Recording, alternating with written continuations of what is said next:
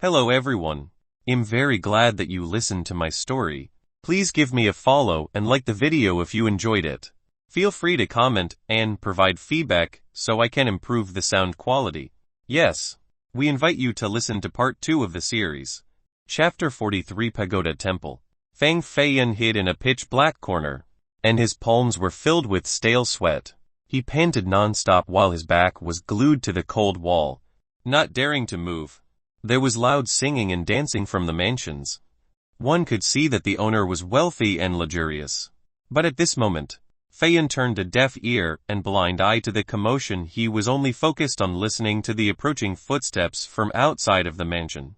Du Xiaogao's killing intent was dense on his body, coming closer and closer, causing the atmosphere to become frozen. What to do? There were 10,000 tricks and schemes coming up in Feng Feiyan's mind, but he quickly dismissed all of them one by one. Facing an expert of Du Xiaogao's level, any tricks would be futile. He turned and looked at the deepest part of this mansion, and he saw that along the aged pathway, 9 ancient willow trees with dragon engravings were planted, extending to the far distance. The 9 ancient willow trees corresponded with 9 blue pagoda temples, and they took up a corner of the mansion. They were indistinctly filled with some kind of murderous atmosphere. This mansion was located in the inner city. He had to enter it due to the desperate circumstance in order to save his life. The decoration was completely different from the outside, carrying with it a sense of exotic architectural style. This mansion is so huge. But why are there no maids and servants at this place? Feng Feiyan took another gaze. Even though the lights were bright and the singing and dancing was continuous, there was not even a shadow of a person. It was seemingly very strange. A large wind blew forward. The 9 ancient willow trees engraved with dragons were like 9 giants that began to slowly move, and rustling sounds came from the rubbing of the leaves. Whoa! A large white fog came from the leaves of the ancient willow trees that densely appeared. Each tree was accompanied by a white ray, and it quickly encompassed the whole mansion. This fog can block people's sight. One could not see another person's feet from 10 steps away. Even the heavens is helping me. Even though Feng Feiyan did not understand why the leaves of the 9 ancient willow trees were releasing fog. But, to him, this was a way of escaping Du Xiaogao and the mysterious Feng person. It was a tremendous advantage. Boom! A wave of saber energy, around a few meters long and was like a flame, flew from the outside and destroyed the wall where Feng Feiyan was just hiding at earlier. The saber energy turned the pile of stones into smithereens. Feng Feiyan also used this chance to rush forward, and he flew into the depths of the mansion. He jumped on top of the huge ancient willow tree, and he hid there. Foosh foosh. Because they were closely chasing Feng Feiyan, they also flew into the mansion. One step was a Tenjiang dash invading the mansion. Du Xiaogao, with a saber in his hand, showed his cold eyes along with his killing intent that was almost enough to scatter the haze and boundless fog. The mysterious Feng clan's child also revealed their figure. The child wore a feather scarf, with a grand jade wrapped around their waist. In their hand was a white bone fan with an elegant demeanor. Even though there was a dense mist covering the mysterious person's face, however, because the heavenly phoenix gaze of Feng Feiyan had reached the early stage, he could see through the outlines of the mysterious person's face. This person was blessed with bright eyes and white teeth. His facial features were outstandingly delicate beyond comparison. He was simply too outrageously handsome, inviting others to be envious. Feng Feiyan considered his looks to be number 1, enough to ensure that girls were bewildered and yearned for him. However, compared to this young man, he was 100,000 miles behind. As long as it was a woman, if she saw him, she would certainly become a criminal smitten with infatuation. Hey, how could there be such a handsome man in this world? No wonder his face had to be covered with a layer of dense fog. It's as if he's afraid of something. A good man, such as myself, can't just let this be. So he'll ruin his features at an opportune moment. At this moment, Feng Feiyan really had the sudden impulse to disfigure the beauty of this bewitching young man. But in the end, it was just an impetuous thought, because the cultivation of this bewitching young man was quite frightening. Maybe only talents as powerful as Du Xiaogao would be able to suppress him. Truly strange. Why is there such a familiar feeling? Feng Feiyan carefully observed the bewitching young man. and he still felt a vaguely familiar atmosphere, especially those eyes filled with a godly atmosphere. They caused Feng Feiyan to vividly feel its liveliness. However, Feng Feiyan was also aware that he had never seen this man before. So where was this familiar feeling coming from in the first place? Suddenly, the bewitching young man took a step forward, and he gently lifted his jade-like slender neck. His eyes gazed into the above. His eyes were extremely sharp. It was as if there were two swords coming from his pupils. Not good. He found me. Feng Feiyan felt a killing intent rushing towards his location. The bewitching young man felt Feng Feiyan's gaze. So he found him. His slender jade arm was lifted and unleashed a giant black palm directly towards the hiding place of Feng Feiyan. Feng Feiyan continuously released 9 palms. It was as if his body was becoming the 9 hands of an arhat, wanting to block the incoming palm. However, he was still underestimating the strength of this bewitching young man. His black palm turned into 3, and they transformed into 3 killing shadows. They let out a loud roar, and they ferociously flew forward. The power of 3 killins was around 40,000 jinn. Grandiose and majestic, their stomps were like thunders trampling the heavens.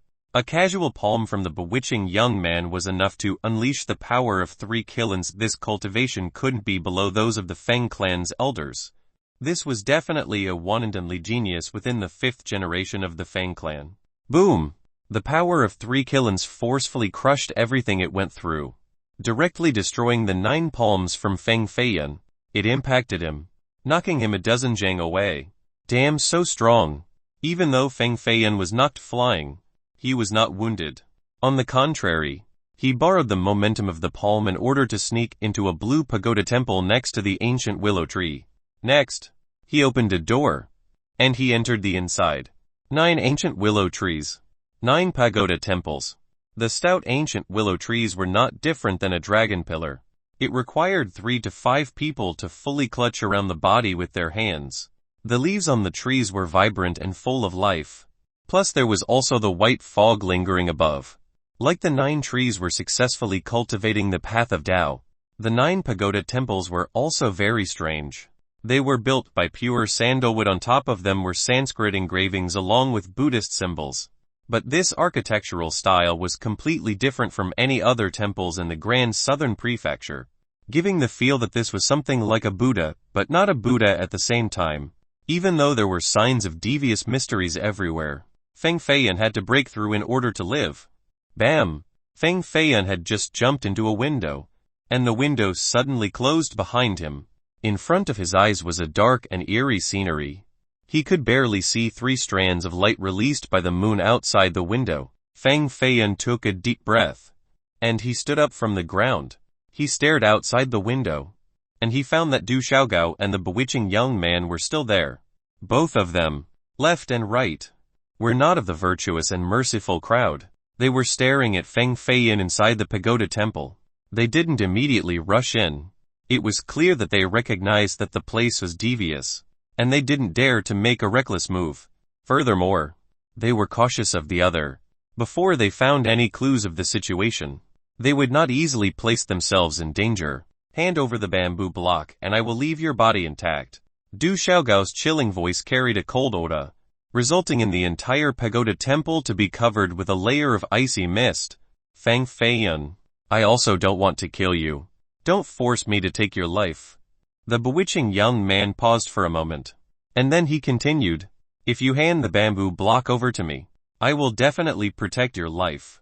Feng Feiyan naturally did not believe these lies. He took out a roasted half chicken, and started chewing on it. He simply didn't care about those 2 outside. He took a bite, and then he paused. Something isn't right. How did this bewitching young man know my name? Even though Feng Feiyan considered himself to be brilliant beyond comparison and renowned across the world, it was only his own opinion. In the end, he only got to Violet Firmament Ancient City yesterday, and the people that could call his name out would not exceed a total of 10. How could this bewitching young man shout out his name? The more he thought about it, the stranger it became. He put down his roasted chicken on the table next to the window, and he positioned his 2 hands on the window. 2 flames rose in his eyes, and he gazed intensely at the bewitching young man again. wanting to see through the thick fog surrounding his face to truly see his entire features, while Feng Feiyan was next to the window, holding his breath to observe the bewitching young man. A door at the back of this dark and empty room was open. There was no sound of the door opening. This silence was quite abnormal. An ancient sigh came about, causing others to feel a gloomy and distant atmosphere. It was like a sigh from an ancient corpse buried under the earth. Similarly, Feng Feiyan did not hear the sigh. Inside the pagoda temple, there seemed to be a mysterious power that sealed off part of his senses. Damn it, who on earth is this bewitching young man? Feng Feiyan observed for a long time without any results. He reached out for the roasted chicken, but he felt an icy cold and shriveled hand. Instead, it was as if there was no trace of flesh and blood. Chapter 44 Red Spider Lily. Unexpectedly, Feng Feiyan touched a hand. Feng Feiyan had felt the hands of many people, but the majority were the hands of young and beautiful girls. This was the first time touching such a cold and shriveled hand. Mother, what in the devil is this? Feng Feiyan immediately rushed backward, and he stared straight at the wall. Could it be a ghost? Supernatural matters naturally couldn't scare Feng Feiyan because he was someone that had died once. However, this ghost thing was truly too strange. It was even scarier than a real ghost. On it was a gray monk's robe. The cloth fabric had turned pale white. The white lines engraved at the chest area must have been embroidered a few thousand years ago. Woven into the shape of a red spider lily, it was surrounded by a group of tiny ancient words that were beautifully embroidered next to the flower. Red spider lily, 1,000 years to bloom and 1,000 years to wither. Flowers and petals never meet each other. Feelings not because of karma. Fate preordained before life and death. This was a small phrase embroidered on the monk's robe. These gentle fonts hid a Tao truth, even though several thousand years had passed. But these small words still carried along a dreary and solemn sadness. Still carried the same aura as before. A simple glance would be enough to cause others to become teary. This monk's robe was floating in front of Feng Feiyan. It was as if an ancient monk was standing before him. However, in reality, this was only a monastic robe. This robe had an aura that could protect it from the eternality of time, allowing it to float in the air. There was a feeling that a transparent monk was standing in front of Feiyan. It smilingly stared at him. There were a few blood stains on the monastic robe. Even though a few thousand years had passed, the blood was still beautifully bright, just like a red plum. Red spider lily petals becoming flowers that have not yet bloomed. Flowers becoming petals that had already fallen, separated by only an inch. Never seeing each other during an entire life. The owner of this monastic robe must be someone with a story. Feng Feiyan's heart was one part less afraid and one part more curious. The monastic robe was seemingly rotten, and the inside was empty. Its owner had been dead for who knows how many years. Only this robe was eternal. No, there was also a ghastly skeletal right hand. A skeletal right hand was protruding from the robe's right sleeve. It was tightly gripped. The flesh and blood had already been long gone, and the bones were corroded with thousands of small holes. It was as if a gentle touch would reduce it to scattered ashes. A few thousand years would be enough time for the flesh and bones of humans to deteriorate into ashes. But this right hand had not faded. This made him curious about the reasons within. It seems like this hand is gripping something. The 5 fingers of the skeletal hand were tightly gripping a certain item. Even after a few thousand years, he still couldn't bear to let go. What could this item be that even a dead man was still so reluctant to let go of? Feng Feiyan's curiosity recently has been heavy. Even though he had no antagonistic feeling towards the monastic robe, he still wanted to wrestle the fingers open in order to see what it was gripping. Feng Feiyan was currently at the early immortal foundation, and the power of his hands was extremely formidable. It was to the point where it could even bend a steel ingot. However, no matter how much strength he exerted, he couldn't find a way to move even a part of the skeletal hand. One thought was born. 10,000 crags and torrents. One remembrance extinguished. The blue sea turned into mulberry fields. There was a distant solemn voice filled with vicissitudes, full of love and yearning for the mortal world. Yet it also carried an intense unwillingness. It caused listeners to become dejectedly melancholic. It was as if there was someone leaning against the balcony to watch the moonlight while they recalled their memories. After a while, there was a long sigh. The two legs of the monastic robe were blown by the wind, and it gently walked away, back into the blue door. The door was gently shut, and it still made no sound. Feng Feiyan stood in a daze, and he rubbed his eyes. He felt that what just happened was just a dream, not part of reality. A few thousand-year-old monastic robe started walking. One could tell how powerful its owner must have been, such a strong person. What could his past be like? Pagoda temple. Blood-stained monastic robe. Red spider lily. Skeletal hand. Feng Feiyan felt that he had entered a place he shouldn't have. He inadvertently alarmed an existence that was asleep for thousands of years. Feng Feiyan, have you thought it over? The sound of the bewitching young men came from the outside with a bit of coy along with a pent-up anger. There is nothing to think about. If you are capable, then personally come inside and take it. This young master will be waiting for you here. Feng Feiyan naturally did not trust their nonsense. Even if he gave them the bamboo block, they surely would kill him to keep the matter a secret. Right. What actually is this bamboo block? Ever since he had successfully stolen this bamboo block, Feng Feiyan had not taken a good look at it. However, if it was valued so highly by both Du Xiaogao and the bewitching young man, then this bamboo block must contain a big secret. Right when Feng Feiyan was about to examine the secret of the bamboo block, a cold wind rushed in from outside the pagoda temple. Then I will come take it. In the end, Du Xiaogao lost his patience, and he made a move. There was no other choice. He was heavily wounded, and he was essentially unable to compete with Feng Feiyan or the bewitching young man. Every passing minute, his strength would steadily decrease. He could only take a risk. Otherwise, it will become increasingly disadvantageous for him. The saber in Du Xiaogao's hand was a spirit treasure. Even though he couldn't activate the spirit treasure's power, the sharpness of the saber was still peerless compared to ordinary magical weapons. Not mentioning a pagoda temple, he could even split a palace in half with one blow. Feng Feiyan naturally wouldn't just sit there and accept his death. Separated by a window, he met the blade with a palm strike. The infinite spirit ring in the palm of his hand began to activate, and a black magical energy flew out and transformed into a gigantic palm that struck down from the sky. Bang! Du Xiaogao's cultivation was extremely high, and his saber techniques were honed to perfection. But he was still blown away by this palm, and his body hit the ancient willow tree behind him. Boom! The body of the ancient willow tree shook, and its leaves fell down, covering the sky. Du Xiaogao's body dropped from the tree's body to the ground, and then spewed out a mouthful of blood. His injury worsened. His eyes were filled with fear. The palm strike earlier was truly too powerful. Even though the palm caught him by surprise, it was enough to see its tyrannical strength. Feng Feiyan's strength was absolutely not at this level. This is the power of a spirit treasure. There is another expert inside the pagoda temple. Du Xiaogao could only come up with this possibility. His willpower was surprising even though he had multiple injuries, and was only a thin line between life and death. He supported his body with the saber and stood up. He was like a man that would never fall down. No wonder why the little brat Feng Feiyan want come out. There is an expert protecting the pagoda temple. The bewitching young man became more careful. The two of them didn't know that Feng Feiyan was carrying along a spirit treasure.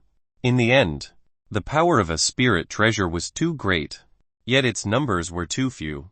A child from the 5th generation of the Feng clan definitely would not possess one.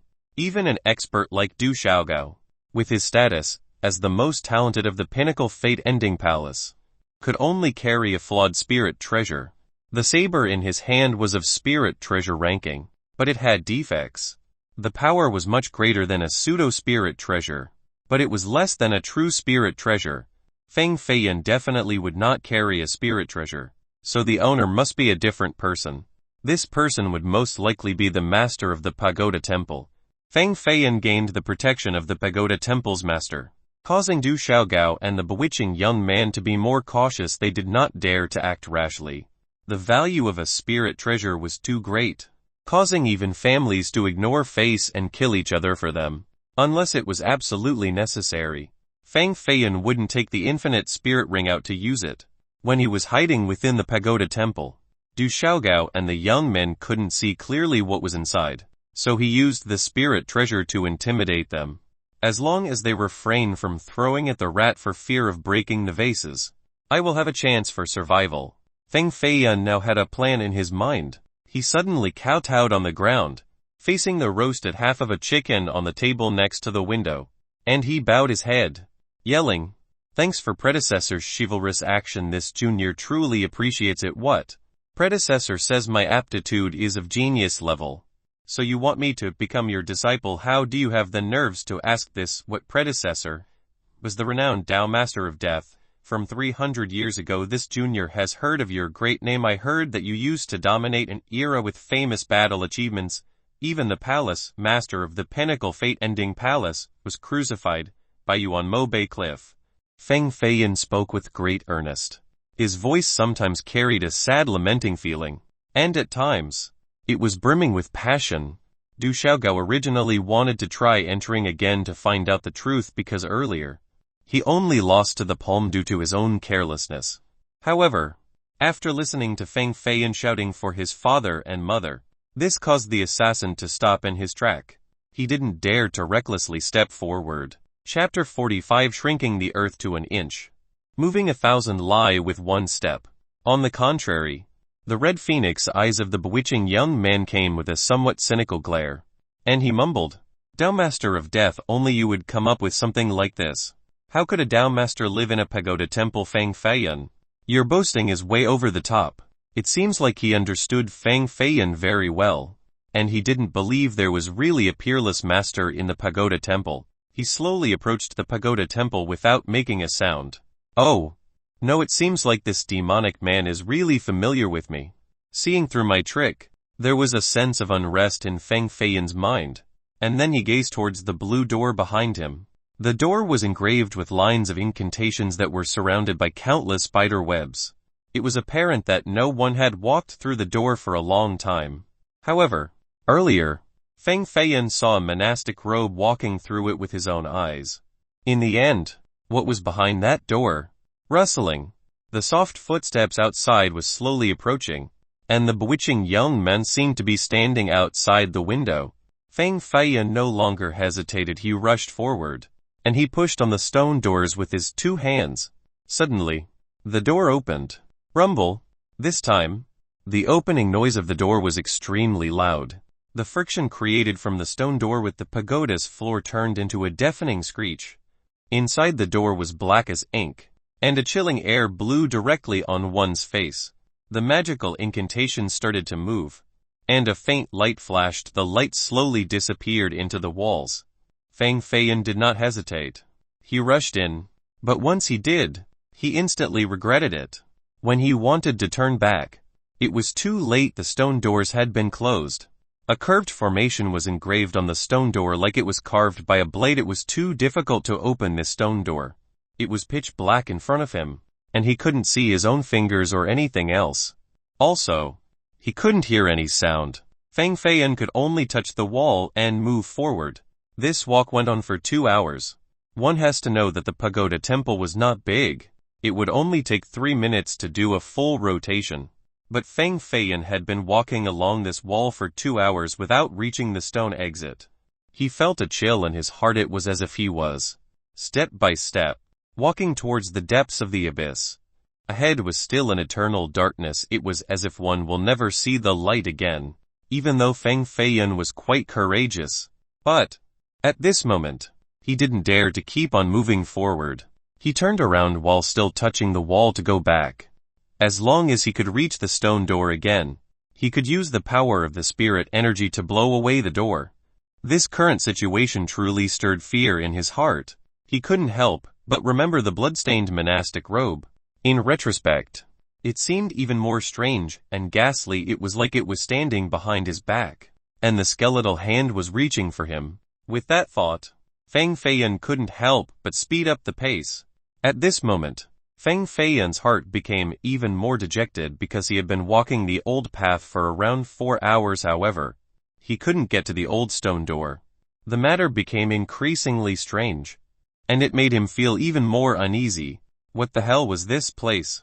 Feng Feiyun stopped moving. He didn't continue on because it was impossible to leave from here.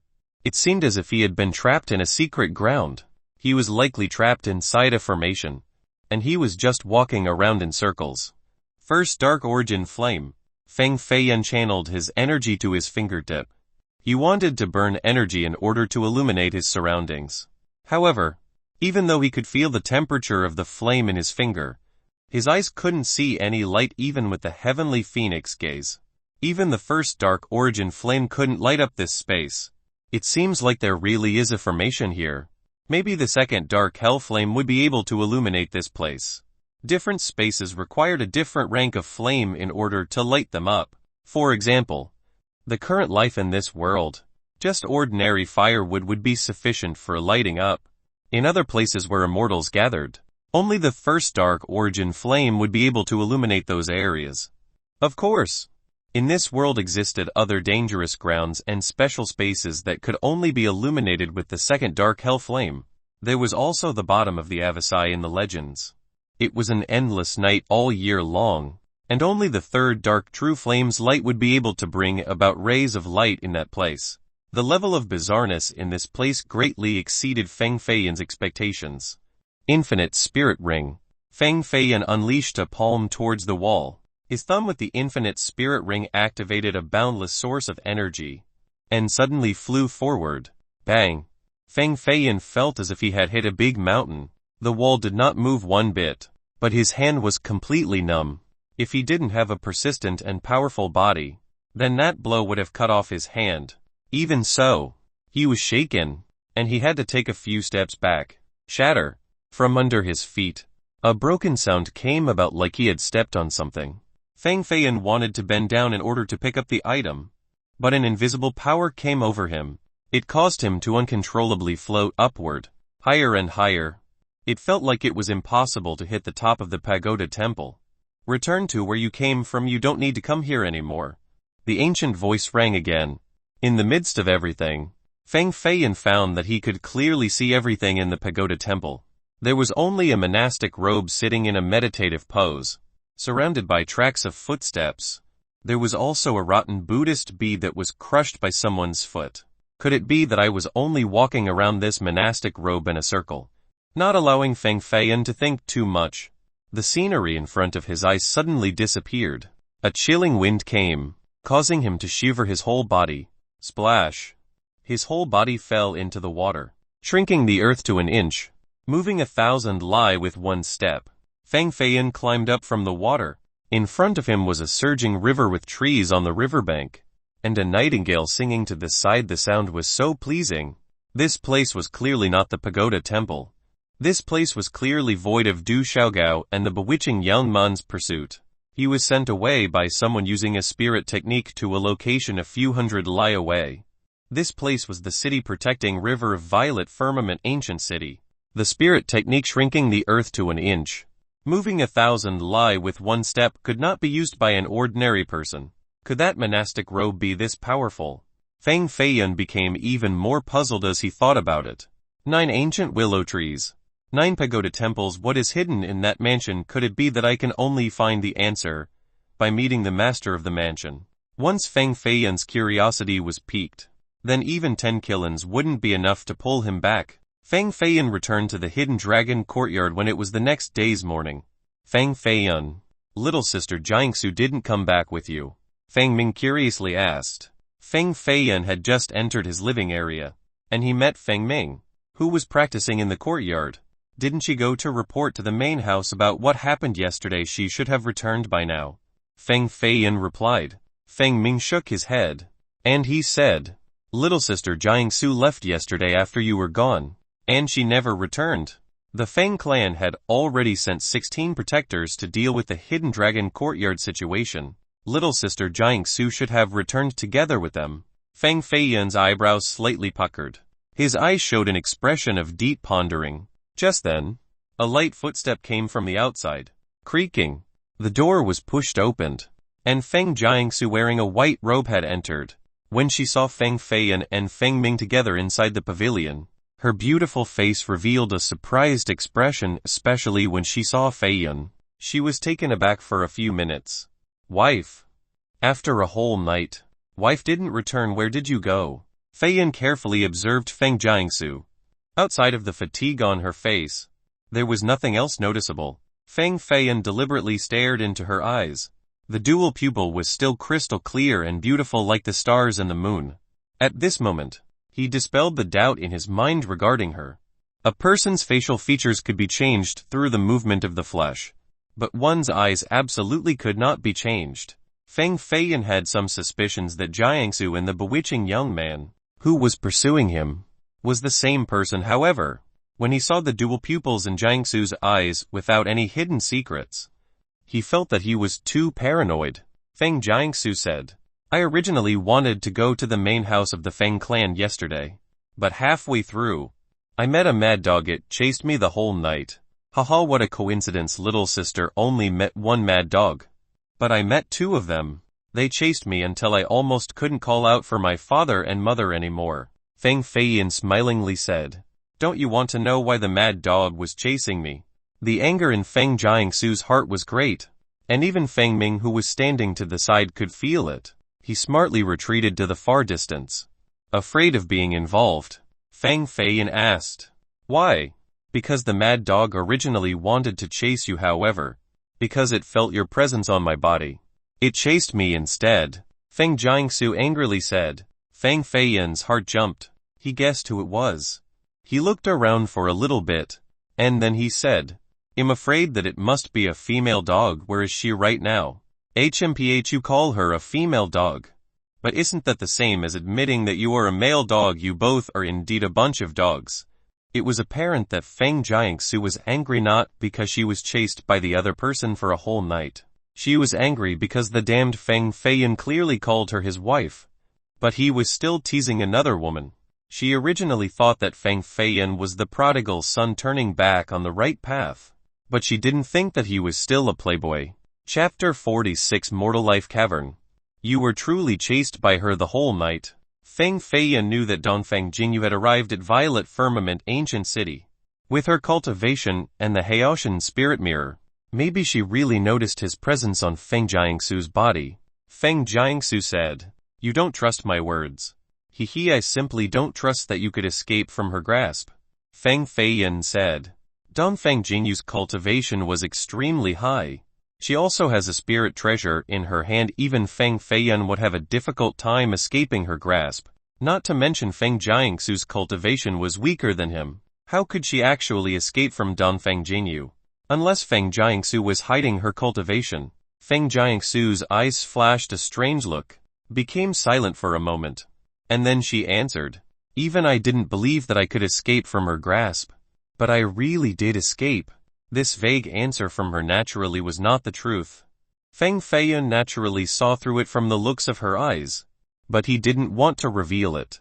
He didn't want to guess a woman's heart. Even if one tried to guess, they wouldn't be able to. Then why would he bother give himself an unnecessary headache? Feng Jiangsu obviously didn't want to continue this topic, so she hurriedly asked, Weren't you following Du Xiaogao? Any results? Feng Feiyan laughed. If I actually caught up with Du Xiaogao, then I'm afraid I wouldn't make it back here right now. You truly didn't catch up to him? Of course not. Feng Feiyan didn't want her to know that he was chased by Du Xiaogao and the bewitching young man all around the city. Remembering the bewitching young man, Feng Feiyan couldn't help but to furrow his brows. And he asked, Did any heaven-defying genius appear in the 5th generation of the Feng clan recently?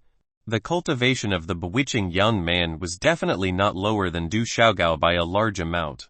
This strength was greater than the Feng elders. If there was such a character within the 5th generation of the Feng clan, he wouldn't be able to stay unknown. Feng Jiangsu didn't answer yet, but Feng Ming immediately stole the words. I heard the 5th generation of the Feng clan actually has a few heaven-defying geniuses. However, they are all located at extremely secret locations in order to break through to an ever higher rank. They are truly the most gifted of the younger generation of the Feng clan. Their cultivation is even higher than people like Feng Yu. It is just that they haven't shown themselves before, and they don't want others to know. Feng Jiangsu added, I also heard of a related rumor 3 years ago. The upper echelons of the Feng clan recalled all of the real geniuses of the 5th generation, and they used a large amount of spirit medicine in order to groom them. They were also allowed to practice the top methods. Even a few ancestors wanted to personally teach them to become the future pillars of the Feng clan. There was no wall that a breeze couldn't pass through in this world, even though this matter was done secretly. There were still rumors escaping. Feng Feiyan nodded his head. And he said, "This is right. A true grand clan would definitely groom a few absolutely brilliant geniuses. Not these mediocre people." So the absolutely brilliant geniuses were already summoned. Could the bewitching young man be one of these people? Feng Jiangsu coldly scowled before saying, "No matter how great those heaven-defying talents are, what does it have to do with you with your little bit of capability? You would be eliminated in the first round of the Hidden Dragon War. You best use your time to think about how to deal with that female dog. If she chases you all the way here, I'm afraid there will be quite a few people bitten to death by her." Finished saying these words, she turned around and went inside. A bang sound occurred as the door closed. Her anger hasn't subsided. Feng Feiyan stood there in a daze, gently rubbed his neck, and then he laughed loudly.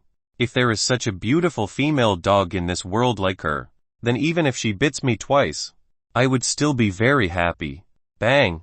A chair flew out from the window and almost smashed Feng Feiyan in the head. It was fortunate that he dodged in time. Otherwise there would be blood gushing from his head. Too violent. Too violent. Even though Jiangsu's words were hard to listen to, they had some truths. If Dongfeng Jingyu actually came to the Hidden Dragon Courtyard, then the destruction would be even higher compared to Du Xiaogao. When that time comes, even if Feng Feiyan didn't want to become famous, it would be a difficult matter. The sky above the Hidden Dragon Courtyard has a formation ready. Even the Haoshan Spirit Mirror wouldn't necessarily be able to find me. As long as I don't leave the Hidden Dragon Courtyard, then that damned grandma Dongfeng Jingyu will definitely not be able to find me. Feng Feiyan didn't want to think too much. He only wanted to begin analyzing the bamboo block really thoroughly. The bamboo block was around a palm long, with 2 fingers width. It was made from a jade bamboo from the western region. The quality of the wood was extremely hard. Even an ordinary steel blade wouldn't be able to cut it. After feeling it with his hand, he found that it was a bit cold and quite smooth. It was like he was holding a precious jade. There were mysterious and strange engravings on the bamboo block. It was as if it was a record of a corner of some mountains and rivers. Because the bamboo block was too small, one couldn't get a full panoramic view of these mountains and rivers. Thus, it was naturally difficult to tell where this place was located. Mortal Life Cavern. The middle of the bamboo block was inscribed with these words. Each word was as small as a fly's leg. Without meticulous observation, it would be difficult to find these 4 small prints. These words were Mortal Life Cavern. Next to the words was a dot painted by red ink. It seemed to be the location of the Mortal Life Cavern. Rumor has it that Feng Yu's talents were low. Even the foundation for cultivation was missing. But he found the hidden ground inside the Jinghuan mountain, obtained a drop of spirit spring water, and he refined his bones and body.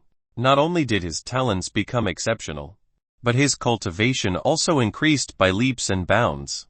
Could that secret ground be the Mortal Life Cavern engraved on this bamboo block? Feng Feiyan's thoughts increasingly expanded, and he came up with many things.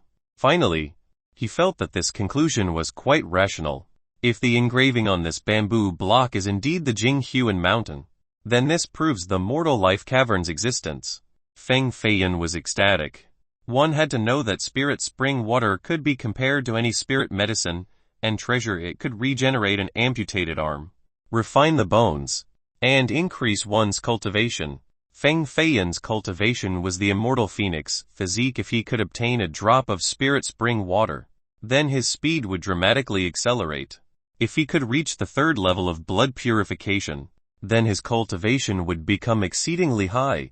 At that point, he naturally wouldn't be afraid of Du Xiaogao or the bewitching young man. When Feng Yu found the spirit spring water, his body was of an ordinary mortal.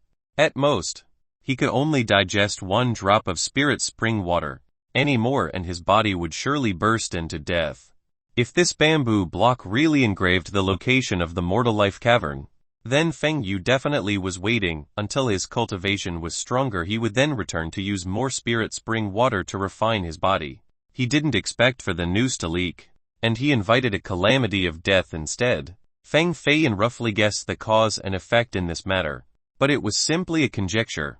In the end, he couldn't verify whether the bamboo blocks engravings were truly the location of the Jinghuan mountain or not. Bang! Suddenly, the main door was kicked away by someone. Feng Jiangsu angrily entered the room, and she mildly shouted, "Feng Feiyan, you and the female dog, what the hell is going on?" Feng Jiangsu originally went back to her room to meditate. However, the more she thought about the matter, the angrier she became. In the end, she couldn't hold back, and she immediately rushed over, wanting to make this matter clear. If this brat Feng Feiyan had sworn to change completely, then how could he go to places to fondle the flowers and trample the grass if she didn't ask and reach a clear conclusion? Then she couldn't meditate in peace. Feng Feiyan was researching the bamboo block, but she suddenly rushed in. He quickly hid the bamboo block in his hand into his sleeve. Feng Feiyan awkwardly coughed twice, and he said, "Cough cough wife. This matter swearing at someone else is not a good habit." Feng Jiangsu's exquisite jade nose knitted, and her lips gently pouted. She went straight to Feng Feiyan, who was standing next to the bed, looked at his robe sleeves, then grabbed it, and she said, "What did you just hide in the sleeve? Shit, you even saw that." Feng Feiyan thought that he didn't leave any trace, but he didn't think she had seen through it. Feng Jiangsu's age wasn't high, plus her figure was slender, but she was not a nice girl. She directly gripped Feng Feiyan's hand, and then her tiny hands immediately probed his sleeves. Her hands were warm and smooth. The contact between their hands created a little electric shock, causing a charming romantic feeling. Feiyan went into a daze, causing his head to imagine vivid thoughts. Even though he really liked the feeling, Feng Feiyan began to struggle. It was as if he was being by her, and he shockingly exclaimed, "We can't wife-ah. You touching me is tickling me too much." Feng Jiangsu also felt that something was strangely wrong, and her face went red with shame. She quickly let go of his hand, and she said, "Then you take it out yourself. I won't touch anymore." But after these words came out, she immediately regretted it. These words were truly too stimulating to others. Feng Feiyan happily laughed. "This kind of treasure. I'm not afraid to take it out. No, don't hit me. I'll take it out. Isn't it fine if I just take it out? Too violent. Way too violent."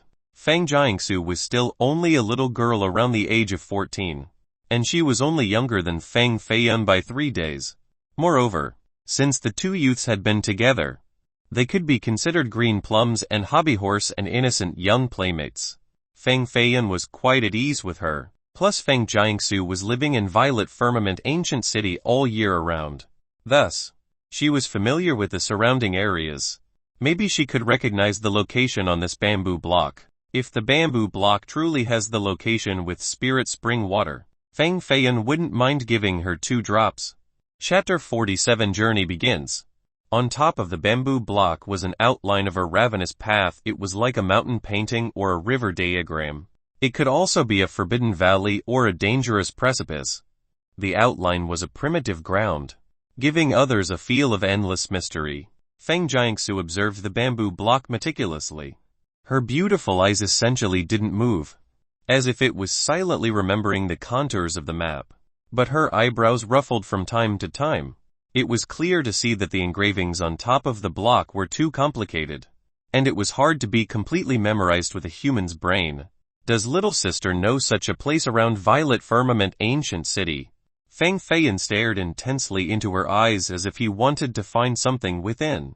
The more she recalled the engravings on the bamboo block, the more her head started to spin. It was as if it wanted to burst. In the end, she could only forget about it, and she didn't dare to look any longer.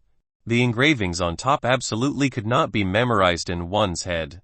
On this bamboo block is recorded many strange mountains and cliffs as well as rivers and valleys. However, they are rather similar to Jinghuan Mountain 800 miles away. Jinghuan Mountain is ancient and primitive, spanning across 1,000 miles, and the bamboo block only recorded a corner of it. To find this corner in the deep forest and mountains would be harder than flying to the heavens.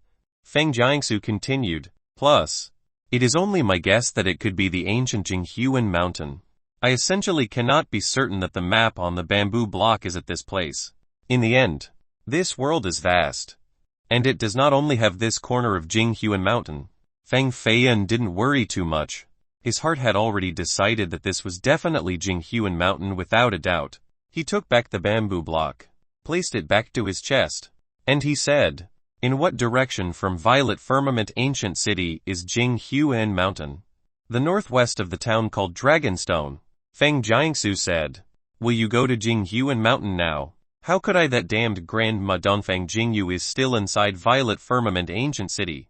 If I leave the hidden dragon courtyard, she will definitely take notice. It would be a miracle if I didn't die in her hands then. Last night, I was chased by 2 crazy dogs, and my arms and legs are tired. Right now, I need to get a good night's rest. Wife, does wife want to sleep together with me?" Feng Feiyan carefully looked at the long and slender legs of Feng Jiangsu. Even the white robes couldn't hide her beautiful body. Without needing to touch, one could be sure that these pair of jade legs were definitely quite soft. Feng Feiyan's eyes revealed a low-life expression, and he moved from her legs to the front of her chest. It was indeed so smooth and round, truly developed better than the little witchcraft goddess. "Sao you were." This made him sigh with sorrow. This was the cultivation world, and all men had to refine their bodies. Could it be that all women with large breasts and slender bodies were not the same? Feng Jiangsu earlier had been annoyed by Feng Feiyan's lecherous eyes, and she wanted to rush over and claw them out. However, if she rushed over to punish him, she was afraid that not only would she not be able to claw them out, but he might retaliate on the bed. "So she is Dongfang Jingyu," Feng Jiangsu said. Feng Feiyan was already lying on the bed, and he seemed to really want to go to sleep. After he covered his body with the blanket, he lifted his head and teasingly said, "Wife, this is also a good day of a good month. If you really don't want to leave, then you can happily stay here. I will definitely give wife an unforgettable morning." Feng Jiangsu coldly glared at him, turned around, and she left, saying, "How about you go find Miss Dongfang Jingyu and experience an unforgettable morning with her?" Bam! The door was closed, and Feng Jiangsu's footsteps became further and further away. "The truth is, I actually do want to, but she doesn't." Feng Feiyan was laughing and yelling really loudly, like he was afraid that Feng Jiangsu wouldn't be able to hear him. Feng Jiangsu indeed had gone very far. Even her footsteps have disappeared. The courtyard quickly regained its tranquility. Not too long after, a shadow of a person sneaked out from the room, climbed over the wall, and followed a deserted old pathway to the wall of the hidden dragon courtyard. This person was naturally Feng Feiyan. Once he knew that the engravings on the bamboo block was the location of Jinghuan Mountain, he could no longer remain calm. Even if he had to take a risk of Dongfang Jingyu's pursuit, he still definitely wanted to find the Mortal Life Cavern. As long as he could obtain the spirit spring water, his cultivation would increase. Then, even if the world was vast, there would always be a place for him. This little girl Jiangsu was really all big chest and no brain, so she easily let me go. Beautiful women, no brain. Feng Feiyan lamented with 2 sentences, leaped over the blue stone wall of the hidden dragon courtyard, and he fell on a maple tree on the broad street. The hidden dragon courtyard was located in the far outer city. It didn't have bustling bazaars in the near vicinity. Even though the road was wide and there weren't that many pedestrians, there were bronze ancient heavenly mountain deer carriages stopping in the middle of the street. An excellent mountain deer, its 4 hooves were adorned with bronze horseshoes, and its back was covered by silver scales, with a thick chain around the size of an arm around its neck. The ancient carriage, along with its 8 large wheels, was pulled by it. The fiery red maple leaves were blown by the wind and were falling down to the grand street in swirls. As the ancient bronze mountain deer carriage was stopped next to the maple tree, the mountain deer sneezed, and a blue smoke came out from its nostrils. "Carriage driver, how much money is needed to get to Dragonstone Town?" Feng Feiyan approached, and he gently rubbed the back of the mountain deer. He thought that this was a really excellent beast. This type of bronze mountain deer carriage was not rare in Violet Firmament Ancient City. As long as the price was a little bit high, then the carriage driver would take you to any place you want. "That is wanting to leave the city then." A voice from the ancient bronze carriage came out. Are you afraid that I cannot pay the price? Feng Feiyan smilingly said. However, his smile quickly disappeared because the voice of the carriage driver was really familiar. I'm afraid that you will leave the city to do bad things. Feng Jiangsu came out from the bronze ancient carriage, and she sat at the position of the carriage driver. She held the iron chains that were pierced through the nose of the mountain deer in her hands. Her face was accompanied by a victorious smile. The smile was too beautiful. She was naturally very pretty. She has a beautiful face, beautiful eyes, beautiful hands, and her legs were, of course, beautiful. She was especially beautiful when she blooms such a smile. It would simply lure the souls out of other people. It was unknown what Feng Feiyan was daydreaming about under this situation. While he watched her sentimental and fascinating smile, it made his heart slightly jump at this moment. He felt that he would never forget this smile for the rest of his life. It was just like when a man and woman fell in love at first sight. Emotional feelings were just a normal thing. What are you looking at? Want to fight? There were black lines over the forehead of Feng Jiangsu because she started to think that this Feng Feiyan, with a belly full of evil tricks, was thinking of some crooked things. Cough cough. This where does little sister Jiangsu want to go? It was a rare moment where Feng Feiyan wasn't in the mood to tease her. And he didn't call her wife either. Feng Jiangsu slightly tilted her tiny head while her fingers were playing with her hair. She cutely blinked and smiled. I knew you wanted to go to Jinghuan Mountain, so I rented this bronze ancient mountain deer carriage and waited for you. Look, I only had to wait the time you would need to brew a teapot. And you already found your way here. This time, it was Feng Feiyan's turn to have black lines on his forehead. He was shocked. It seemed that in this world, there were also some women that were not lanterns without oil. Only the biggest fool in the world would consider this girl here a fool. Even though this little girl, Feng Jiangsu, looked like someone with a big chest and no brain, her mind was quite bright. 1 or 2 sentences definitely wouldn't fool her. Feng Feiyan said, the truth is I never thought about going to Jinghuan Mountain. Going with a girl to a mountain to treasure hunt was the same as going to a brothel to enjoy the beautiful spring scenery. The biggest difference was that one person didn't have to pay while the other person did. Feng Feiyan didn't want to bring her along. In the end, with a lone man and woman entering the deep jungle, it would be hard to prevent certain unexpected events. Feng Feiyan's purpose was to find and explore the mortal life immortal cavern. Not explore her immortal cavern. Oh, but you just said that you wanted to go to Dragonstone Town earlier. Feng Jiangsu's eyes narrowed into a crescent moon shape, and her eyebrows gently fluttered. She completely restrained all of the strength in her body. And, at this moment, she seemed like a pitiful kitten hoping that Feng Feiyan would bring her along on the trip. Feng Feiyan felt a headache, and he said, Jiangsu, it is not like I don't want to bring little sister along. But the truth is that this trip is too dangerous. I heard that nighttime at Jinghuan Mountain is definitely not safe. There are bloody corpses crawling from their graves to take a stroll. There are female ghosts singing under the moonlight. And then there are also skeletons banding together to form a mountain camp specializing in capturing girls with beautiful figures to boil and eat them alive. This type of place. It is better if you don't go. Feng Feiyan knew that since childhood, Feng Jiangsu had always been scared of ghosts, so he specifically said these things to scare her. That's fine. However, if you go without bringing me along, then I will post notices throughout the city saying that there is a treasure in the Jinghuan Mountain. Then all of the experts of Violet Firmament Ancient City will head towards Jinghuan Mountain. Even if you don't bring me along, I can still go with everyone then to that place. Feng Jiangsu was still pretending to be like a powerless kitten. She put on a sweet smile. She hung on the ancient bronze carriage with her slender legs while she gently waved at little sister Xiaoluo in the adjacent house. The more she pretended to be harmless, the worse Feng Feiyan's headache became. Okay, then little sister can go. However, if you are frightened to tears, don't blame me then. Feng Feiyan stepped on the foothold, and then he jumped inside the bronze ancient mountain deer carriage. If he couldn't leave her behind, then he could only take her along. Her cultivation wasn't bad. Feng Feiyan wasn't afraid that she would get in the way. Then, he was simply curious as to why she really wanted to go along with him.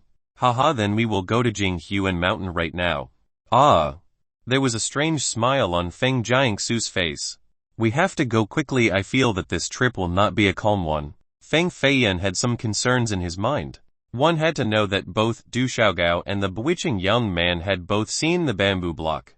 With their capabilities, they would definitely figure out that the engravings on the block was Jinghuan Mountain. Even though they couldn't record the exact map outlines, they were likely to wait at Dragonstone Town. Dragonstone Town must be crossed before going into Jinghuan Mountain. Chapter 48 Dragonstone Town. A heavenly deer pulled the 8-wheeled bronze ancient carriage like a courageous assault team. They quickly left Violet Firmament Ancient City, and they headed towards the northwest at a speed that caused the roadside leaves to start flying. The Hidden Dragon War and the Military Strategy Iron Council were drawing near, and the heavenly defying geniuses of the 5th generation would soon show themselves. Once they appeared, they would surely shock the whole world. If Feiyan wanted to shine amongst these natural talents and open a new road for himself, then he had to seize this opportunity and increase his cultivation. This trip to Jinghuan Mountain was inevitable. Dragonstone Town was located in a vast wilderness to the northwest, close to Jinghuan Mountain. This was the only small town within a radius of a few hundred miles, because Jinghuan Mountain had a lot of spirit stones and mineral veins. Dragonstone Town became the transfer station thus. This small town was quite well known at Violet Firmament Ancient City. Many practitioners knew about the existence of this small town. When Feng Feiyan arrived at Dragonstone Town, the night curtain had already fallen. The sound of the wheels rolling on the small street broke the serenity of the small town. The bronze ancient carriage had just come to a complete stop. A boy wearing a melon hat quickly came to greet them, and he ingratiatingly smiled. Esteemed guest wants to visit Jinghuan Mountain right now. The sky is dark and the mountain is very dangerous. If you aren't going right now, you should go to our White Horse Inn to rest for the night. It would be much safer to go with the party tomorrow. The little boy had seen numerous groups that have beautiful men and women like Feng Feiyan and Feng Jiangsu. They seemed to be the younger generation of a clan coming to patrol the mines or to train in Jinghuan Mountain. They could also be some disciples from an immortal sect coming to the mountains to find medicines and magical treasures.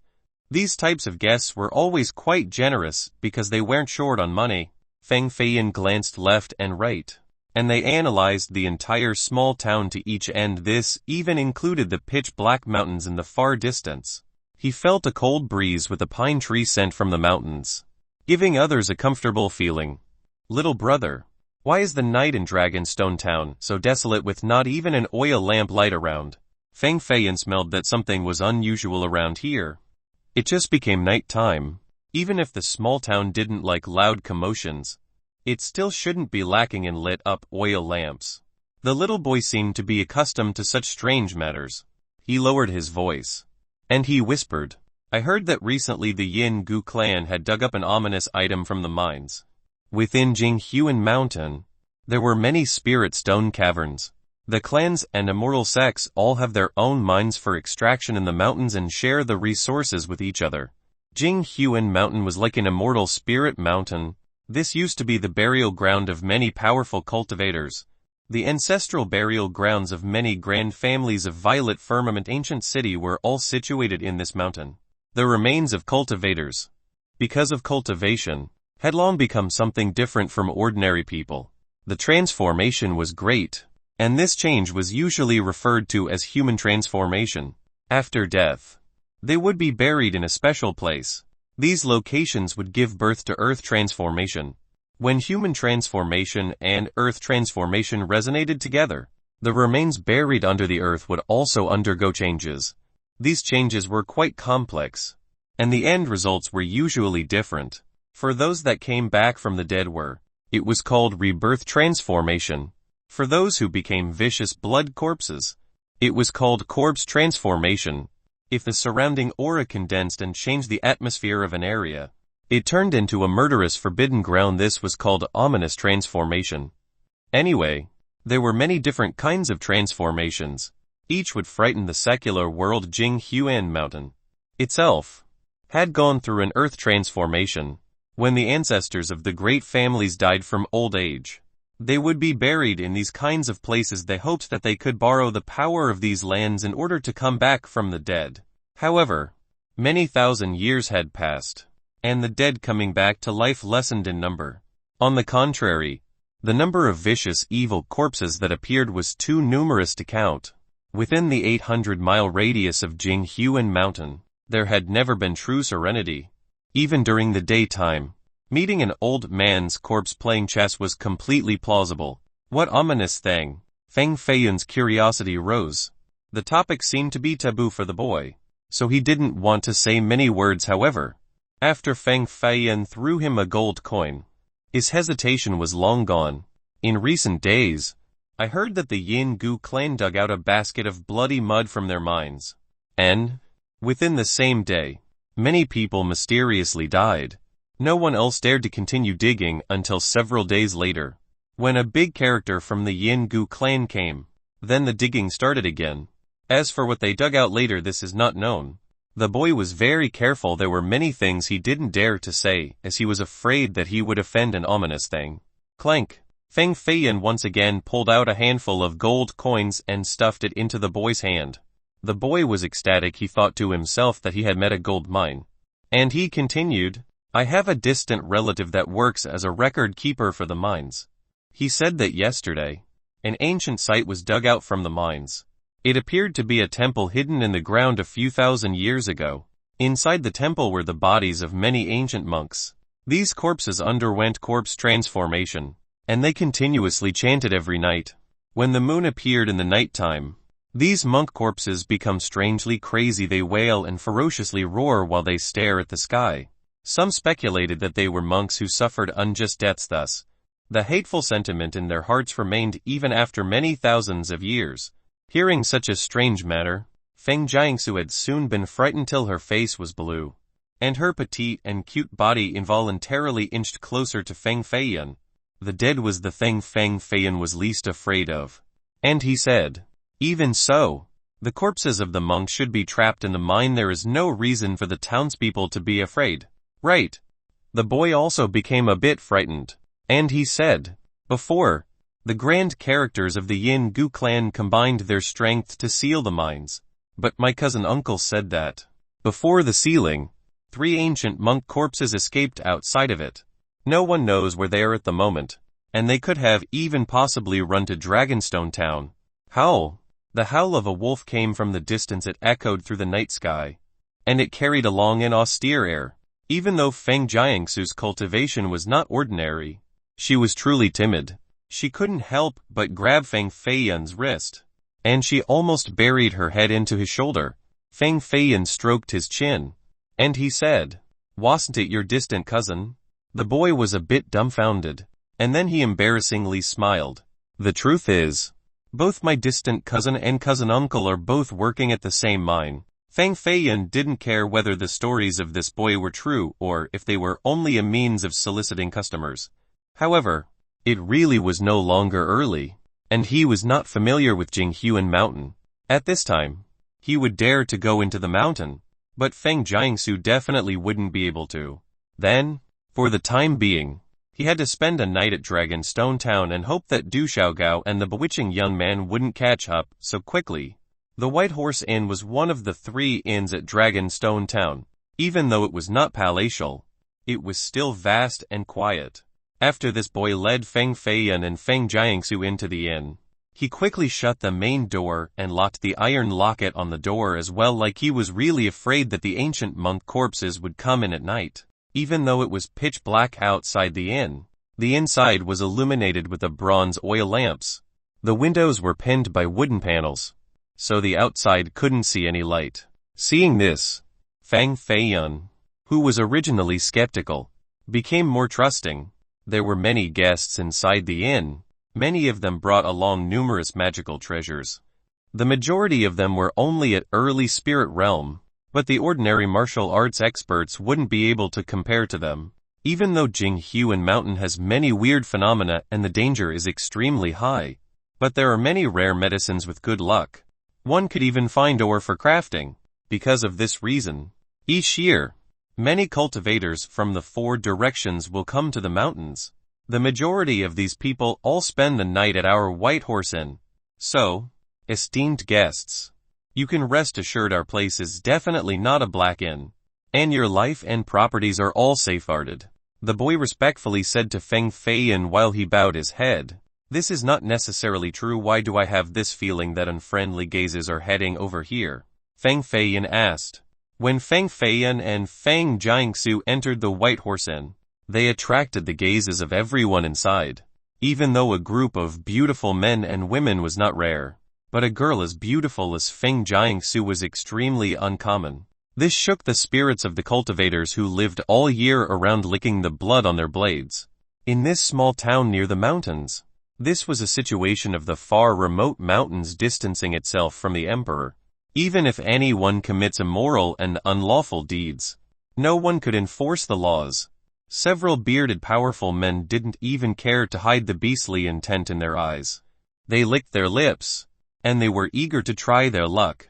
This was like a wolf that had just experienced the winter and suddenly saw delicious lamb. This kind of alluring temptation couldn't be suppressed by reason. Little girl Feng Jiangsu, at this moment, was pretending to be a timid and pitiful person. She deliberately stuck out her tongue in a cute manner while she cowardly hid behind Feng Feiyan's back. It was as if she was really afraid of associating with these vicious men. Not mentioning the cultivators inside the inn, even Feng Feiyan was set aflame by her. If he didn't know her true nature, then he would have viewed her as a pure and innocent Lu-Lai lowly, bringing her to a private place to show her the big golden carp. Chapter 49. Don't be afraid. I am here. As they say, deep in the mountains there is solitude. Would little miss like to accompany us brothers for a drink? Haha. A yellow-bearded big man with a large bowl of alcohol in his hand directly approached Feng Jiangsu. His big eyes were the size of a copper bell, and he stared at her with lust. It was as if he couldn't get enough. Feng Jiangsu, standing behind Feng Feiyan, turned her head away, seemingly a bit afraid. This made the big rugged men laugh even more. Two of them came and surrounded her, and he gave her a bowl to drink. Although Feng Feiyan knew that this was part of her plans, however, in front of everyone here, they all thought that Feng Jiangsu was his woman. If his woman was teased in front of everyone, and he remained indifferent, others would look down upon him. Cough cough everyone, she is my wife. Do you all know what the consequence of giving my wife a drink would be? Feng Feiyan said. The three rugged bearded men seemed to just now notice him, and they all glared at him with hostility and an evil smile. The three of them were all at the early stage of the spirit realm. On their muscular arms were heavy black steel gauntlets with a touch of forest camouflage. Every year, they escorted the spirit metal and traveled in the dangerous mountains and rivers. Fierce beasts and evil birds could be killed with their bare hands. They naturally knew their looks would be frightening to the beautiful young teens. Haha, what kind of consequence? One of them reached for Feng Feiyan's throat. Bang bang. No one saw what happened.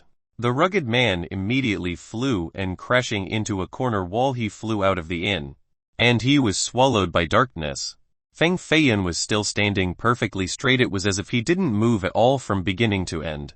He arched his head up high, and he revealed a majestic pose. The remaining two rugged men and the other practitioner guests became dazed. Even though they didn't know what exactly happened, they knew that they had met an expert. This young man was not easy to mess with. The inn instantly became silent, and everyone's eyes were focused on Feng Feiyan. Many were secretly guessing his identity. With such an extraordinary cultivation, he must be a young genius from a grand clan. Whoosh whoosh. The wall that was destroyed by the rugged man earlier became a huge hole, and a cold wind blew in, causing everyone to feel the coolness. Ah!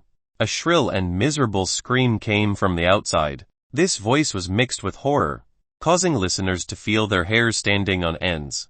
However, this scream flared up and then immediately became silent. It was like something had bit his neck, and he couldn't make any other sounds.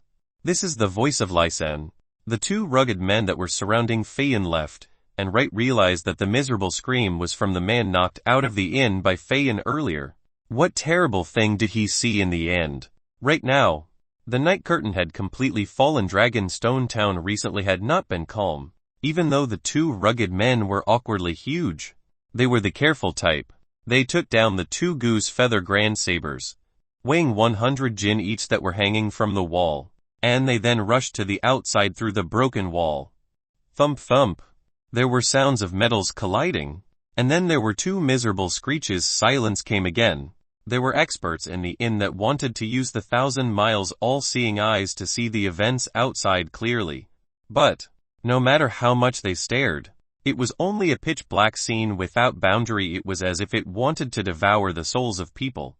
The 3 rugged men at the early spirit realm concurrently disappeared in the night's curtain, creating an eerie atmosphere, suffocating the spectators.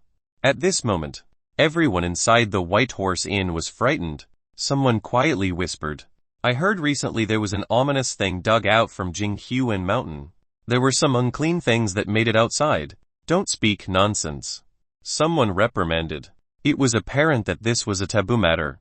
This time, Feng Jiangsu was actually scared. She timidly said, "From your perspective, are there really monks' corpses that eat humans?" 2 flames arose from Feng Feiyan's eyes. He channeled his spirit energy into his pupils, and he activated the heavenly phoenix gaze. Even the walls of the inn were seen through. He looked towards the infinite darkness. A corpse stench from the far distance was blown in, carrying a strong decomposed corpse smell that caused the aura of the heavenly phoenix gaze to be shattered. The heavenly phoenix gaze only managed to get 1 glance before it was instantly destroyed by the corpse aura. Even though it was only a glimpse, he saw a scene that would frighten the souls of others. The eyes of the 3 rugged men were hollowed out by something, and their blood was sucked dry. It was as if the 3 were dried corpses taking a stroll outside of the inn. It was like there was an unknown creature controlling their bodies. Oh heavens, could this be the corpse controlling technique of the Western Region's prefecture? This thought suddenly came up in Feiyan's mind, but it was quickly extinguished. If it was really a corpse controlling techniques user killing them, they wouldn't take out their eyes or drink their blood. Then what the heck is this demonic thing? Bang! Not giving him time to think too much, a rugged man rushed in from the broken hole in the wall. His whole body was stained by blood, and he had hollowed out eye sockets. The blood in his body was sucked dry by an unknown creature, leaving behind only dry black flesh. He couldn't have become any more dead. He was akin to an apparition solder, and he headed straight towards a middle-aged man in the inn. The middle-aged man's cultivation was at the intermediate spirit realm level, and his reaction was very fast. In a flash, he took out a battle sword from his back, and, with both of his hands, he unleashed a powerful strike. The strike's destructiveness was quite huge. The blade broke the air, creating a sharp wind sound. Thump! However, this sword struck the head of the dried man like it was hitting a layer of steel. A sound of metal hitting steel resounded as large sparks were emitted. It was enough to crush a 10,000 jin boulder, but it couldn't cut through the flesh of the dried creature. The middle-aged man became extremely frightened as this matter was too strange. The rugged man was only of the early spirit realm level when he was alive. How come after death? His head became as hard as a diamond. Could it be that within that short amount of time, his corpse was already refined by someone else? Boom! The power of the dried corpse increased an unknown amount of times, and its hand immediately knocked away the battle sword from the middle-aged man's hand. The moment the sword reached the floor, the corpse immediately grabbed the man's waist. Crack! The sound of broken bones appeared. The upper body and lower body of the middle-aged man split apart. The stench of blood permeated the air. Flesh and blood spewed everywhere, driving people to near unconsciousness. Oh God, what the hell is this monster? Could it be that we're running into a person from the corpse-controlling cavern? A cultivator, frightened by the scene ahead, bellowed, "Everyone has to fight this monster together. Otherwise, all of us will die."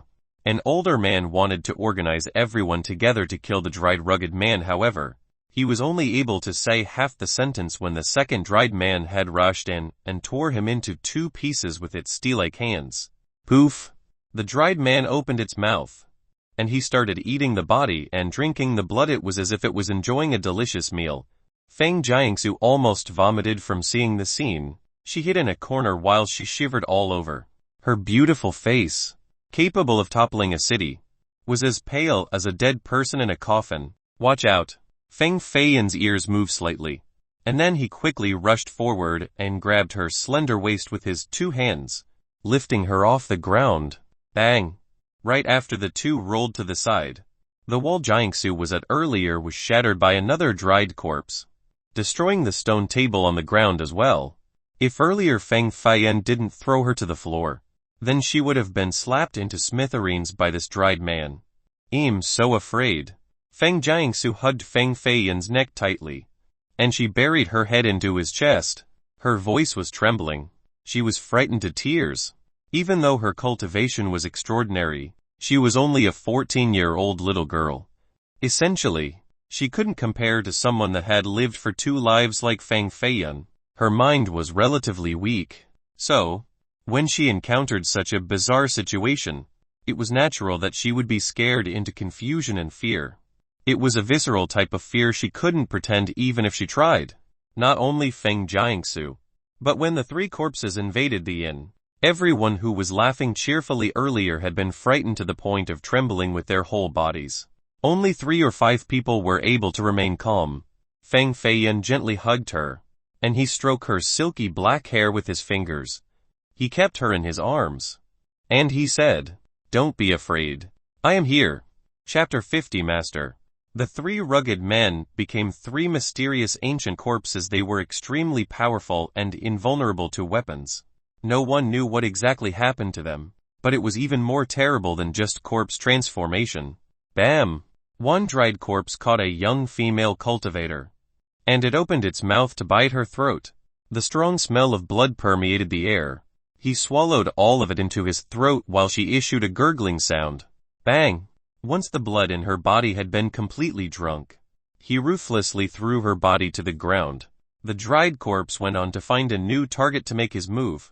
The practitioner guests inside the White Horse Inn were not few in number, around 40 to 50 people. But at this moment, everyone was backing off and cowering in fear. They even lost the courage to fight. We wouldn't all die in this place, right?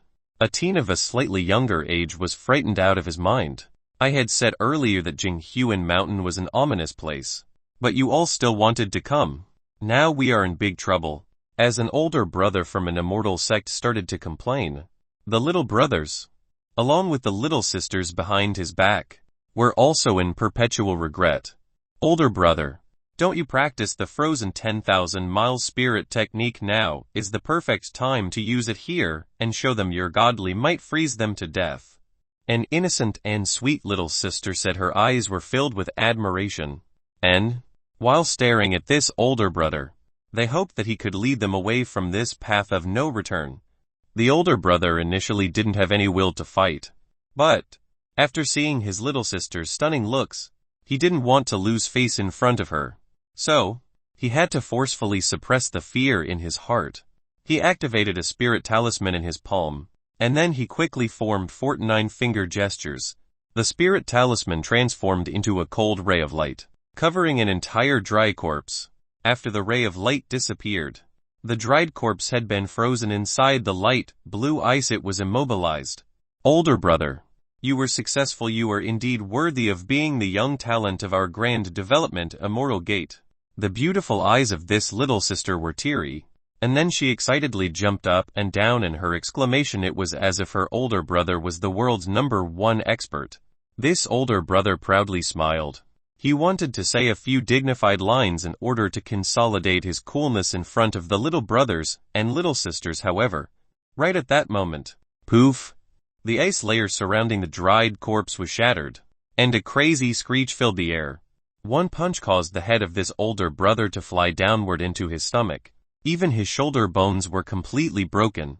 In this short amount of time, desperate screams continuously rang out, and the innocent little sister almost became unconscious from fear.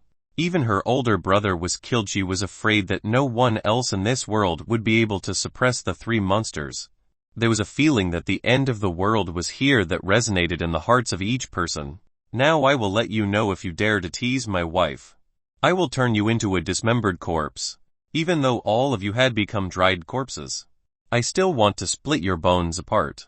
Feng Feiyan carefully placed Feng Jiangsu on a bench, and, without any fear, he went forward to the front.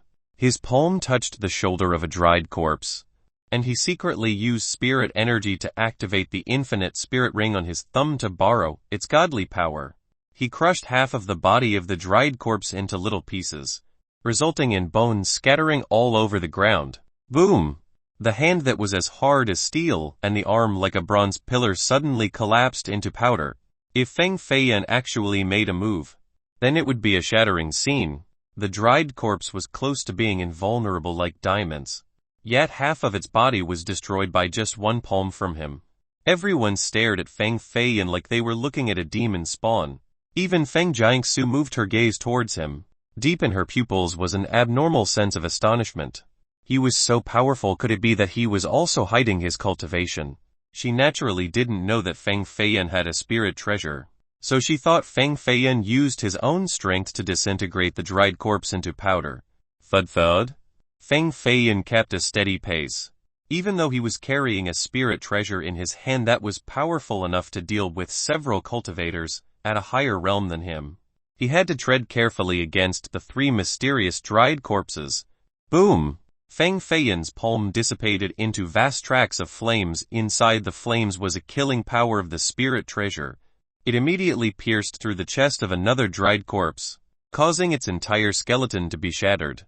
The power of Feng Feiyan became increasingly stronger, and the immortal foundation inside his dantian flashed a brilliant aura like a blooming star.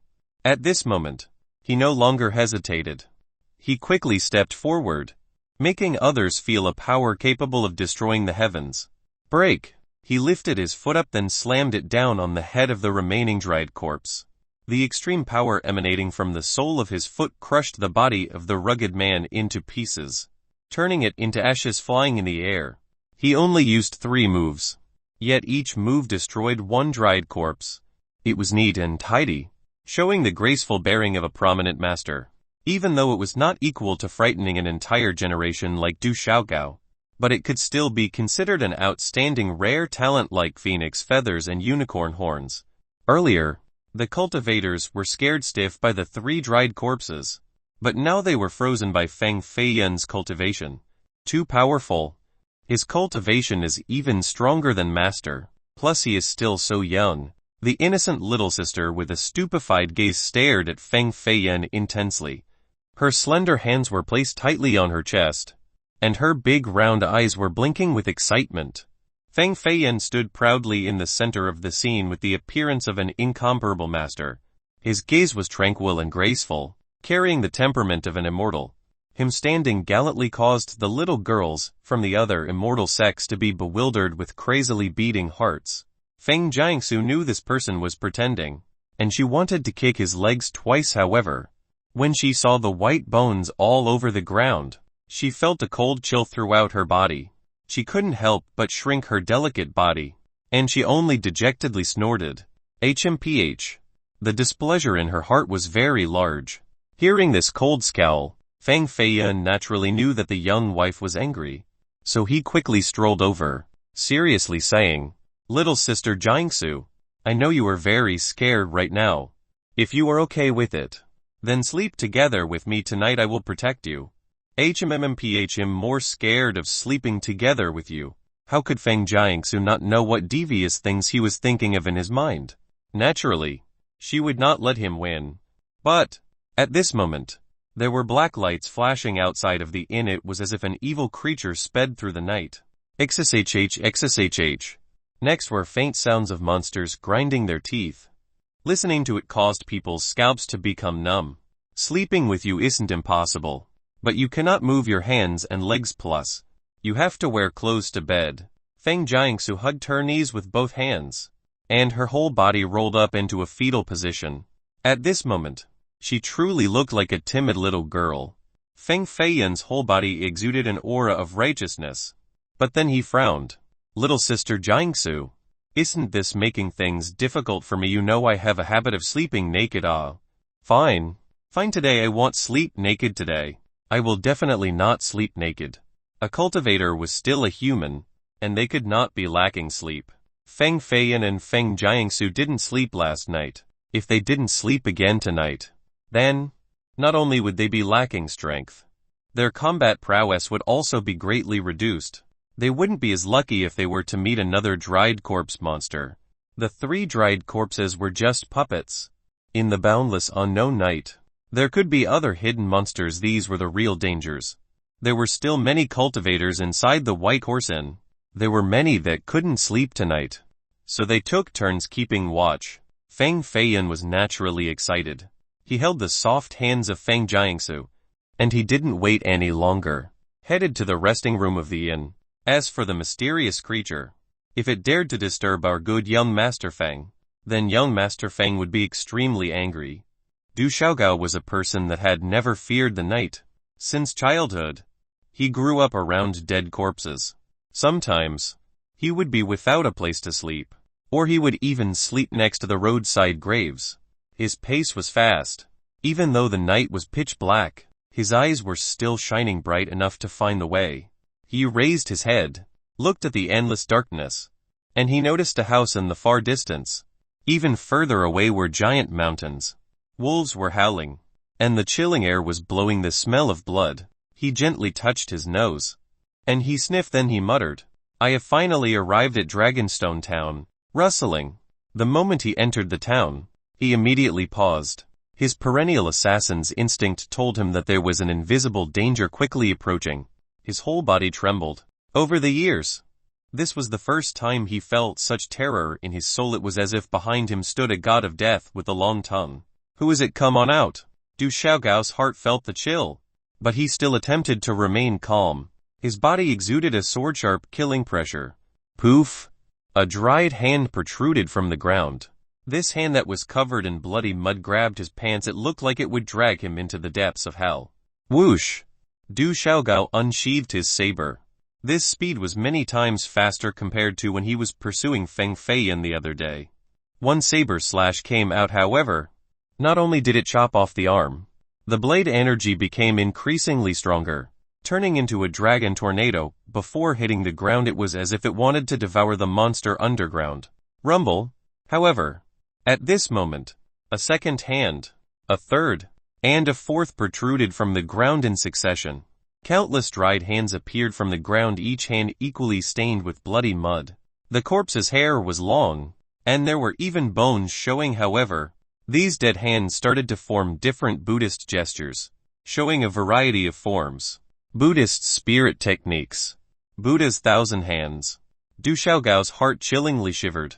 He leaped up into the sky while he stomped the air, flying to the top of a bamboo tree. The soil on the ground started to slowly move, forming honorable Buddhist marks in the form of statues, and these hands of the dead protruding from the ground were trapped inside these marks. On one hand, there were monstrous bloody hands, and, on the other, there were Buddha palm gestures, creating a juxtaposition of two opposing things that instilled a sense of involuntary curiosity in others. Could it be that even the dead could successfully practice peerless Buddhist spirit techniques? What on earth was actually underground? Chapter 51 Clay Buddha. Boom! The mud above the ground started to move, and it condensed into a 5-meter-high statue of a clay Buddha. The Buddha eyes, Buddha ears, Buddha body, and Buddha's robe were meticulously brilliant and had bright auras. The statue exuded the charm of a supreme Buddhist. On the clay Buddha were many long arms. Each arm was dried but awe-inspiring. They were in the shape of different Buddhist palm seals, and, in the middle, there were layers of devilish flames. Du Xiaogao's experiences up to this point could not be considered little. But, at this moment, his whole body shivered. He couldn't help but to stare at the devious yet awe-inspiring clay Buddha. Rumble! Suddenly, this clay Buddha statue flew up from the ground, bringing a long rays of lightning straight into the sky, and it unleashed dozens of Buddhist palms. Du Xiaogao didn't dare to stand still any longer. He channeled his whole body's energy, and activated the power of the spirit saber in his hand. A saber aura like the galaxy split straight down the middle. Meanwhile, the Kai image stars of the last generation appeared from his body, just like the celestials suspending above his head. It caused shock and awe with 360 celestials' power. This technique was his strongest blow. It was even sufficient to level someone of the elder level into smithereens. Boom! However, once this move was released, He felt as if his body was hit by a mountain. The corner of his mouth was ripped and blood spurted out like a spring. His chest was struck by a Buddhist palm, and it almost pierced through his body. He had met many powerful cultivators throughout his whole life, but he had never felt a hopelessness like now. This was also the first time he fell to the floor, face down, without any hope of standing up. The bones in his body felt like they were shattered. He wanted to persevere and stand up, but he couldn't crawl upward no matter how hard he tried. Foosh! The 5-meter-tall clay Buddha dropped back down to the ground. It was spinning over to approach him like it wanted to kill Du Xiaogao. My life is over. Du Xiaogao gritted his teeth, and he closed his eyes, even though he was unwilling, but had no choice other than to accept his fate. Boom! A shattering explosion resounded near his ears. Like the rolling thunders, a ray of lightning from the sky struck down, causing the clay Buddha to retreat to the far distance. Could it be that someone will save me today? No. Even if this person wants to save me, they will absolutely not be a match for this clay Buddha. Du Xiaogao suddenly opened his eyes, and he saw a bright moon hanging on the willow. The faint brilliant aura gave off an infinite beauty. A girl not tainted by the dust of the mundane world approached with her feet on the moon. Her long black silky hair fluttered in the night curtain. Her graceful posture was like a moon goddess, and in her hand was an ancient crimson fragrant lute. A white veil, engraved with a seemingly alive butterfly, covered her beautiful face that was capable of toppling cities. Even though her face was covered, the presence from her body caused an assassin unfazed by physical lust, like Du Xiaogao, to shiver. That blow was definitely Dongfeng Jingyu using the power of the Haoshan Spirit Mirror in order to push back the clay Buddha. Only the Haoshan Spirit Mirror would have such godly power. Her slender fingers slightly stretched forward. Spirit energy from the tip of her fingers overflowed and, along with the Haoshan Spirit Mirror, they covered the sky. Another lightning ray from the Haoshan Spirit Mirror exploded towards the outside, destroying all of the arms on the clay Buddha. Even its body was starting to crack. Each of the large arms started to fall down to the black earth. Boom! The moment when all of the arms disappeared on the muddy ground, an ancient monk appeared from the inside. Inside the clay Buddha was an ancient monk. The ancient monk stood upright with both hands clasped together in front of his chest like a solemn statue, but the monastic robe on his body had soon decayed by more than half. The flesh on his body was dark like black paint, and there were some places that were empty, possibly from being eaten by ants or insects. His face was also dried and withered. The locations where the nose and cheeks used to be were now bones. And, on his lips and forehead, there were some leftover flesh and blood. This scene was truly scary. It was enough to frighten a coward to death. Even though Dongfeng Jingyu was a girl, she remained poised. She quietly stood there nodding her head, and she said, "It seems like the news was not wrong. They truly dug out an ominous thing from the mines in Jinghuan Mountain." Dongfeng Jingyu originally wanted to go to Violet Firmament Ancient City to find traces of Feng Feiyan, but she happened to encounter a messenger from the Yin Gu clan heard that a worldly horror had been dug out from the mountain. So, for the interest of the clan, she traveled the whole night to arrive at Dragonstone Town. As for catching the brat Feng Feiyan, it could only be put on hold. Boom! Dongfeng Jingyu activated the Haoshan Spirit Mirror in her hand, and once again aimed towards the ancient monk's corpse for her offense. She wanted to completely destroy this evil existence. However, this monk's corpse was much stronger than her expectations, as it was able to block an attack from a spirit treasure. At this time, it had fled into the darkness and out of sight. This was such a powerful demon. Its power is not under a cultivator of the peak god base realm. Dongfeng Jingyu was not familiar with the terrain of Jinghuan Mountain, so she didn't dare to carelessly pursue. She had to let the ancient monk escape. Assassin from the pinnacle fate-ending palace. The wisdom of Dongfeng Jingyu and Feng Feiyan were similar, but her cautious nature was much higher than Feng Feiyan's. Just a glance, and she was able to recognize the marking patterns behind Du Xiaogao's ears. This was a unique pattern from the pinnacle fate-ending palace's assassins. HMPH, a woman. Du Xiaogao coldly scowled, and he didn't try to hide the disdain in his voice. He slowly stood up from the ground. His back was still upright, but he was limping towards Dragonstone Town. He was stubborn and a type of person who didn't want to lose to anyone. Today you saved my life. In the future, I will kill 10 people in your place to repay this debt. Du Xiaogao didn't turn his head around, and his voice didn't carry any emotions. Dongfeng Jingyu said, "You can help me kill one person, and that will be enough." "Who?" Du Xiaogao stopped in his path. Feng Feiyan. Dongfeng Jingyu couldn't forget the shame from being knocked down to the ground by Feng Feiyan's fist. That guy was truly a bastard. With Du Xiaogao's talent, as long as he stayed alive, then his accomplishments in the future would be unimaginable. If he had to kill someone, then this person would almost surely die.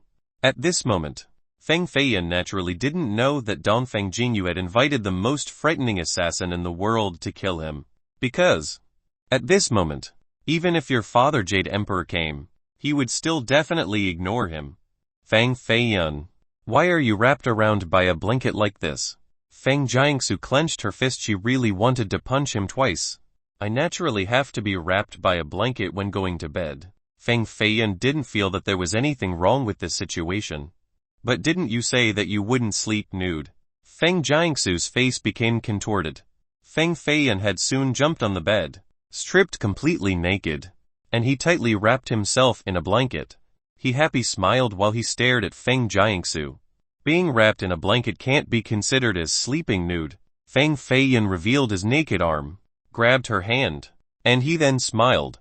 Jiangsu, didn't we used to sleep in the nude together when we were young? Just think about the old times.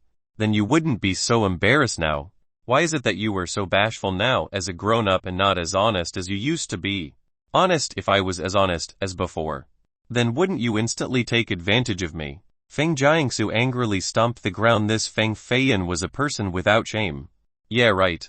What advantages have I not taken on your body? Feng Feiyan laughed loudly. However, after seeing the increasingly unfriendly gaze from Feng Jiangsu, he immediately changed his tone, saying, "Wife, it is best if wife closed the door in order to get a good rest. Otherwise, how are we going to find the Mortal Life Cavern tomorrow?" After hearing the 3 words Mortal Life Cavern, Feng Jiangsu's expression softened up. She said, "Then you sleep on the bed. I will sleep on the floor." Who in their right mind in this world would let a woman sleep on the floor? Feng Feiyan continued, "Well, both sleep together on the floor then." As soon as Feng Feiyan was finished with those words, he immediately jumped down from the bed, wrapped in his blanket. Feng Jiangsu didn't have a chance to react until she was already wrapped in the blanket as well. Falling to the ground, one had to know that Feng Feiyan was not wearing anything, so the feeling was absolutely stimulating. At first, Feng Feiyan thought this was no big deal. However, after he got her wrapped as well in the blanket, he felt something was wrong. It seemed like when they were young, certain things were not as big. Hers were bigger in many places, and his was also bigger. It seemed as if it was not listening to its master's command. Feng Jiangsu, who originally turned pale from being scared, blushed with her whole body, but between her brows, a venerable image jumped about. It was like a fiery sprout spreading throughout her body. Her whole person changed, and even her eyes became cold. It was as if she was a different person, no longer embarrassed. Her fingers became like iron claws that directly aimed for Feng Feiyan's throat in order to grab it. It was as if wanting to squeeze his neck broken. Chapter 52. The strategy surround. Why to save Zhao? Feng Feiyan seemed to have expected that she would suddenly make a move as he was even faster. He slightly shifted his neck, and he was able to dodge her sharp fingers. One hand fiercely attacked and struck her jade arm. Feng Jiangsu didn't expect Feng Feiyan's reaction to be so fast. After all, the both of them were wrapped in the blanket, and they were hugging each other tightly, only separated by a layer of clothes. Under such an intimate situation without distance, he was still able to have time to return the blow. This could only mean one thing, that he had expected her to make a move earlier. The flame in the middle of Feng Jiangsu's brows became even more sprightly. It spread throughout her whole body. Even her face started to transform and her facial features became even more meticulously beautiful. Her presence became a bit ethereal, with a layer of mist starting to form around her face. Compared to the bewitching young man that Feng Feiyan met the other night, She was quite similar however. The bewitching young man was wearing male clothing, and he had tied back his hair extremely handsome. Right now, her hair was a complete loose mess. With flirtatious silky eyes she could cause all living beings to go crazy. A person's temperament and appearance could even change so much. She suddenly shook her soft figure, wanting to escape from the blanket however. Feng Feiyun's hands were like two serpents gripping her. His hands entwined with her shoulders and her two legs. And then he immediately circled and flipped over her body. Who the hell are you? Where did you hide, little sister Jiangsu? Feng Feiyun had always felt that this person was not like Feng Jiangsu. When she thick-facedly wanted to go with Feng Feiyun to Jinghuan Mountain, Feng Feiyun had felt that something was amiss. Thus, he decided to force her to show her true colors tonight. His speculation was not wrong. Feng Jiangsu was indeed the handsome, bewitching young man. No, rather, she was a beautiful, bewitching young woman. She restored her original appearance. If she was disguised as a man, she would bewilder all the girls in this world. If she wore women's clothes, then her blushed features would invite calamities and disasters. None of your business.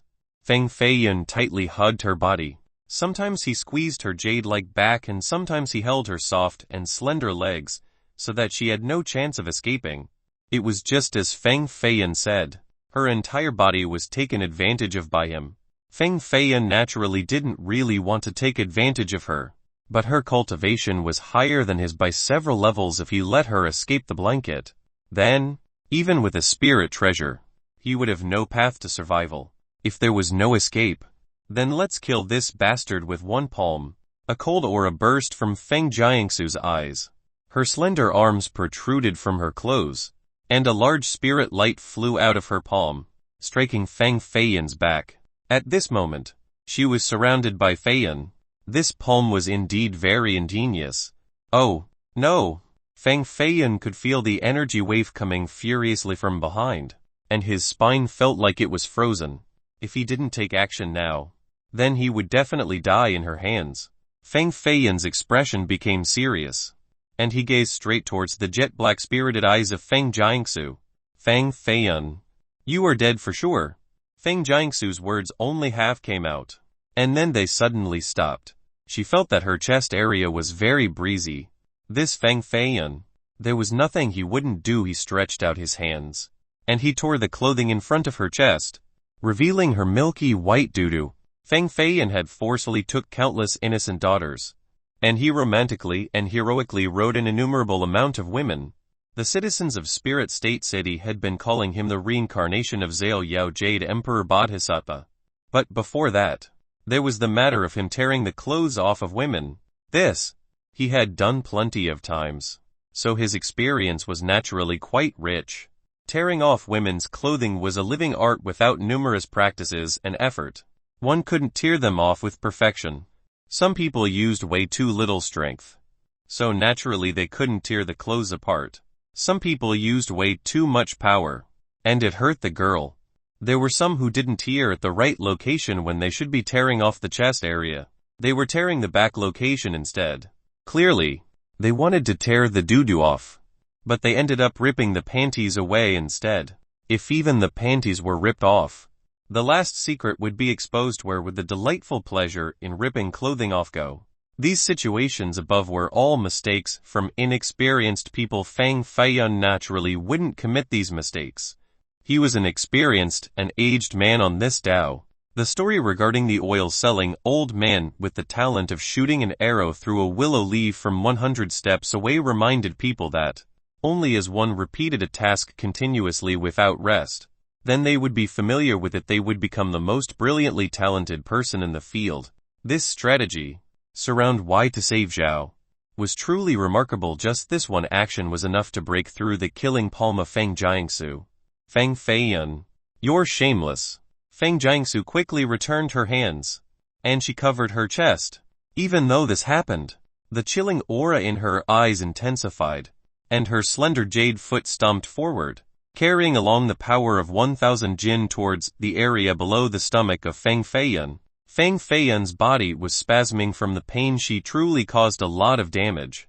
If this kick was a few parts lower, Then the thing of our young master Feng that mounted countless females with would fall from its godly altar. He was afraid that, if hit, his prized possession would never move again for the remaining half of its life. A successful kick. Feng Jiangsu naturally kept on with her momentum. Her extremely slender jade legs filled with alluring eroticism still wanted to keep on kicking. She had to successfully kick the treasure of a man. Whoosh! Feng Feiyan once again used the strategy surround Y to save Zhao, and he directly ripped her pants. Cough cough.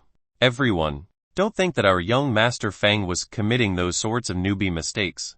This was really a sharp reaction. One couldn't be so conservative with ancient traditions. A sound of cloth tearing happened between her two legs. It resounded from the thigh area. And, of course, the result was remarkable. Feng Jiangsu's legs no longer moved. And, on the contrary, it was clamped really tight. She was afraid that by lifting her legs, a spring sunshine would emerge to bring the world to life. The both of them stopped, and even their breaths were on hold. They remained still.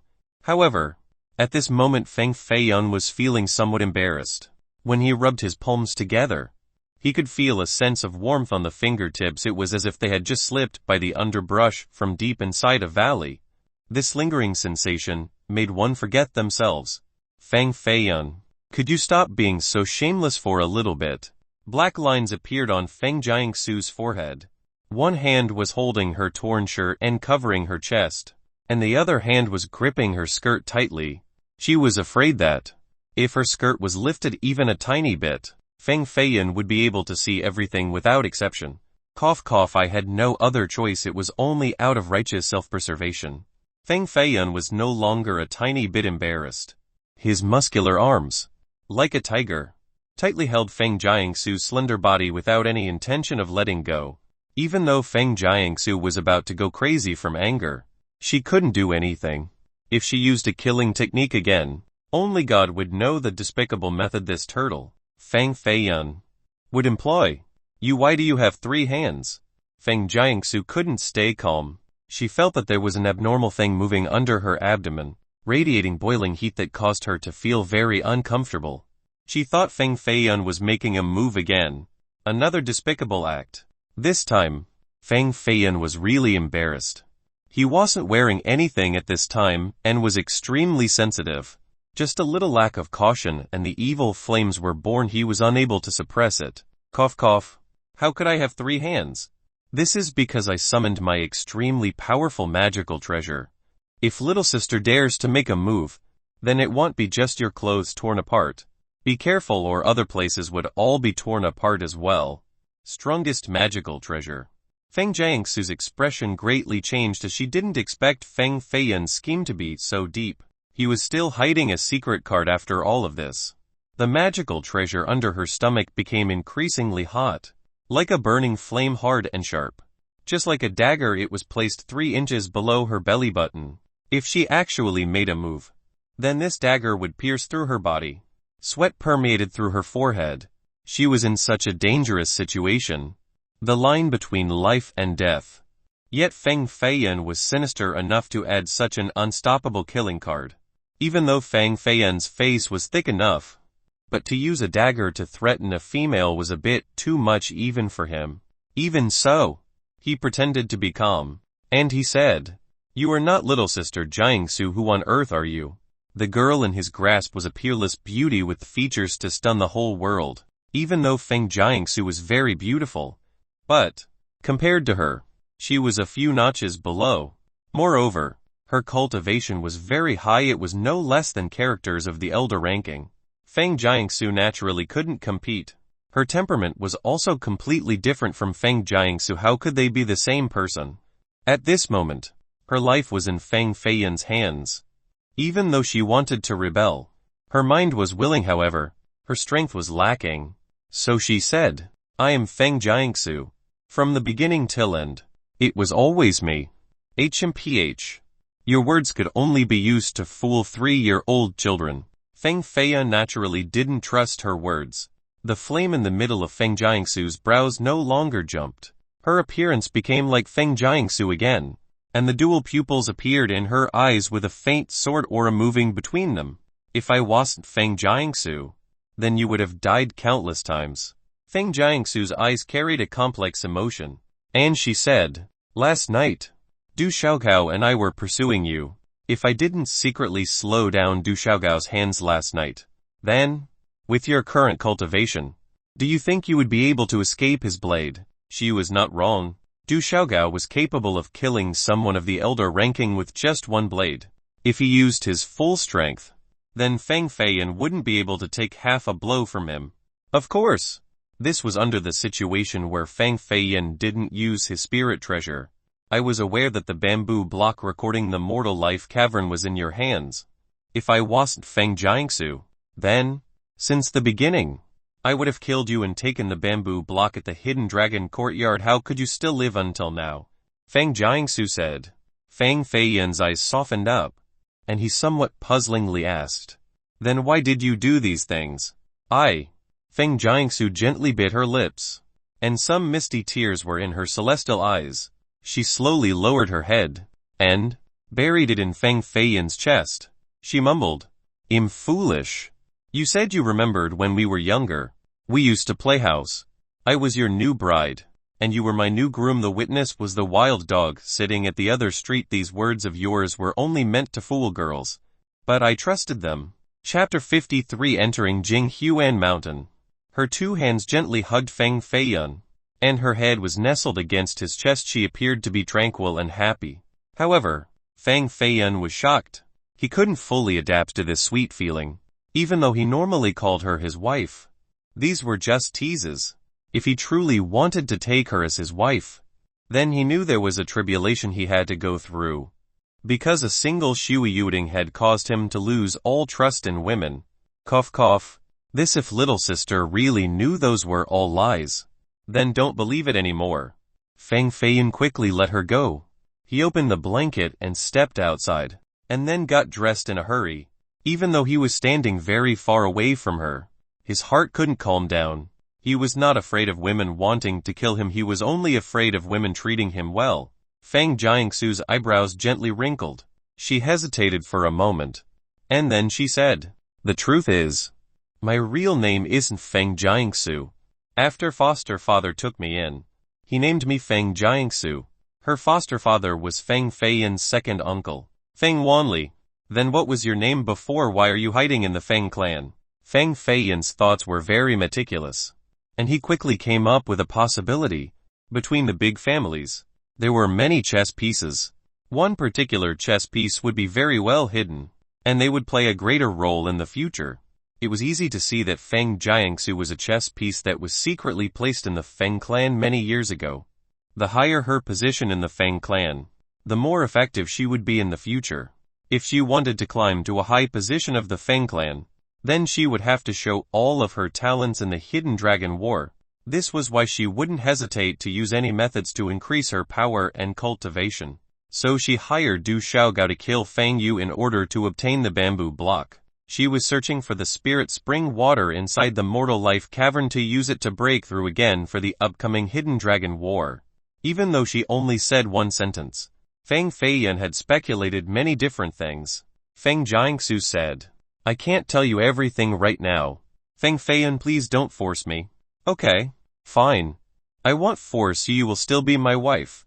Feng Feiyan smilingly said, even though it was just a joke. Feng Jiangsu was touched in her heart. Brother clearly knows that I have detrimental plans that are especially disadvantageous towards the Feng clan, but he can pretend to not know anything. Could it be that he really likes me? If he didn't like me, then how could he not care about the clan's safety? The more she thought about it, the redder her face got. Eventually, she revealed a timid expression. Her fingers wouldn't stop playing with her sleeves, and she wanted to find a corner of the room to hide in. This person is truly my enemy. If I really was Feng Jiangsu, then I would definitely marry him and watch over him to not allow him to be a licentious son anymore. Oh heavens, how could I have so many nonsensical thoughts? Her face became increasingly red. She also didn't know that Feng Feiyan, for a long time now, was not the real Feng Feiyan. Regarding the Feng clan, his sense of belonging was not strong.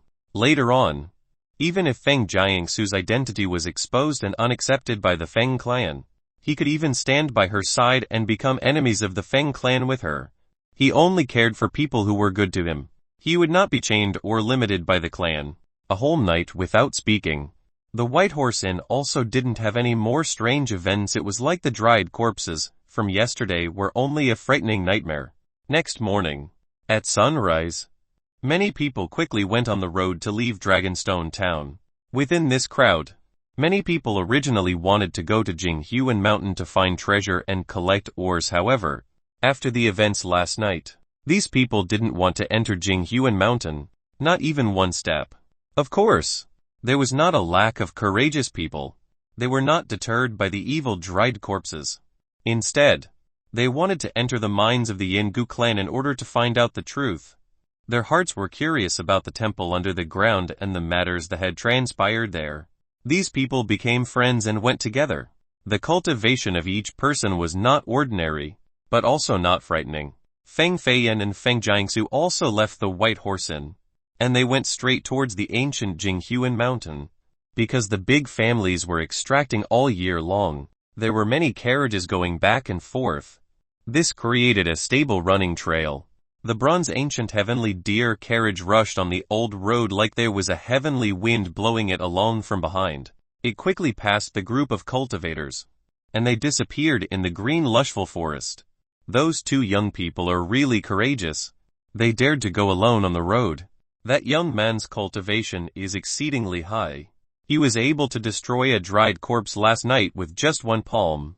Of course he would be courageous due to his high talents. Feng Feiyan stood on top of the ancient carriage's roof.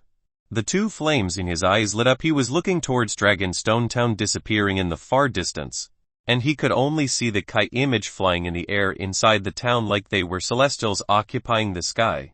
360 celestials forming a compass shape, encompassing half of the sky. Kai image of the stars of the last generation Du Shaogao indeed came to Dragonstone Town. It is fortunate that he didn't go to the White Horse Inn last night. Feng Feiyan used his eyes to observe the Kai fortunes, and he felt lucky. Feng Jiangsu, with the black iron chains in her hands, lifted her head to look at him and surprisingly said, "You also know how to observe Kai images. This is a special skill of wisdom masters and treasure hunting masters. Oh, it is only a different vision that can distinguish things. It is nothing too special." Feng Feiyan smilingly shook his head. At this moment, the two could be viewed as understanding each other, and they no longer hid their cultivation. Last night, the two were embarrassed the whole time, and they didn't speak a word to each other this morning. Until now, they have only started speaking again. Feng Jiangsu shook her head, and she said, "There are cultivators that have powerful visions, but those visions are also divided into many types. Me practicing the double gaze fragmenting moon sword, this is a power type. Others' visions can see things 1,000 miles away with just one glance. This is a spiritual type. However, to be able to see Kai and read the stars, this is definitely someone with great wisdom that does not only rely on vision, but also on the calculation of the brain in order to reach this step. These people are relatively few in number, but their success in the future will definitely not be mediocre." She seemed to have noticed something bad, glared at Feng Feiyan, and she said, "You can also see through. What do you think?" The flames in Feng Feiyan faintly appeared, and he opportunely stared at her figure while happily smiling. Shameless. The sword lights in Feng Jiangsu's eyes condensed into an explosive black ray that turned into a sword edge that pierced straight towards Feng Feiyan's evil eyes. Bam! Feng Feiyan hurriedly tilted to the side to narrowly avoid this dangerous sword. He jumped down from the ancient carriage's roof, sat next to Feng Jiangsu, and he withdrew the flames in his eyes. He smiled. "You think too much. My eyes can't see through anything. Plus, the biggest temptation of a girl's figure is its mysteriousness. If I could see everything with just one glance, then what's the point? You have already seen everything of mine. Could it be that I am no longer alluring to you?" Feng Jiangsu blinked her eyes while her long eyelashes fluttered. Feng Feiyan paused for a moment, and he said, "That was a matter of when we were younger. Even if I saw it then, it was nothing special." "What about now?" Feng Jiangsu asked. Feng Feiyan was a little stunned. He looked around and nervously swallowed. And then he said, Jiangsu, can you not be so blunt like this even though we are in the middle of nowhere right now? I have been very polite recently, however. If you dare to take it off, then I will dare to watch. HMPH. Your head is always full of disgusting thoughts. Feng Jiangsu said. He. I'm only teasing you. Feng Feiyan's laugh echoed throughout the mountain, accompanied by the angry and chilling HMPH of Feng Jiangsu. The two seemed to have began pinching each other. The bronze ancient deer carriage quickly went into Jinghuan Mountain, and they passed by countless peaks and valleys. The scenery in front of them finally changed, and a stone forest emerged. The heavenly deer stopped. Feng Feiyan came out from inside the carriage, and he stood next to the stone forest. He looked at the bamboo block in his hand, and he compared it to the surrounding landscape. So is this the right place? Feng Jiangsu came closer. There are a few similarities, but there are also some differences. Feng Feiyan looked at the scenery ahead, and he only saw a straight cliff in the distance. The surface of the cliff was smooth, like it was split by someone's sword a few 100,000 years ago. There were many giant stone forests under the cliff, covering dozens of acres. Each stone was dozens of meters high, and it weighed tens of thousands of pounds. On the other side of the stone forest was a deep valley without a visible bottom, filled with white mist. There was a cloud crane flying straight up from below, but they definitely could not see the bottom of the valley. According to the bamboo block, the mortal life cavern is located at the bottom of the valley. Feng Feiyan was standing next to the stone forest, and he stared towards the bottom of the valley, wanting to use the heavenly phoenix gaze to see how deep the valley was. However, there was a strange force under the valley blocking his gaze. He could only see around 100 jang. Then he couldn't see anything else clearly. It became increasingly strange. Could the mortal life cavern really be under this valley? Rumble. Feng Feiyan focused on listening. He faintly heard that under the ground, there were melancholic voices very deep below, like there were people around a few 100 meters under the ground, digging with a hammer. Feng Jiangsu naturally could hear this sound as well. And she said, this is the banging sound from the mines deep within the mountain. The sound of mineral extraction could travel this far? Feng Feiyan asked. Sound in underground travels faster than it does in the air, so it can be heard even more clearly. Feng Jiangsu continued. Plus, the underground mines stretch extremely far.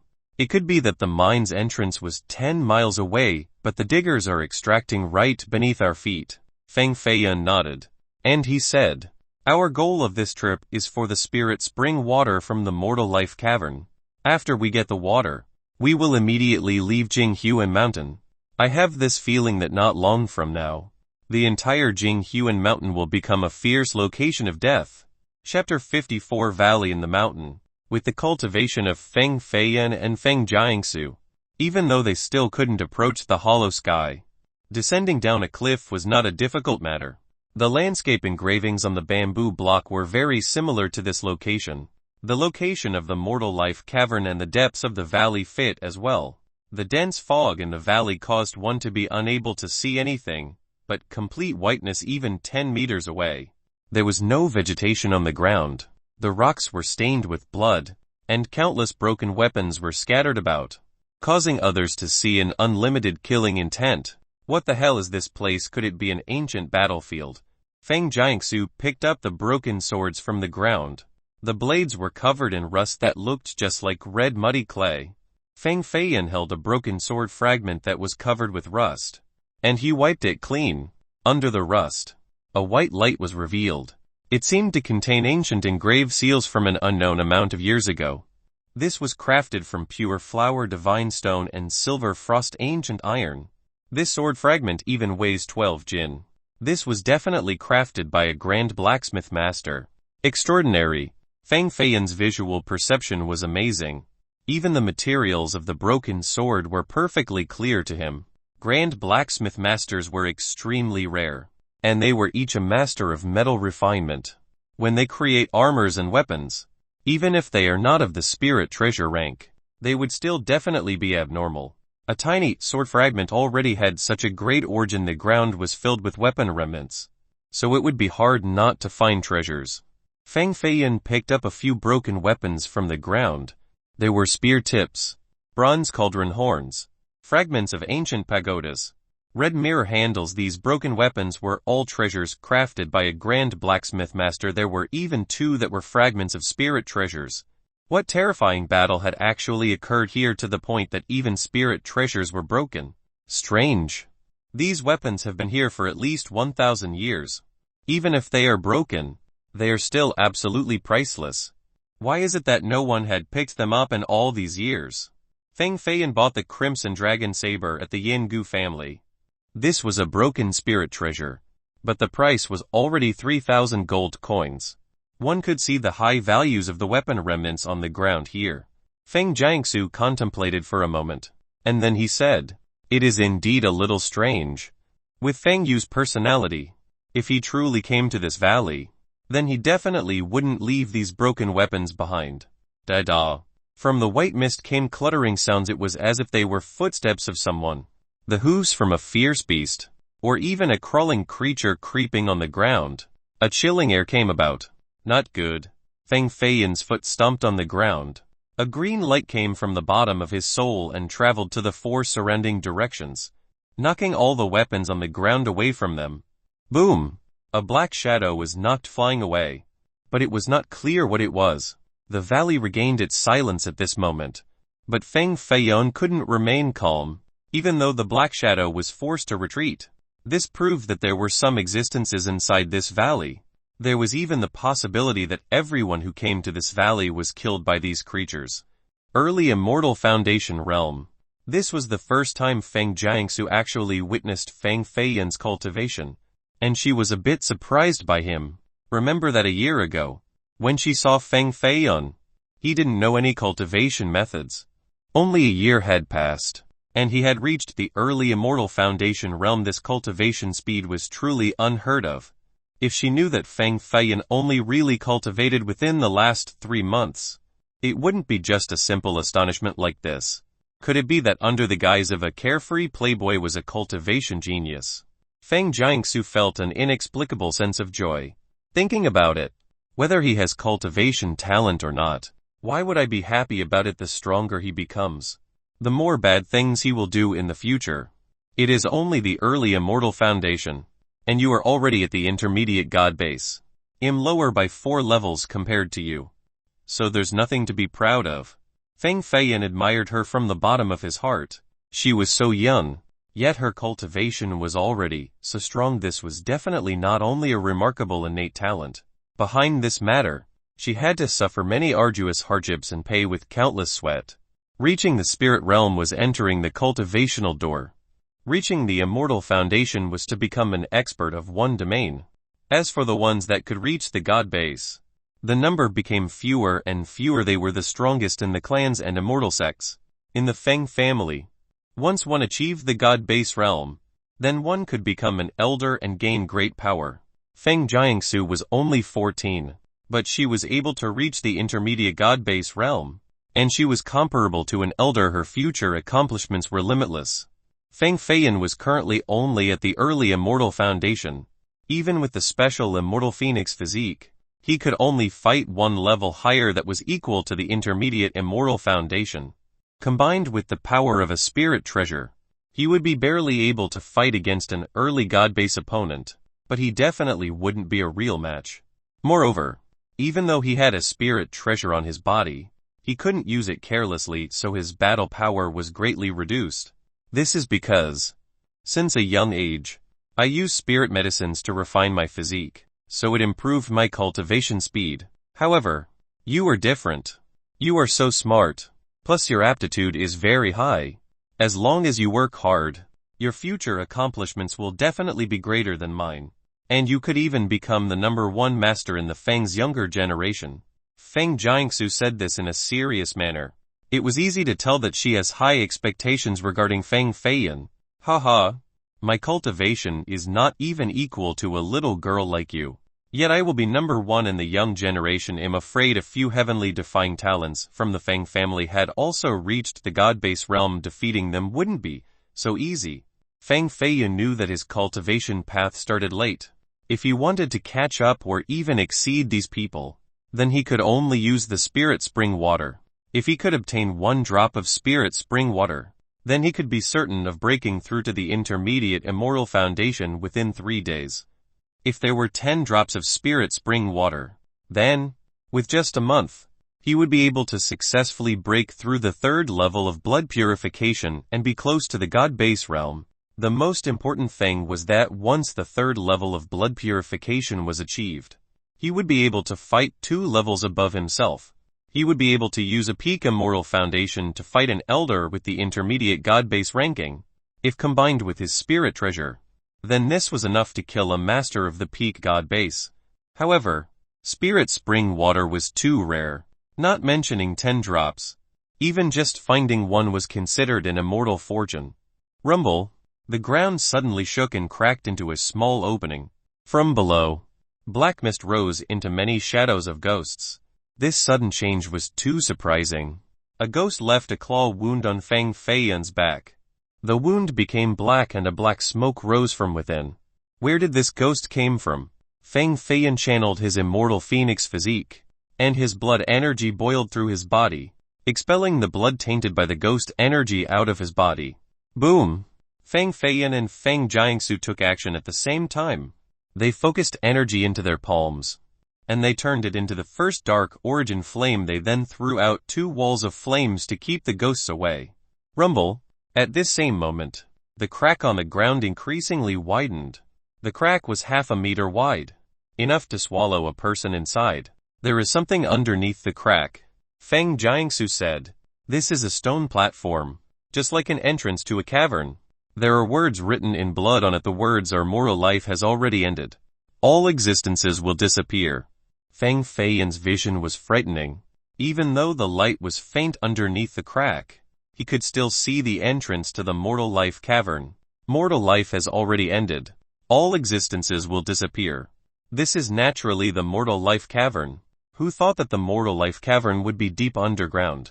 This place seemed to be connected to a spirit vein because Fang Feiyan felt a strong fluctuation of spirit energy. It was as if a grand river of spirit energy was flooding from the ground.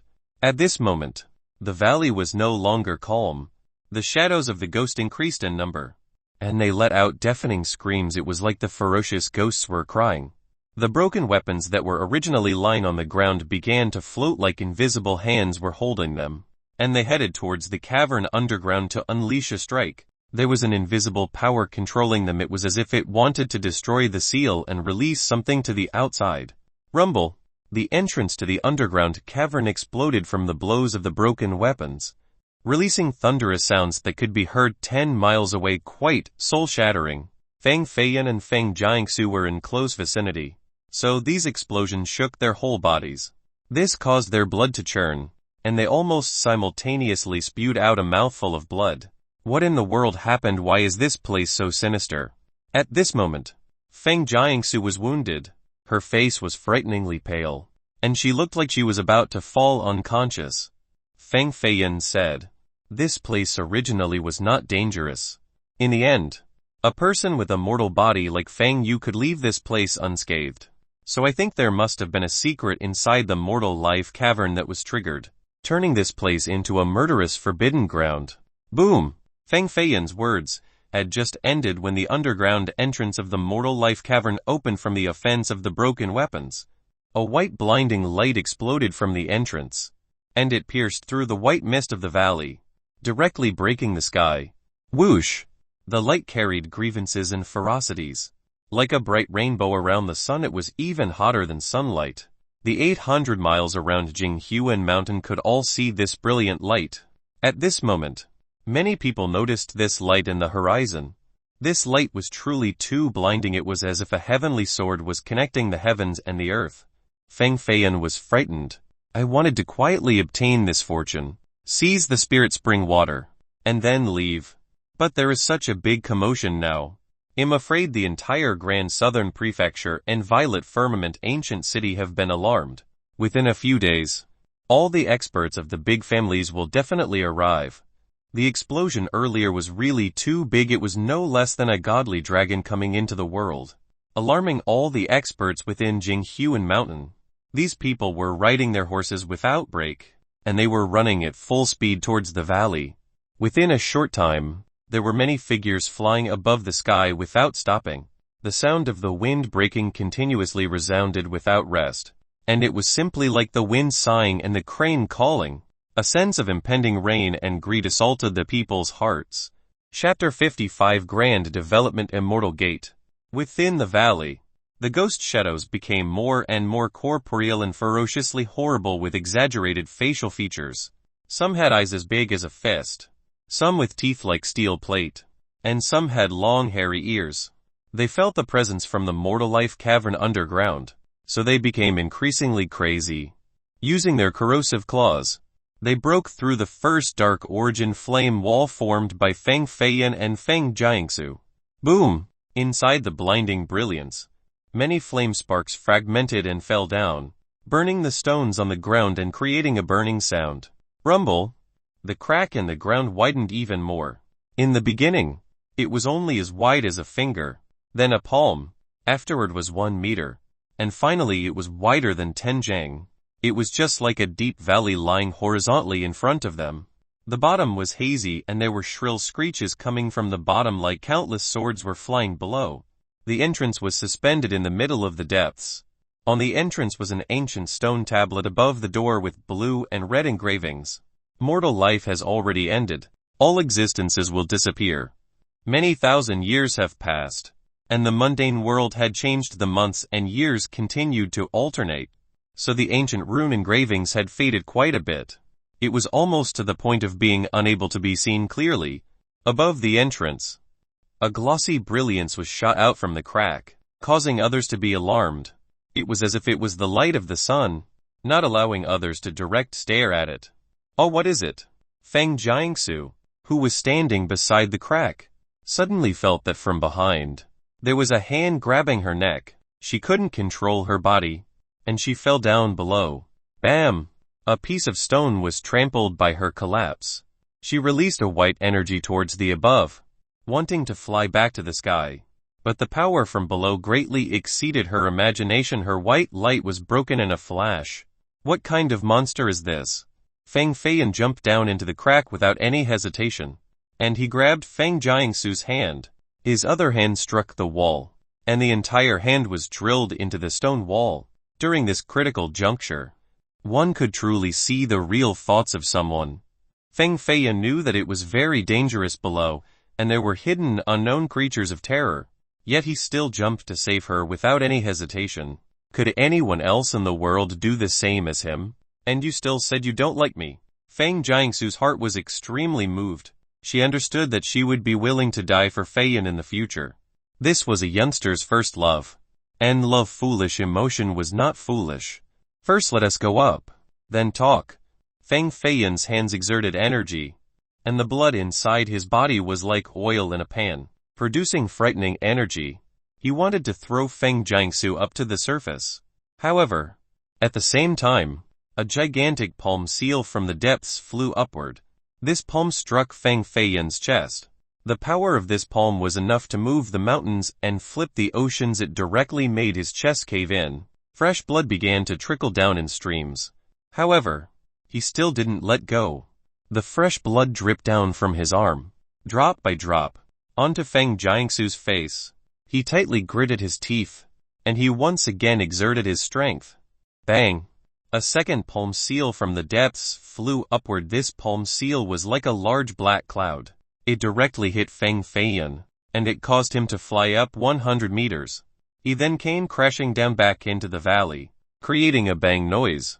Dust flew up as his fall created a pit with a human shape. Your mother, why is there such a powerful presence in the Jin dynasty? Feng Feiyan wiped his butt, and he clutched his chest again, coughing up black blood. He crawled towards the crack, looked down into the depths, and saw an invisible power from within, dragging Feng Jiangsu into the mortal life cavern. Clank! Feng Feiyan felt something was trembling in his chest. It was issuing a bell-like sound similar to the sound of the bell used by corpse controllers. Bamboo block. The strenuous vibrating thing was the bamboo block that was as big as a palm. However, at this moment, the map engravings on the bamboo block were completely changed. and they move crookedly, forming the shape of a talisman in the end.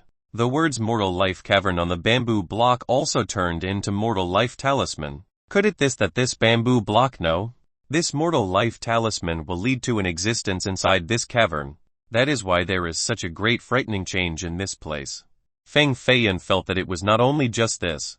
There was certainly something else as well that he had experienced, however. Couldn't remember it at this moment. At this moment, Feng Jiangsu was dragged into the Mortal Life Cavern. It was unknown whether she was dead or alive. If he wanted to save her, the only choice was to rush into the Mortal Life Cavern. Feng Feiyan wanted to enter. But, suddenly, he looked up and saw a chilling aura from above with an extraordinary presence. I can't believe someone else had come here this quickly. Feng Feiyan hurriedly retreated to a corner in the valley that was filled with white mist. He wanted to let these people go first to scout. Older brother Mu. This little brother feels that this bright light is an auspicious sign. Maybe a spirit treasure will appear soon. If there was really a spirit treasure here and we managed to take it and gift it to our ancestor, then our positions in the Grand Development Immortal Gate would be even higher than the direct disciples.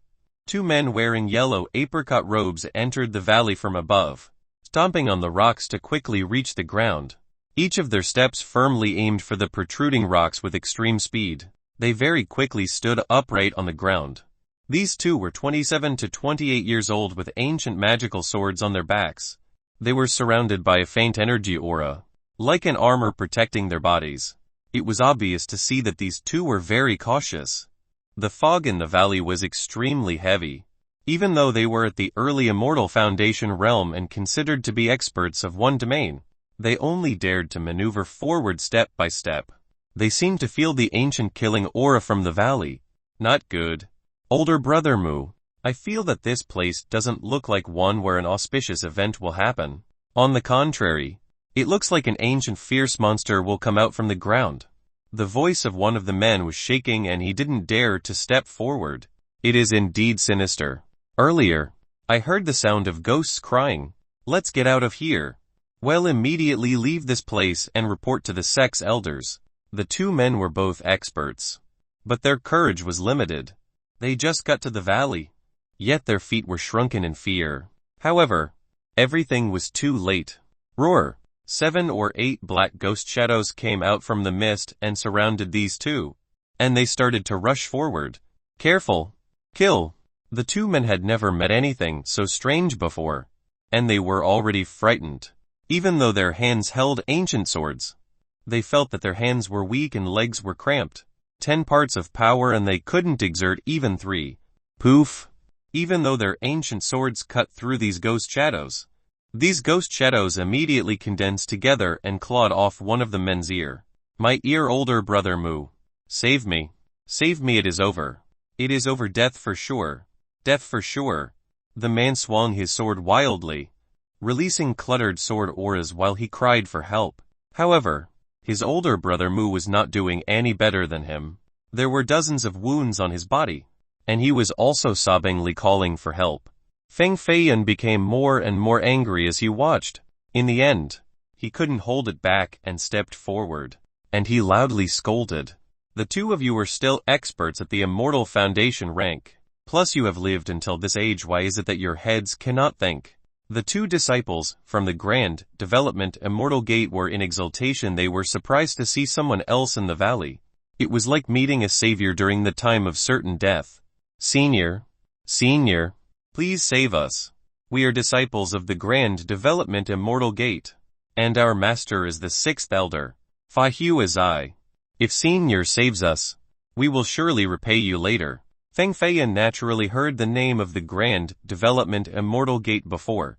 This was a great power of the Grand Southern Prefecture, and its power could be comparable to the Feng clan. Rumor has it that there were a few 10,000 disciples and characters of the elder ranking were more than 300. More than 300 elders, yet their master was ranked the 6th.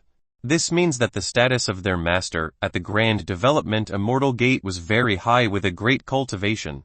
By saving them, it was the same as forging a good relationship with a character like the 6th elder of the sect.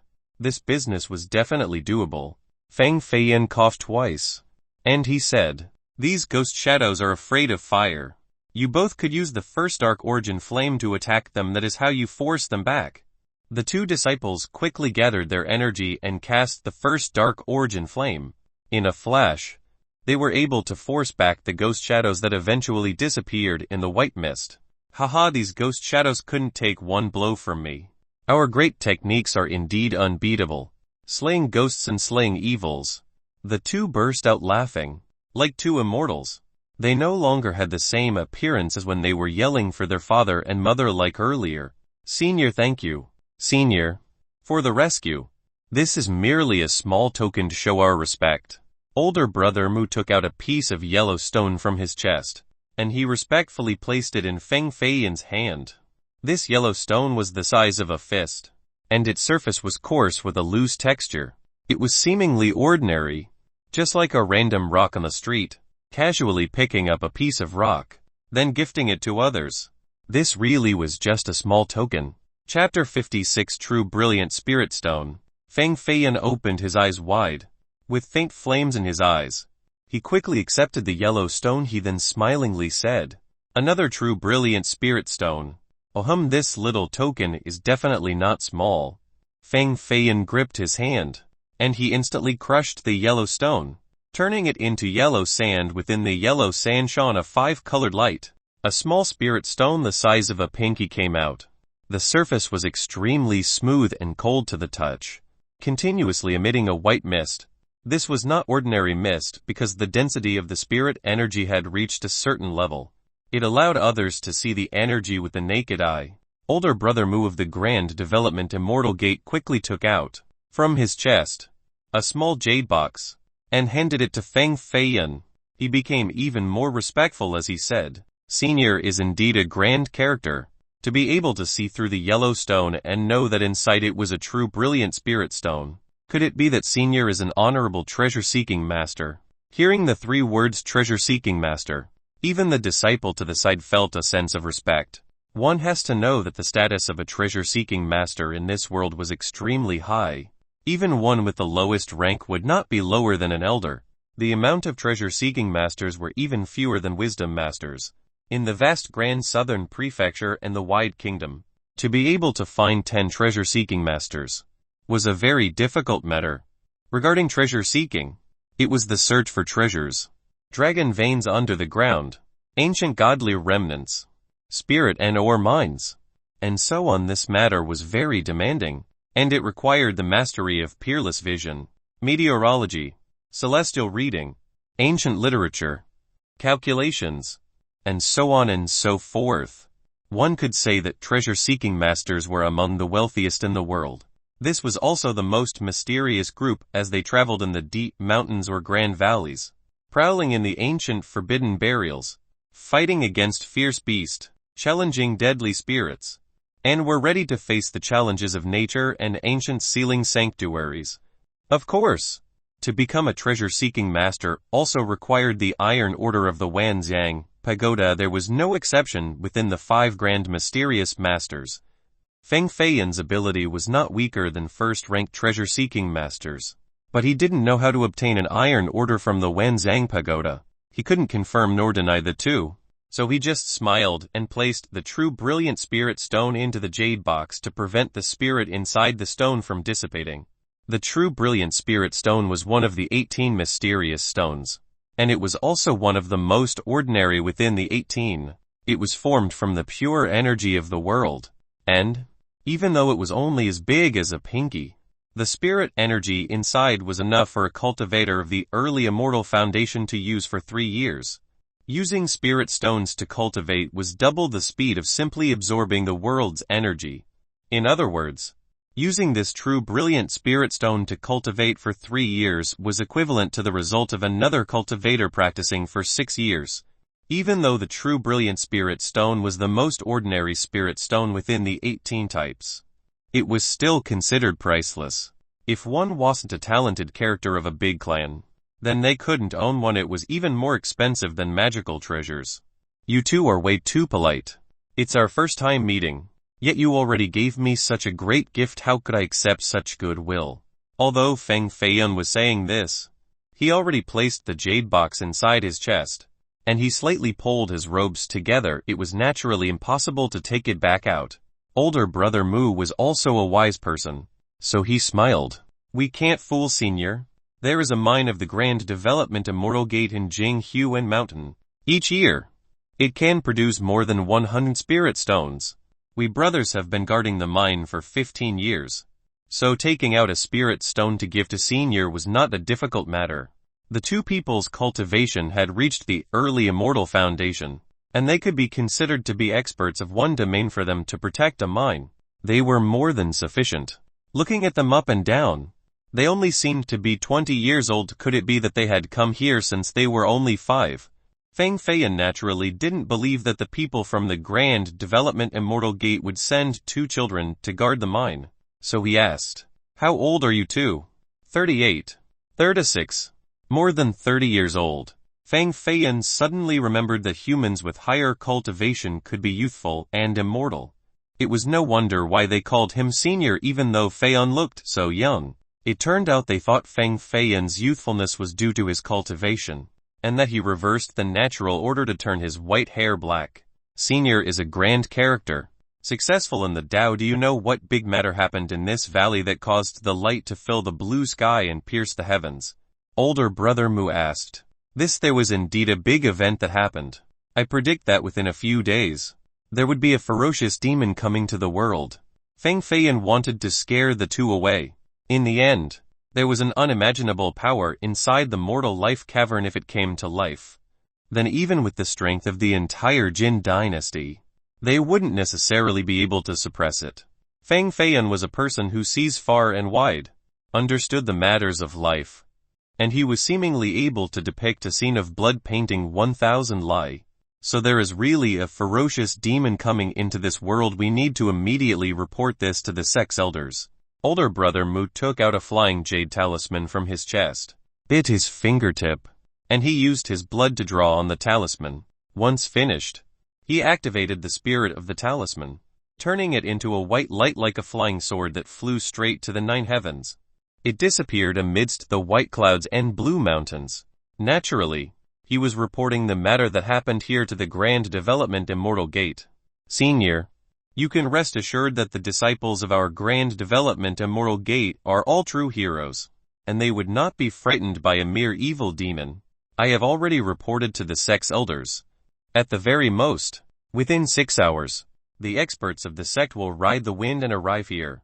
Older brother Mu had a smile on his face, but he was secretly thinking that with regards to this ominous ground, along with godly treasures coming into place, this Senior just wanted to scare them away. He definitely wanted to seize the godly treasures alone. Haha. Once the elders in the sect arrived to claim the godly treasures, they would have accomplished a great contribution. Feng Feiyan couldn't help but to smile. These two earlier were so scared that they called for their father and mother, yet they still dared to call themselves true heroes. He wanted to persuade these two cowards to quickly leave this place, so that they could save their own lives. But he did not think that they would stay and even report to the elders of the Grand Development Immortal Gate. It would be a miracle if these elders could oppose the ancient power in the mortal life cavern. The only outcome would be adding a few more old corpses. Feng Feiyan knew more than anyone else about the terrifying force coming from this ancient power earlier. If there was really someone who rushed out from the mortal life cavern, then even 100 elders wouldn't be enough for them to slay it. Someone else is coming. The three quickly hid in a corner of the valley. A person wearing a gray-colored robe jumped down from the top of the valley. He didn't borrow the momentum from stomping on the rocks of the wall. He only directly jumped down to the ground. Plus, he didn't make a single sound. It was as if he was a leaf falling down. His clothes were very worn down. His age was around 17, and there was a skinny saber on his back, making others feel pressured by an invisible aura. There were ghost shadows rushing towards his direction, but he didn't move once. The saber from his back emitted a blinding light, and it directly shattered the ghost shadows into many pieces. Truly amazing power. This is also another Senior. Older brother Mu quietly whispered. If he wasn't a Senior, then he wouldn't have such powerful strength. The little brother continued. Feng Feiyan remained silent. It seems like these two had lived in the mines for too long. Could it be that they didn't know that there were many young talents in this world that were even stronger than the elders? He is the pinnacle fate-ending palace's assassin. Du Xiaogao. Feng Feiyan verbally warned them. Pinnacle fate-ending palace. The two shiveringly took a deep breath. They were clearly in awe by this name, and they didn't dare to look over towards Du Xiaogao's direction. They then stopped breathing in fear of being discovered by Du Xiaogao. Feng Feiyan knew earlier that Du Xiaogao had arrived at Jinghuan Mountain. This was a young talent that could kill an elder in one move if he rushed into the mortal life cavern. Then this was not a good event. Whoosh whoosh. More people were coming, and it was not a small number. Du Xiaogao. The 16 protectors of the Feng clan are here. You need to take a trip with us. 16 figures jumped from above the valley. They were all wearing black armor, and they had heavy sabers the size of a wide door that radiated a silver aura. Their falls impacted the ground, creating 16 deep craters.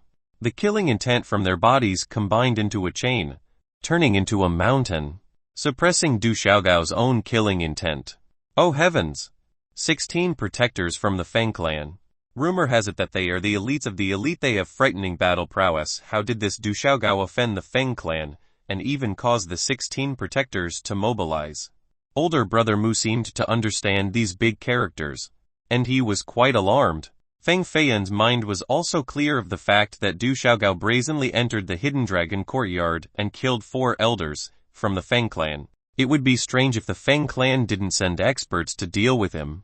The 16 elders had powerful ox-like figures, and they were all characters of the elder rank. It seemed like today. Du Xiaogao was 10 parts death, 1 part life. Feng Feiyan, with a piece of grass in his mouth, smiled, and he observed the 16 protectors. He noticed that within the 16 protectors, there were some older men with white hair. However, there were also some with jade eyes and refined brows. Their ages definitely did not exceed 20 in appearance. Especially the youth standing in the middle of the 16 protectors. He was even more exceptional. Even though he was wearing an armor weighing a few hundred jin, his feet did not leave a mark on the ground. It was as if he was standing on a flat water surface. His eyes carried an ominous aura, but his pupils were extremely deep. Even the heavenly phoenix gaze of Feng Feiyan couldn't completely see through him. Could he be one of the heaven-defying talents within the Feng clan? Feng Feiyan thought in his mind. Du Xiaogao was still gallantly standing there. He was without a hint of nervousness when he saw the 16 protectors. He nonchalantly said, "What can the likes of you do against me? Du Xiaogao, your patriarch sending you here was only to make you accept your death. HMPH Du Xiaogao, you think too highly of yourself. Today, this Feng giant will be renowned for killing you. No one else take action. I want to see just how much skill a pinnacle fate-ending palace's assassin possesses." The heaven-defying talent from the Feng clan's name was Feng Jian, and he unexpectedly wanted to fight one-on-one versus Du Xiaogao. This courage and confidence was quite convincing to spectators. Feng Feiyan, standing to the side, contemptuously smiled. Challenging a genius assassin, isn't this courting death? It seems like the natural intelligence of the heaven-defying talents of the Feng clan is too low. Ah. Chapter 57 Ominous Ground. If Feng Jian dared to declare his challenge towards Du Xiaogao, then he would naturally possess extraordinary abilities. The energy of his entire body ragingly overflowed. Like a winding serpent, he unleashed a thunderous punch, sending forth a powerful shadow fist.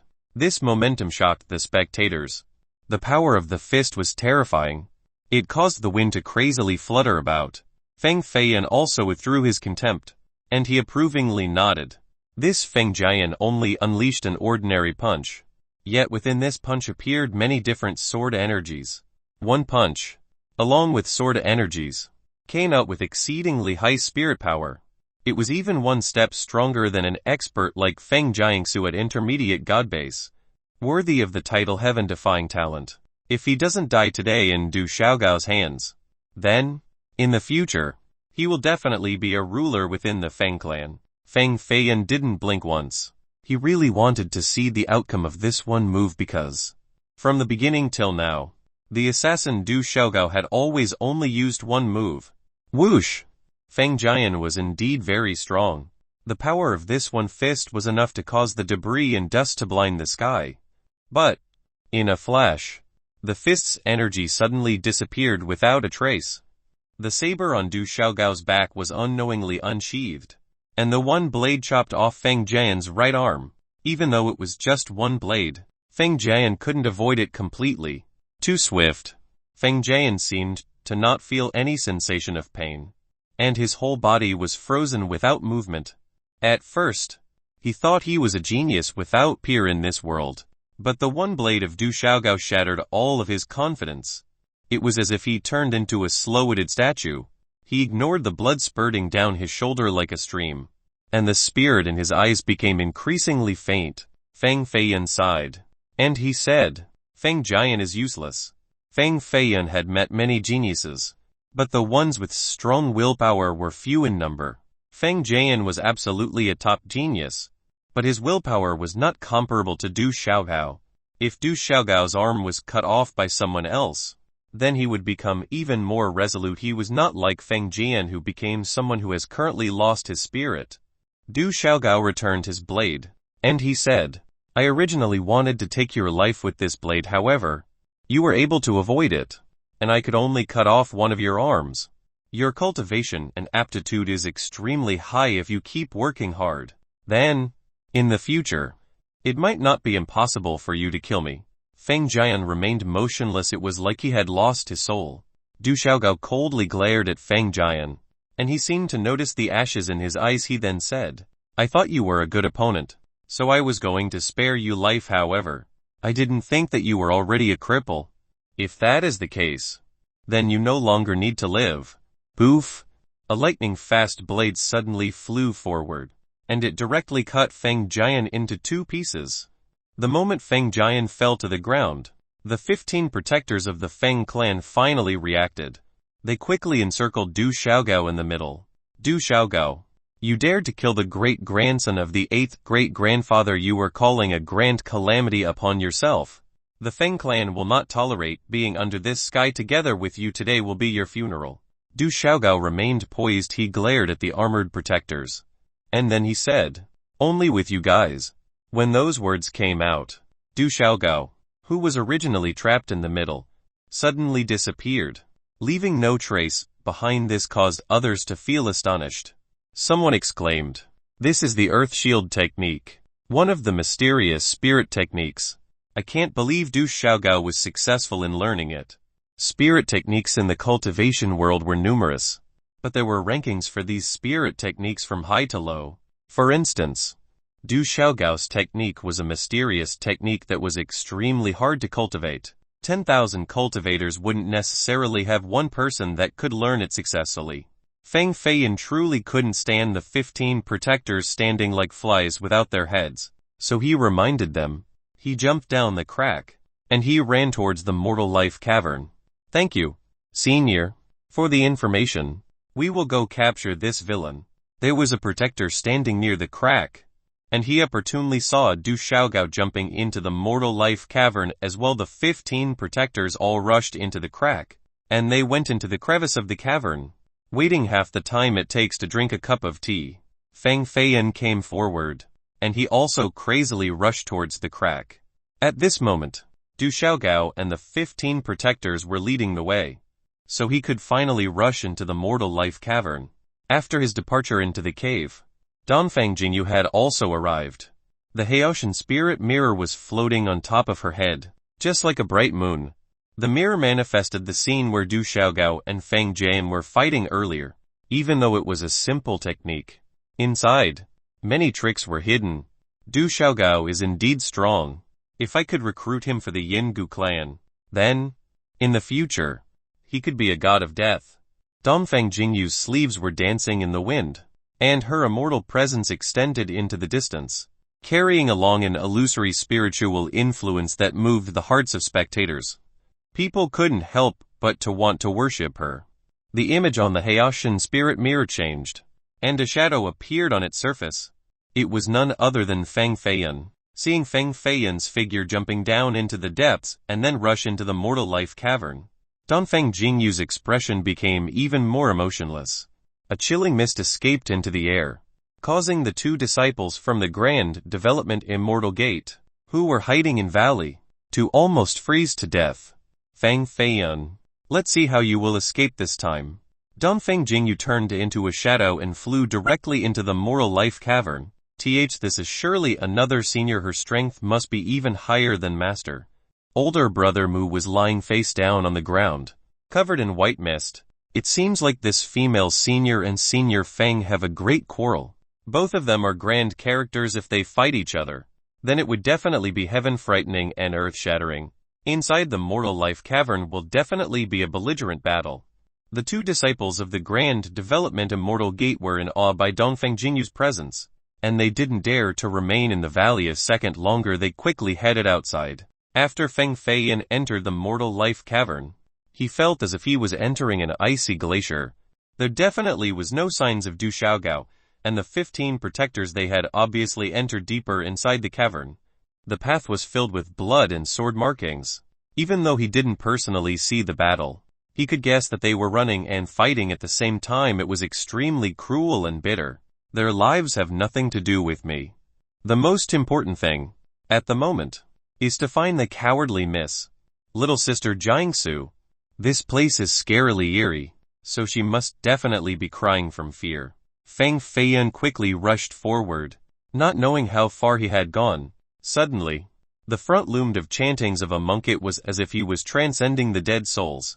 Why are there monks' chantings beneath the ground? Feng Feiyun suddenly paused, and his expression slightly changed. He suddenly remembered the words of the servant boy back at the White Horse Inn. The Yin Gu clan's mind dug out an ominous thing. And there was a temple from a few thousand years ago. The monks inside the temple had underwent corpse transformation, living for thousands of years without a change in their bodies. I can't be this unlucky, right? If the Mortal Life Cavern was connected to that mine, then am I not going straight to the ominous location? If this was the case, then everyone here who stepped inside the Mortal Life Cavern will die today. There was cold sweat on Feng Feiyun's forehead. Compared to others, he understood the most about the dangers of a place undergoing corpse transformation. Without a cultivation of the Heaven's Mandate realm, then essentially, there was no chance of survival. Heaven's Mandate was a realm higher than God base. Only the ancestors of the Feng clan have the possibility to reach this Heaven's Mandate realm. The people at the Immortal Foundation and God base realms were considered experts, but they were 10,000 miles behind Heaven's Mandate cultivators. Feng Feiyun really wanted to turn back. However, he thought of Feng Jiangsu shivering in fear. So he gritted his teeth and continued forward. There were many paths underneath this cavern that extended in all 4 directions. They were filled with corpse gas all year round, so any early spirit realm cultivator intruding this place would be poisoned by the corpse gas within an hour. After knowing the dangers of this place, Feng Feiyun became even more cautious. After every path, he used spirit energy to carve a rune into the walls as a tracking marker. The chanting is becoming more clear. Feng Feiyun leaned towards the wall and focused on listening. Boom! Suddenly, a violent explosion came about from the wall that almost shattered Feng Feiyun's eardrums. Someone is fighting also. It is the sound of a girl. Could it be Jiangsu?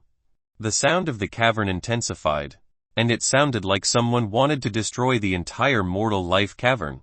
Feng Feiyun's feet stomped on the ground, and he quickly headed towards the battle location. Shit! Why is it this damned woman? Feng Feiyun said. 3 ancient monk corpses, wearing tattered monk robes, were in a grand battle with Dongfeng Jingyu. Even the walls were broken into little pieces. The bodies of the 3 monks were half-rattan withered bodies with hollow eye sockets, and their foreheads were filled with bloody scars. They were chanting verses while forming Buddhist palm marks. Their cultivation was extremely frightening, causing Dongfeng Jingyu to be trapped in a dangerous situation. Even when she summoned her Haoshan spirit mirror, it was knocked away by a monk corpse, cornering her into the rocky wall. Haha, Dongfeng Jingyu, ah Dongfeng Jingyu, this day finally happened to you. Feng Feiyun hid to the side while watching the show. He felt a great sense of joy. Of course, he was also secretly admiring the powerful cultivation of Dongfeng Jingyu. To be able to fight 3 1,000-year-old ancient corpses. If it was someone else, then they would have been eaten by them much earlier. Chapter 58 Big Brother Phaon. 3 1,000-years-old monk corpses each had an adamantine-like body that was impervious to damage and legs as hard as steel. Plus, the spirit energy in their bodies was always being channeled, and their danshan was occupied by a treasure stone as big as a fist, emitting a dense black light. They had died for several thousand years, so, not only did their bodies undergo corpse transformation, even their god base that they had cultivated was changed into a corpse base. Does little girl Dongfang Jingyu require me lending a hand or not? Ah! Fang Feiyan leaned on the rock wall, and he laughed by the side. Dongfang Jingyu's status was extremely prestigious, and her cultivation transcended the mortal boundary. No matter where she went, there would be countless numbers of people prostrating themselves to greet her. No one ever dared to call Dongfang Jingyu a little girl. However, at this moment, she was surrounded by the 3 monk corpses, and her jade hands were stained with blood. There was a claw wound from one of the monk corpses, creating a line that would pain others to look at, with a more careful observation. Her slender neck also had a wound, and the black corpse poison had entered her skin, corroding her energy. Fang Feiyan, if you take action and help me, then all of the grudges between us will be erased. At this moment, Dongfang Jingyu had been backed into a corner. After the 3 monks were exposed to the blood on her body, they became even more violent. Their battle power increased. Fang Feiyan happily smiled. I heard that the Yingu clan was unbeatable in this world, and the status of Dongfang Jingyu was unreachable. If I could hear your gentle voice calling me Big Brother Phaon, then I will definitely get you out of danger. Fang Feiyan naturally wouldn't save Dongfang Jingyu. This girl, no matter if it was her cultivation or intelligence, exceeded others. The younger generation didn't have many people that could keep up with her. By saving her now, the first person she would want to kill in the future would be Fang Feiyan. Fang Feiyan knew that she was extremely prideful and she would absolutely not call him Big Brother Phaon, so he decided to tease her. It would be better if this ferocious and damned woman died to avoid being chased by her for 3 days and 3 nights. Big Brother Phaon. The beautiful voice fluttered through the blue sky, and it was gentle like the surface of a river. After hearing it, any man would be numb to the bones. Poof! Fang Feiyan almost fell headfirst to the ground. She actually said it plus. The voice made it so that others couldn't refuse, just like 2 lovers calling each other. This. At this moment, Fang Feiyan had a hard time standing straight. Only the heavens would know that Dongfang Jingyu didn't care for this trivial matter this time. Feiyan made it hard for himself. Fang Feiyan, what are you waiting for? Do you want to be a person that can't keep his words? The voice of Dongfang Jingyu suddenly changed. It was filled with coldness and no longer had the hint of gentleness from earlier. Of course, I will save you. A man will stay true to his words. Even though Fang Feiyan was filled with regret, he had to make a move out of moralistic ideals.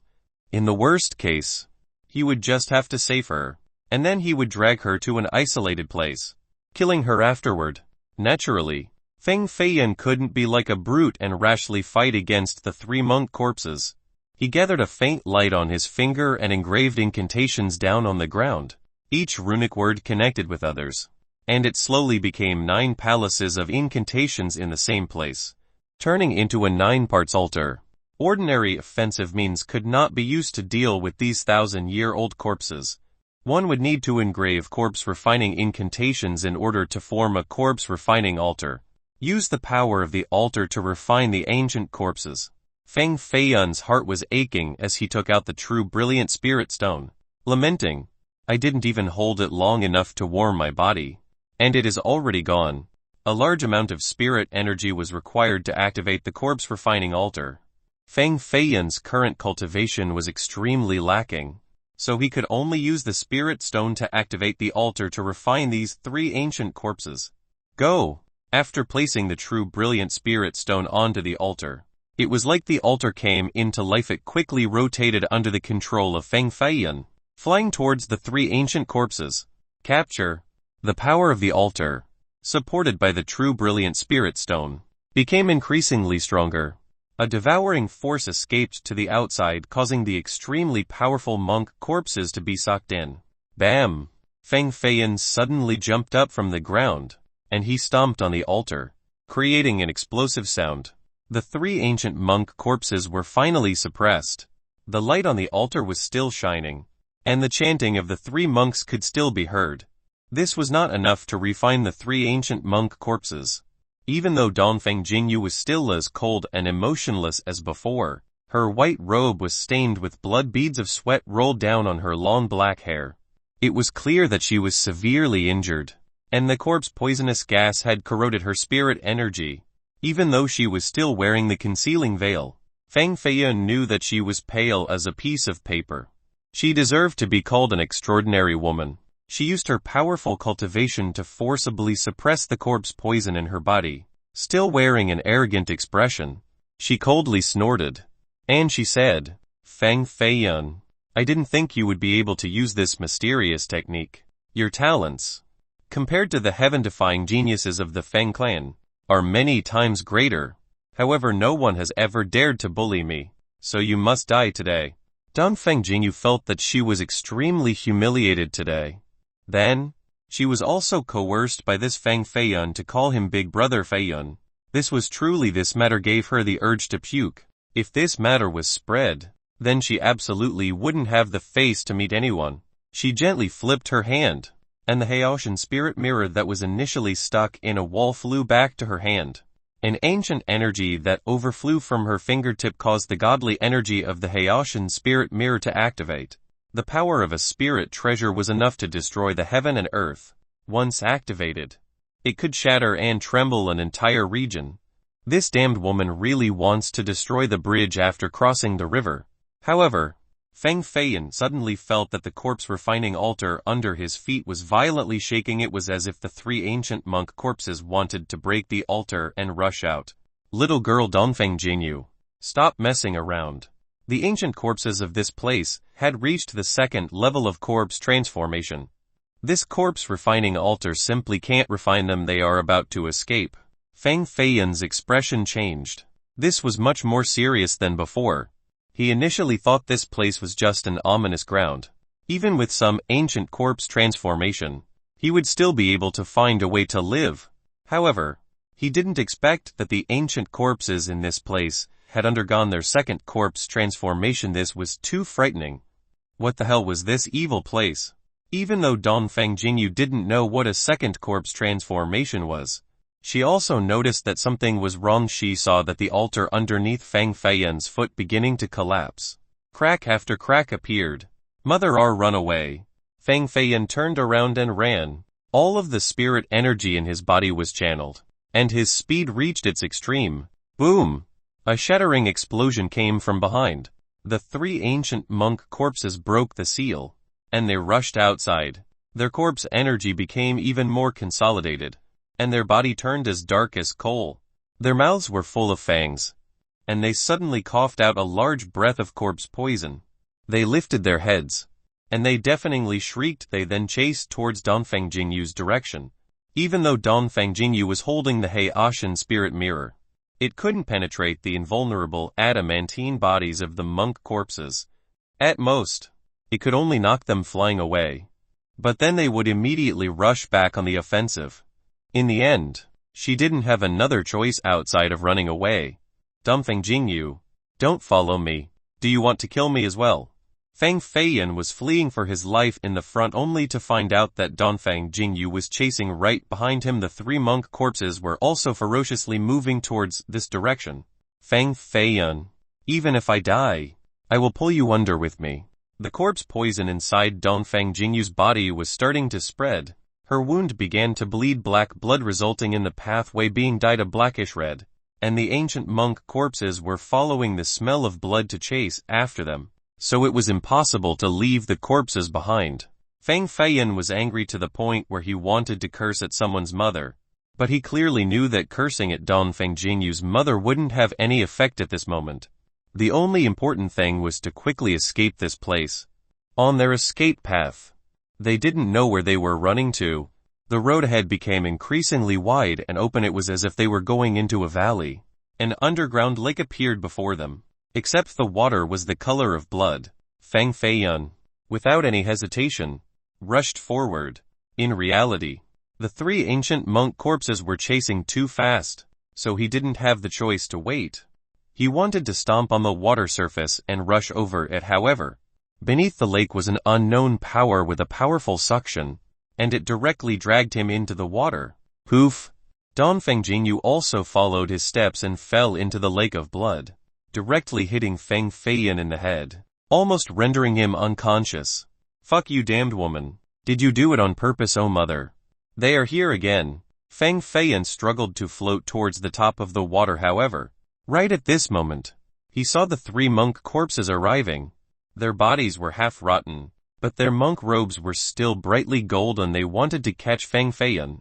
He quickly paddled in the water with his body leaning backward. One of his hands grabbed the sash of Dongfeng Jingyu, who was swimming behind him, and he suddenly pulled, wanting to borrow the momentum to retreat and escape the ancient monk corpses. However, he used too much strength. The white silk sash of Dongfeng Jingyu was pulled straight down, and her entire body was revealed. A large portion of her snow-white bosom was revealed, simply too alluring. It's over. Another great calamity was brought forth. This damned girl Dongfeng Jingyu was already a very narrow-minded and petty person. He simply forced her to call him Big Brother Feiyan. Yet she was already shouting about wanting to kill him. At this moment, he had pulled down her entire sash. It would be a miracle if she didn't lose her mind. Chapter 59. The appearance under the veil. The three ancient monk corpses seemed to fear the lake of blood, and they essentially didn't dare to step in the bloody water. They only waited on the shore, screeching while they spewed black corpse fog non-stop. Feng Feiyan and Dongfeng Jingyu quickly swam in the water. Their clothes were dyed red by the bloody water, and their hair was also full of bloody residue. Even their skin was covered by a layer of bloody mud. After making it to the shore, the two were out of breath, sitting on the ground. Their bodies were wet and without any strength. It was fortunate that the three ancient monk corpses did not come, otherwise they could only sit and wait for their death. Little girl Dongfeng Jingyu, how did you offend the three ancient monk corpses in the end? Why were they always chasing you down? Feng Feiyan had a difficult time breathing as he asked. Feng Feiyan was lying on the floor for a while, but he didn't hear an answer. Could it be that this girl had died? Feng Feiyan's hands struggled to support his body as he got up. He turned his head and saw that Dongfeng Jingyu was lying behind him with her eyes closed shut, motionless. It was like she was dead, because she was soaked in the blood water for so long. Her clothes were tightly attached to her body, revealing the curvaceous outlines of her body vividly and thoroughly. The white silk robe was also soaked with watery blood. The two twin peaks stood erect, perfectly round and fragrantly voluptuous, truly enough to fill one's grasp. Not a single trace of excess flesh could be found, and there was also the pair of slender and long legs. Feng Feiyan quickly turned his head away, afraid that if he kept on staring, then he would commit certain uncontrollable acts. This couldn't go any other way. For a woman like Dongfeng Jingyu, any man who saw her couldn't help but have the impulse to hug her in their arms. Plus, at this moment, she was lying down on the ground motionlessly, as if deliberately waiting for Feng Feiyan to make a move towards her. No wonder she didn't go crazy when I pulled off her sash. It seems like the corpse poison inside her body had already spread to the god base in her dantian. Because the sash of Dongfeng Jingyu was torn away by Feng Feiyan, her outer robe was loose, revealing her skin below her neck. One could faintly see her slightly purple doo-doo. It seemed to be sending an alluring fragrance. This was absolutely a woman that could bewilder someone to pay with his own life. She could make any man in the world forget his road home because of her. Feng Feiyan's gaze was directed towards her neck and chest, and his mind was filled with an internal struggle. At this moment, Feng Feiyan was considering one problem. Naturally, it was not to rush over and kiss her, and then force himself on her. It was to save her or to kill her. Dongfeng Jingyu's neck and chest both have wounds caused by the ancient corpses, and she was invaded by the corpse poison. The wounds were pitch black. When Feiyan used the heavenly phoenix gaze, he could see a faint black mist emitting from the wounds. They were slowly corroding her flesh. Without a doubt, if Feng Feiyan took action at this moment, he could easily kill her, then throw her corpse into the river of blood. Then, He would never need to worry about her killing him in the future, as well as the pressure from the Yin-Gu family. Even the Hayashan spirit mirror spirit treasure would be his. If this was the action, it would definitely be lucrative. Donfeng Jingyu, don't blame me for being too merciless. Just blame your bad luck in meeting I. Fang Feiyun. Today is the day where the sweet fragrance dissipates and the jade is destroyed. No poison. No great man. Fang Feiyun knew clearly that if he didn't kill her now, then, when she healed, she would definitely tear him into thousands of pieces. This was the best time to take action.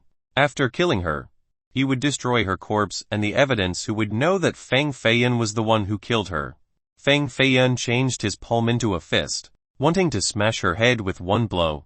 The fist's energy was fierce. It was still 3 zhang away, but it was enough to cause the stones around her body to shake. Whoosh!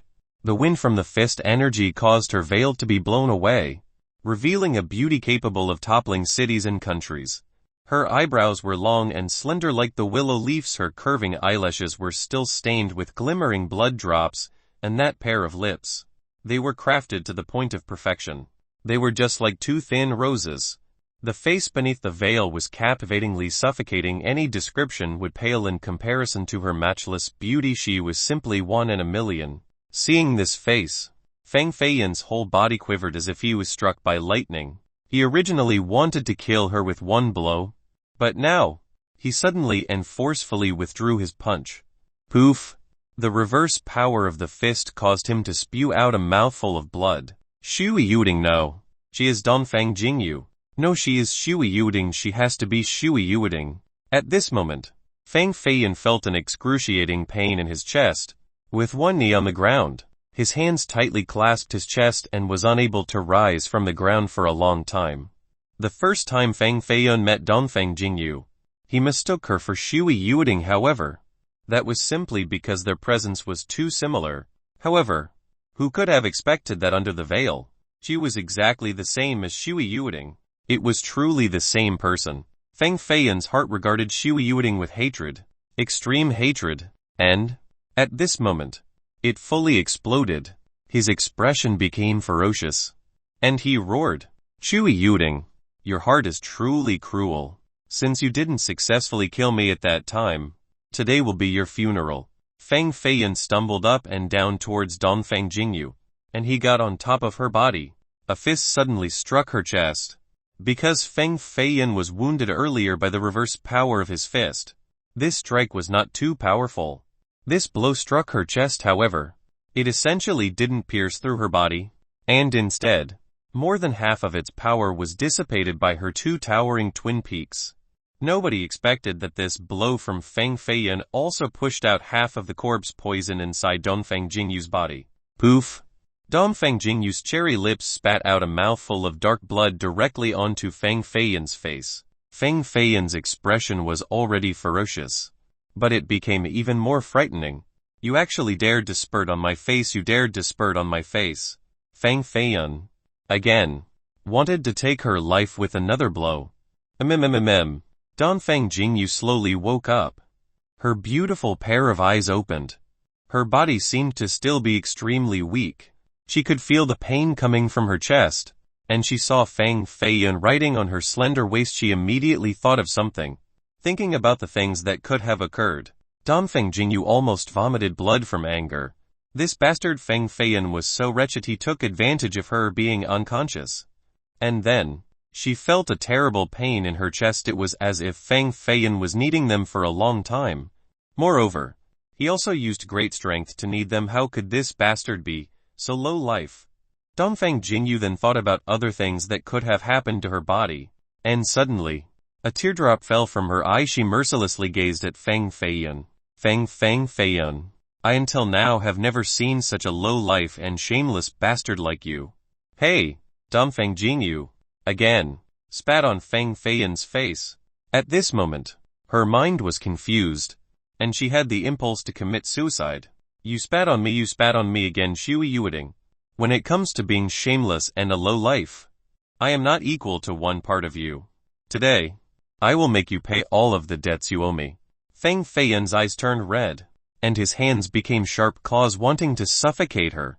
One couldn't blame Feng Feiyun for becoming so berserk. It was simply because his hatred towards Shui Yuding was too deep. In this world, only Shui Yuding could cause him to become so confused and distraught. Feng Feiyun, you committed outrageous deeds. Yet you still dare to blame me. You are essentially not worthy to be a man. Dongfeng Jingyu's anger was no less than Feng Feiyun's. Her pure holy body was ravaged by Feng Feiyun. Her not cursing was proof to see how trained she was. Not worthy of being a man, not worthy of being a man. You say I am not worthy of being a man. Ha ha ha, I am already a man. This is an indisputable fact. And it impossible to change. Ha ha ha. Feng Feiyun lifted his head, and he laughed. It was an extremely carefree and unrestrained laughter. The person he was referring to was naturally Shui Yuding and not Dongfeng Jingyu. However, after hearing this, Dongfeng Jingyu's expression became sickly pale. Her chest was angrily rising and falling, and she inadvertently vomited blood onto Feng Feiyun's face again. You actually. She initially thought that Feng Feiyun only touched her breasts, but she didn't expect Feng Feiyun to be such a beast, destroying her purity. Her mind went black, and she immediately passed out. After his laughter, he became calm again. He saw that he was riding on top of Dongfeng Jingyu's body. He noticed that her chest was bruised by his blow. Dongfeng Jingyu, it is over. Finished. I mistook her for the wrong person again. Hating women is not the style of Feng Feiyun. Even though he still hated Dongfeng Jingyu, he could still kill her with a direct blow instead of tormenting her like this. But this was not his style. Hitting a woman and killing a woman are two different concepts. No wonder she said I am not worthy to be a man when I was clouded by uncontrollable anger. I struck her chest. Fine. Even though Feng Feiyun, am not a virtuous gentleman, I am clear and open with my own morality. Today, I will save your life to make it up for that blow earlier. It was meant for Shui Yuding, but I wrongfully struck you instead. Of course, Feng Feiyun didn't know that by saving this one life, in the future, there would be even more trouble for him. Chapter 60 Underground Temple. Damned grandma, you should have died in my hands. I, Feng Feiyun, am feeling extremely charitable today, and I will save your life. In the future, if you keep on entangling with me, then I will definitely not show any mercy. Feng Feiyun grabbed the struggling hands of Dongfeng Jingyu, and he moved them behind her head. Then, he started to suck out the corpse poison from her smooth and delicate neck, and he spat out the pitch-black poisoned blood to the ground. Feng Feiyun, let me go. I don't want to be saved by you. If you dare to touch me again, I will risk my life against you. Dongfeng Jingyu gritted her teeth. The feeling of Feng Feiyun's lips creeping around her neck made her want to slap him, but at this moment, she didn't have any strength. She only could let Feng Feiyun's lips continue to kiss her jade-like neck. Yes. This was a kiss at the very least. She thought so. This made her want to vomit. Don't move. If I become infected by the corpse poison as well, then both of us will die in this place. Feng Feiyun's mouth had been covered by spirit energy, so he was not infected by the corpse poison. Feng Feiyun, once again, sat on her slender waist, and in one rip later, he tore off her doo-doo. He then buried his head in there, and he continued to suck out the poison. Slurp, slurp. The wound that was infested by corpse poison on her chest was even deeper and longer. If the poison wasn't sucked out quickly, then her chest would begin to rot all the way to her belly, resulting in death. However, at this moment, Dongfeng Jingyu would rather have her chest corroded to her stomach and die rather than have this low-life Feng Feiyun take advantage of her in this situation. At least, from her perspective, this Feng Feiyun was truly a beast out of all beasts. His mouth was even letting off slurping sounds. It was as if he was truly intoxicated by the act. Feng Feiyun, I'm telling you that from now on, I will not leave you alone. I will cut out your dirty eyes, cut off your lowly hands, and in your tongue it must be cut away as well. Dongfeng Jingyu didn't even have the strength to berate someone. Her forehead was filled with sweat, and she was breathing heavily. Her cheeks were blushed red. It was not certain that it was because the poison was being removed from her body. Her blood energy became stronger, or from embarrassment. Dongfeng Jingyu, who do you think you are? Feng Feiyun, could be considered a womanizer, but I will absolutely never consider you. Even if you were standing in front of me, completely naked, I would not touch you once. After Feng Feiyan spat out a mouthful of poisoned blood to the ground, he covered her chest again with her clothes. No longer riding her waist like a water serpent, he immediately stood up. His words were the truth. Even if Dongfeng Jingyu was naked to seduce him, he wouldn't be moved at all. He couldn't accept a woman who looked so similar to Shui Yueding. The only reason he saved her was because he wanted to make up for the guilt in his heart. The corpse poison was all sucked out of her body. Her eyes regained their color. And she some spirit, however, because she lost too much blood. Her body was still very weak. She coldly glared at Feng Feiyan, and then she took a spirit pill out of her chest, placing it in her mouth. She then assumed a meditation pose, and she began to recover her energy. It was clear that this spirit pill was not an ordinary one. Even though it was already swallowed, it was still emitting light, resulting in her body being enveloped by its brilliance. At the same time, the Haoshan spirit mirror also slowly floated upward to the top of her head, and it protected her with its mirror light. Of course, this was a precaution against Feng Feiyan. She did not trust this shameless beast. Feng Feiyan, wait until I recover 3 tiers of my strength. Then I will absolutely kill you in this place. Even though Dongfeng Jingyu was not a narrow-minded person, she was definitely a prideful woman. She absolutely would not allow the Feng Feiyan who had tainted her innocence to leave the mortal life cavern alive. This would be a scar for the rest of her life. Only by killing Feng Feiyan would she obtain a sense of solace. At this moment, Feng Feiyan naturally didn't know Dongfeng Jingyu's thoughts. He squatted on the ground, and he began to analyze the ancient corpse poison on the ground. The poison that could render a powerful person like Dongfeng Jingyu unconscious must be extremely powerful. If I collect this blood, then use it against elder-level characters, I could definitely turn them into a pool of pus and blood within 2 hours. Feng Feiyan took out the jade box that originally stored the true brilliant spirit stone, and he carefully packed the tainted blood inside. Having done all of this, Feng Feiyan was very tired. He also sat in a meditation pose to begin to recover his energy. On the other side of the river of blood, the shrill screeching of the 3 monk corpses continued. The mournful tone shook the river, causing ripples to form. Feng Feiyan and Dongfeng Jingyu were meditating next to the blood lake, and they closed their eyes to heal. The screeching had no effect on them. Behind them was a scene of black emptiness, and they essentially couldn't see what was there. There were faint sounds of footsteps, but no one ever walked out. In other words, it was not the footsteps of humans. The injury of Feng Feiyan was much lighter than Dongfeng Jingyu's, so his recovery was faster. He stared over at Dongfeng Jingyu, who was still healing, and he gazed at her magnificent face that was unmatched in this generation. This kind of beauty, with this kind of temperament, was enough to lure any man's heart. No wonder why she always has to wear the veil. This beauty does not belong to the moral world. If people with lower self-control were to see her, then they would lose their minds instantly. Such an alluring face can endlessly captivate others. She is not only beautiful, but she is also proud. With such a face that's capable of murdering people if she wasn't so petty, then Dongfeng Jingyu could be reckoned to be the first or second best woman of this generation.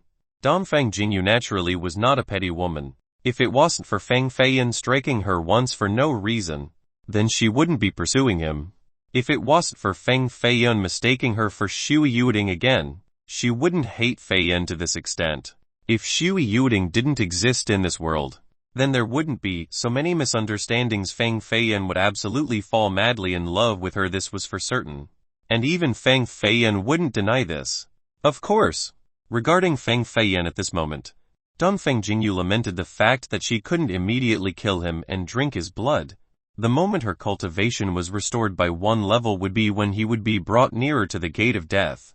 I gotta get out of this place before she wakes up. Feng Feiyan removed his gaze from her city-toppling beauty, stood up, and he started striding to the pitch-black space. There were still faint footsteps in his ears. In the beginning, Feng Feiyan thought that it was his own footsteps, but when he stopped, the footsteps were still ringing. It was as if there was someone wandering in the black curtain back and forth. In front of him was a never-disappearing darkness, and it was like there were layers of black mists covering his eyes. Who on earth are you? Come out. The immortal foundation within Feng Feiyan's Danshan exuded wave after wave of godly senses, and the energy in his entire body was channeled. He was ready to make a move at any time. Who are you? Come out. Who are you? Come out. Besides the echoes along with the footsteps in his ears, there was no one else appearing, pretending to be gods and devils. Show yourself. Two flames rose up in Feng Feiyan's pupils. The heavenly phoenix gaze burst out a shooting light towards the darkness. This scene caused him to frighteningly jump, and he couldn't help but take several steps back. This was an extremely shocking scene. In front of his eyes was an empty space with a ruined temple that was suspended in the air. It was unknown for how many years this temple had been abandoned, but the walls and the broken rooftops were covered with spider webs. This temple was extremely huge. There were Buddhist chambers, pagodas, and a courtyard planted with great towering trees, but because it had been buried for many years under the earth, the trees were already dead, bare, and austere. Of course, the thing that really frightened Feng Feiyan was not the ancient temple underground, but the monks walking back and forth inside the ancient temple. These monks had died for so many thousand years, but they were still holding their Buddhist beads. They seemed to be chanting, but there was no sound of chants. The ancient monk corpses inside this ancient temple numbered around 1,000. Each of them was enveloped in a thick muterous aura. They were definitely not any weaker than the 3 ancient monk corpses that were chasing Dongfeng Jingyu earlier. If these ancient monk corpses in this underground temple were to run rampant outside, then it would be an earth-shattering calamity. The entire Grand Southern Prefecture, or even the entire Jin dynasty, may no longer exist. It seems like they are imprisoned by something, and they simply couldn't escape from this broken temple. Feng Feiyan was slightly relieved. If these ancient monk corpses truly rushed outside, then there would absolutely be no one that could stop them. Feng Feiyan, you still dare to escape? I want to see where you will run to today. The voice of Dongfeng Jingyu rang about and became increasingly closer. She had chased to here and swore to not let this go without killing Feng Feiyan. Damned grandma, don't come over here. Do you want to die? Feng Feiyan was angered to the point where he started cursing. Dongfeng Jingyu naturally wouldn't believe his nonsense. So, after hearing his plead, she smiled instead. Today, even if you have wings, you wouldn't be able to fly away. Chapter 61 accidentally rushed into the temple. The outside of the Hayashin spirit mirror was covered with a layer of white light. This was its spirit awakening through a formation within the spirit treasure. This dazzling light radiating from the mirror was truly majestic. It carried the seal of an ancient beast's claw, and it ferociously attacked towards Feng Feiyan's direction. Rumor has it that there was a fierce beast sealed inside the Hayashin spirit mirror, even though only a claw was revealed. At this moment, however, it was enough to intimidate others. Whoosh! A destructive force came about, rattling Feng Feiyan until he couldn't stand still. He had to take 3 steps back to regain his balance. Even though Dongfeng Jinyu's cultivation suffered great loss, with the spirit treasure in her hand, her battle prowess was still formidable. If Feng Feiyan didn't have a spirit treasure ranked weapon, then he would definitely die under this blow without a trace of his remains. At this moment, Feng Feiyan was also hesitating. Without and only the infinite spirit ring could compete with the Hayashin spirit mirror. Both the spirit treasures were activated, and their spirits along with formations were both released to the outside. The infinite spirit ring flew out from his thumb, and it was in rapid rotation because the formation inside was activated. The ring became 10 times larger. Each ancient rune engraving began to move, accompanied by a black aura. The infinite spirit ring broke past the Hayashin spirit mirror's spirit circle, and they suddenly crashed into each other. Boom! The collision of the 2 spirit treasures was extremely shocking and radiated waves and waves of blinding brilliances. It caused the blood of Feng Feiyan and Dongfeng Jingyu to churn, almost having to vomit immortal blood. Someone like you also has a spirit treasure. Dongfeng Jingyu was not without astonishment. Don't make a move. This place is extremely dangerous. Feng Feiyan turned around, and he saw that the ancient monk corpses in the underground temple were aware of the changes. Their dead eyes were all staring towards this direction. Clearly, they were alarmed by the sound just now. Although Dongfeng Jingyu's cultivation was higher than Feng Feiyun, she didn't have the heavenly phoenix gaze spirit technique, thus she naturally couldn't see the changes in the shadows. She gravely said, "Even if you carry a spirit treasure, it absolutely cannot be compared to the Haoshan spirit mirror. We will fight again." With the mirror in her hand, she created a crescent moon. Her slender and graceful body flew upward, and she directly aimed straight for Feng Feiyun's head, intending to quell him. "It's over. It's finished. If I keep fighting with this crazy woman, it would definitely lead to monk corpses out here from the temple. Then there would truly be no escape." Even though there was something imprisoning the ancient monk corpses in the temple, they weren't completely without a way to escape. The 3 ancient monk corpses that were chasing Dongfeng Jingyu were the perfect proof of that. If the two kept on using the spirit treasures offensively, then surely it would cause the heavens to fall and the earth to crumble. A true calamity would arrive once the imprisonment of the temple was broken. Feng Feiyun had no choice, and he could only recall the infinite spirit ring. He used his bare hands to attack Dongfeng Jingyu. Capture. Feng Feiyun's body was like a swimming fish, shuttling between the gaps of the spirit energies, and he went in front of Dongfeng Jingyu, suddenly catching her waist. Even though Dongfeng Jingyu's face was still calm, her heart was lamenting the unfavorable situation. She knew that Feng Feiyun's tricks were truly shameless, and she thought that he would commit some low-life actions. She immediately channeled all of her spirit energy, just like a roaring river, and she used it to directly strike him. Boom! The power of the spirit energy was extremely powerful, like a mountain of kite traversing the sky, and she directly knocked Feng Feiyun away. The internal organs of Feng Feiyun were violently shaken, and he was extremely uncomfortable. However, he gritted his teeth and he didn't let go with his hands. He continued to hold her waist, causing her to fly alongside him as well. "Let go of your hands. I want." The two of them exchanged some moves in the air before they fell onto the ground. Boom! The two of them crashed into the ancient broken temple, into an empty dried well, causing the broken debris on the ground to turn into dust. Chilling bleak air permeated the temple along with black markings on the ground, like dried blood. Not good. This is big trouble now. Feng Feiyun crawled up from the ground, and he stared at the vicissitudes of the temple. In the far distances were Buddhist chambers. Inside were dusty Buddhist statues along with Buddhist lamps as well as the ferocious-looking monks. Fortunately, the two of them fell down in the most remote corner of the godly temple without any ancient monk corpses nearby. Otherwise, at this moment, they would have been nibbled away without a trace of bones left. Where is this place? A godly temple underground, the ominous mine. Dongfeng Jingyu also slowly crawled up from the ground. Even though the fall was not light, her presence was not affected. She was still ethereal and elegant, like a rose falling onto a wall. Of course, she also felt the danger and evil presence around, and she didn't make a move against Feng Feiyun, afraid of alarming the corpses' souls. When her gaze fell upon the rotted monks that were still walking normally in the distance, her eyes couldn't help but widen. No matter how unfazed she was in the past, she couldn't suppress the fear in her heart. A godly temple sank underground, and ancient monks were forever trapped inside. This is not the mortal life cavern. Why is it more like the ominous mine? Dongfeng Jingyu muttered to herself. Feng Feiyun spoke in a serious manner. Essentially, it is the same place. This is not a place to stay for long. If we can't leave within an hour, then the monks will notice our presence.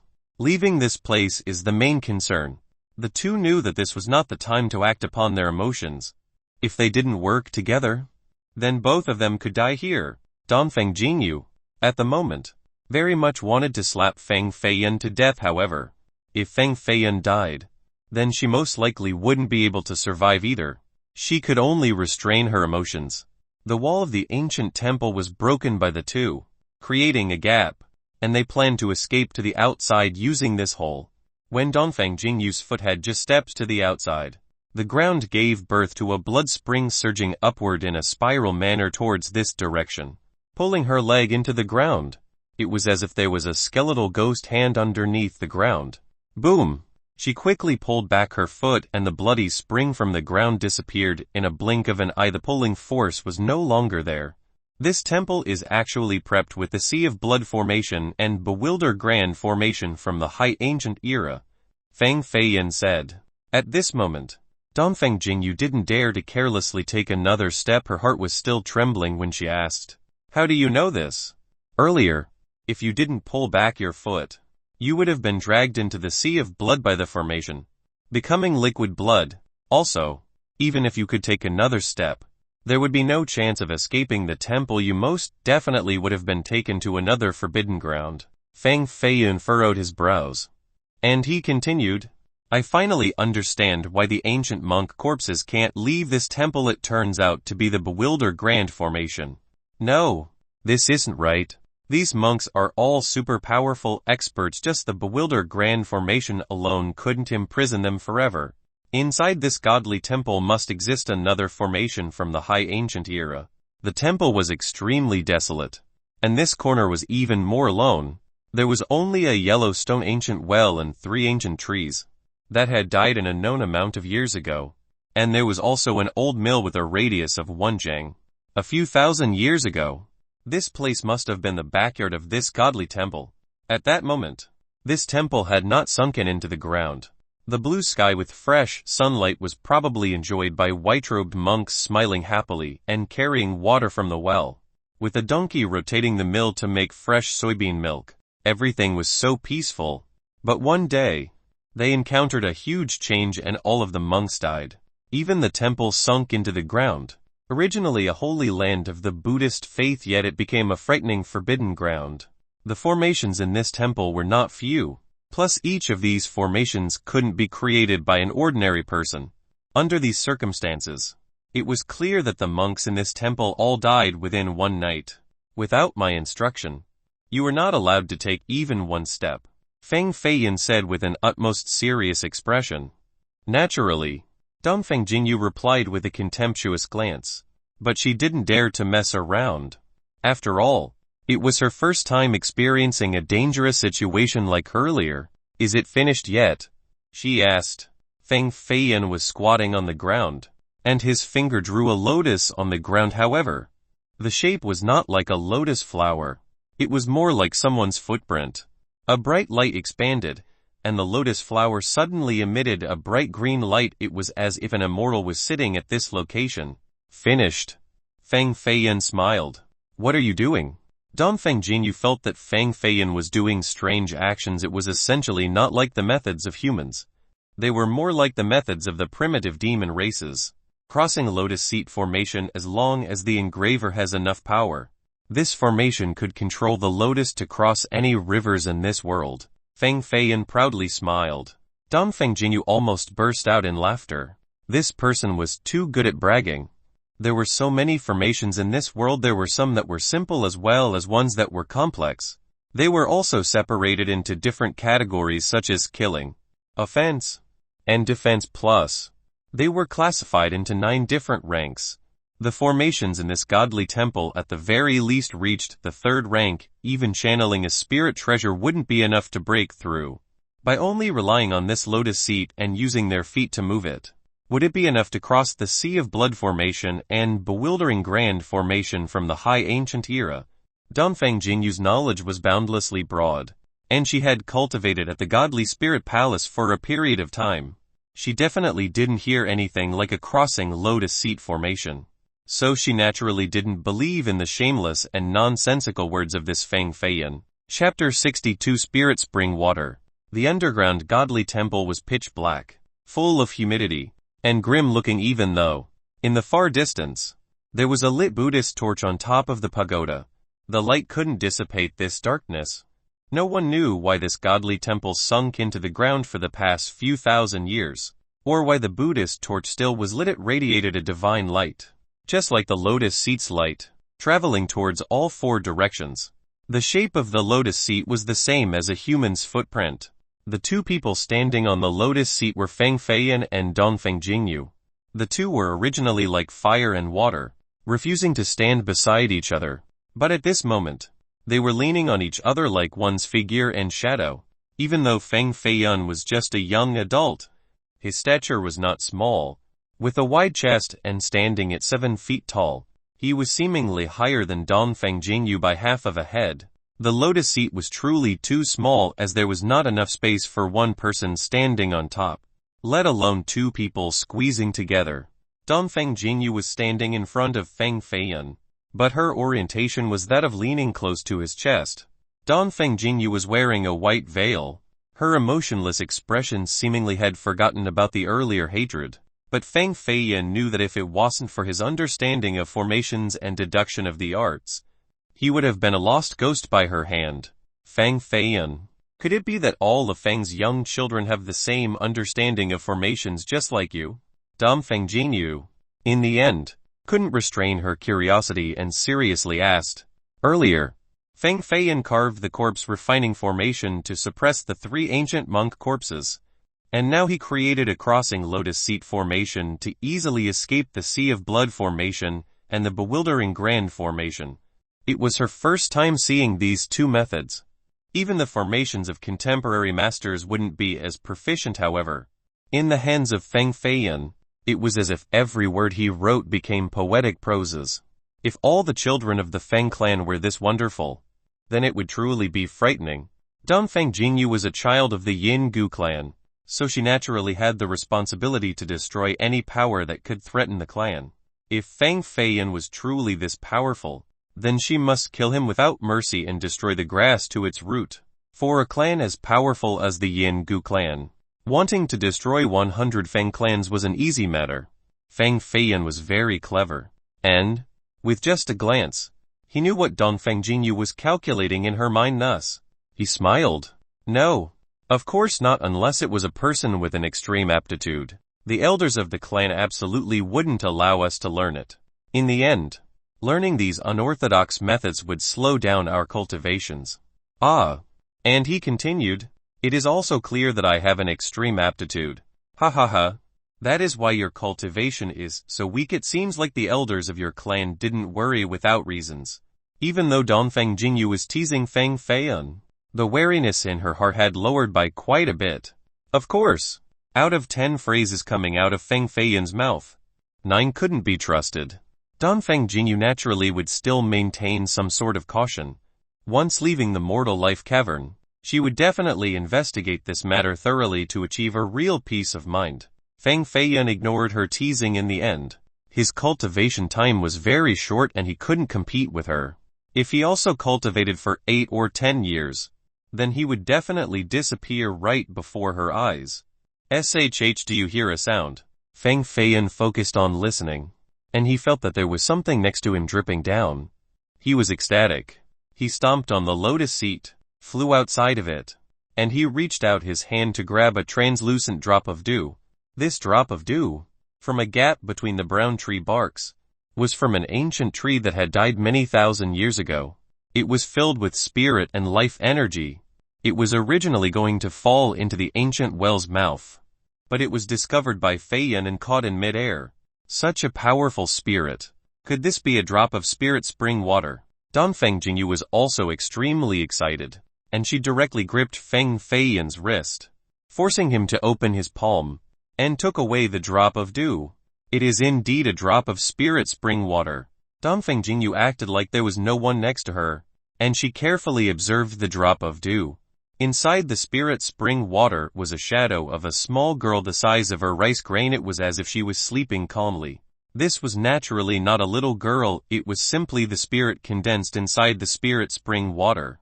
Feng Feiyun came to the mortal life cavern precisely to find spirit spring water to increase his cultivation.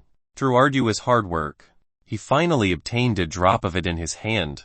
Yet it suddenly changed its owner. I can't imagine that a grand character from the renowned Yin Gu clan would commit such a robbery.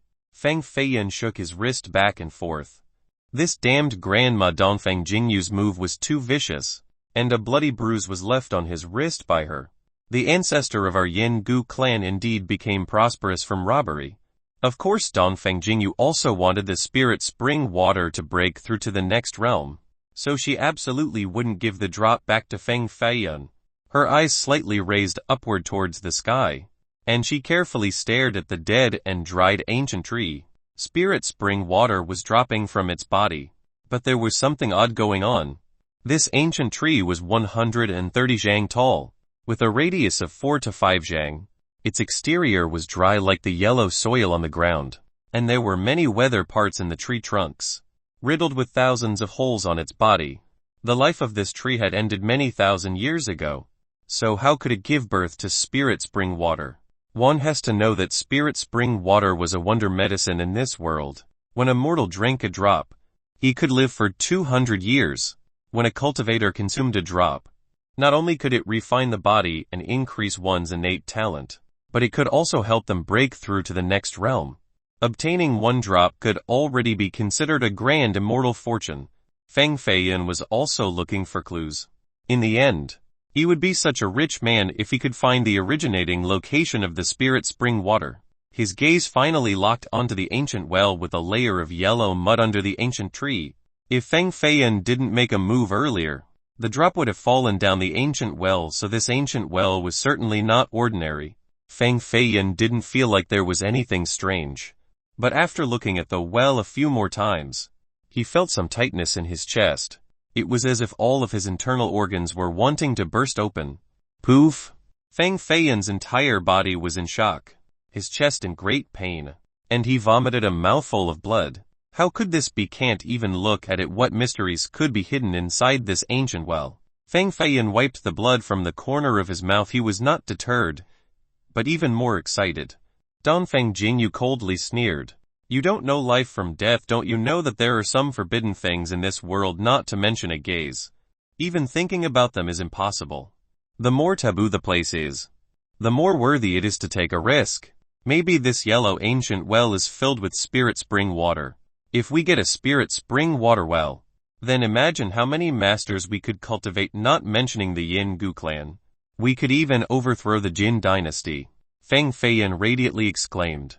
Dongfeng Jingyu quickly grabbed Feng Feiyan's neck, and she whispered, Do you not want to live any longer? The Jin Emperor's cultivation is mysteriously powerful.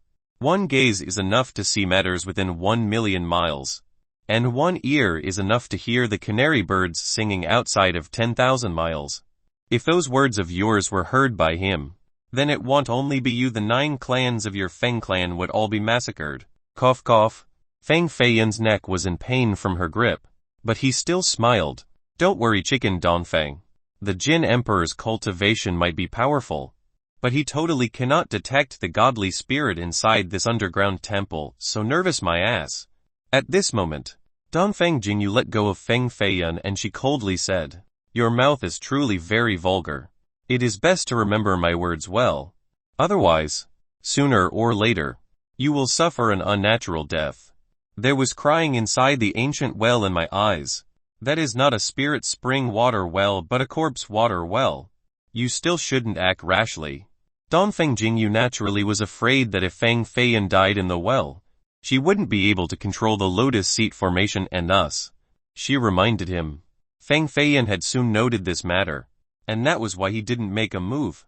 However, if it was only a strand of crying remnants, giving up the spirit spring water well would make him feel very hesitant. Just then, from the darkness came many heavy footsteps. Third uncle. What the hell is this place causing 12 out of our 15 protectors to die? Will we die in this place as well? The voice of a middle-aged man appeared. Shut up. As long as we don't meet those ancient monk corpses again, we will definitely escape this godly temple. An older voice sounded, but it was not filled with much confidence. The middle-aged man said, When 7th uncle was bitten to death, 6th uncle was decapitated, and even Feng Xiaolan was dragged into the Buddhist hall. Only his white bones were thrown out. Then there was also the 15 protectors came into the Moral Life Cavern in order to chase down Du Xiaogao, and they also mistakenly went into this temple. However, their luck was not as good as Feng Feiyan, and they went into the main entrance of the temple. 8 of them were ripped into pieces by the monk corpses. The other remaining 7 hid in the temple, and they met all types of ghostly creatures. In the end, only 3 were left, and all of them were heavily wounded. They fled toward Feiyan's direction. Third uncle. There are people ahead, the middle-aged man excitedly exclaimed. The three of them quickened their pace and ran towards Feng Fei, and it was as if they had seized the last path of survival. Feng Fei carefully gazed at the old man leading the way. He was a bit surprised the heavy armor on this old man was taken off, and he was only wearing a Feng clan robe. The white robe was embroidered with an ancient pine and inscribed with 3 black words Feng Jizi. Feng Jizi was the name of this old man. After seeing this name, Feng Fei suddenly froze. Wasn't his grandpa's name Feng Jizi? Of course Feng Fei was able to recognize his grandpa. After all, when he was a child, he had met him a few times. Even though the body armor was taken off, the steel helmet on his body was not removed, it still covered half of his face. Without a careful look, he naturally couldn't recognize him. Feng Fei was alarmed by this. Feng Jizi had never been so tattered before. What terrible things did they meet in the end? An expert from the Yingu clan. We are saved this time. The middle-aged man recognized the iron token on Dongfeng Jingyu's waist, and he spoke with great admiration. Expert from the Yingu clan. Of course Feng Jizi knew just how powerful the Yingu clan was. Definitely more than the other two. In front of the Yingu clan, he couldn't act rashly. This matter had been told to him earlier by the Feng patriarch. This girl was able to carry the white jade iron token of the Yingu clan, so she was definitely a descendant. He couldn't be late on the courteous formality. He had to bow down. Otherwise, it would be disrespectful. Chapter 63. Person coming out of the ancient well. Dragon Lake spanning 3,000 miles. White jade represents the Yingu. The iron order on Dongfeng Jingyu's waist was made from refined royal jade and carved into a silver hook, proving her noble identity. As long as she carried this order around Violet Firmament Ancient City, all cultivators would have to kneel down to greet her. Even the heaven-defying geniuses of the big families or elders and protectors were no exceptions. This was the power of the Yingu clan, one of the 4 grand families of the Jin dynasty. In their eyes, a big clan like the Feng clan could only be considered a local lord. Although Feng Jizi's age had exceeded 60, because he practiced a particular cultivation method, he seemed younger than other practitioners at the same age, who had white hair and a face covered with ravines. However, his body appeared to be very strong, just like a young military general. Feng Fei, seeing his grandpa limping over, initially made him want to help the old man. But at this moment, there were also 2 other middle-aged men with him. They were both half kneeling on the ground. Boom! All 3 of them were kneeling on one knee and they respectfully clapped their hands together. The 3 protectors of the Feng clan respectfully greet grand character from the Yingu clan. We beseech you to help us escape from this place. The 3 were all seniors from the Feng clan, but at this moment, they were half kneeling before Dongfeng Jinyu with a very reverent expression. Feng Fei wanted to help Feng Jizi, but seeing his grandpa kneeling, if he walked forward, wouldn't it be Feng Jizi kneeling right in front of him? This lack of filial piety, Feng Fei naturally couldn't do. Dongfeng Jinyu was already deeply wounded, so she essentially didn't care for this sort of thing. But after hearing that these 3 were seniors from the Feng clan, she suddenly became interested. These are the Feng elders. Ah, interesting. Very interesting. Ha ha ha. Dongfeng Jinyu, you dare to accept their reverence? Are you not afraid of shortening your lifespan? Hurry up and tell the 3 seniors to stand up. Feng Fei gravely said. Dongfeng Jinyu smilingly replied. They are just some small characters from the Feng clan. Why would I not dare to accept? Her mind was very meticulous and saw Feng Fei's strange expression. So she said, Feng Fei, why are you so worked up? Maybe.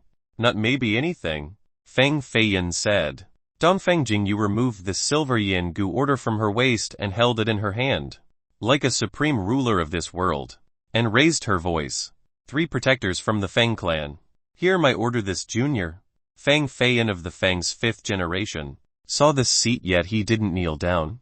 What offense is this? Feng Fei didn't expect this damned grandma Dongfeng Jinyu to resort to this method. If these were different seniors from the Feng clan, then he definitely wouldn't care. But this time, one of the 3 was his grandpa.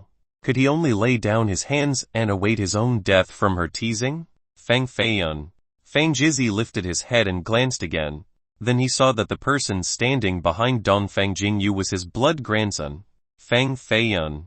Not mentioning the crimes this little bastard committed at Spirit State City with the power of the Feng clan, they could completely take care of it. But today, if he offended a grand character from the Yin Gu clan, if this wasn't taken care of in a satisfactory manner, then the whole Feng clan could be negatively impacted. Evil creature, hurry and kneel down and pay your respects to the grand character of the Yin Gu clan, Feng Jizi loudly yelled with an expression filled with anger. On the other hand, the other two protectors were two extremely powerful experts of the Feng's fourth generation. They were also uncles of Feng Feiyun. At this time, they were also quite frightened. If the grand character of the Yin Gu clan, because of Feng Feiyun, would also punish the clan, then the consequences would be disastrous. If they didn't tread carefully, they risked the calamity of a clan's annihilation. Feng Feiyun naturally wouldn't kneel down, and he said, "Grandpa, stand up. The Yin Gu clan isn't anything special. I only kneel down to the heavens and to elders. I will never kneel in front of a woman. Disgraceful." Feng Jizi withdrew his gaze and turned to Dongfeng Jingyu with a bow. Then he quickly said, "Respectable fairy, my grandson does not know how to speak. I humbly ask you to let it go, and don't be angry with him. Today, hand him over to me. I will definitely punish him heavily. If he didn't lose a layer of skin, then his legs would be broken into 3 pieces. Today, I will definitely perform a grand gesture to you and make him kneel down in front and accept his faults." Even though Feng Jizi was speaking very ruthlessly, he only wanted to keep Feng Feiyun's life. If he had to hand Feng Feiyun over to the Yin Gu clan, then his death would be without a doubt. Flesh and blood's love was thicker than water. "Grandson?" Dongfeng Jingyu asked. "Correct. This evil creature is the grandson of this old man. This old man has 3 sons, but only 1 grandson. I beg immortal fairy to spare him his life," Feng Jizi said. After hearing these words, Dongfeng Jingyu was ecstatic. She was heavily wounded and at the moment, she had no way of suppressing Feng Feiyun. She didn't expect the heaven to help her by bringing Feng Feiyun's grandpa in front of her. "Feng Feiyun, I want to see whether you will behave and listen or not." Dongfeng Jingyu gestured her hands behind her back and stared at the surroundings, giving off an aura of a peerless expert. Then she calmly said, "Since the beginning of time, the wise teachings of the Jin dynasty placed filial piety in first place, royalty to the emperor second, teachers and students were next, and then the Tao of husbands and wives was last." Feng Feiyun, you wouldn't even listen to your grandfather's words. Truly an unfilial grandson. I was going to spare your life, but an unfilial person like you, how would you have the face to continue living in this world? Of course. Feng Feiyun clearly knew that Dongfeng Jingyu didn't really want him to die, at least not before escaping this godly temple. These words were only for Feng Jizi's ears. "Dongfeng Jingyu, if you don't stop, then do you think I wouldn't tell everyone the matter of when you were corpse poisoned? If this matter got out, then it would definitely be more interesting compared to killing an unknown nobody such as myself." Feng Feiyun whispered next to her ear. The warm comforting breath caused her ear to gently shiver. Hearing Feng Feiyun's threat, Dongfeng Jingyu's expression soured and her slender jade fingers tightly clenched. Her killing intent ran strong. Feng Feiyun was aware that she definitely wouldn't make a move, so he smiled and said, "Grandpa, and also uncles, all of you stand up. We are all part of one clan." Jingjing was spoiled when she was younger, so she is very naughty, truly disobedient. Earlier, she only wanted to tease the 3 seniors a little bit. How could she actually let her future grandpa kneel down like this? Hearing Feng Feiyun call her Jingjing, Dongfeng Jingyu started shivering from anger. Feng Jizi and the others didn't know heads from tails what was actually happening here. Feng Feiyun raised his voice, that carried a hint of menace, and told Dongfeng Jingyu, "Jingjing, hurry and tell the 3 seniors to get up." Dongfeng Jingyu's 5 fingers were clenched even tighter, and even her teeth were grinding from anger. However, in the end, she couldn't do anything except to compromise due to Feng Feiyun's threat, and she said, "The 3 seniors, please stand up." Earlier, it was truly just a little joke. At this moment, The three finally stood up and anxiously stared at Dongfeng Jingyu and Feng Feiyan. They finally discovered some subtle things in this moment. The grand character of the Yingu clan was nested in Feng Feiyan's chest. It was easy to tell that their relationship was very close. Could it be that this little brat, Feng Feiyan, was favored by the grand character of the Yingu clan? Feng Zhizi's heart was ecstatic. If this was the truth, then Feng Feiyan's future would be incalculable, and even the Feng clan would gain boundless benefits from this. What is the name of a mortal fairy? Even though Feng Zhizi felt that Dongfeng Jingyu's status in the Yingu clan was very high, he still wanted to find out the exact position. So he asked for her name. Dongfeng Jingyu. Dongfeng Jingyu mockingly said, aiming at Feng Feiyan. After hearing this name, Feng Zhizi's group was shocked and glanced at each other.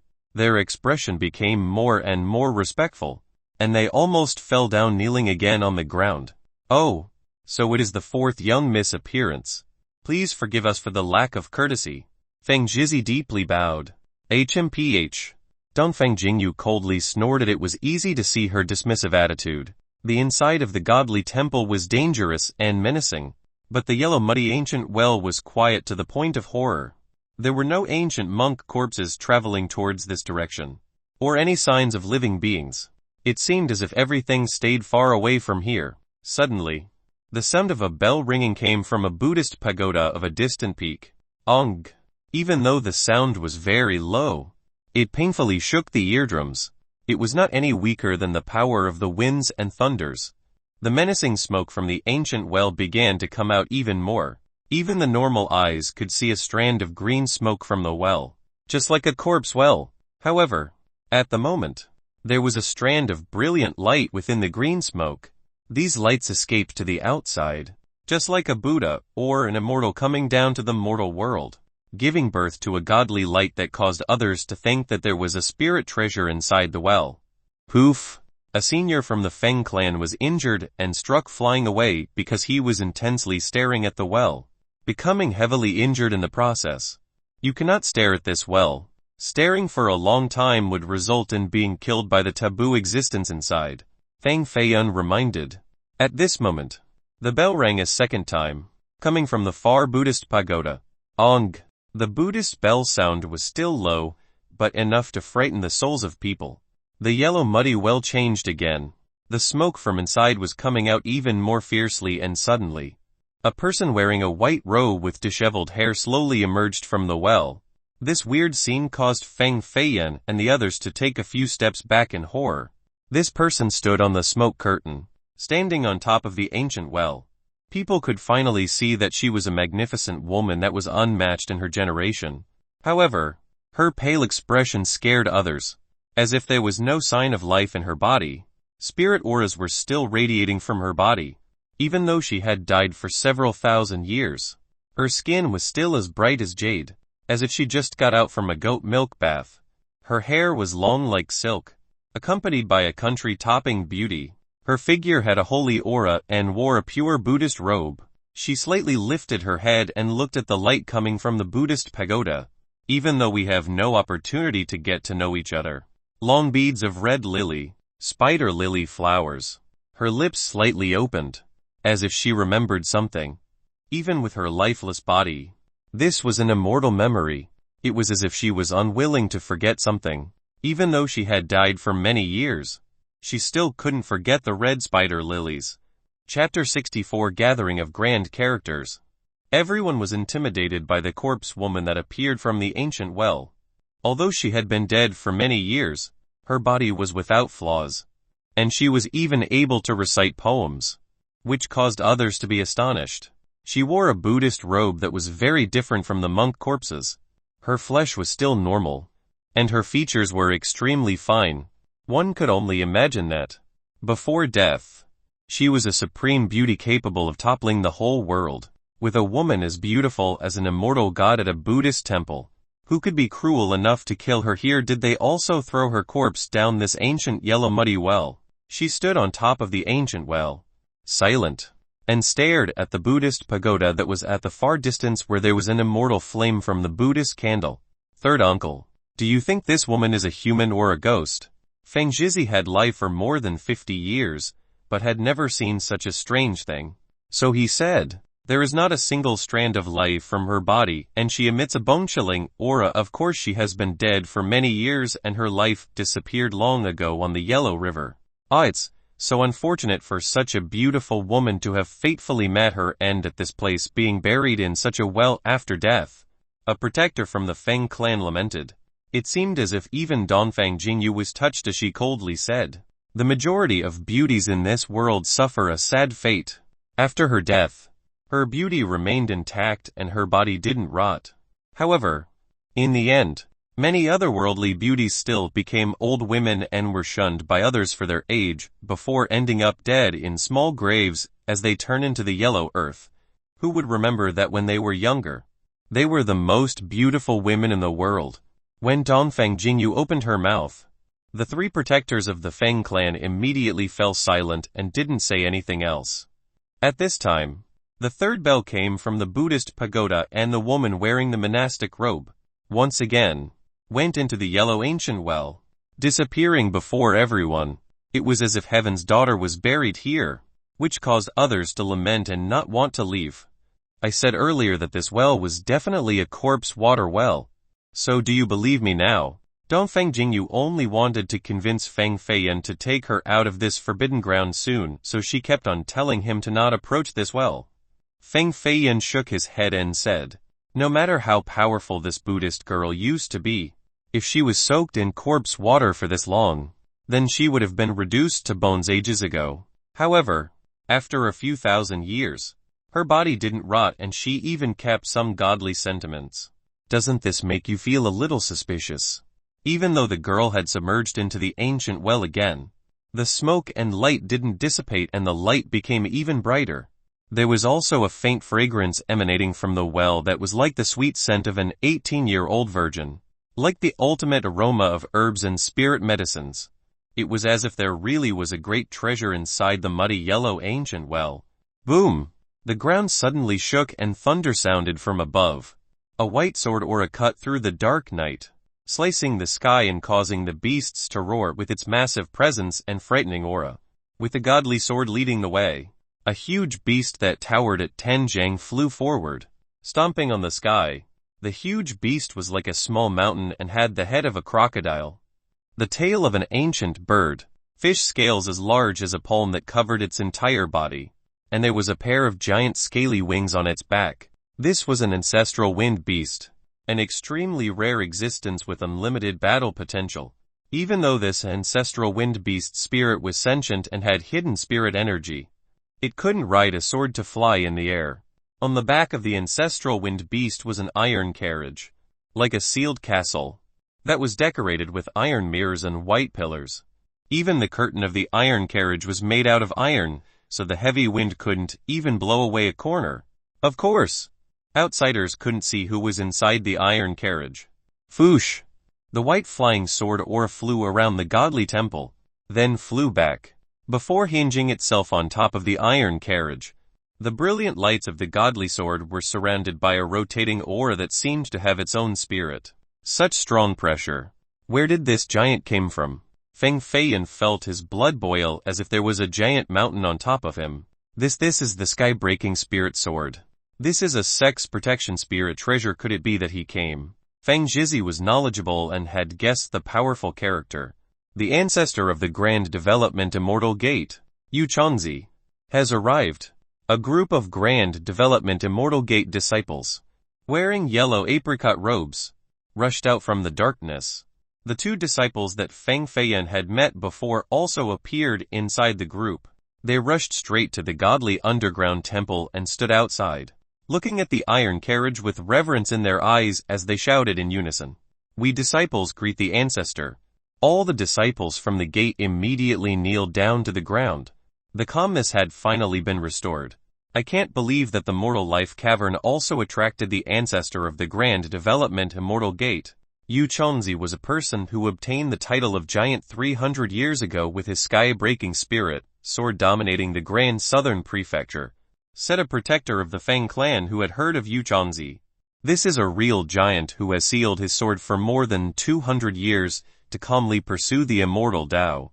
It seems like he must be aware of some secrets regarding this godly temple, as he couldn't wait until his isolated cultivation ended, and rushed here. Even the arrogant Dongfang Jingyu stood silently. In the end, a giant powerhouse like Yu Chongzi would always garner respect no matter where he went. Boom! A flame from the west burned out the pitch-black night. Wave after wave of fire encompassed the 9 floors pavilion with enough power to render an ancient castle into ashes.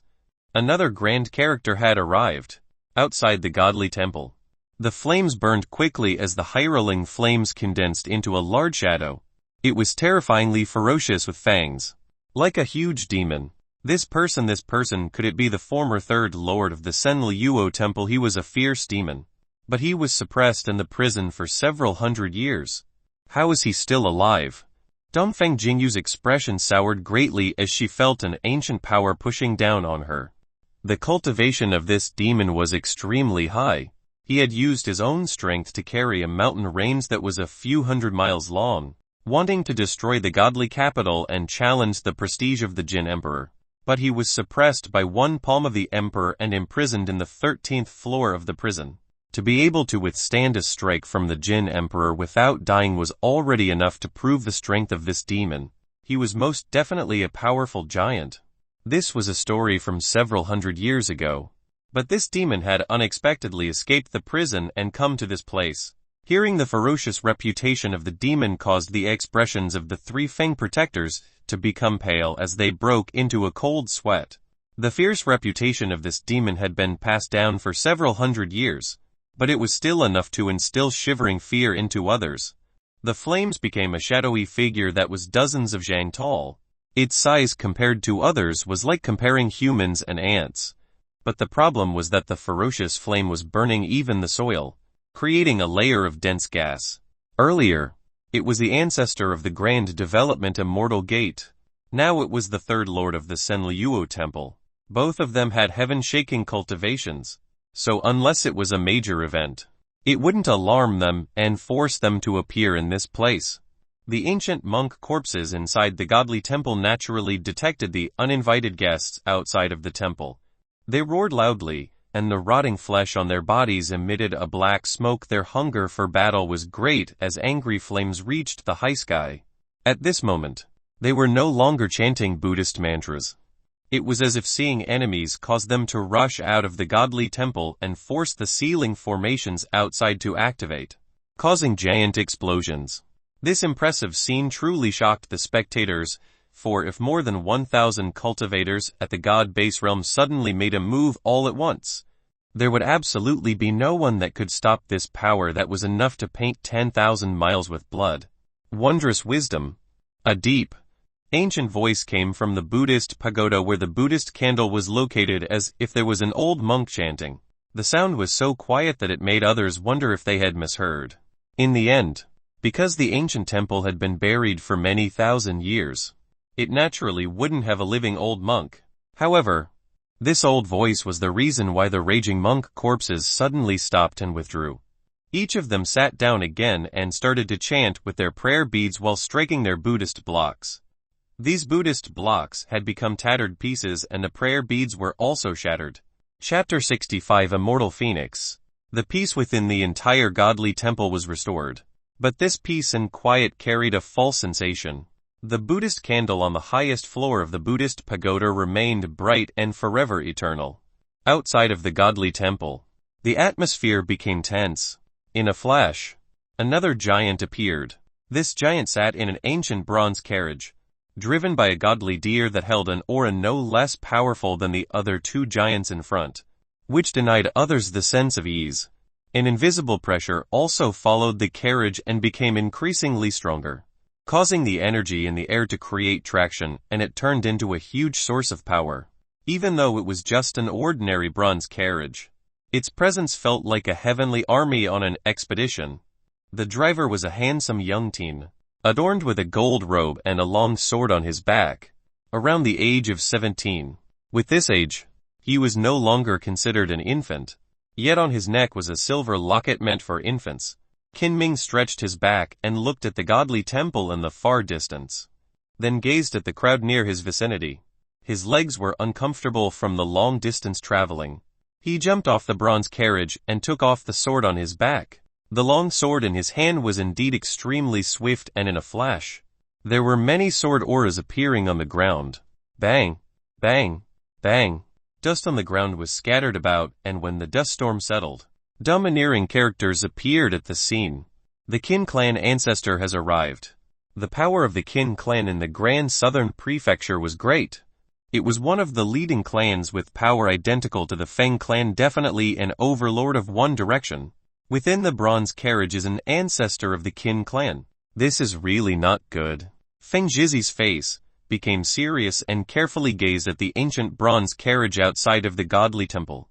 Feng Feiyan didn't understand and asked, "Why is it not good?"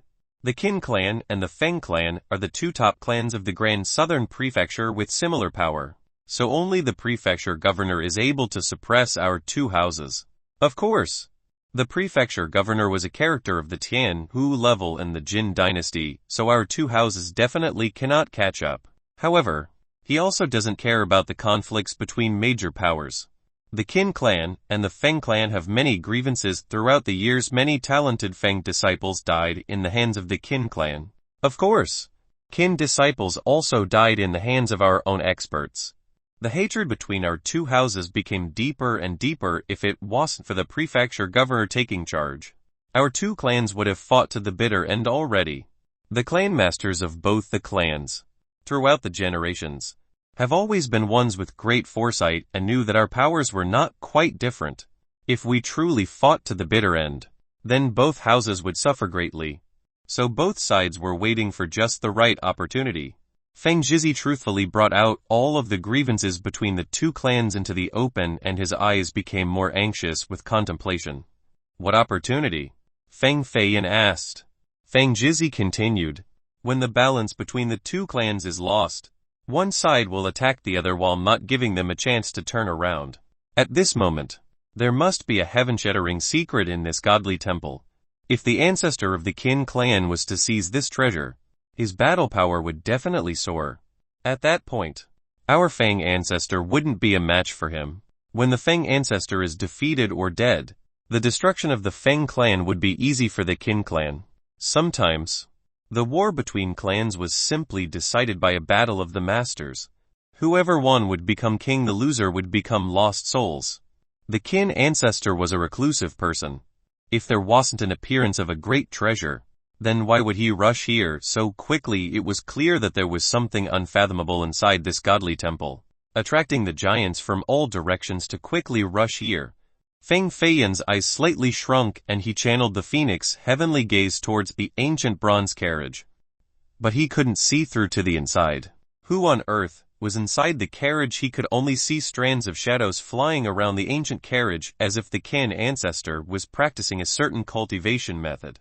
A junior from some little hole dares to peek at our houses. Ancestor, your one glance, I will pay you back with one as well. Qin Ming felt the gaze of Feng Feiyan and his eyes also focused, then turned into a tiny needle. Whoosh! A sword energy around the size of an ox hair flew out from his pupil. The reaction of this person was extremely fast and he had a high awareness worthy of being a young genius. Also, his sword gaze was even faster compared to the dual gaze technique of Feng Jiangsu, rendering others unable to escape. Immortal Phoenix Physique. Feng Feiyan naturally couldn't escape this sword, but he channeled his Immortal Phoenix Physique and the blood in his body quickly channeled, allowing this sword aura to pierce through the middle of his eyebrows. Foosh! The tiny sword energy was extremely sharp and in a flash, it penetrated Feng Feiyan's forehead. The sword energy invading the body was extremely painful, but once it came into contact with Feng Feiyan's channeled blood, this invincible sword energy began to dissipate, just like ice meeting boiling water. Of course, this was because this sword gaze energy of Qin Ming was far too small. This was why Feng Feiyan was able to use his boiling blood to melt it so quickly. If this was the dual gaze fragmenting moon sword from Feng Jiangsu, even if the power wasn't as focused as this sword energy, Feng Feiyan absolutely wouldn't meet it with his body doing so would be akin to seeking death. After Qin Ming saw that his sword energy had pierced through Feng Feiyan's forehead, he mockingly smirked and said, can't even block one blow. Even though Feng Jizi and the other two protectors of the Feng clan were standing very close to Feng Feiyan, they were too slow to react. When they tried to stop the sword energy, it had already pierced through Feng Feiyan's forehead. Feng Jizi's heart was filled with anxiety. His old gaze became crimson. He actually had to watch his only grandson die in front of him. Dongfeng Jingyu, standing in front of Feng Feiyan, saw with her own eyes the sword energy piercing his forehead and even heard the sound of flesh being cut through. There was a red dot of blood on Feng Feiyan's forehead. His eyes were dull and he remained motionless as if he was dead. Feng Feiyan, I tried to kill you twice yet you still survived. How could you die at the hands of an outsider? Dongfeng Jingyu suddenly punched Feng Feiyan's chest. Once Feng Feiyan was dead, there would be no one able to control the lotus seat, so escaping the godly temple would be very difficult. As a result, she was naturally angry. Ouch, not so hard. All of my bones feel like they are almost breaking. Feng Feiyan covered his chest and kept on coughing. Dongfeng Jingyu's tender body shuddered. And naturally, she was scared out of her mind by Feng Feiyan. This little brat still wasn't dead. How could this be? He was pierced by a sword through the forehead. How could he still survive? Not only was Dongfeng Jingyu in a daze, but Feng Jizi was also shocked and unable to react. It was as if he was a stone statue. Clank clang. In the far distance, the sword in Qin Ming's hand suddenly fell to the ground. Even the three characters of the giant rank wanted to rush over.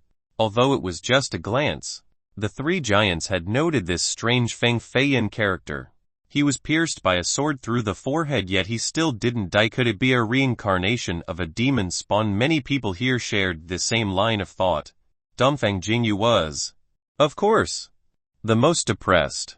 She began to doubt with her own ability. Would she be able to kill this shameless man in the future?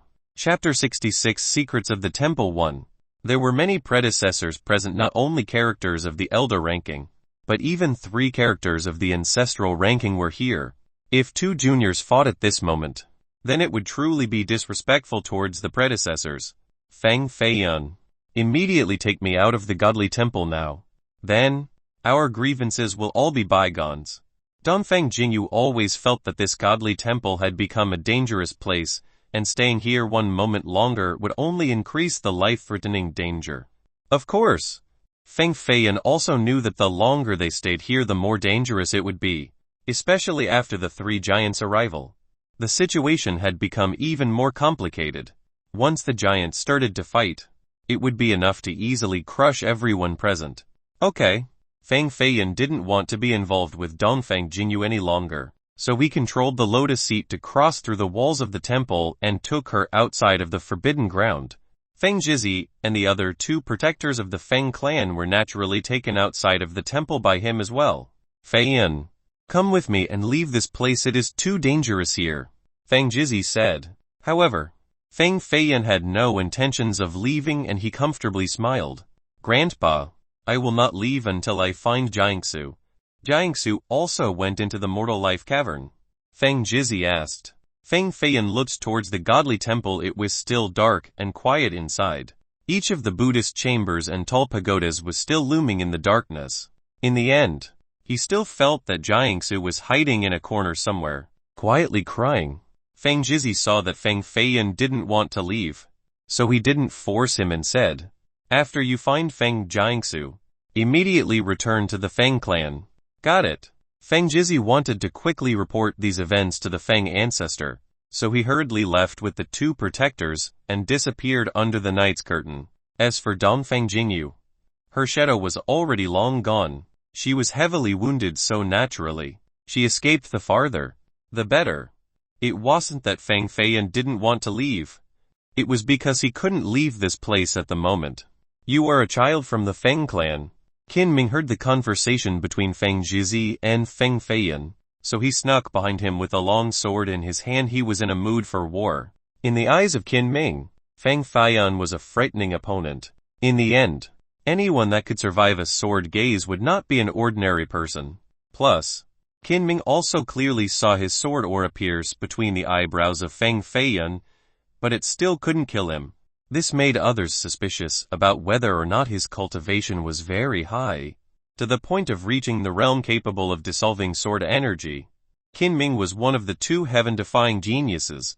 He was only 17 but was already approaching intermediate god base. As he was capable of slaying an external elder of the Fang clan, there were few in the younger generation that could compete with him. Fang Feiyan glared at him and smiled. I am called Fang Feiyan. You tell me whether I am a child of the Fang clan or not. Fang Feiyan. It seems like you are also a heaven-defying talent. Qin Ming gently laughed and then became solemn as he said, Do you dare to fight against me once? Why would I not dare? Fang Feiyan crossed his arms in front of his chest with a confident look. But, we need to change the location. Where? Inside the godly temple. Fang Feiyan pointed towards the godly temple that was broken and run down. He then immediately turned into a blur and, without any hesitation, flew straight into the depths of the temple. Once he jumped over the wall of the godly temple, a lotus seat appeared below his feet. Riding the lotus seat, he used the formation to go inside the temple. Qin Ming didn't expect Fang Feiyan to be so courageous. Even the three giants didn't dare to carelessly intrude into the temple. Yet he just rushed straight in. Could it be that this little brat wasn't afraid of death? Qin Ming hesitated outside the temple for a long time and in the end, he didn't dare to go inside as he said, Fang Feiyan, you win. The dreary temple was filled with a murderous atmosphere. No one dared to rush in. Everyone was waiting for someone else to make a move first and take advantage of the confusion. However, after the three giants saw Fang Feiyan rush in, they became impatient. At this moment, there were many cultivators from the Grand Development Immortal Gate who went into action. 3 characters of the elder rank flew out. They were riding 3 ancient beasts as they wore talismans and carried spears as thick as an arm. The 3 of them attacking together caused the wall of the godly temple to be ripped open and the tile stones became a dense cloud of dust. Boom!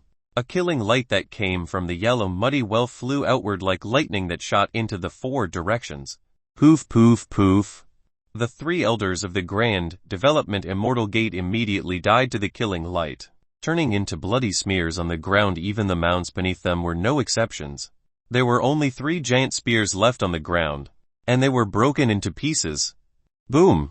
The ancestral winged beast, towering at a dozen jang, carried the iron carriage and flew towards the godly temple. The monstrous atmosphere that radiated from the iron carriage caused the disciples of the Grand Development Immortal Gate to retreat backward. This was because they knew their ancestor wanted to make a move. Destroy this yellow ancient well even though it is far away from the godly temple. It is a life-controlling point. There must be a great mystery inside. Maybe all of the secrets of the godly temple would be inside this ancient well. Once the ancestor makes a move, then naturally, there will be no mistakes. The ancestor inside the iron carriage didn't appear, but the sky-breaking spirit sword flew up into the air and carried with it a thunderous momentum. Then it flew directly towards the yellow muddy well.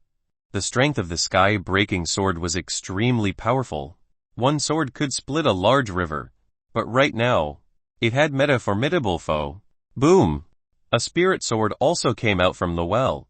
It was formed by the condensation of water vapor, but its power was able to compete against the sky-breaking sword.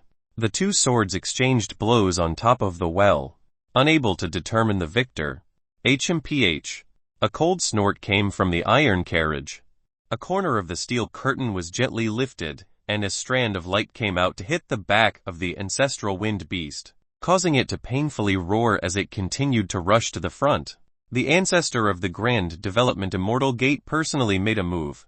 The corner of the iron carriage's steel curtain was lifted, and only a breeze flew out. Others definitely couldn't see his shadow until he was already standing on top of the yellow muddy ancient well. He gathered a thunderous light into his palm and smashed it into the well. Boom! The entire surface of the ground began to shake. There was debris falling from above, resulting in disciples with lower cultivations being buried alive underground. The 3rd Lord of the Senliuo Temple also took action. The cultivation of this fierce demon was no less than the ancestor of the Grand Development Immortal Gate. His body, at 100 jang tall with crackling flames surging about, thunderously resounded in a whole corner of the sky. Boom boom!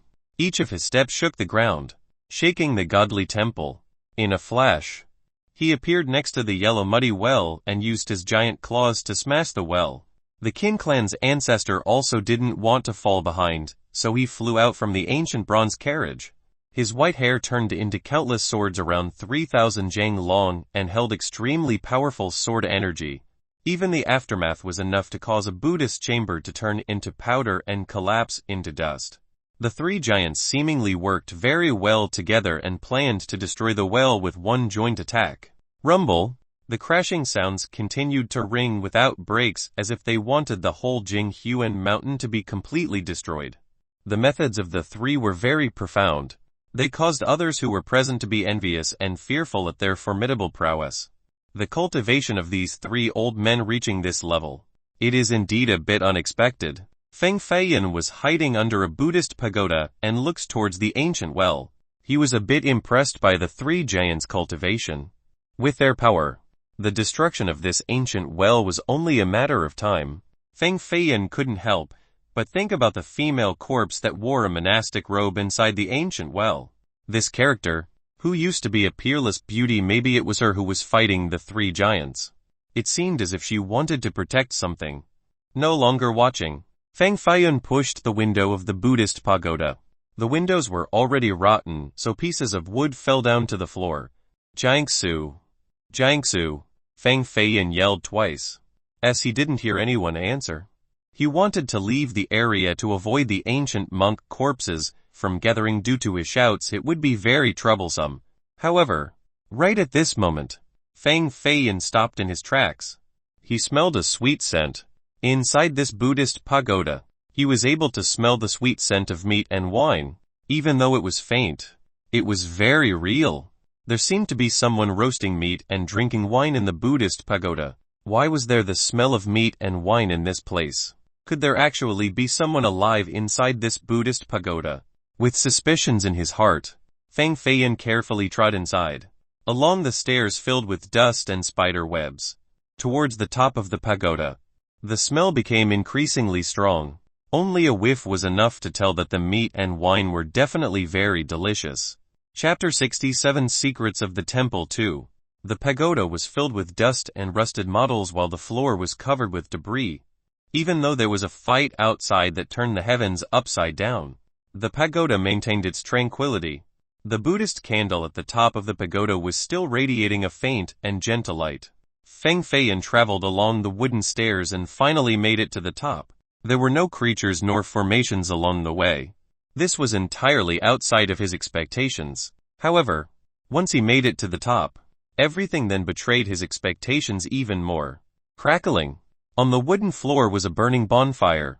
On top of the fire was an iron staff with a giant scorpion. It was around the size of a human head. The scorpion was already burnt brown with white smoke and issued a meaty scent. Roasting the scorpion was a monk around 8 feet tall with a muscular body and huge chains over his body.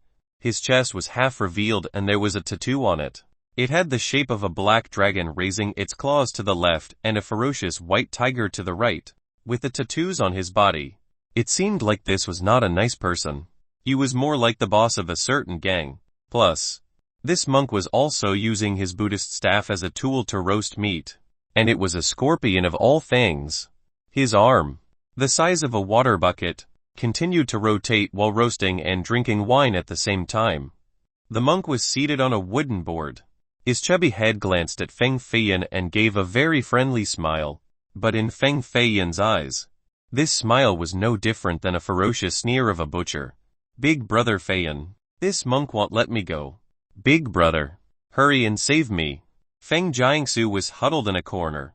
It was easy to see that she was very afraid of this monk. Feng Feiyan gave her a quick glance, clasped his hands, and bowed. Then, he respectfully said, "Senior is part of the Buddhist circle. Why are you making things so difficult for a little girl? This is clearly not the conduct of a person belonging to the Buddhist faith." This monk lifted his head and smiled. "Young benefactor, your words are a bit incorrect. Look at me. Do my conducts resemble a monk in any way?" The moment this monk opened his mouth, it caused others to be surprised. His voice was extremely aged, like an old man nearing his death. It completely didn't fit his tall and muscular physique. This. Feng Feiyun became annoyed. This monk looked more like an evil monk plus. He was also inside the pagoda.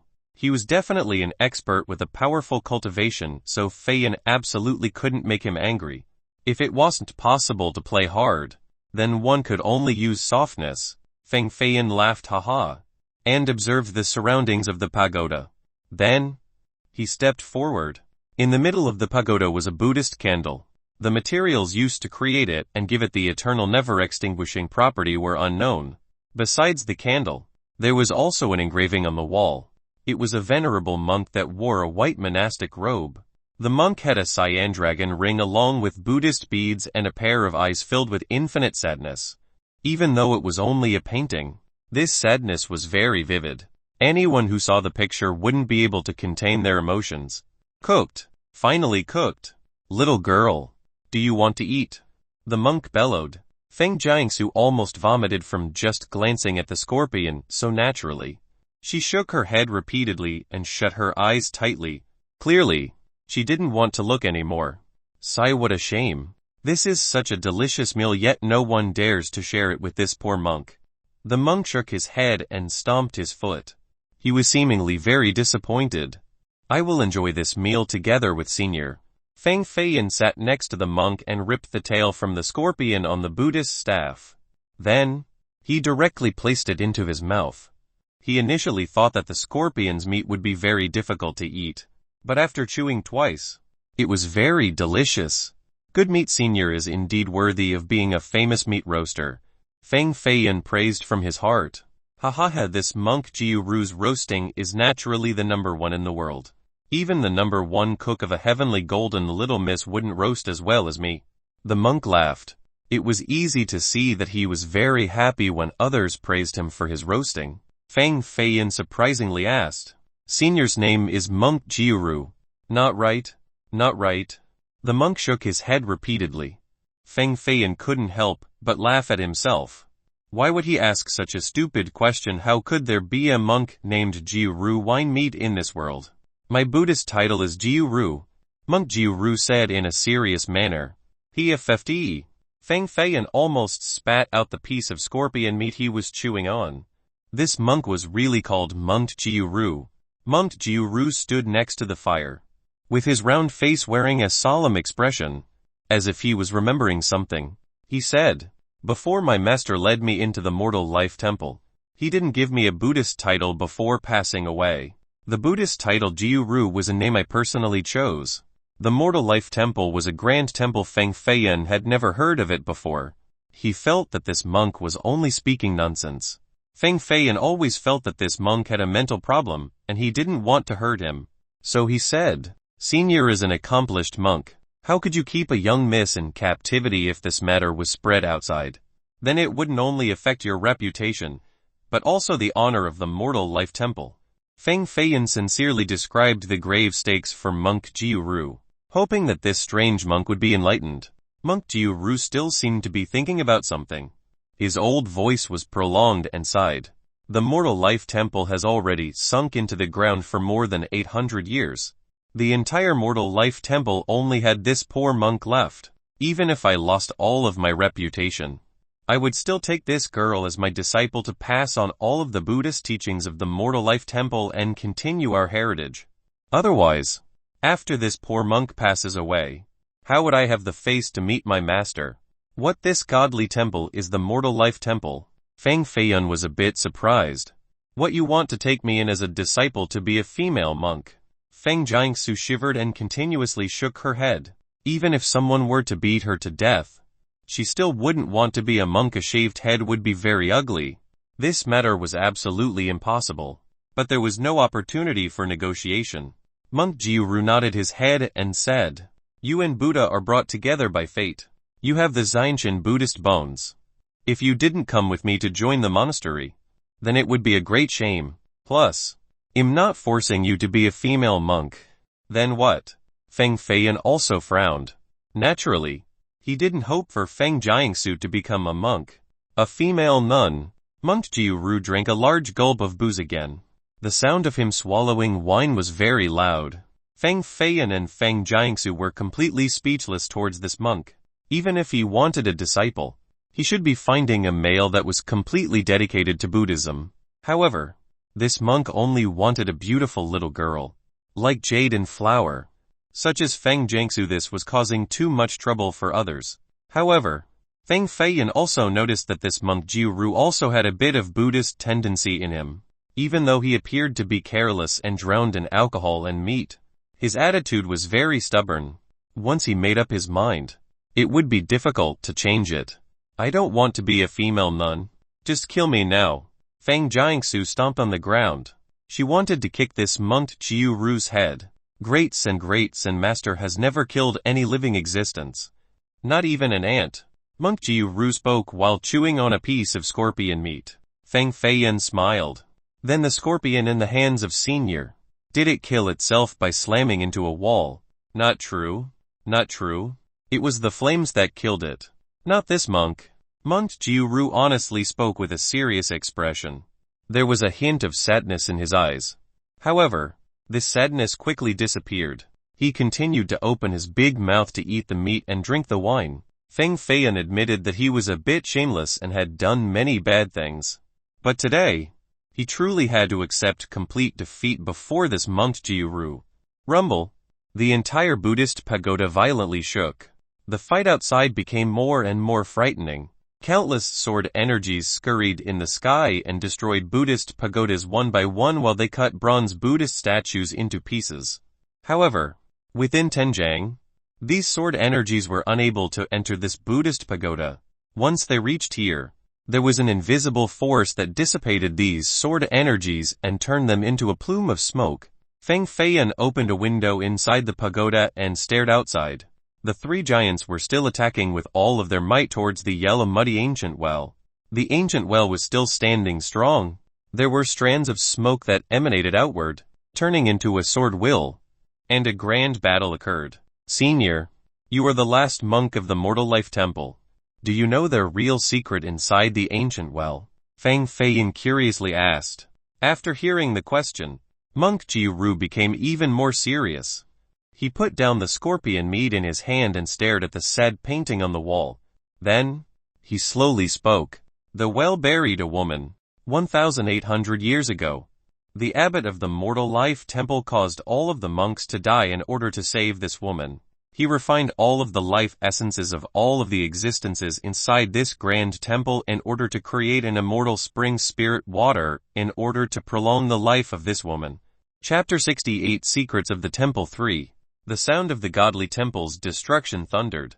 The ancestor of the grand development Immortal Gate, the Qin clan's ancestor, and the third lord of the Sen Liuo Temple were all supreme masters. Their combined offensive power created 3 giant dragon tornadoes that wanted to destroy the whole world. Feng Feiyan stood on top of the pagoda and looked down at the battle in the distance. While shaking badly, he said, "The Mortal Life Temple's abbot killed all of the temple monks for a woman. No wonder why these monks are extremely hateful with their grievances. Even after 1,000 years, they still refuse to die." This mystery was so unbelievable that if Monk Jiu Ru didn't reveal it, no one would ever know the reason as to why the Mortal Life Temple was destroyed like this. Then, where is the abbot now? Monk Jiu Ru sat upright and stared at the ceiling. Then, he answered, "Already dead." "Who killed him?" Feng Feiyan asked. "Himself." Monk Jiu Ru answered. "He personally killed himself." Feng Feiyan nodded his head and said, "Sounds about right. He must have felt that his sin was too great, so he committed suicide as repentance." That was quite the case. Monk Jiu Ru continued.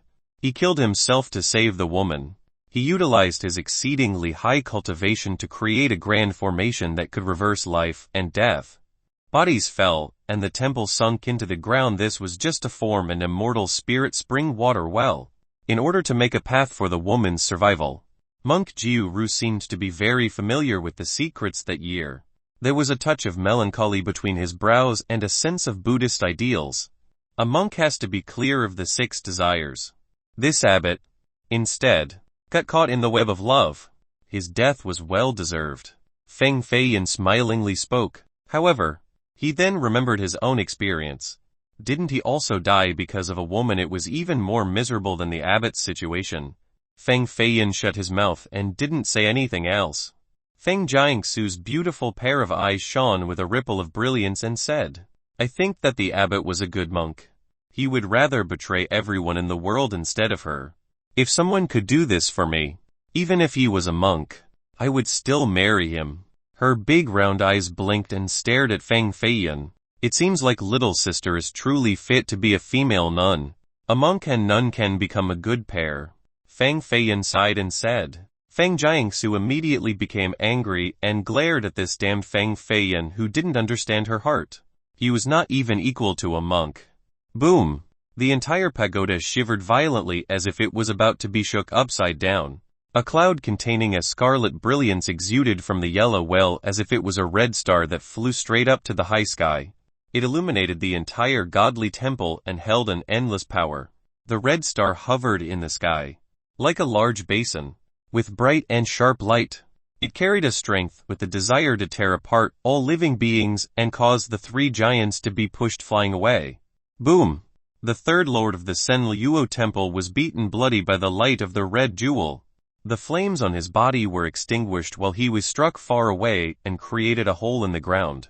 The Grand Development Immoral Gate's Gatemaster and the Qin clan's ancestor were also wounded. Blood was shed everywhere. They were trying to find a way to escape from the yellow well. They didn't dare to take another step forward.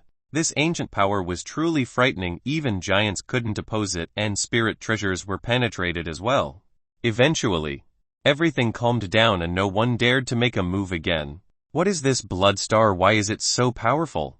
Someone stared at the hovering blood star in the air, only to feel that there were blood drops that hovered around the star. It was as if there were hundreds of spirit spring water drops. In each of the spirit spring water drops, there was a little sleeping girl. These were the spirits of the drops. This blood star is just like a human's heart. Earlier, I clearly saw it beating. The blood star is absorbing the spirit spring water around it, and its strength is growing. The several hundred drops of spirit spring water in front of them was like a mountain of treasures. No one was free from temptation. This amount of wealth was staggering. Not to mention a few hundred. Even 10 drops were enough for a clan to thrive. The ancient well emitted the sweet fragrance of the spirit spring water and caused the bodies and minds of people to become comfortable. Everything became clear and full of spirit. Some weren't able to restrain the temptation of the water and began to step towards the godly temple. However, they didn't make it within 10 jang before they were already killed by the blood star. Not even their corpses remained. Even the 3 giants didn't dare to carelessly take action.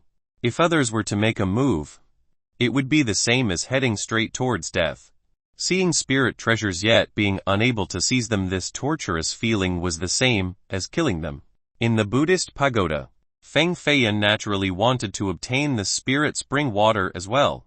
He summoned his lotus seat formation and wanted to risk his life for the treasure, but Monk Jiru grabbed him back. Monk, you want to stand in my way of becoming rich? Feng Feiyan asked. This poor monk is only afraid that you are walking to your death. Monk Jiru stood up with a fierce-looking face. He walked towards the window and looked at the brilliant red star and sighed. Blood star comes into being. Destiny overturned. The ancient monk corpses in the godly temple began to crazily jump up and down on the ground. It was as if they wanted to grab the blood star. They began to roar and let out creepy growling sounds that caused one's hair to stand up. No one suppressed them, so their killing auras irradiated with hateful sentiments and soared to the sky. Feng Feiyan asked. Blood star comes into being. Destiny overturned. Monk, what on earth are you doing? What is the meaning of this phrase? Monk Jiru's expression had a confused look and he secretively said, it means that in a couple of days, there will be a great change in this world. Destinies will change, causing chaos within the flow of fate. Before, certain things couldn't happen, but now, at that moment, it could. Monk Jiru's words were vague and mysterious, as if he didn't want Feng Feiyan to know everything. As if he wanted to avoid the main issue. Monk Jiru suddenly held down Feng Feiyan's shoulder and glanced at him with his bronze bell-sized eyes before he earnestly said, Young benefactor, at this moment, the lives of all mortal existences hang on a thread. This poor monk sees that you have a benevolent heart and want to entrust a big matter to you. Are you willing? Feng Feiyan had never thought of himself as someone with a benevolent heart, and now he saw this monk with a strange personality. He was definitely not a good monk. So Feiyan was ready to shake his head. Good, of course. This poor monk didn't misjudge you. Since you agreed to shoulder this burden, this poor monk will tell you the truths. Monk Jiuru didn't even give Feng Feiyan a chance to speak as he continued. The blood star is a blood heart. Once the blood star completes its process, it will transform into a blood heart and allow the woman in the ancient well to live again. At that moment, blood will flood the rivers and bodies will cover the mountains. In order to avoid this calamity, we can only depend on you. Oh, wait a second, if the woman in the well lives again, why would blood flood the rivers and bodies cover the mountains? Feng Feiyan had already met the corpse woman and he didn't feel any malicious air from her. On the contrary, there was even a strand of saintly aura from her body. Monk Jiuru tapped Feng Feiyan's shoulder again and frustratedly said, "Young benefactor, you are too innocent. A female corpse lying underground for more than 1,000 years, if she comes back to life, then the killing intent on her body would be absolutely frightening. Plus, the blood star is collecting the blood of the monks filled with grievances. How monstrous would her hatred be at that point? I'm afraid 10 steps will kill a person. 1,000 miles will destroy a city. There will be no one in the world that can stop her." Monk Jiuru's words were not without reasons, so Feng Feiyan nodded his head and said, "Then, how do we prevent this from happening?" "There is only one way." Monk Jiuru smiled. "Find the Na Lan monastic robe of the Mortal Life Temple's abbot, and the Buddhist jade beads in his hand. These 2 treasures will be able to suppress the blood star." Monk Jiuru pointed towards the painting on the wall. The painting was of a venerable monk that wore a Na Lan monastic robe while he held the Buddhist jade beads. Feng Feiyan carefully looked at this venerable monk and felt a sense of familiarity. This sense was clearly fate because he had never met this monk before. Why was there such a familiar feeling? "Then why don't you go get these 2 items yourself?" Feng Feiyan glanced at him. Monk Jiuru turned around and picked up the scorpion meat on the ground. He continued to bite and said, "This poor monk has to stay here to suppress the hateful monks inside this godly temple. If these monks run rampant outside, then it would also be blood flooding the rivers and bodies covering the mountains. The truth is, finding the Na Lan robe and the Buddhist jade beads is not difficult. I heard that year because the abbot fell in love with this woman. He felt that his Buddhist heart was tainted. As a result, he hid inside a Buddhist courtyard inside Violet Firmament Ancient City. He wanted to use perilous Buddhist beliefs to forget the woman, but in the end, he couldn't do it." Monk Jiuru gave Feng Feiyan a clue. However, to Feng Feiyan, this clue was not enough. In the end, Violet Firmament Ancient City was too large and there were more than 1,000 Buddhist courtyards.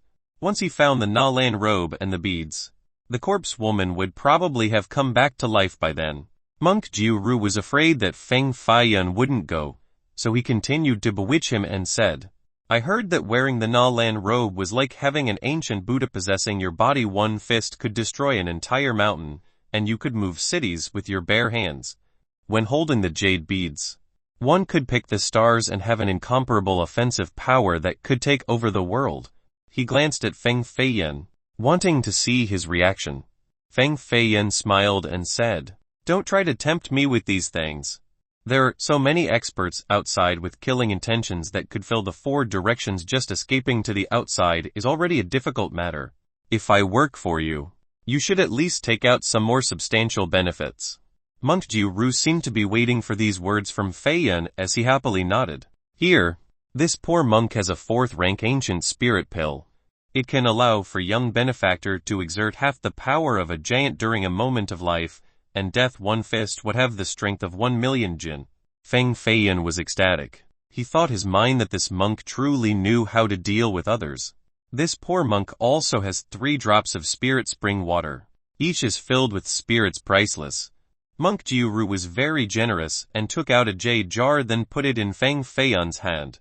This poor monk still has a 5th-rank all-heaven spirit pill. However, This will have to wait until you bring back the Na Lan monastic robe and the Buddhist jade beads.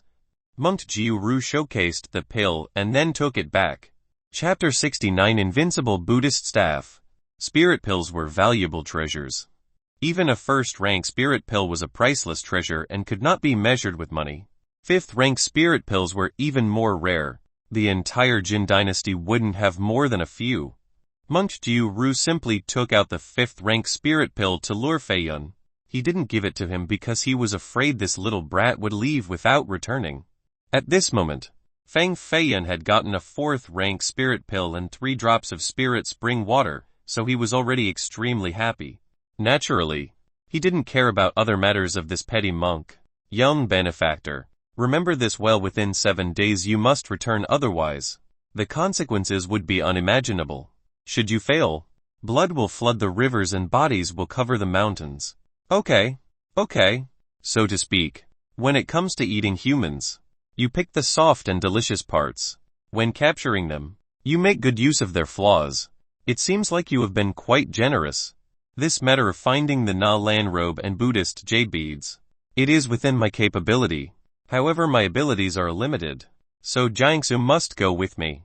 Even though she can't do much, she could still lend a hand or run errands, Fang Feiyun said. Even though Monk Jiu Ru's physique was large and rugged, his mind was meticulous. Just a glance was enough to see through Fang Feiyun's heart. So he smiled. This young miss will absolutely not leave this place. What if the two of you leave and never return? What am I going to do then?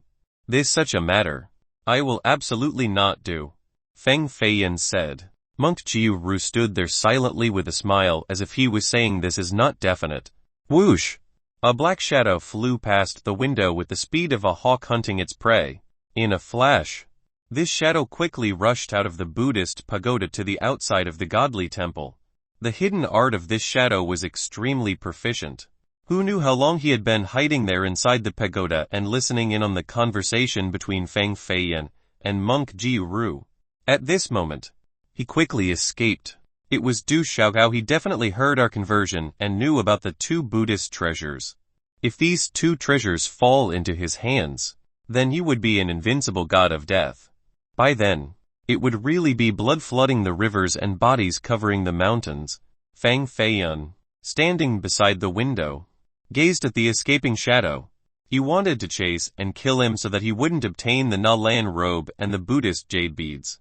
But he felt that he didn't have the strength because Du Xiaogao's cultivation was much higher. A chase would only result in a reverse kill. Monk Jiu Ru was even more anxious than Fang Feiyun. He quickly picked up the Buddhist staff that was used as a roasting rod and handed it to Fang Feiyun. He then said in a serious manner, "Bring this invincible Buddhist staff and chase after the person who has just escaped. We absolutely cannot let the Na Lan robe and the Buddhist jade beads to fall into his hands." Invincible Buddhist staff.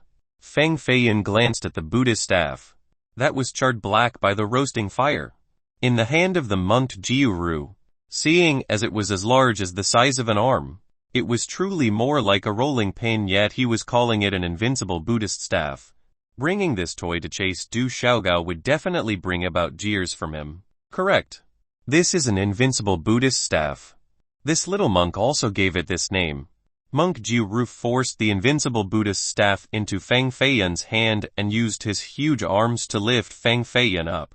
Then, he directly threw him down from the Buddhist pagoda. Fuck.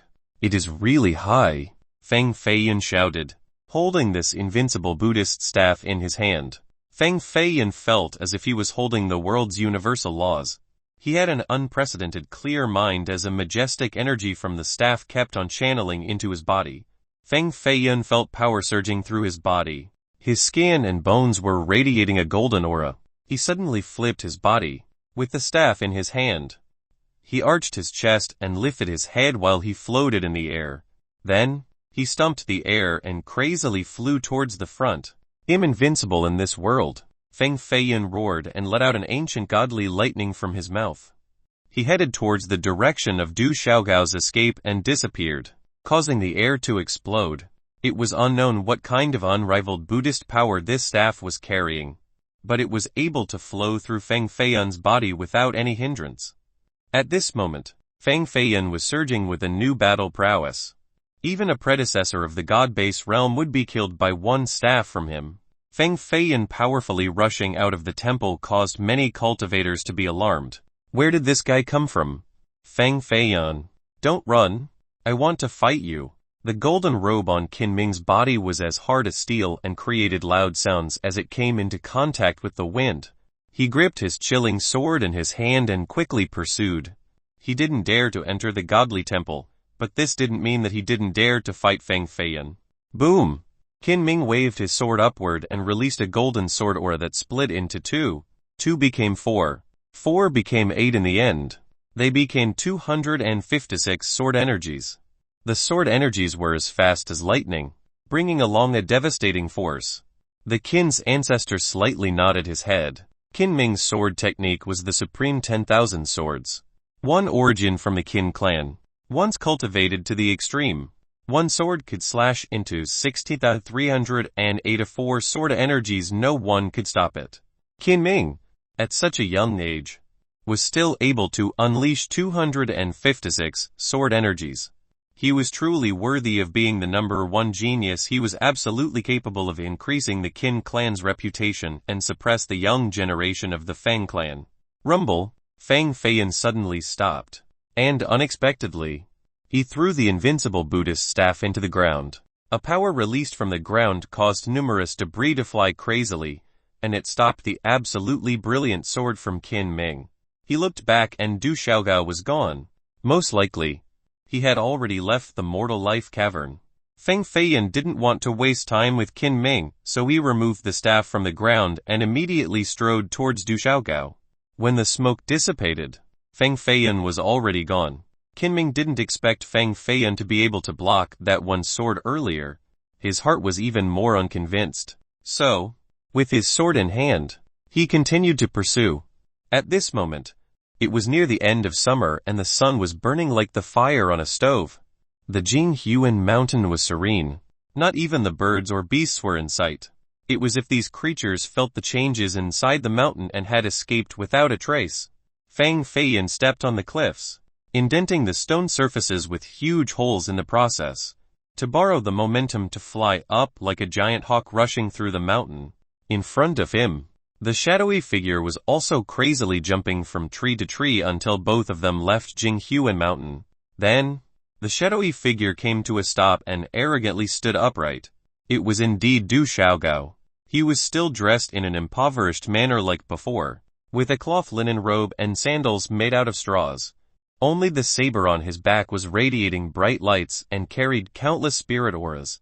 Feng Feiyan, you catching up is simply courting death. Du Xiaogao's chilling gaze contained cold killing intent. Finally, Feng Feiyan made it here, with the invincible Buddhist staff on his back. Covered in sweat, he sat down on a boulder while panting and said, "Then why were you rushing to your reincarnation? I have agreed with Dongfeng Jingyu to take your life. Now is the time to finish everything. After killing you, I will no longer owe her any favors." Du Xiaogao's expression was extraordinarily calm and his voice had no hints of emotions. Dongfeng Jingyu actually invited an assassin to kill me. This damned woman is really ruthless. Feng Feiyan's heart was a bit unhappy and he regretted not directly killing her before.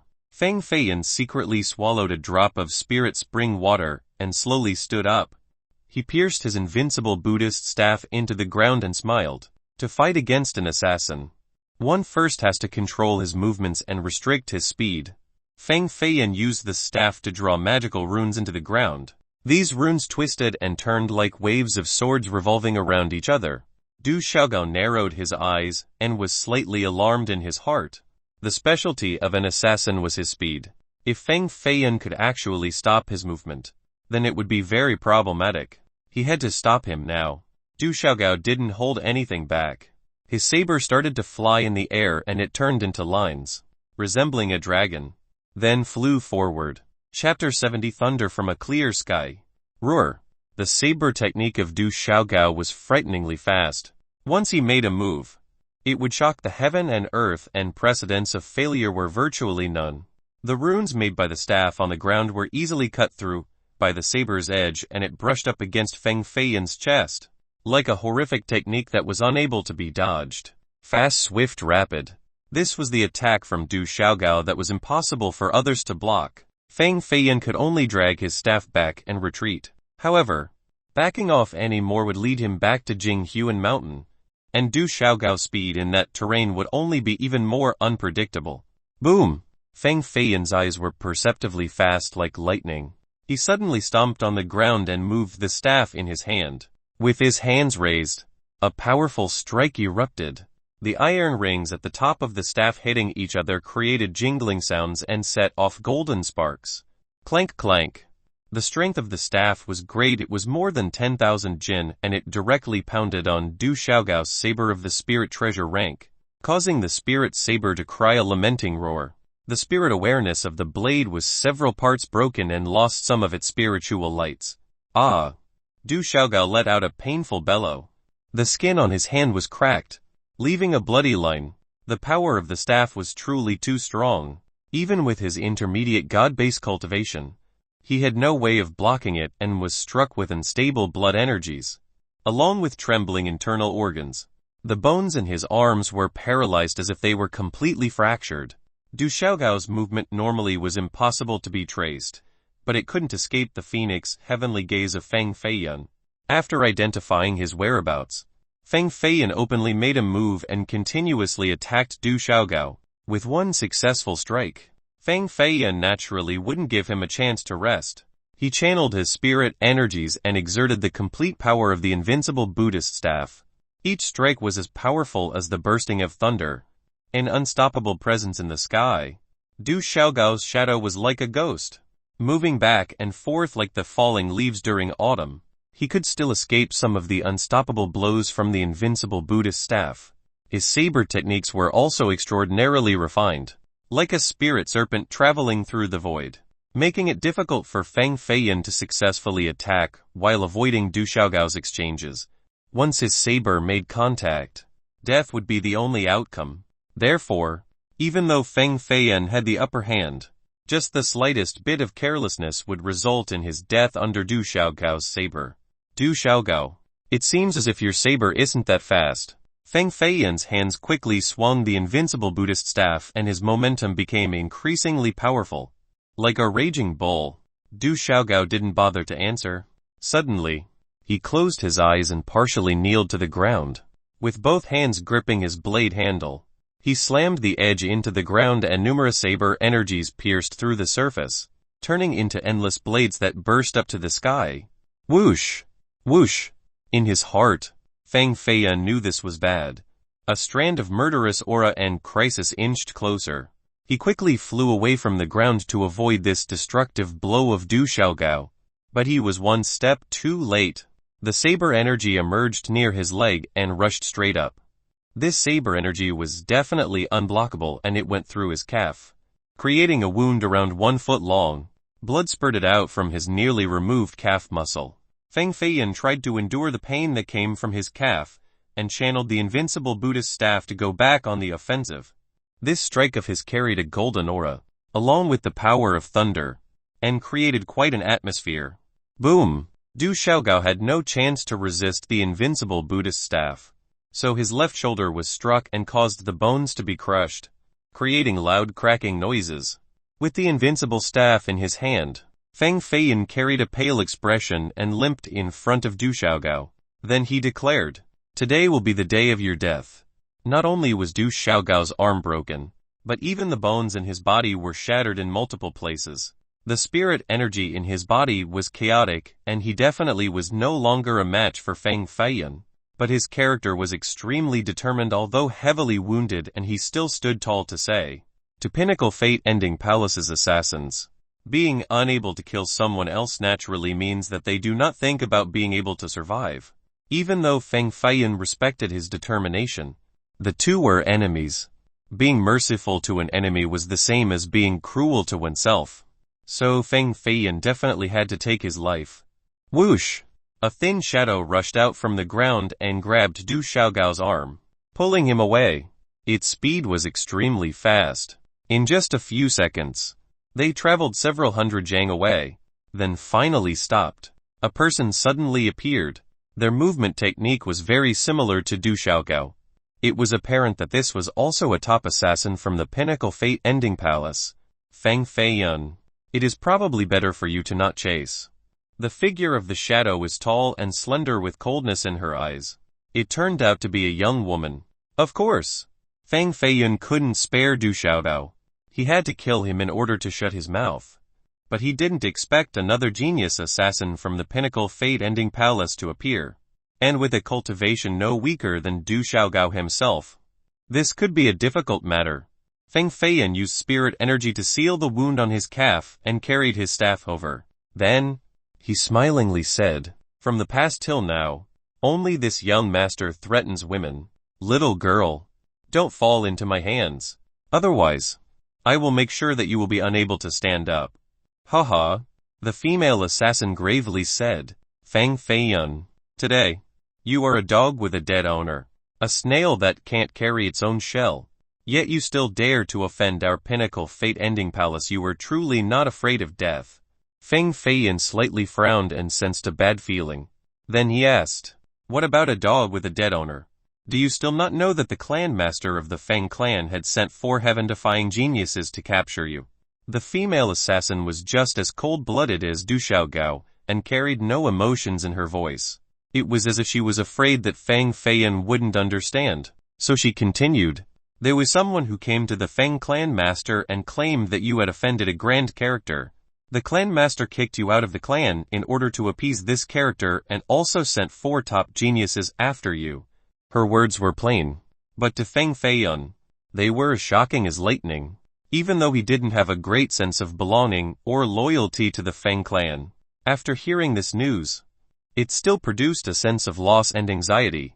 It was absolutely the whore, Dongfeng Jingyu, who went to the Feng clan master. Besides her, there was no one else that could pressure the clan master. This had to be the case. It had to be so. Next time we meet, I will definitely not spare her again. Even though Feng Feiyun thought this in his mind, he maintained a calm expression. He didn't want the 2 assassins ahead of him to find his weakness. He laughed loudly and said, "What a joke! How could I trust the words of an assassin? I, Feng Feiyun, am a talented genius of the Feng clan. The Feng clan's clan master wouldn't have the heart to kick me out of the clan. It is fine if you don't believe me. I only know that because of this. Your grandfather and uncles were affected and are now imprisoned. There are also law enforcement experts of the Feng clan coming to Spirit State City to sanction your father. This is the official denunciation order from the Feng clan and has probably spread all over Violet Firmament Ancient City by now." The assassin took out a ripped order and threw it next to Feng Feiyun. Feng Feiyun's heart shivered for a moment. After a second of hesitation, he finally picked up the order. It was indeed printed with the Feng clan's official seal. Feng Feiyun didn't bother reading the content of the letter and directly stored it in his chest. Big families were worried about their faces, so the expulsion of children out of these grand families only happened once every few hundred years. Even if it did happen, it would be a very secretive matter so as to not allow others to jeer. However, this time, these orders from the Feng clan were posted all over Violet Firmament Ancient City. This news was too great. Even the female assassin from the palace knew about it. The determination of the Feng clan to expel Feng Feiyun was apparent. From another angle, it could be said that the whore, Dongfeng Jingyu, had caused too much pressure towards the Feng clan. "You dare to maneuver against my clan? Dongfeng Jingyu, you are definitely dead." The fiery anger in Feng Feiyun's heart burst all the way to his brain. At this moment, he only wanted to rush back to Violet Firmament Ancient City to find the cowardly Dongfeng Jingyu and rip her body apart. The female assassin and Du Xiaogao had silently run away. They turned into 2 shadowy figures and disappeared in the sky. Feng Feiyun silently stood alone and contemplated for a moment. Then, he carried his invincible Buddhist staff and ran away at maximum speed. Chapter 71 Son of an Evil Demon. 3 days later, wild geese were flying in the air. The plain was filled with wild grass, around 9 feet high, that flooded even the heads of people. Feng Feiyun jumped out from the wild grass and flew towards the endless sky. The spirit energy in his body was abundant. A seedling inside his dantian shined brightly and seemed to be magically spirited. His injured calf, under the power of the spirit spring water, had completely recovered and only left a small purple scar behind. Intermediate Immortal Foundation. The spirit spring water is indeed worthy of being a great treasure. Feng Feiyan landed on the ground and looked towards the far direction. Even though he was expelled from the Feng clan and even his own clan was implicated as well, he didn't want to be a fool that acted on impulse. Just the power of one person couldn't go up against an entire clan. At least, right now he couldn't. 3 days have passed, only 4 more days left. First, I have to find the Na Lan robe and the Buddhist jade beads. As long as I have these 2 great treasures, there is no place in this big world that I can't go to. Why the need to bury myself in the tiny Feng clan? There was a clue in Feng Feiyan's mind. The painting in the godly temple was very similar to the immortal robe that he saw in the mansion inside Violet Firmament Ancient City. However, because so much time had passed, the engravings on the painting had become faint. It was faded to the point where, at that moment, he didn't connect the 2 things together. It wasn't until today, when he was cultivating in the wild plain, that he was able to remember this matter. Feng Feiyan's heart was very anxious. He was afraid that Du Xiaogao would get there first. Violet Firmament Ancient City was the stronghold of the Feng clan, and now, the entire clan was chasing him. Once he appeared, it would lead to countless experts trapping him. Therefore, he had no choice but to wear a black hat, change into an exotic monastic robe, and carry his Buddhist staff into the city. Just like a Buddhist monk from a foreign land, it was not rare to see this type of monastic clothing in Violet Firmament Ancient City. The Feng clan's reputation suffered quite a bit this time. A little 5th-generation disciple offending a descendant of the royal Yin Gu clan. Isn't this the same as eating a leopard's gallbladder? The old men of the Feng clan must not be comfortable at the moment. They are suffering from the suppression of the Yin Gu clan and could only relieve their anger on their own youths. Anyway, I still feel that this time, it won't be so easily resolved. Wait until the Feng experts capture Feng Feiyan. I'm sure there will be some unforeseen changes. Feng Feiyan sat in an extravagant restaurant in Violet Firmament Ancient City as he ate vegetarian food. But he didn't expect to arrive just when other young cultivators were talking about his business. The cultivations within this young crowd weren't very high. No one reached the Immortal Foundation realm. They were just disciples of small sects in the city. Even though there were many orders posted across the city with his portrait, because he was wearing a black hat, these people couldn't recognize him. Many footsteps noises busily appeared. Then, it was followed by an excited voice. More big news just came. It turns out that the person excommunicated by the Feng clan is Feng Feiyan, an offspring of an evil demon. His bloodline is not pure, resulting in the degradation of the official Feng clan's bloodline. This was why the Feng clan master wanted to punish him. A fatty banged the table and laughed. How could you believe such nonsense? Since the inception of the Jin dynasty till now, all of the evil demons had been expelled to near non-existence.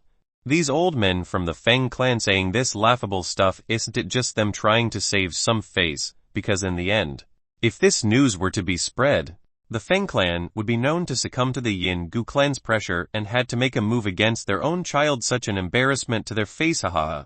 This matter is absolutely true. It was claimed by a child from the Feng clan that Feng Feiyan's mother was an evil demon and she had an inappropriate relationship with his father. Feng Feiyan couldn't maintain his silence and said, "Is there any evidence?" "Of course there is evidence. I heard the informer was the adopted brother of Feng Feiyan. He found the hidden evil demon robe that Feng Feiyan's father was hiding. There was definitely the aura of an evil demon." After the clan master of the Feng clan found out, he was outraged and declared that if they captured Feng Feiyan, they would burn him to ashes with the second dark hell flame. This matter was made public today to almost the entire Violet Firmament Ancient City. If you don't believe it, you could go to the intoxicated Jade Pavilion to ask the adopted brother of Feng Feiyan. I heard this person made a great contribution, so the heaven-defying geniuses of the Feng clan are celebrating there with him. Even though Feng Feiyan wasn't clear on everything, on why these people were calling his mother an evil demon, he was sure that the informer was Feng Suyu. Feng Suyu initially was just a child beggar on the streets of Spirit State City. Feng Wanpeng pitied him, so he adopted him as a son, and from then on, he became an influential character in Spirit State City. He didn't expect that when father was thinking so highly of him, he would turn out to be the first to betray father, truly biting the hands that fed him. Feng Feiyan was no longer in the mood to eat. At the moment, he only wanted to murder. The intoxicated Jade Pavilion was one of the largest brothels in Violet Firmament Ancient City. The women here were feminine and gentle like water, talented and beautiful. They were not lacking girls who were gifted in the arts of poetry and music, but in the end, they still had to become a man's doll on the bed. With the exception of having a higher price compared to other girls, Feng Feiyan was still wearing his exotic monastic robe along with a black hat covering his face. The iron rings on top of his Buddhist staff hit each other and created clanking sounds. He stopped in front of the intoxicated Jade Pavilion. This place was worthy of being a hole to throw gold into. Just the outside resembled an extravagant palace of an emperor. Both sides of the paved white marbled roads had 8 young girls that were vibrant with youth, wore makeup, had white skin like jade, and were alluring to the point where if you pinched them, water would come out. They stood under lines of hanging lanterns. Their already revealing clothes blew along with the evening breeze and couldn't be described as anything other than sultry flowers. It is a great day with a beautiful scene. Us beautiful women are lonely. Monks of the Buddhist faith aim to enlighten all living beings. Great monk, will you enlighten us girls tonight for just a little bit? A beauty with a slender figure, who carried a colorful lantern, headed towards Feng Feiyan and greeted. The voice of this beauty was soft and sweet and naturally carried along with it an alluring charm that was irresistible. She exuded a sweet scene, neither too heavy nor faint. When she approached Feng Feiyan, this scene was like a tsunami and encompassed him. Any man who whiffed this fragrance, even if they clearly knew that she was a prostitute, wouldn't be able to help but consider her like their first love. Great monk, why aren't you saying anything? Do you truly look down on Su? This worldly woman. The black blinking eyes of this woman called Su let out 2 drops of tears. She seemed to be able to cry on command. At this moment, Feng Feiyan's heart was filled with killing intent and only wanted to rush in and dice this asshole, Feng Suyu, into 8 pieces. However, after being tempted by this woman, his heart calmed down quite a bit and wasn't quite in a hurry as before. This dog Feng Suyu, he will absolutely die tonight. There is no need to rush at this moment to kill him. This monk's heart is filled with lust without the guts to commit the deed. He stood in front of the intoxicated Jade Pavilion for so long, but despite all of my efforts, he wouldn't take the bait. He's truly driving this miss mad. Su dried her fake tears and angrily stomped her feet, wanting to leave. Amitabha. If one was to say that Buddha will enlighten the faithful, then earlier this poor monk had respectfully reported to Buddha. Buddha said that this poor monk and young miss are faithful. Tonight, no matter what, this poor monk will enlighten young miss. Feng Feiyan let out a chant for the Buddha and immediately went towards the intoxicated Jade Pavilion with the staff in one hand and Su in his other. This scene caused the girls, who were soliciting customers outside of the pavilion, to glance at each other in confusion. This monk was truly something else. Hearing his words, it seemed like he was obeying Buddha to come here and patronize prostitutes.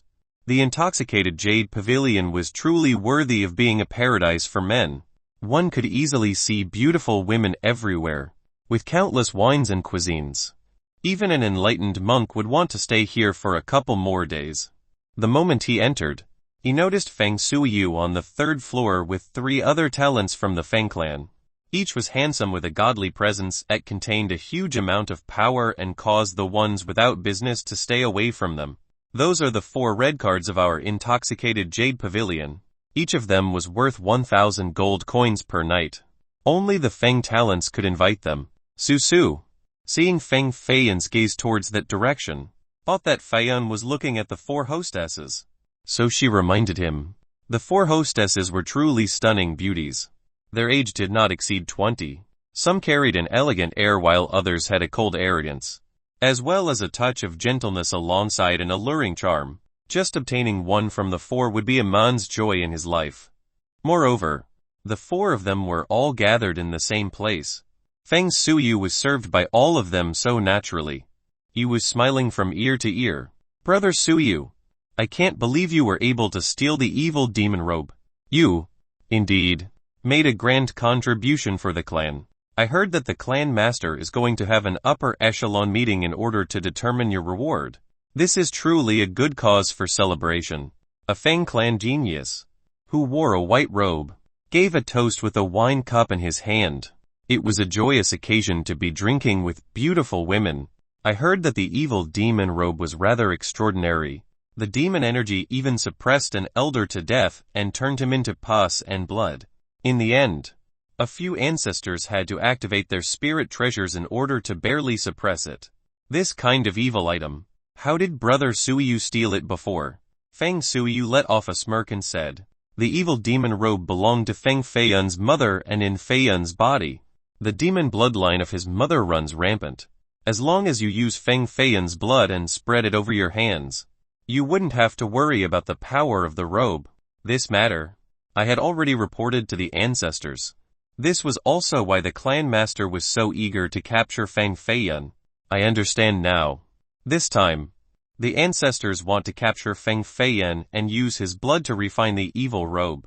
If they could control the evil robe, then the power of our Feng clan would increase by countless times. Then, we wouldn't have to be so fearful of the Yingu clan. HMPH. Feng Jiu. Whisper. This is a secret matter. Wait until we capture the brat Feng Feiyun.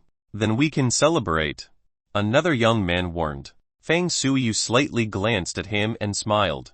Oldest brother, you are way too careful. With the peerless cultivation of us brothers, dealing with Feng Feiyun is as easy as killing a flea. Within 3 days, Feng Feiyun will definitely die. Hahaha, this is indeed inevitable. If he doesn't die, Suyu, I'm afraid you wouldn't be able to live in peace. A white-robed man, with a hat on, smiled with many implications. I have broken through the early immortal foundation realm.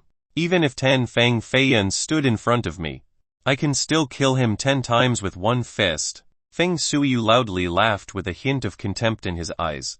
Then, he pinched the chest of the beauty sitting next to him and emptied his wine cup. Chapter 72 Homicidal Buddhist Staff. There was a lot of loud and rowdy commotion in the middle of the intoxicated jade pavilion, with bright lanterns and strands of white mist going back and forth between the floors. It was like a building for immortals. The 3 heaven-defying geniuses of the Feng clan and Feng Suyu were all wearing white silk dresses while they held feather fans. With a silk cloth that tied up their hair, they were akin to 4 elegant scholars as they drank on the 3rd floor. Each of them had their arms around a popular beauty. One didn't need to speak about how envious people would have been. Feng Feiyun was still wearing an exotic Buddhist robe with a Buddhist staff in his hand. A wise man would immediately know that he was a person of the Buddhist faith. However, at this moment, he was hugging a beautiful young miss in his arms and even did some perverted touching. This caused others to glance in confusion, and they even issued ridicule and derision. Boom! Boom! Boom! Feng Feiyun, step by step, stumped up the stair. He went all the way to the 3rd floor and sat in the opposite chair of Feng Suyu. At this moment, Su brought a top-class wine to him and poured him a cup. On the other side, Feng Suyu was smiling and talking. To be honest, the little bastard, Feng Feiyun, at Spirit State City was a sinful criminal. It was almost to the point where the people all wanted to kill him. If my father didn't have his back, then this little bastard would have been beaten to death. Oh, I've never heard of this matter before. If you didn't say anything, then everyone wouldn't have known. Why not tell it so that everyone can hear? One person was interested, so he asked. Feng Suyu smilingly recalled. The story went like this. In Spirit State City, there was an old man named Liuo at the age of 78, a person who knew his place. He lived with his granddaughter and sold tea to make a living. But the damned Feng Feiyun unexpectedly had his eyes on the little girl. He not only the little girl, but also threw her into a brothel in the city afterward. She didn't last more than a few days before being raped to death. Old man Liuo went to the court for a lawsuit, but met Feng Feiyun's dad instead. Feng Wanpeng wanted to shield his son, so he ordered for people to beat old man Luo to death. Sai he truly committed such a terrible sin. Ah, beast. How could there be such a cancerous degenerate in our Feng clan? Everyone that listened felt hatred. Even the little misses showed disdain, and felt an aversion towards this Feng Feiyan they had never met before. Cough cough. If young noble Feng knew about it, then why didn't you stop it? The voice of a certain person appeared. It caused Feng Suiyu, who was happily laughing, to pause, and his brilliant face dimmed. The atmosphere became cold and the entire brothel became silent. Feng Suiyu slammed his wine cup onto the table, issuing a bam. His hawk-like gaze looked around and found that the voice from earlier was from a monk who was seated calmly on the opposite side while drinking. You're a monk, yet you still came to the brothel to drink wine and get serviced by a prostitute. Which temple are you a monk in? Feng Suiyu coldly said. Feng Feiyan's hand gently touched Susa's face and smiled. Feng Suiyu, you can't even recognize my voice. It seems like today will truly be your funeral. Hearing the two words your funeral, the temperature became chilling. It was as if the air was frozen and emitted a constant flow of coldness that continuously struck Feng Suiyu's chest. Feng Suiyu's expression became surprised as his eyes opened wide. He pointed straight at Feng Feiyan's face and wanted to open his mouth to call out something. But there was a biting chill in the air that caused his jaws to become numb and he couldn't even move his tongue. A pinch of ice began to solidify. And suddenly, he spurted out blood from his mouth. You actually. Feng Suiyu's hands clutched his throat. He only felt that, from his mouth to his heel, everything had been frozen by ice. However, he clearly sensed a spring of blood that flowed out uncontrollably from his mouth. Thud. Finally, Feng Suiyu's stiff body fell on the ground and ice began to slowly encompass his entire body before it became a thick layer. A heaven-defying talent went next to Feng Suiyu. He half squatted down to touch the peak of his nose, but Suiyu's entire body suddenly cracked and broke into pieces of ice on the floor. Shit damned monk. You dare to kill children of the Feng clan in front of me. Do you know who I am? The skin of the heaven-defying talent from the Feng clan suddenly emitted a white flashing light that turned his coat into smithereens and revealed a white armor on his body. This armor was as thin as cicada wings and 3 formation outlines were engraved on top of it. They were complex and chaotic and ran throughout his whole body. This was a cicada treasure armor worth 10,000 gold coins. It perfectly fitted the body and allowed for great flexibility along with a powerful defense. It truly could be comparable to a half-spirit treasure. At this moment, little Miss Su, who was seated next to Feng Feiyan, shivered from fear and constantly regretted her decision. She thought that she had met a gold mine, but it turned out to be one who attracted trouble. She really wanted to run away, but was dragged back by Feng Feiyan into his embrace. Feng Feiyan said, "Who are you then?" The Feng talent said, "HMPH. So ignorant. I am one of the top experts of the 5th young generation. Feng Ju. 3 years earlier, I had already become famous in the Shanlin region. Now within the recent 3 years, I am even more." He had not yet finished, but Feng Feiyan already stole his words and smiled. "The recent 3 years. You were wholeheartedly taught by the Feng ancestor and had the help of the world's treasures. Therefore, your cultivation became stronger and you could be considered one of the heaven-defying young talents." Naturally, Feng Ju could sense the mockery in the opponent's tone and this contemptuous feel made him very upset. "Monk, since you are courting death, I will help you." The cicada armor on Feng Ju's body exuded a bright light.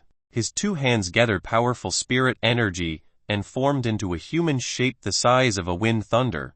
If the enemy dared to kill, then he definitely made preparations beforehand. Feng Ju could be considered as one of the 4 heaven-defying talents of the Feng clan, so he naturally wasn't the type without eyesight and he wouldn't make the mistake of underestimating his enemy. The brilliance of the wind thunder became increasingly bright.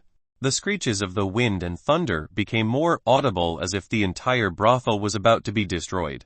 The players and prostitutes had soon been frightened to the point where their legs were weak and they straight up sprawled on the floor. The more courageous ones had soon fled out of the door. "Oh!" Feng Feiyan stood upright and held the invincible Buddhist staff in his hand. Then, He turned into a golden light and flew forward with an unstoppable momentum. Poof! The tip of the invincible Buddhist staff was stained with blood. The rings on his staff still emanated tinkling sounds as they hit each other while spilling flowery drops of blood. Feng Jiu's chest was completely penetrated and revealed a huge hole as big as a water basin. In the end, he powerlessly fell onto the ground. This scene was too frightening. A heaven-defying Feng talent was pierced through by a Buddhist staff, and his wound held no trace of blood, yet the blood on the Buddhist staff was flowing without stop. This monk was too powerful, truly a ferocious monk that absolutely couldn't be a non-name character. Within a short period of time, 2 Feng children had already died under the hands of this monk. Plus, they were not ordinary either. Could this monk have a great hatred towards the Feng clan? Silence. And even more silence. There was only the sound of blood dripping onto the floor. The 2 remaining geniuses of the Feng clan were shocked. They knew that Feng Jiu was wearing a defensive cicada armor, and even a cultivator of the elder rank wouldn't necessarily be able to break it. Yet this Buddhist staff pierced through it with just one blow. How great was the power of this Buddhist staff? Monk, your cultivation is not bad. But today, I'm afraid you will not escape the inevitability of your head being separated from your body. Only Feng Lingji was able to calmly sit at this place. His age was not young. He would soon exceed 25 years of age. He was considered one of the big brothers of the Feng's 5th generation. In reality, many young children within the Feng clan called him biggest brother. At the peak of his head was a white jade crown, calm and quiescent, with wise eyes like an experienced old man. Very few people could see through him. He simply shook his body a little bit, yet it was enough to offset the aura on Feng Feiyan's body into non-existence. His foot gently stomped on the floor to form many formations that emitted bright lights. With the formation completed, his whole body seemed to be more fortified, like an unbeatable god of war, as if no one could ever knock him down. You are the strongest person within the Feng clan's 5th generation. Feng Feiyan's eyes shrunk as he could feel the pressure that came from Feng Lingji. It was an invisible pressure, and it became stronger and stronger. Feng Lingji didn't answer and only smiled. Your cultivation is also at the top level of the younger generation. Why are you trying to hide, afraid of being recognized by other people? Why is there a need for such cowardice? Haha, this face is for women to look at, not for men to enjoy. If it was a woman, then I am ready to take off my hat for her to watch a little bit. Feng Feiyan laughed. Feng Lingji, alone, would have been difficult to deal with. Not to mention that he had another heaven-defying talent next to him. Once his identity was exposed, these 2 would definitely not follow the etiquette, and both would directly fight together against Feng Feiyan. Naturally, Feng Feiyan wasn't this foolish, so he didn't want to reveal his name. However, even though he didn't want to reveal it, there was someone else who wanted to reveal it instead. Foosh foosh. A white strand of light came through the sky.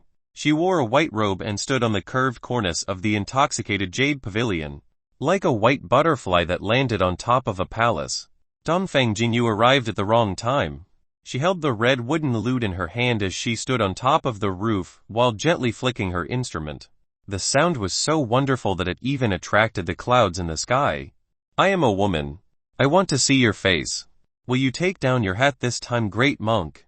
As Dongfeng Jingyu stood lonely by herself, her voice was even more alluring than the sound of her lute, especially when she stressed the 2 words, great monk.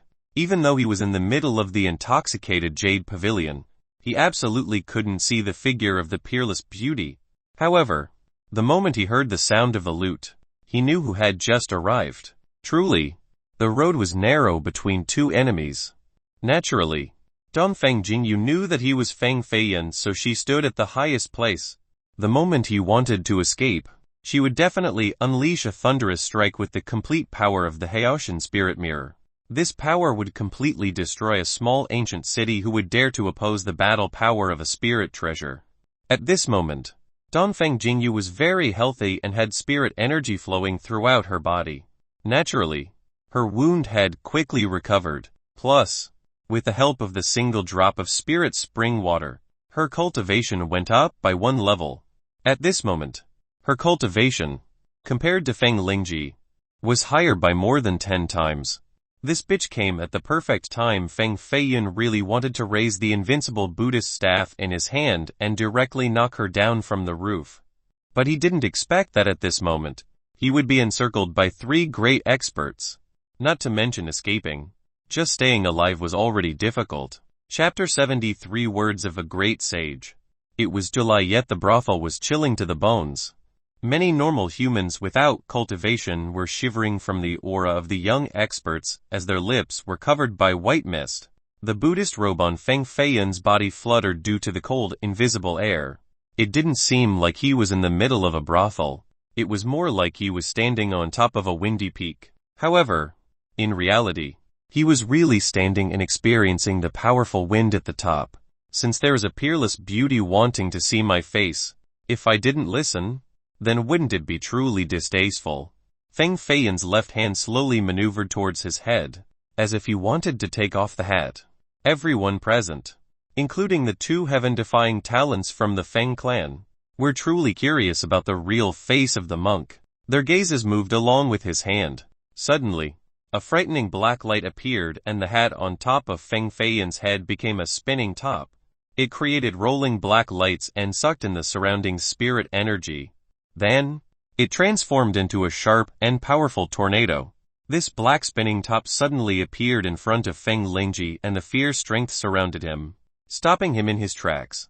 Within this short period of time, Feng Feiyan broke through the rooftop of the intoxicated Jade Pavilion, while holding his invincible Buddhist staff, and defiantly went on the offensive towards Dongfeng Jingyu. He wanted to create an opening. Boom! A huge hole opened up in the rooftop. Countless glazed roof tiles exploded and flew across the sky. They were affected by spirit energy, so even though they were only tiles, the power was frightening and not below a concealed weapon of the magic rank.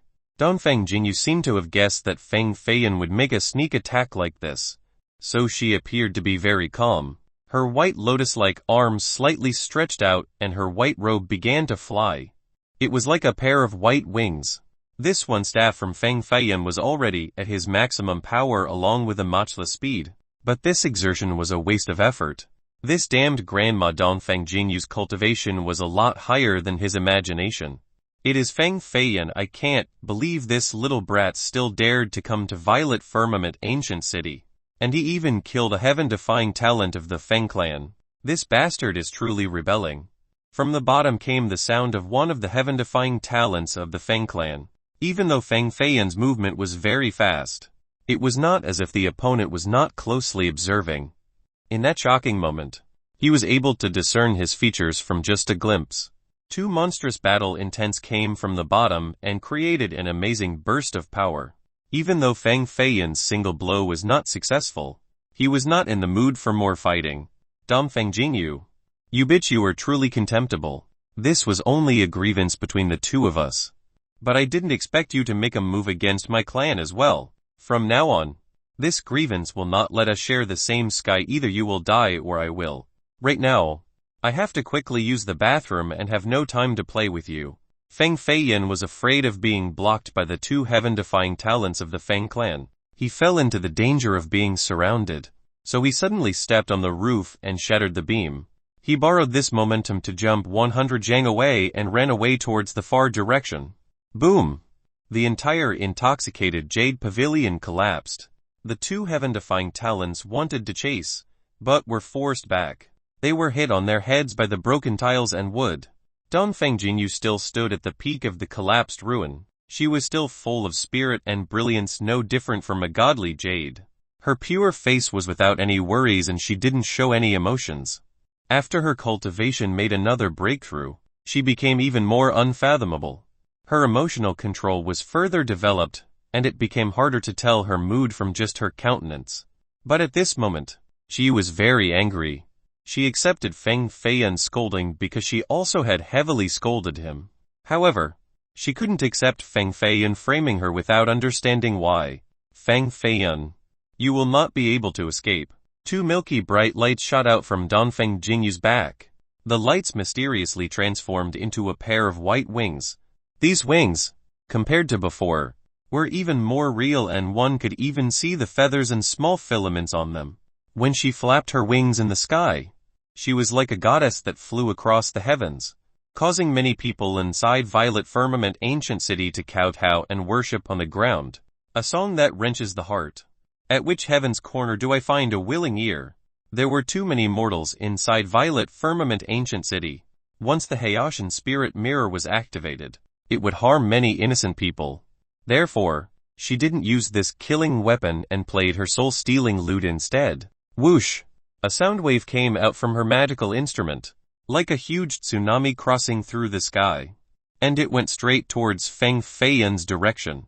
Boom! Feng Feiyan knew better than anyone else the power of her sound wave. On top of a wall inside the inner city, he paused and used the invincible Buddhist staff to shatter the sound wave. Even though it was dissipated, the blades of the sound wave still cut through many locations on Feng Feiyan's body. There was a wound on Feng Feiyan's neck and had blood spilling from it. But he was oblivious to this fact. He only fiercely glanced at Dongfeng Jingyu as if he was looking at a mortal foe. She had caught up, but she didn't have a strand of killing intent on her body. This was also her most frightening characteristic. Once she activated her killing intent, no one would be able to stop it. Feng Feiyan, there is no path for you to escape. This kind of end could only be blamed on your truly foul mouth. Dongfeng Jingyu, standing on top of a cloud with her wings slightly fluttering behind her back, exuded a holy aura. She was like a goddess that watched over her own creations. Feng Feiyan heavily laughed. My mouth might be foul, but it is without any hidden intentions. I will yell at whoever I want to yell at. I will say whenever I want to say. No one can stop me. However, without this mouth of mine, I'm afraid you would have been dead inside the mortal life cavern much earlier. Even though you saved my life, you also performed many outrageous deeds. If this was not the case, then our grievances would have been written off long ago. Outrageous deeds. Feng Feiyan felt that he couldn't not make things clear, but he was also too lazy to explain so much to her. This damned grandma actually reported to the Feng clan she was not a good person. The little positive feelings he had towards her were completely gone at this moment. If you want to fight, then fight. Why are you speaking so much nonsense? Feng Feiyan raised the invincible Buddhist staff and his aura continuously increased. His rising aura connected with the entire wall underneath him. He wanted to borrow the energy aura of the terrain to fight to the death against Dongfeng Jingyu. The energy aura was a very mysterious thing. It was the spirit, energy, and soul of a person. If one spirit energy was powerful enough, then this person could exert a powerful greater than the ordinary limit. However, an energy aura was not limited to just the person. It also encompassed the energy of the heaven and earth and even the energy aura of an extreme expert to the side. However, during a fight, very few cultivators could actually utilize their own energy aura, let alone channel the energy aura of the heaven and earth. The energy aura of the heaven and earth was majestic and vast. Even if it truly existed, it was not easy to control. However, once this becomes possible, the potential power would exceed one's imagination. The wall of the inner city under Feng Feiyan's feet was 100 jang high and 9 jang thick. It was like a blue mountain that was connected to the grand vein under the earth. This was naturally a place where the energy aura of the earth was powerful. At this moment, Feng Feiyan's cultivation was too weak and he could only receive a hint of the earth's energy aura, but it was enough to increase his battle power by at least 3 levels. His energy aura increased by countless times and was equal to Dongfeng Jingyu. This little brat is weird. He suddenly became many times more powerful. I feel that he had become a giant monument that's standing on top of the wall. It's like he became one with Violet Firmament Ancient City. Even though Dongfeng Jingyu was looking down from above and had the advantage, she still felt that she couldn't suppress him completely. Feng Feiyan, you little bastard. You dared to enter Violet Firmament Ancient City and killed brothers from the Feng clan. I had reported everything to the clan master. Once the many experts get here, you won't be able to escape. 2 white lights leaped here from the distance. Very quickly, they landed on top of the wall just 100 jang away from Feng Feiyan. They were Feng Lingji and Feng Tao, the 2 heaven-defying geniuses. These 2 were not ordinary people. Their god bases were fortified and burst with heavenly brilliances and carried suffocating battle intents. Feng Feiyan's eyes just slightly tilted. He essentially didn't look at these two directly and only contemptuously glanced. I was already not a part of the Feng clan for a long time. How could they be considered my brothers? I simply only killed two strangers. Donfang Jingyu was quite curious. Why did Feng Feiyan suddenly become excommunicated from the Feng clan? This was far outside of her expectations. Even though this kid was abhorrent, his talent was quite outstanding and should be the main focus for the Feng clan to groom. Why would he be hunted by the Feng experts instead? In her view, Feng Feiyan's potential was above these two heaven-defying geniuses of the Feng clan. He would definitely be a giant in the future. She only recently got out from her isolated recovery, so there were many things she was not clear on. Big brother. Why bother waste words on this little bastard? He even dared to taint the fourth young miss of the Yingu clan. What else would he not do? His mother is a demon while he is even more of a demon. Feng Tao held a crimson long spear and his battle intent became stronger and stronger. Feng Feiyan's eyes released two murderous lights and coldly yelled, "You're looking for your grave." The invincible Buddhist staff in Feng Feiyan's hand rapidly channeled power and created the clunking noises. He wanted to pierce through Feng Tao. However, his staff had yet to go on the offense when Feng Tao was already struck away by one slap. His body went through 720 revolutions in the air before falling into the ground. His face was swollen like a pig's head and many teeth fell out from his mouth. Blood continued to spill out as he dizzily got up from the ground. Then, he cried using the tip of his tongue. Who? Who's cooperating with him? Donfang Jingyu answered. I was the one who hit you. Who are you? On what basis did you hit me? For do you know who I am? Feng Tao's tongue finally felt better. At the very least, he could speak clearly. However, his head was still swollen like a pig ha. It truly causes others to be worried. I don't have time to find out who you are. But if you speak nonsense again, I will kill you and no one will do anything to me. You have to carefully remember that the fourth young miss of the Yingu clan is a great character. How could she be tainted by someone like Feng Feiyan? Feng Feiyan isn't even worthy of carrying her shoes. Donfang Jingyu's heart was very angry at the moment and was almost speechless. She didn't want others to know the complex matters between her and Feng Feiyan.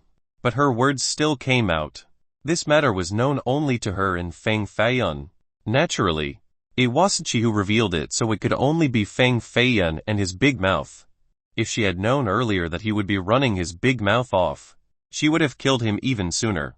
Her cold gaze glared at Feng Feiyan like a sharp blade. Her fingers were tightly clenched together. Feng Feiyan clasped his arms together and smiled. One couldn't live peacefully after committing sins. She personally ran to the Feng clan to snitch. But these rumors became more and more exaggerated. She totally deserved this. Of course. Feng Tao didn't know Donfang Jingyu, so he was not afraid of her and coldly spoke. There was a great sage who personally saw the fourth young miss of the Yingu clan chase Feng Feiyan because of love. Due to the status of this great sage, there is no chance that this is a lie. Chasing because of love. Even if Donfang Jingyu's mental attitude improved, at this moment, she still exploded. Yes, this great sage was a person who knew everything. He knew that the two fatefully met at Spirit State City and immediately fell in love. Afterward, the fourth young miss of the Yingu clan was pregnant with Feng Feiyan's child. She forced him to take responsibility, but Feng Feiyan didn't want to. And so, their love ruptured. The fourth young miss used her grand cultivation to refine the fetus inside her body and swore to kill the betrayer. The two became mortal enemies and would not stop until one of them was dead. Feng Tao's words were exact and had strong emotions during his describing the situation. It absolutely did not sound like lies. Love at first sight. Pregnant with flesh and blood. Ruptured love. Love became hate. Fuck. This version was definitely not trustworthy. It caused Feng Feiyan to sweat, as he was afraid that Donfang Jingyu would suddenly explode and turn half a violet firmament ancient city into 100 pieces. Of course, he was also a bit moved. The imagination and deduction of this great sage was quite amazing. Motherfucker. Who on earth was this fraud of a great sage? Chapter 74 Tiger Cloud Kai Image. Dongfang Jingyu was truly angry. Otherwise, Feng Tao wouldn't have been slapped so hard to the point where he flew away. All the way until he fell directly onto the 100 jang high wall. A heaven-defying talent of the Feng clan didn't have the power to fight back against her. He could only be slapped away like a fly by her palm, not knowing whether he will live or die. Her palm contained heavenly profound truths that rendered others unable to escape, even if they were dozens of miles away. Feng Tao, naturally, was not a weak person, and his battle power was comparable to the seniors of the elder ranking. However, in her hands, he was like a doll. Feng Lingji was not as foolish as Feng Tao, and his gaze was more seasoned. He noticed that there was a white jade Yingu order on Dongfang Jingyu's waist. Then, his expression crazily changed and said, "You are a descendant of the noble Yingu clan. No wonder why this girl had such a high cultivation and arrogant manner. She turned out to be someone from the Yingu clan. The white jade order of the Yingu clan couldn't be worn by an ordinary person." Feng Feiyan sighed and said, "She is the fourth young miss of the Yingu clan." Dongfang Jingyu, she is the fourth young miss of the Yingu clan. Feng Lingji became even more alarmed, but his heart was not convinced. Even though this fourth young miss wore a white veil on her face, it was not difficult to tell that this was a peerless beauty. Why would such a beauty be stained by a son of an evil demon like Feng Feiyan? In his opinion, there was no difference between an animal and an evil demon. Feng Feiyan was the son of an evil demon, so naturally, he was no different from an animal. Rumble. In the far distance, a giant black banner flew towards this direction along with countless moving black clouds like a smoky black cloud that came forth from the ocean during a storm. The banner was around a dozen jang high and had yellow borders. There was a strange animal engraving at the top and seemed to be overbearing with killing intent. Underneath it was a crazy tornado that created many loud explosions. Poof, poof, poof. The banner was like a godly item. It completely dominated the hearts of the people. 5 old people, wearing white robes, were waving this banner. Even though they were old, they were still muscular and had a cautious enthusiasm. Their age didn't stop them from being powerful. Their cultivations were very formidable. Their muscles and bones, along with their blood vessels, were all refined to a godly realm. One gesture of the hand was enough to bring out a destructive power. The grandpa and 4 grandmas were all elders of the god-base realm. They had extremely high statuses within the Feng clan. The Feng clan's law enforcement hall actually maneuvered 5 elders to bring along the evil suppressing dragon banner. Usually, the Feng's law enforcement team isn't this strict. I'm afraid that this time, they really want to kill Feng Feiyan. It seems like the Yingu clan really pressured the Feng clan. This isn't entirely accurate. The Yingu clan is indeed powerful, but in the end, this is the Grand Southern Prefecture, the main stronghold of the Feng clan. The power of the Feng clan in this area is no weaker than the Yingu clan. Even if they are afraid of the Yingu clan, they still wouldn't be so ruthless with their own child. This would cause the hearts of the other Feng children to become cold. This is to completely eradicate him. It really is a bit too cruel. Immortal sects and clans that aggregated at Violet Firmament Ancient City did not lack powerful cultivators. These people were intrigued by this grand display, so they appeared, wanting to see the internal conflict of the Feng clan. The Feng clan was a grand clan that ranked in the top 3 of the Southern Grand Prefecture. Many people didn't want to miss such an entertaining matter. The Feng clan is capturing someone with such a blatant fanfare. It seems like the rumor is true. An old man sighed. What rumor? Many people didn't know the reason. The rumor is that Feng Feiyan's mother was a high demon and left behind an evil demon armor. This evil demon armor, when adorned, has an incomparable power and could even shatter spirit treasures. However, it is tainted with a demon aura, and only someone that has the blood of the same demon origin would be able to wear it and become unstoppable in this world. Today, the person that has the same blood origin throughout the entire Jin dynasty is only Feng Feiyan. The Feng ancestor most likely wants to capture him and use his blood to refine the evil demon armor. Once this evil demon armor is successfully refined, the Feng clan would definitely dominate the entire Grand Southern Prefecture. The old man seemed to know a lot and revealed many hidden nuances. If this was really the case, then Violet Firmament Ancient City would be a lot more festive. Many clans and immortal sects aren't willing to see the ancestors of the Fang clan refine this evil demon armor. Maybe they will make a move when necessary. This was originally only the internal conflict between people of the clan. Now, the situation became even more complicated and confusing. This entire event seemed to want to involve all of the powers in Violet Firmament Ancient City. The 5 law enforcement elders of the Fang clan all had an overbearing manner with the attitude of someone high and almighty. An elder wrapped with a golden belt said, "Fang Feiyun, do you know your crime?" He condescendingly looked down from above. It was in the manner of an angry teacher inquiring about a fault. Fang Feiyun replied, "What is my crime? HMPH, an unfilial bastard is always an unfilial bastard. Now kneel in front of the 4th young miss and apologize. Then, follow us back to the clan and accept the punishment.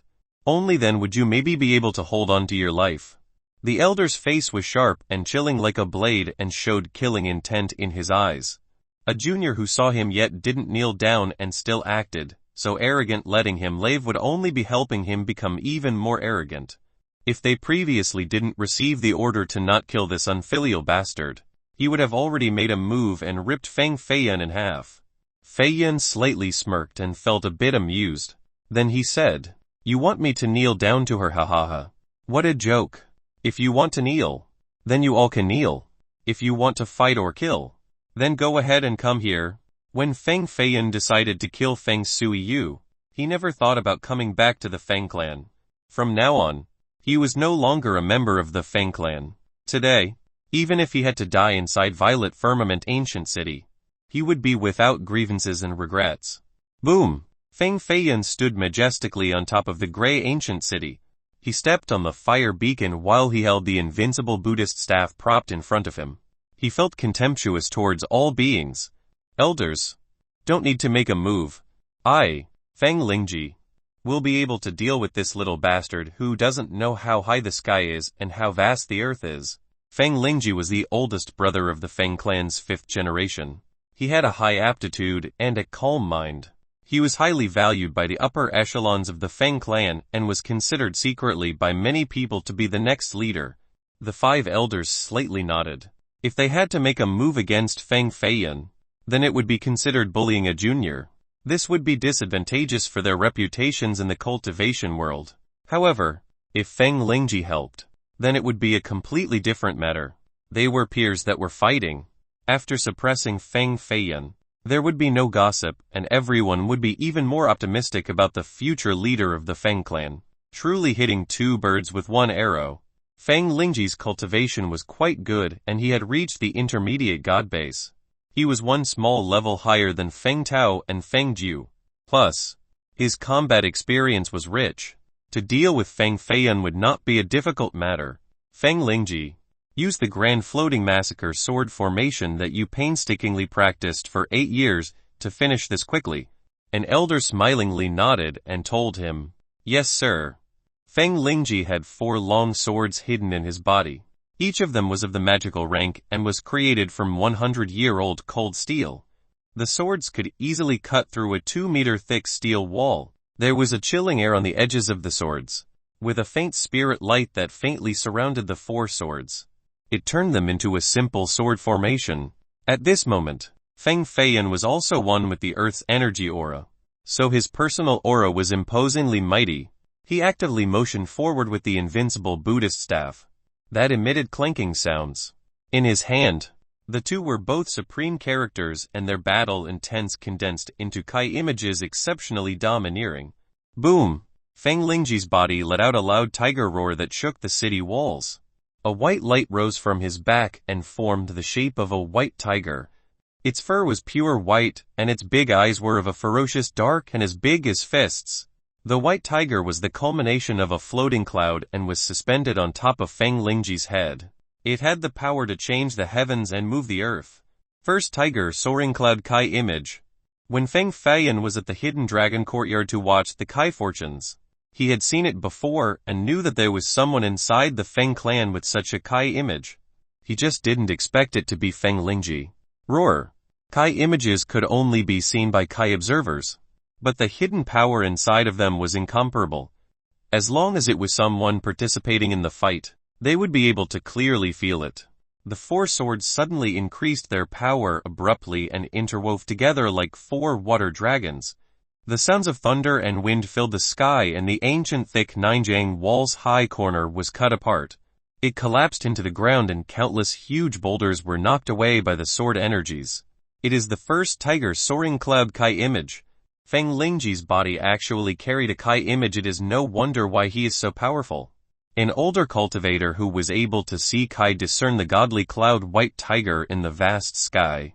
He was quite shocked. A person next to him was confused and asked, "Kai images only exist in supreme geniuses. The first tiger soaring cloud Kai image is domineering and ferocious. It is a bit unfitting for Feng Lingji's mature and calm personality. Feng Lingji is shrewd and has hidden emotions. His heart has the energy of a fierce tiger, but outsiders couldn't see through it. We're only able to observe this because Feng Feiyan was able to force Feng Lingji to use his Kai image. Feng Feiyan must be another heaven-defying genius. If he wasn't the son of the evil demon, then he would have been heavily groomed by the Feng clan. What is this? Feng Feiyan's body is also releasing a Kai image. What is this Kai image? Feng Feiyan took 9 steps back and calmly stood upright. From his body, 6 to 4 lights came out and condensed into an ancient painting. It was like a giant formation of clouds and seas that rushed out from his body. Dragon Horse River Diagram. This was one of the 7 ancient paintings from the Infinite Spirit Ring, the Dragon Horse River Diagram. This ancient painting was a lingering Tao that was separated from the ring and fell into the Danshan of Feng Feiyan. At this moment, it was alarmed by the first tiger soaring cloud Kai image of Feng Lingji and actively rushed out from Feiyan's body. The mist-covered water on top of the vast godly river, a dragon horse tightly biting a big turtle was traveling on the water surface. The painting's presence was mystical and spirited. This was the Dragon Horse River Diagram Kai image, and it seemingly wanted to change even the heavens' aura. Chapter 75, Evil Suppressing Dragon Banner. There were many Kai images in this world that combined the human aura and the image of the heavens. This was the natural birth of Kai images. Only true heaven-defying geniuses would be able to grasp a type of Kai image. Once their cultivation reached the rank of giant, the essence of the Kai images inside their bodies would change and carry a power capable of suppressing the ages. Each type of Kai image was a sign of the rise of a new future star. If Feng Feiyan didn't cultivate the immortal phoenix physique, his talent would have been very ordinary, and he essentially wouldn't have the chance to have an innate Kai image.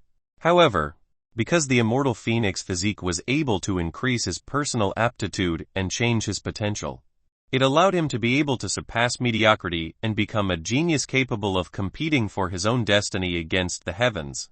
Although the Dragon Horse River Diagram was not a real Kai image, in its most strict definition, it was a type that was very similar to Kai images.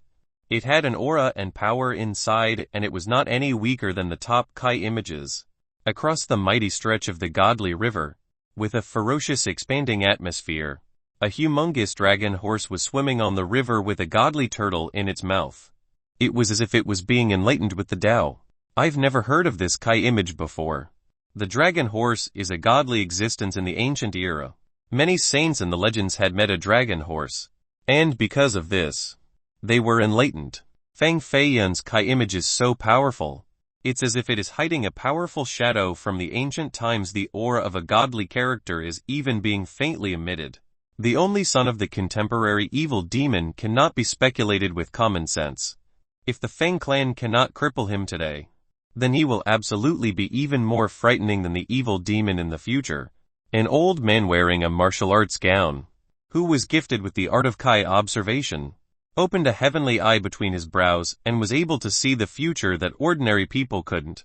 The Dragon Horse River Diagram's energy was so majestic that it occupied half of the sky and nearly squeezed the white cloud tiger behind Feng Lingji out of the clouds. Feng Feiyan became increasingly powerful. The invincible Buddhist staff in his hand had completely lost its Buddhist characteristics. With a golden light exploding, he was filled with killing intent and beat the 4 swords of Feng Lingji all over the place as sparks were continuously emitted. The blood in his body flowed faster and more ferociously. Even his heart was banging. Under the catalytic urge of his will to battle, Feng Feiyan felt that the blood in his body was refined much faster than the ordinary speed. Step by step, he became closer to the third blood purification. Second blood purification, the blood started boiling and was as black as ink. Third blood purification, the blood became sentient and emitted golden light in all directions.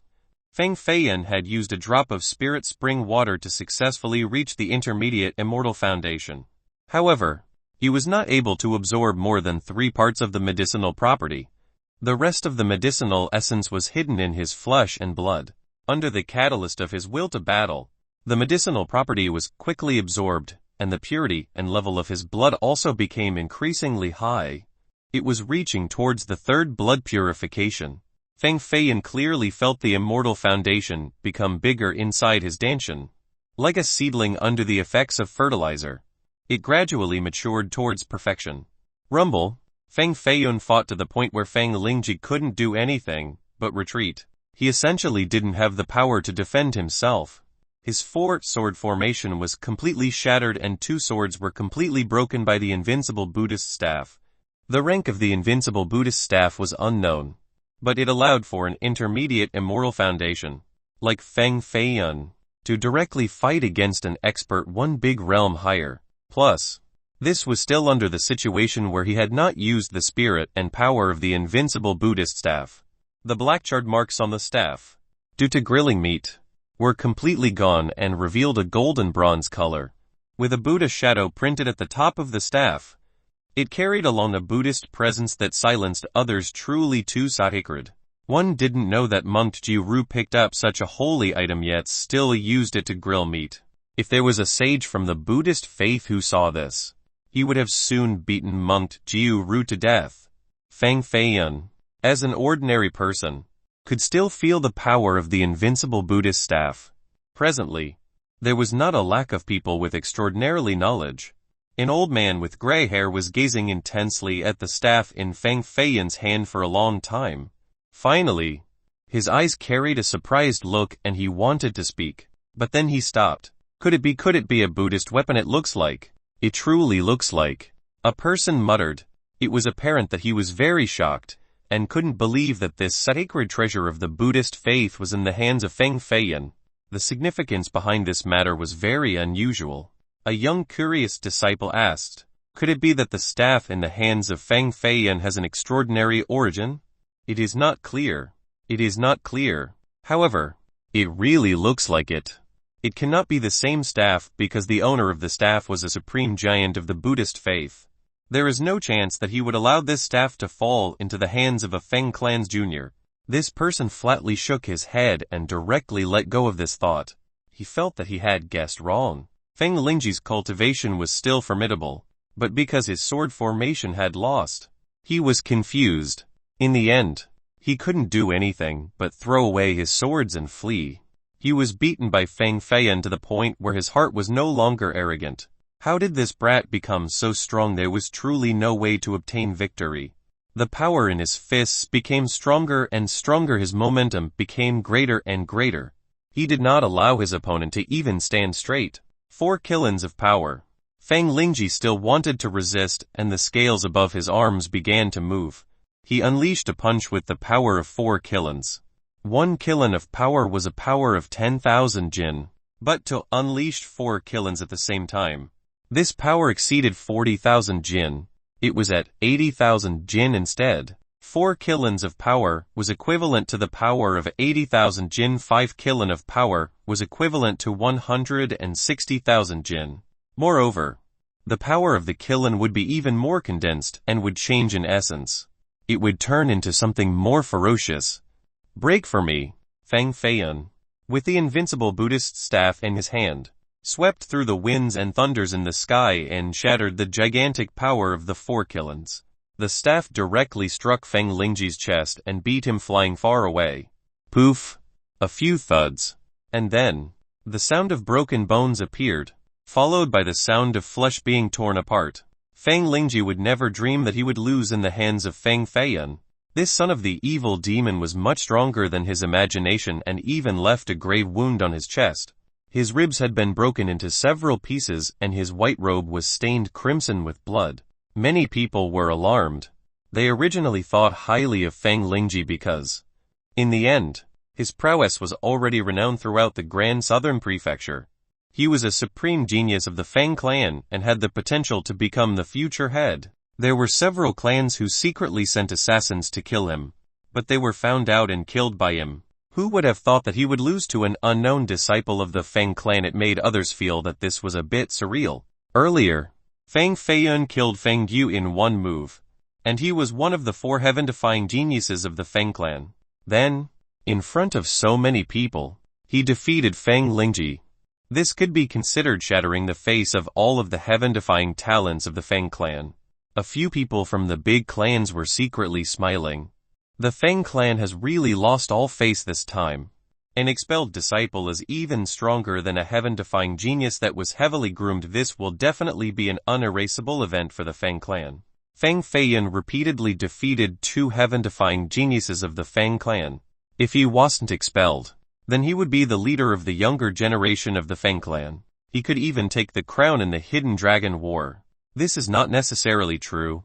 I heard that the strongest within the Feng clan is not Feng Lingji, but that little evil demon. The number 1 from the Feng clan's branch is definitely that little evil demon. Some people thought of the evil demon that everyone was afraid of.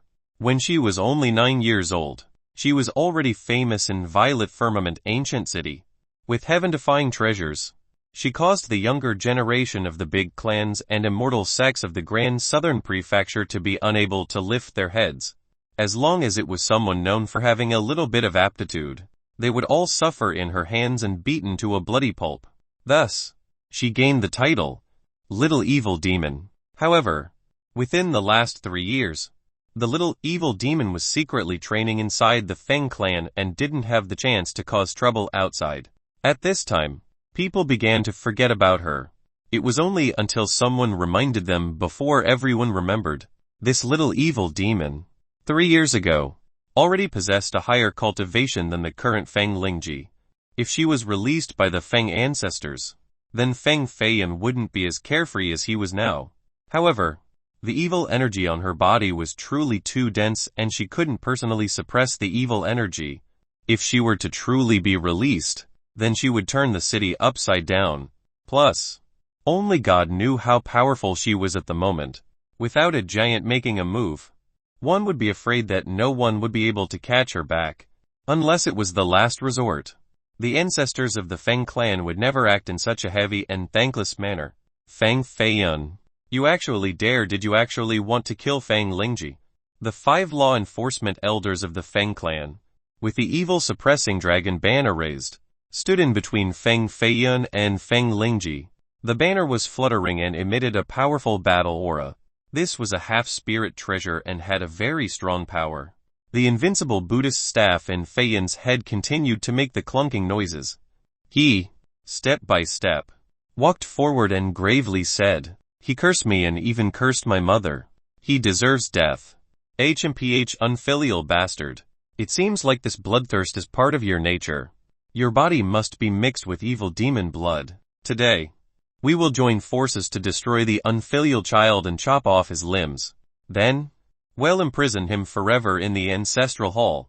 The 5 law enforcement elders each held a corner of the evil suppressing dragon banner and channeled their spirit energy into the flag, injecting a huge amount of energy. The evil suppressing dragon banner was not considered a spirit treasure because it did not have a spirit sentience. However, under the full force channeling of the 5 elders, it exuded a very horrifying and incomparable light. On top of the Tao engravings, that had the shape of a dragon head, a flashing light also came along and carried a destructive force. The strong burst of momentum made Feng Feiyun feel an unprecedented pressure. The power of the 5 law enforcement elders was not ordinary and could be considered countless times stronger than Feng Lingji. They were like 5 giant immovable mountains. In the end, the 5 elders had to let go of their pride and were ready to kill. Chapter 76 Great Danger Everywhere. Nowhere to go. It seemed like the Feng clan truly wanted to make a move and take care of this expelled disciple. This unreasonable scene caused others to be disappointed. In order to deal with a junior, they had to deploy 5 characters of the elder rank. Today, if Feng Feiyan could escape from the encirclement, then he would definitely be renowned in this world and become an excellent hero in the future. Many people present felt that it was unfair for Feng Feiyan, but in the end, this was a clan affair and others couldn't interfere. Plus, no one wanted to do such a thankless deed. Feng Feiyan stood on top of the high wall. Even though he was young, his shadow carried along a resolute initiative to fight for fairness. Boom! The evil suppressing dragon banner was even stronger than Feng Feiyan's imagination. The banner was a dozen jang high and was made from silk strings that were bathed in beast blood.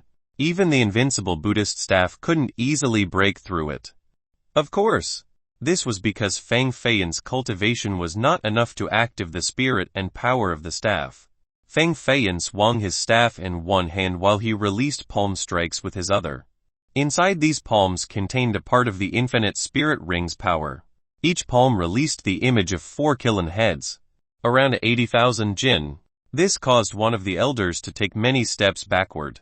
The infinite spirit ring was also a spirit treasure, but it could only be considered one at the lowest rank. At this moment, Feng Feiyan was only channeling a strand of its power. He essentially didn't dare to show the entire power of the spirit treasure. Only when he was desperate would he use all of his power to activate the spirit treasure to kill the 5 elders. With his current cultivation, at best, he could only unleash one strike. Then, all of his spirit energy would be depleted. Even though it was possible to kill all 5 elders, he definitely couldn't block a second move. Most likely, he wouldn't even be able to stand straight. Feng Feiyan was hoping for a way out, not a blocked path. This foolish action naturally. He wouldn't do it. With one palm releasing 4 killing heads, the majority of God-based cultivators wouldn't even be able to do this. This was a symbol for pure power. It was able to move the mountains. One palm was enough to render someone into grounded flesh. With the invincible Buddhist staff and the infinite spirit ring, and even with the Kai image along with the energy aura of the earth, it still couldn't make up for the absolute gap in cultivation. Under the siege from the 5 elders, Feng Feiyan's battle space became increasingly smaller. There were many wounds on his body caused by the evil suppressing dragon banner. Although the wounds weren't deep, blood was quickly flowing out from them. The blood in his body was black, like a thick squid ink, giving others a spooky feeling. HMPH truly the son of an evil demon. Even the blood in your body is different from others. An elder lifted his arm, like a white dragon crawling out a heart, and clawed Feng Feiyan's right shoulder, revealing 4 ferocious wounds revealing his white shoulder bones. This move was quite ruthless. Feng Feiyan unyieldingly suppressed his pain. He was sneering in his heart and didn't bother to explain anything to them. The invincible Buddhist staff in his hand broke through an opening of the banner and murderously went forward to strike the left chest of this elder. It created a bloody hole around the size of a fist. Poof! The elder, who was still from laughing earlier, bellowed and didn't dare to fight again. He staggered 2 steps back and maintained a safe distance. Then, he escaped to the side in order to heal his wound. Feng Feiyan unexpectedly went on the offensive and managed to wound an elder. However, once again, he was struck by the banner and his back had a very deep wound. It stretched from his neck to his waist and almost split him into 2 halves. This battle was truly horrifying as blood stained the wall. Both red and black blood existed side by side. With a pair of white wings on Dongfang Jingyu's back, she floated in the sky and observed the fight below. Her eyes were very calm and silently gazed at Feng Feiyan, who was crazily fighting with an undying battle will. It caused her to be very emotional. At this moment, Feng Feiyan was very different from before. It was as if he was a completely different person. He didn't have a shred of the image of a careless playboy. He was more like an invincible heavenly general, surrounded by 10,000 troops. She acted like the other spectators and didn't take advantage of this situation against Feng Feiyan. This was a private matter of the Feng clan. As an outsider, she didn't care. She was more curious about the great sage. One of the reasons why Feng Feiyan was chased by the experts of the Feng clan was because this great sage spoke some nonsense. To be called a great sage, it would absolutely be a character that was respected. Why would such a character make things difficult for a Feng Jr. and cause Feng Feiyan to be cornered? What was most important was that she was also pulled into the vortex. Either this man was idle with nothing to do, or he absolutely had a devious plan. From now on, I am the son of an evil demon. I will not show mercy when killing people. Feng Feiyan's presence pierced the sky. He rushed 9 steps forward and directly knocked the head of an elder flying, separating it away from his body. This staff was merciless and had great power. After the head of this elder flew away, it exploded into particles of flesh and blood. Only the body below the neck was still standing on the wall. After a bang, it shot out a crimson fountain of blood. The 5 elders fought together, but Feng Feiyan was still not dead. They even lost one with another being wounded. This was truly shocking. Was he actually able to fight against the encirclement? There were many experts in Violet Firmament Ancient City that had a major interest in this fight, including cultivation masters. But they were not very optimistic about Feng Feiyan. At the end of the day, the power of one person was limited. To oppose an entire clan, the power and secret details of Feng Feiyan was far too lacking. Plus, Feng Feiyan's power was greatly consumed. Even though it was a great feat in battle, the wise noticed that the majority of spirit energy in his body was depleted, and he was only relying on a surge of willpower to fight back. On top of this, there were wounds all over this body that were trickling with blood. At any moment, his body could give out and he would fall down. Once he fell, the experts of the Feng clan would never allow him to stand up again. The evening sun was setting to the west as the sky was painted red. A red sun lingered above the far mountains. A lonely smoke in the midst of the green mountains rose, causing others to feel the bleakness of the twilight. The red sun directly shined onto the wall of the ancient city and illuminated Feng Feiyan's face with a red shade. This, along with the red killing intent in his gaze, created a frightening killing aura. It was getting dark and many people frowned. However, the heaviness in Feng Feiyan's heart was lifted because the night curtain was his only chance to escape. Hurry up and become dark. Once the night curtain falls, then hiding inside the middle area of Violet Firmament Ancient City would not be too difficult. Feng Feiyan naturally knew that the experts from the Feng clan who were here were not limited to just the 5 elders. Even 5 of them were only a part of this group. The rest were hiding in the shadows. Once he wanted to escape, these people would immediately block his path. This was a beast trapped in a cage. Because of this reason, Feng Feiyan didn't rush to escape, but instead, wanted to wait until it was dark. It finally became completely dark. Bam! Feng Feiyan suddenly unleashed a final palm strike, and the shadow of 4 killing heads tremblingly suppressed the area in front of him. At the same time, he suddenly retreated and jumped down from the inner city's wall and quickly headed straight for the middle city to escape. Boom! The 3 elders from the Feng clan easily used the banner to destroy the 4 killings of power and gazed towards Feng Feiyan's direction of escape. They could only coldly snort. Still, this brat is quite smart. He was aware that by running to the outside, there would be a chance of escaping Violet Firmament Ancient City. But that was a dead end. There were 4 experts in that direction. It was like opening a bag just to wait for him to jump inside. However, even if he escaped towards the middle city, his results would not be any better. The 8th elder is guarding the entrance to the middle city. There is no chance of survival if he goes there. The 3 elders still continued to chase, even though they knew Feng Feiyan was already a fish inside a basin. Catching Feng Feiyan was still a great contribution that they didn't want to miss. Feng Feiyan directly crossed through 9 big streets and 10 small alleys into a house. He took off the blood-stained clothing on his body and put on a large gray robe of a servant. His drooping hair was now covered by a cap. In a short amount of time, he underwent a great change and became like a street candy vendor that walked on the large road. In order to avoid suspicions, he used a large black cloth to hide the invincible Buddhist staff. Then, he left the house and headed towards the middle city. He was going to the middle city in order to find the Nalan monastic robe and the Buddhist jade beads. Time was running out, so even if there were many traps everywhere, he still had to rush in, under the genuine plea of someone else, and with monk Jiu Ru reminding him a million times. It was clear to see that this was not a simple matter.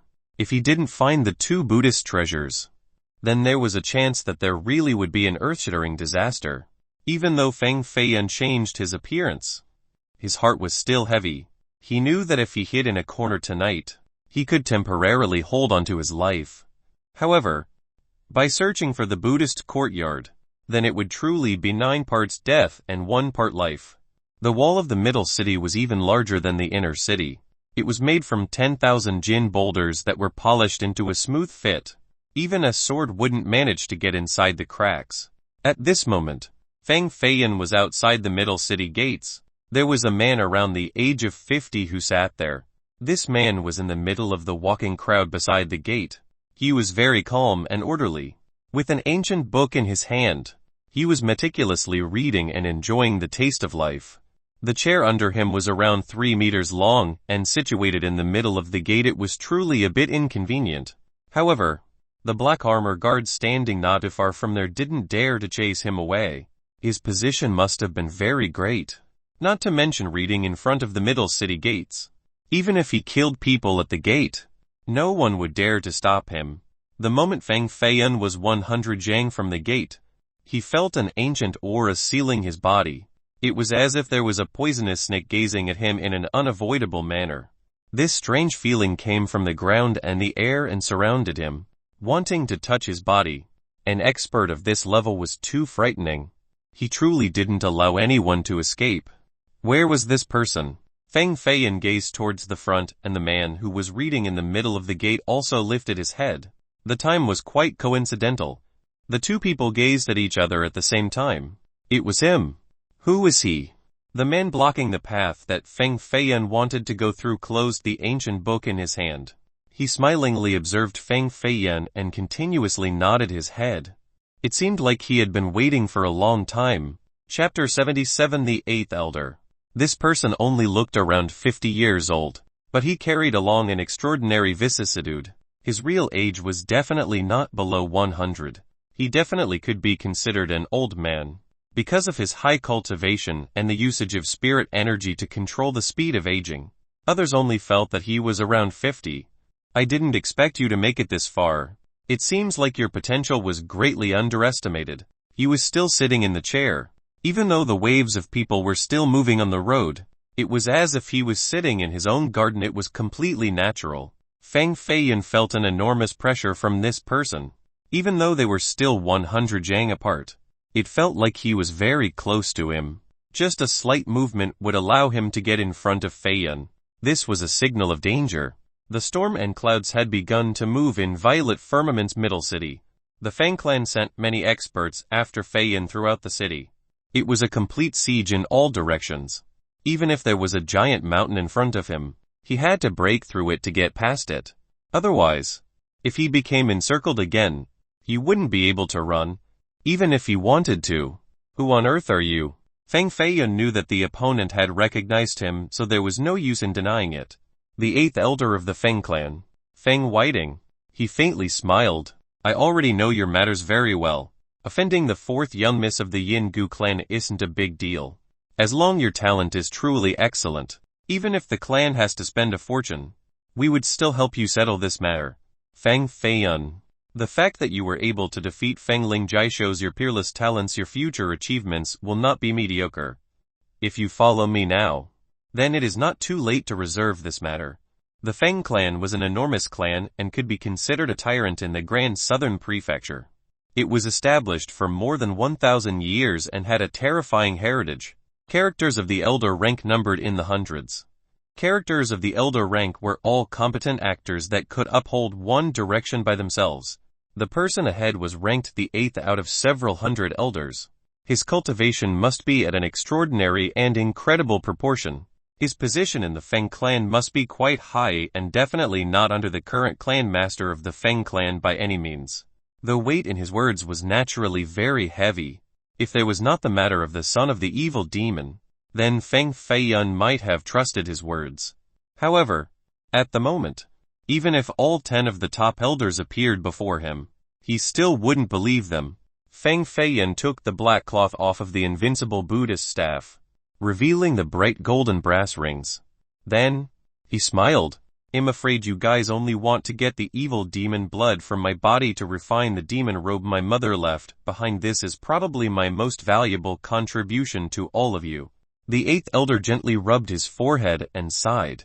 Your way of thinking is too paranoid.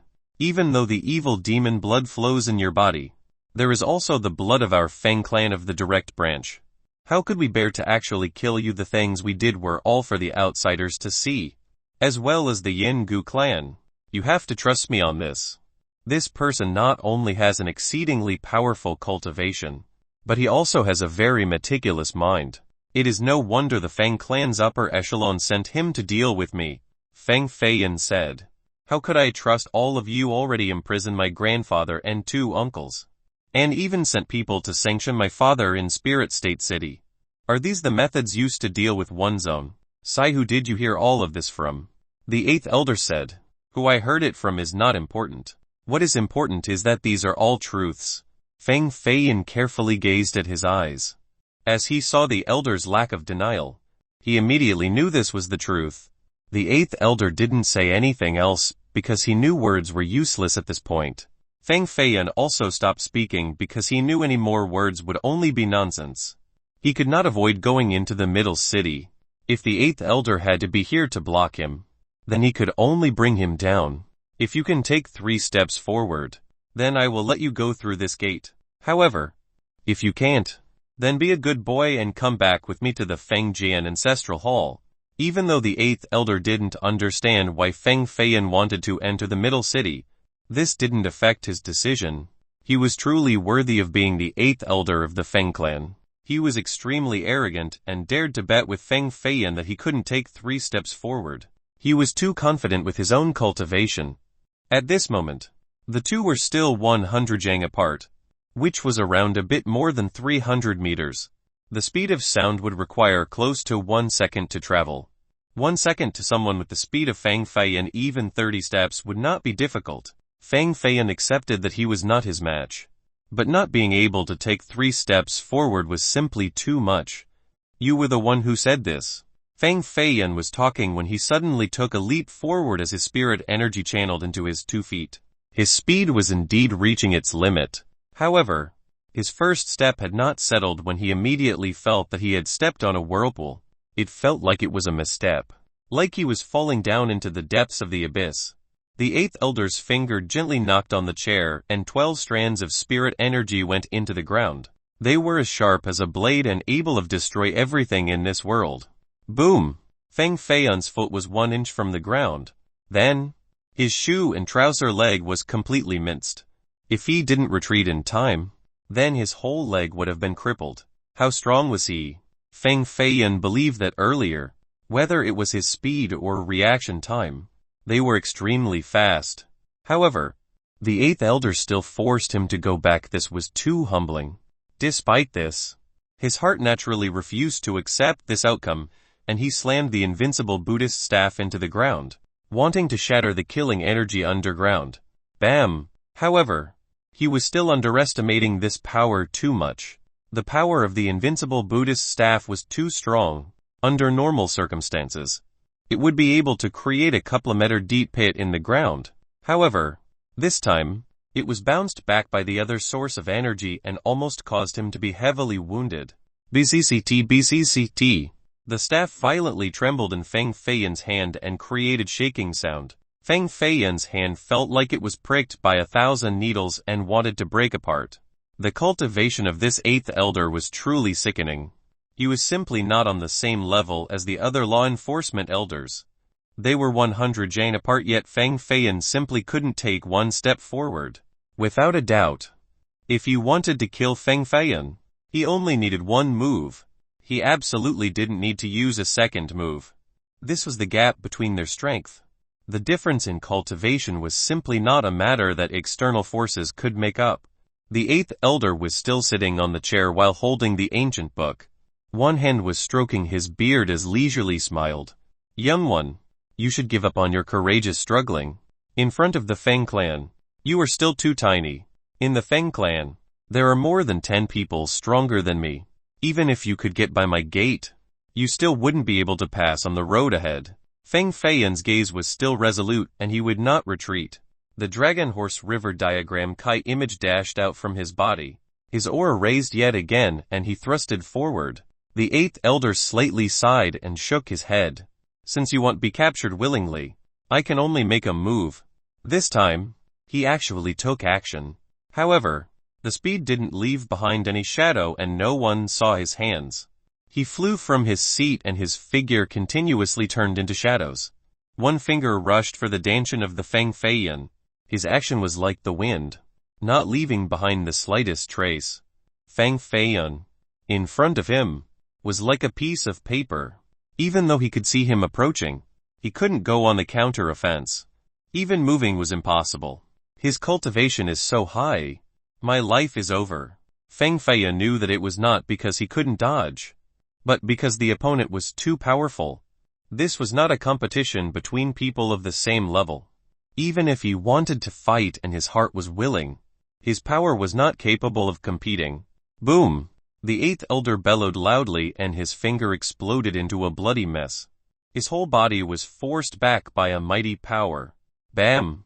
The 8th elder was struck, flying away, directly into the wall of the middle city and created a multi-meter deep hole while issuing a severe noise. What is that in your dantian? The 8th elder originally wanted to destroy Feng Feiyan's dantian with one finger, but his finger was shattered by an azure light. If he didn't notice early that there was something wrong and immediately withdrew his hand, his entire arm would have been shattered. Feng Feiyan felt the blood in his body boiling and his internal organs were shaken. An uncomfortable sense aroused within his chest and he couldn't help but spurt out a mouthful of blood. Dantian inside the dantian wasn't the ancient spirit vessel inside his dantian. Feng Feiyan only felt that his dantian was encompassed by an azure light. It was no different from the mysterious sea, and the ancient spirit vessel was wandering in there while emitting a godly bright light. It was much more brilliant than the light of Feng Feiyan's immortal foundation. This was the time. Feng Feiyan didn't think too much and used this time, when the 8th elder was knocked away by the spirit vessel, to directly rush into the middle city. Chapter 78 Young Noble Flawless. The middle city naturally was not considered the center of Violet Firmament Ancient City. However, its prosperity far exceeded the outer city and inner city. People inside the middle city were all extremely wealthy, and experts with amazing cultivations were as plentiful as the carps in Yangtze River, hidden dragons, crouching tigers, and experts as plentiful as the clouds were the phrases used to describe this place. Tonight was truly a bit hot. There were many black clouds rolling in the sky. The pressure was increasing and created a suffocating atmosphere that was a little irritable. This was a sign that a thunderstorm was approaching. The rain would definitely not be light tonight. Black clouds covered the crescent moon and the cicadas were not singing, causing a somber sense of desolation. Clank clank. Feng Feiyan wore his exotic Buddhist robe and carried his golden staff to a luxurious mansion. He looked up to see 2 lion statues, both of which were taller than humans. In front of him, they were majestic and powerful, like 2 lions of God. At the very least, they would weigh tens of thousands of pounds. He took another look at the mansion and could faintly see the 9 pagodas from afar. They were surrounded by a Buddhist aura. He nodded. Then he stepped on the white ground terrace and used the bronze ring to knock on the front door of the mansion. This was the mansion with the 9 Buddhist pagodas. They were located in the back courtyard, but a family was situated in the front. Seeing this atmosphere, it was clear that this place was not owned by an ordinary person. Feng Feiyan did not directly rush in. He had some things to make clear of. Bang! Bang! Bang! 3 knocks on the door. The red lacquer doors were soon opened by a little girl.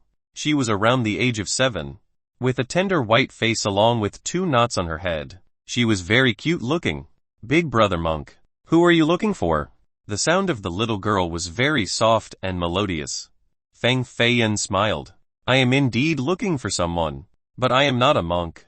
Then who are you looking for? The little girl tilted her head and curiously asked again. Your master, Feng Feiyan answered. Our master is young noble flawless. I'm afraid he will not meet with you. The little girl shook her head. Feng Feiyan was covered in cuts and bruises. Plus, he was pursued by a large number of Feng experts and didn't want to waste too much time. However, at the moment, it was impossible for him to be angry at such a lovely little girl. So he smiled and said, "You didn't inform him, so how would you know that he definitely would not meet with me?" The little girl said, "Because he only meets with women, and only the beautiful ones at that. For a man such as you, he definitely will not want to meet." Feng Feiyan slightly frowned and diverged his hearing towards the origin of the noises. He heard the sounds of zithers and flutes as well as wonderful singing. There were also the sounds of dancing and smiles. All from women. Plus, the sounds were very soothing. One could only imagine the number of beauties inside. The number was definitely higher than the largest brothel of Violet Firmament ancient city. Feng Feiyan frowned deeper and deeper. If this was really the Buddhist mansion of the Mortal Life Cavern, then why was the current owner so lustfully debaucherous? In the end, 1,800 years had passed. Even if the abbot of the temple used to have people to protect this place, so much time had passed that the owners of this mansion must have changed many times. This young noble flawless. What type of person was he? Feng Feiyan naturally had to enter this mansion, so he said, "Little sister, I still have to bother you to go tell him that I have a grand gift, and I only want to meet young noble flawless once. No matter how many gifts you have, he still would not meet with you." There was a grandpa who came with a 1,000-year-old calamus that belonged to the spirit grass rank, just to meet our young noble once. However, he couldn't even see half of a shadow. The little girl squinted and said, "So unless if it was a beautiful woman coming, no one could see him." Calamus had an outrageous value. Its medicinal power was even higher than a drop of spirit spring water. Feng Feiyan still had 2 drops of spirit spring water, but these were life-saving godly medicines. Unless it was a last resort, he would never take them out. Could it be that it was impossible to see this young noble flawless? Feng Feiyan, naturally, could directly go to the pagodas behind the mansion. But there would be no result because the immortal Buddhist robe would, in the end, throw him out and he wouldn't be able to get what he wanted. However, since the pagodas were inside the mansion, this young noble had to be related in some way. The mansion must be hiding something like a key to take the immortal Buddhist robe. If talking doesn't work, then he could only use force. Young noble flawless. Feng Feiyan is here to pay a visit. Feng Feiyan jumped and his body flew several zhang high. He was a giant bird and flew to the roof of the mansion and looked down. There were bright lights within the mansion, luxurious and extravagant. There was a wine reservoir with beautiful women dancing about. There was a hot spring next to a wine reservoir that emitted white mists. Groups and groups of stunning beauties were bathing in the spring and quietly singing. This was like a mansion for immortals. In the far distance, there was a palace built out of gold and was 8 zhang and 3 meters high. It didn't matter whether it was the walls or the rooftops. They were all made out of pure gold. Even the pillars, that were large enough to require 5 people to surround with their hands, were also made out of gold. There were no words to describe it, just this palace made out of gold was enough for all of the big families to marvel. There were beautiful women everywhere, no less than 300. There was not a single one who wasn't a peerless beauty. This would no doubt cause others to be envious of the abilities of young noble flawless. Who knew how he collected so many beauties? This would truly drive people mad with jealousy. My place does not welcome men, especially men who climbed the wall to get inside. From the golden palace came the voice of a young man. It was seemingly very lazy, as if he was still enjoying the gentle comfort of someone. Then, he spoke again. Yun'er, according to our rules, what should we do? Remove his eyes and cut off his hands, so that he would never look at and touch women again. This young woman was around the age of 17. She seemed very gentle and had bright eyes with curvy brows. Her skin was fine and tender and was probably delicate to the point where it would break with a single touch. Her gaze consisted of a brilliance that was filled with wisdom. A glance was enough to tell that she was not only a vase of decorative flowers. She was holding a paintbrush to draw on a piece of fragrant silk cloth. Even though it was only half done, the soul of the painting was no less than the work of contemporary masters. Then, I will leave it to you. From beginning to end. Young Noble Flawless did not appear and his voice was still just as ponderous and lazy. Yes, master.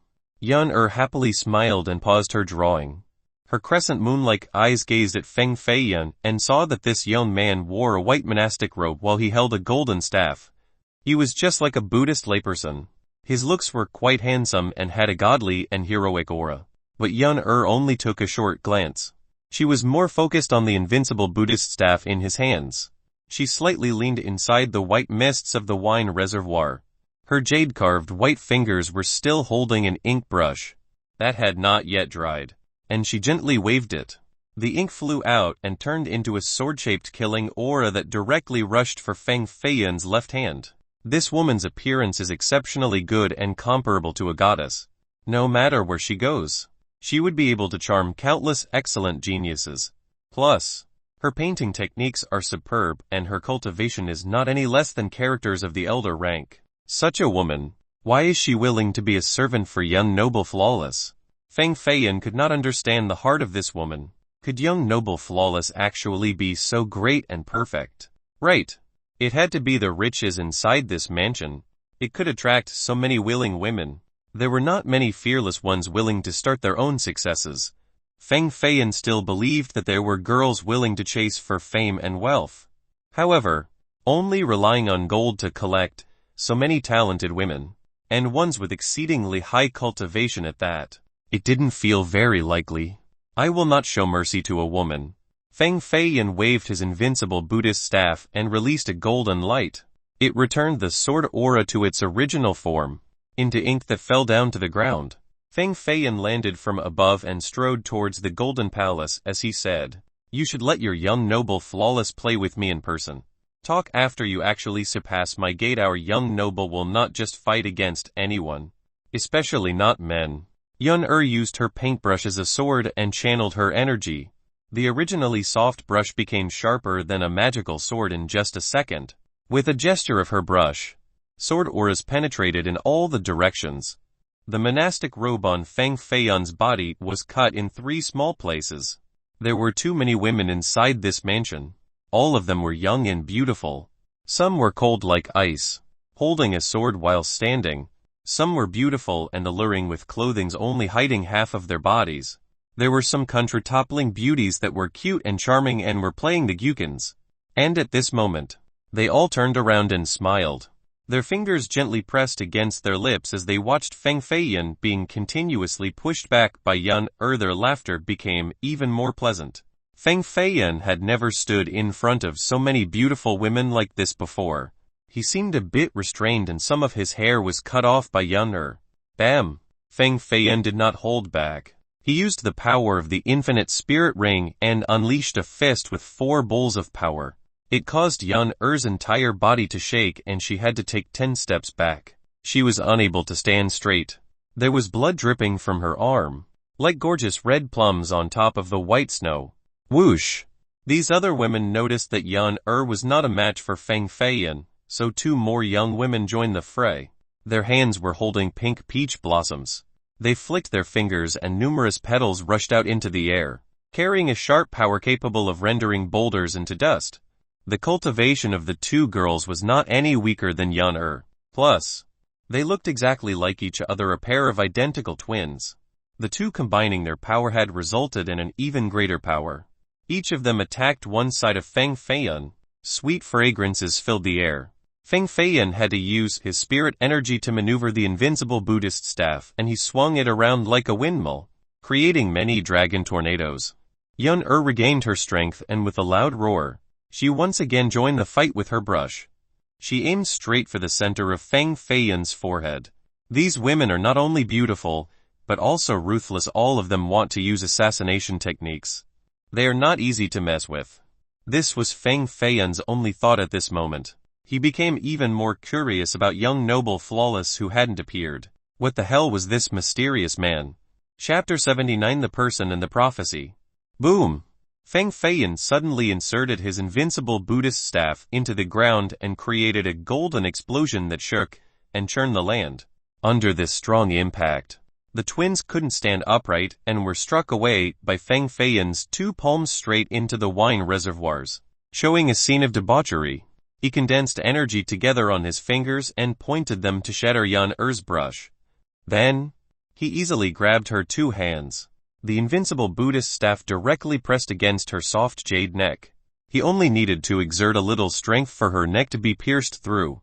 There were still many beauties present.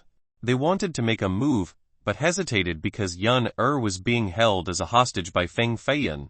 At this moment, many of them encircled him and had killing intents. But no one dared to take action. Young noble flawless, will you appear now? Feng Feiyan raised his voice. The golden palace was still silent for a long time. Only the clearly audible sound of wine dripping inside was heard. The beautiful eyes of Yan Er lightly flashed.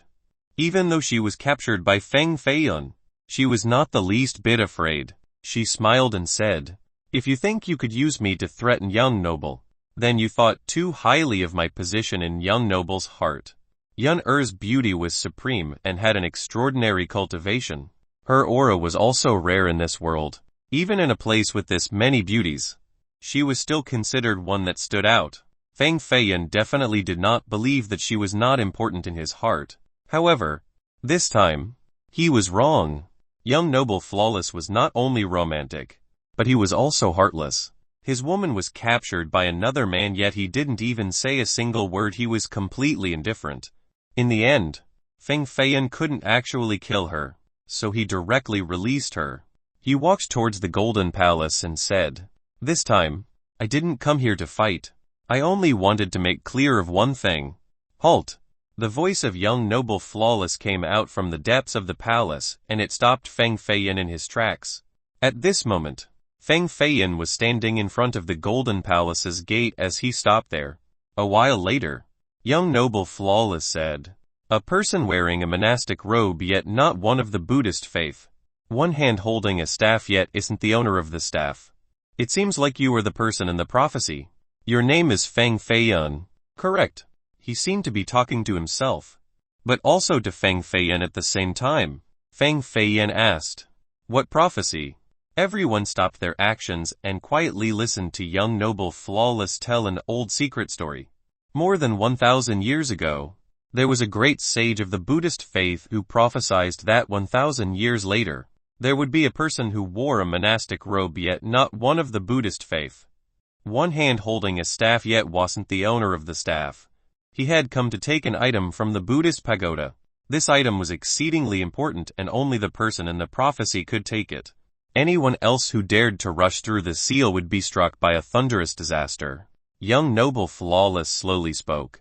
Naturally, he determined that Feng Feiyan was the person in the prophecy. It was apparent that the cultivation of this Buddhist great sage was unfathomable since he could predict matters of 1,000 years later. The most integral thing was that he understood the actions of the heavens. This far exceeded what ordinary people were capable of. Feng Feiyan contemplated for a moment and asked, "So you mean, your ancestors were the protectors of this mansion?" "No, I was only being entrusted with this task and will not stay here for long," young noble flawless answered. "Who entrusted the task to you?" Feng Feiyan continued, "You shouldn't ask too much. It was not someone from the Jin dynasty. It was just someone like us from a small country. Even if I said it, you still wouldn't know." Young noble flawless naturally didn't want to talk too much. Swish swish swish swish swish swish swish swish. 8 wind-breaking sounds appeared. There were 8 strands of air that came out from the Golden Palace and directly flew about, like 8 sharp arrows. Feng Feiyan waved his sleeve and gathered the 8 lights into his palm. He opened his palm and saw that they were 8 talismans. The Mortal Life Cavern. Feng Feiyan was ecstatic. These 8 talismans were exactly the same as the one in his possession. It seemed that this was the key to enter the door to the Buddhist pagoda.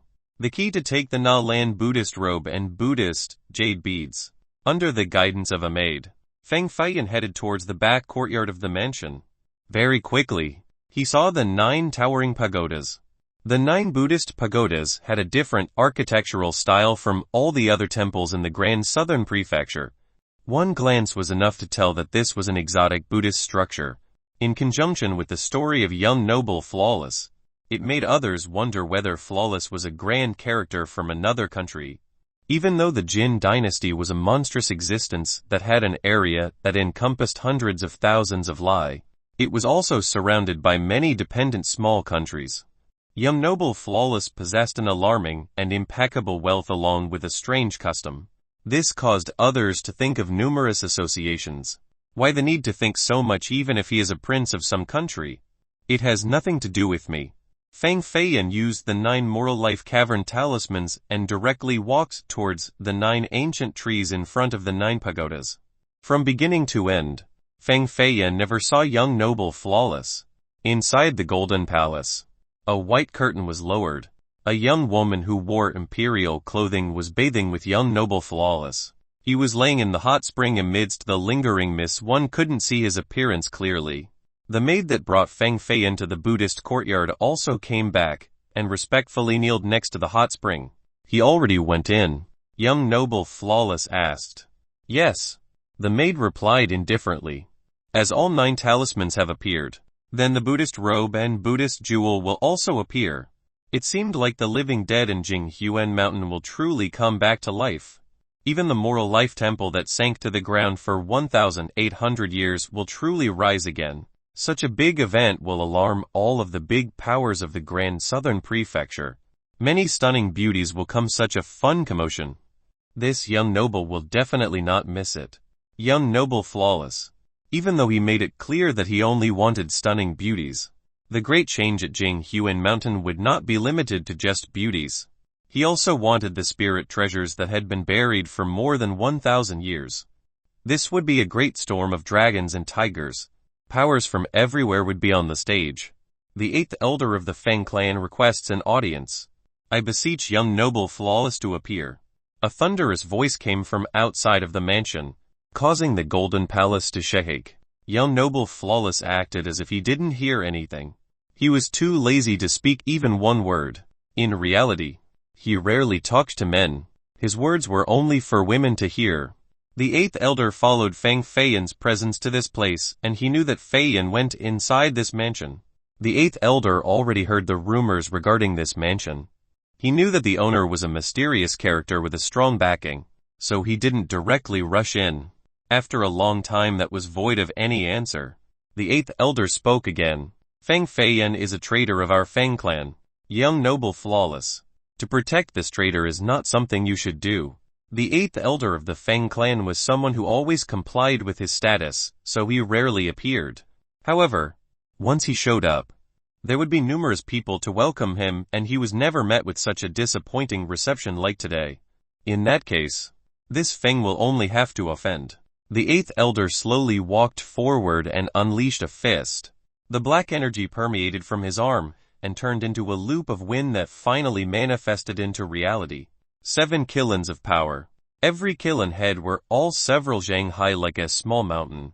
All 7 of them flew out at the same time and broke through space. With the power of 10,000 troops, it could easily raise this mansion into ruins.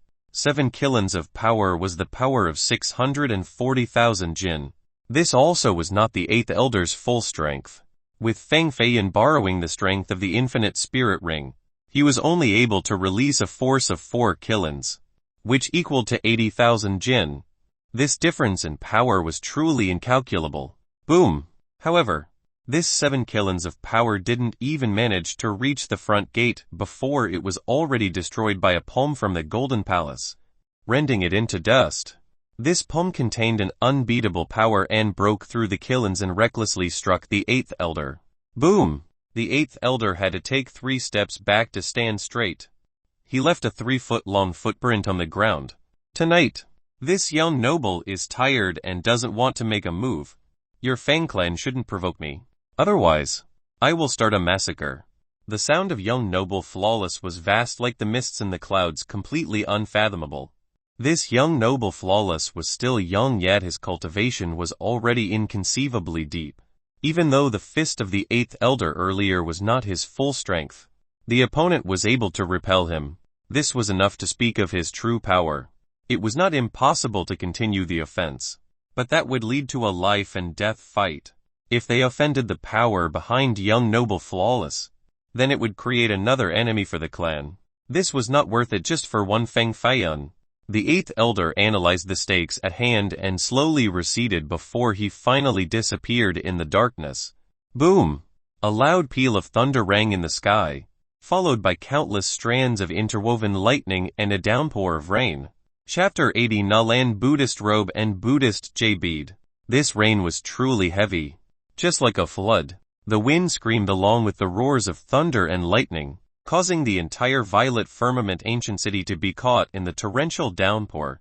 Boom! The thunder sounded like a mountain had collapsed. The little children under the roof shrunk their necks in horror. Afterward, a bright flash of lightning traveled through the sky like a heavenly saber splitting the world in half. This was the power of the heavens. If struck by such lightning, even a cultivation elder renowned in one direction would immediately turn into ashes. And on this rainy night, an earth-shattering news was being spread throughout Violet Firmament Ancient City. Countless big families and cultivation sects all summoned their experts and wanted to hold an emergency meeting. In a short period of time, many cultivation experts rushed out of the main gate, along with the cavalry, towards a far direction. It was predetermined that this would not be a peaceful night. There was an unknown fight taking place and it destroyed a huge part of the inner city. When the city guards arrived, there was only bloodstains on the ground. As the stains were mixed with the rain, they were finally and completely washed out. The matter of the Feng clan chasing the traitor was not forgotten either. All of the gates of Violet Firmament Ancient City were stationed with experts. Feng Feiyun couldn't escape no matter how far he went. Rumble, thunder was still roaring. The raindrops were as big as a human thumb, and they fell on the rooftop of the 1,000-year-old Buddhist pagoda, creating many clip-clop sounds. The world couldn't regain its tranquility. This time, Feng Feiyun went to the front door and into the Buddhist pagoda. He felt that the decorations of this place were similar to the ones inside the Mortal Life Temple, but there were also some differences that carried along an exotic flavor. The crumbling walls were covered with cobwebs. There were places that were wet due to the rain and created a musty smell. Along the wooden winding stairs, he, step by step, headed into the darkness. However, the difference this time was that the 9 talismans in Feng Feiyun's hand started to shine brilliantly and gently floated up from his hand. The 9 talismans, like 9 spirit lights flying in the air, illuminated the road ahead of him, with the 9 talismans' vivid light. The formations on the ground and in the air were completely visible. Feng Feiyun finally could avoid the maze as he stepped into the center of the pagoda. The monastic robe was still in the tray at the center of the pagoda. The monastic robe was of a bluish-gray color, old and ordinary. It didn't carry any spiritual power. Even the cotton fabric was of the most common kind. There were embroideries of red spider lilies and had a laced print red spider lily 1,000 years to bloom, and 1,000 years to wither. Flowers and petals never meet each other. Feelings not because of karma. Fate preordained before life and death. The words red spider lilies carried so much grief. Seeing these letters, people couldn't help but feel a sense of sadness. That year, the abbot of the Mortal Life Temple imprisoned himself in a dark pagoda because he loved a woman. He spent his time with Buddhist chants in order to calm his mind, to forget the woman that was already destined to never be with him. However, no matter how profound his Buddhist beliefs were, it couldn't resist the demons of his mind. After hearing about the death of that woman, he took off his monastic robe and carried a butcher knife instead. He used the lives of more than 1,000 monks in the Mortal Life Temple in order to give the woman a sliver of life. Finally, he even refined his own body. This was the essence of the red spider lilies. When the leaves grow, the flowers still won't have bloomed. When the leaves fell down to the ground and become fertilizer, the lilies used its life to become the nutrients for the flowers, in order for them to bloom. At that moment, the abbot of the Mortal Life Temple sat here with complex and painful emotions. It was truly not something ordinary people could understand. Feng Feiyun deeply sighed and gazed at the lonely white skeletal hand. This hand was nearly cut off from the body and it seemed to be holding something. Who could actually cut off the hand of a master like the abbot of the Mortal Life Temple? What is in his hand? Feng Feiyun couldn't understand. A person that could even reverse destiny would be considered the most elite in the Jin dynasty. Who would be able to cut off his hand? Yes. Maybe at that moment, the emotions of the abbot were extremely confused and he started to lose his mind. At that moment, he cut off his hand in order to regain his sanity. Unfortunately, in the end, everything still became shambles. A person capable of causing a high monk of the Buddhist faith to be so infatuated, so deep in love. This woman must have been someone without equals in this world. Feng Feiyan didn't want to wait too long. He wanted to throw the 9 talismans into the monastic robe, then put it on and leave. But, swish! The Buddhist robe that was on the tray on the ground suddenly stood up. It was as if it turned into a man, and it turned around to face Feng Feiyan. Even though the robe was empty and there was only the skeletal hand in the sleeve, Feng Feiyan still felt that it was a living existence. It was like the robe was hiding a person who was looking at him intensely. Don't hurt her. I deserve to die. But she should live. An ancient voice resonated from the Buddhist robe. This was not a ghost, but an ancient immortal sentiment. A remnant immortal echoed because he couldn't forget. Even though it was such a simple statement, the emotions contained inside would cause others to cry. This was a high monk from 1,000 years ago, pleading to a junior 1,000 years after. These were the last words of a dead person. They were filled with sorrow and irrationality. I deserve to die. But she should live. These words kept on resonating in Feng Feiyan's head.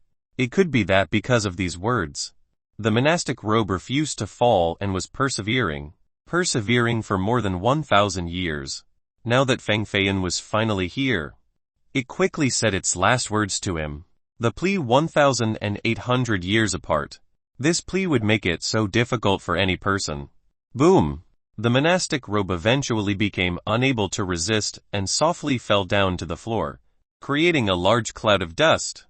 The lonely white skeletal hand finally lost the last of its spirit energy and fell to the floor, becoming white skeletal dust. Within the skeletal dust, there was an extremely blinding green light. It was a Buddhist jade bead. It was as large as a longan fruit and green all around, with 9 small needle holes.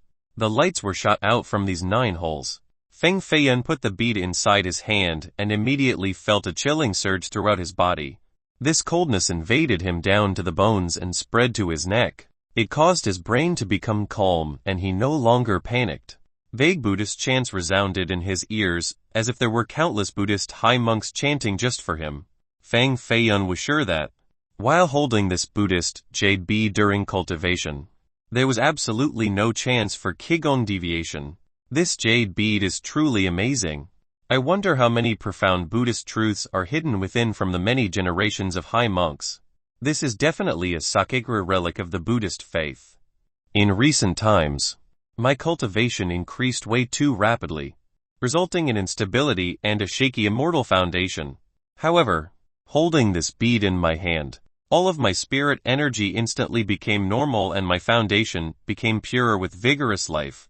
It's as if I had just broken through again. Feng Feiyan felt that there was even more to the mysterious power of the jade bead. He used 2 fingers to hold the bead and looked inside the 9 holes. He only noticed the lights inside. It was as if he was stranded in an endless desert, with many Buddhist statues emanating faint golden lights. The inside of the Buddhist jade bead seemed to be another world. It was extremely mysterious. Because Feng Feiyan's cultivation was too low, he could only see a corner of it before being turned back by an invisible power. It is time to leave. Right now, the entire Jinghuan mountain must be surrounded by the major forces. Countless experts must be there as well. Feng Feiyan taped the 9 talismans in the coat lining of the Nalan Buddhist robe and wore it on his body. He didn't feel that anything was different, but the robe was very soft and his whole body felt lighter. Why am I flying again? Feng Feiyan felt that his body was, once again, moved by an invisible force into a very thin layer of space. Suddenly, his whole body was wet and the sounds of thunder rang in his ear. Poof! Once again, Feng Feiyan fell into the river. That was as wide as the sea, outside of violet firmament ancient city just like the last time without any explanation. It was as if he was being controlled by a spirit technique. 1,000 miles were as close as a couple of inches. Once he got out of the city and escaped from the encirclement of the Feng clan's experts, he would have already escaped to the heavens. From now on, the sky was vast and the earth was wide. It would not be easy to trap him again. The moment he crawled up from the river, the rain was still pouring down from the sky. It was still pitch black, and he couldn't see his 5 fingers in front of him. Chapter 81 Nine Doves' Sacred Gown. The rainy night made for a chilling atmosphere. The world seemed to be engulfed in a silky steel curtain, leaving behind deep footprints on the muddy ground. Someone was hurrying through the night. In the front was an endless darkness, and one could only hear the sound of the cavalries and vehicles quickly moving ahead. In the sky resounded a loud bird. Feng Feiyan was standing on top of a peak as he watched wave after wave of cultivators come out from Violet Firmament Ancient City. They were the elites of the elite. Even the extreme masters were part of the groups. It seemed like the secrets of Jinghuan Mountain were spread to all of the city, and all of the big powers were alarmed. Violet Firmament Ancient City was the center of the Grand Southern Prefecture. The first-rank powers, like the Feng clan, numbered more than 5 and accounted for half of the entire Grand Southern Prefecture. Once these forces were alerted, the entire prefecture would be in turmoil. There were no exceptions. Feng Feiyan wore the Na Lan Buddhist robe. One hand held the Buddhist jade bead while the other held the invincible Buddhist staff. With the infinite spirit ring on his finger, his whole body was adorned with treasures. He felt a tremendous power surge through his body. Like this, he would even dare to fight against a big power. Rumble. A group of 9 chariots was pulled by 9 spirit deers in the sky and they rushed towards the horizon. A big banner was on the bronze chariot and had the words, Feng Clan written on it. It was led by the 8th elder and a few extreme experts of the Feng clan. Feng Feiyan stood on the nearby mountain and clenched his fists. He really wanted to block the chariots and kill some people, but his reasoning told him that this was not the right time to be impulsive. The bronze carriages contained a powerful killing intent. There might be an expert of the giant rank inside. To dash forward would be the same as rushing into a trap. The 9 bronze chariots slowly went away and turned into 9 small dots that eventually disappeared in the horizon. Feng Feiyan directly jumped down from the mountain and followed the group of chariots towards Jinghuan Mountain. The rain did not stop, but the sky was becoming brighter. When morning came, the giant mountain slowly appeared in the far distance amidst the rain. Arriving at Jinghuan Mountain, even though it was still far away, one could still see the lights that came from the mountain. There were also a few powerful presences of giants, causing others to feel suppressed. The heavy rain soaked one's clothes and permeated all the way to the heart. Will customer not stop by for a cup of tea? The sound of an old man rang in Feng Feiyan's ears. At this moment, Feng Feiyan noticed that deep inside the forest was a wooden cabin. A flag on top of the wooden house had the word tea. Because the rain was too heavy and the mist was too dense in this area, he didn't notice the tea house earlier. At this moment, he was following the 9 bronze chariots of the Feng clan, so naturally, he was not in the mood to sit down and drink tea. However, after discerning the voice of the old man, his expression became pleasant as he turned around, only to see the old man standing in the rain while smiling at him. Liu! Feng Feiyan couldn't help but exclaim, but then he quickly shut his mouth. He went up to greet the old man and ecstatically said, Grandpa Liu, why are you here? This old man was the housekeeper of Feng Feiyan's mother. Housekeeper Liu. Wasn't Housekeeper Liu in Spirit State City right now? Why was he here? It was as if he was at this place just to wait for him. This old servant naturally is here to find young master. I have been waiting here for you for the last 2 days. Housekeeper Liu signaled for Feng Feiyan to enter the wooden house. This was a place he used for shelter and doubled as a secretive spot, away from others. Housekeeper Liu brought forth a hot pot of tea and poured Feng Feiyan a full cup. After drinking the hot tea, he could feel his entire body warming up. Feng Feiyan placed down the teacup and asked, Grandpa Liu, where is my father? At the moment did the law enforcement hall send many experts to suppress my father? Housekeeper Liu smiled. Master has left Spirit State City. The people from the law enforcement hall won't be able to find him. Where is he going? Feng Feiyan felt more at ease.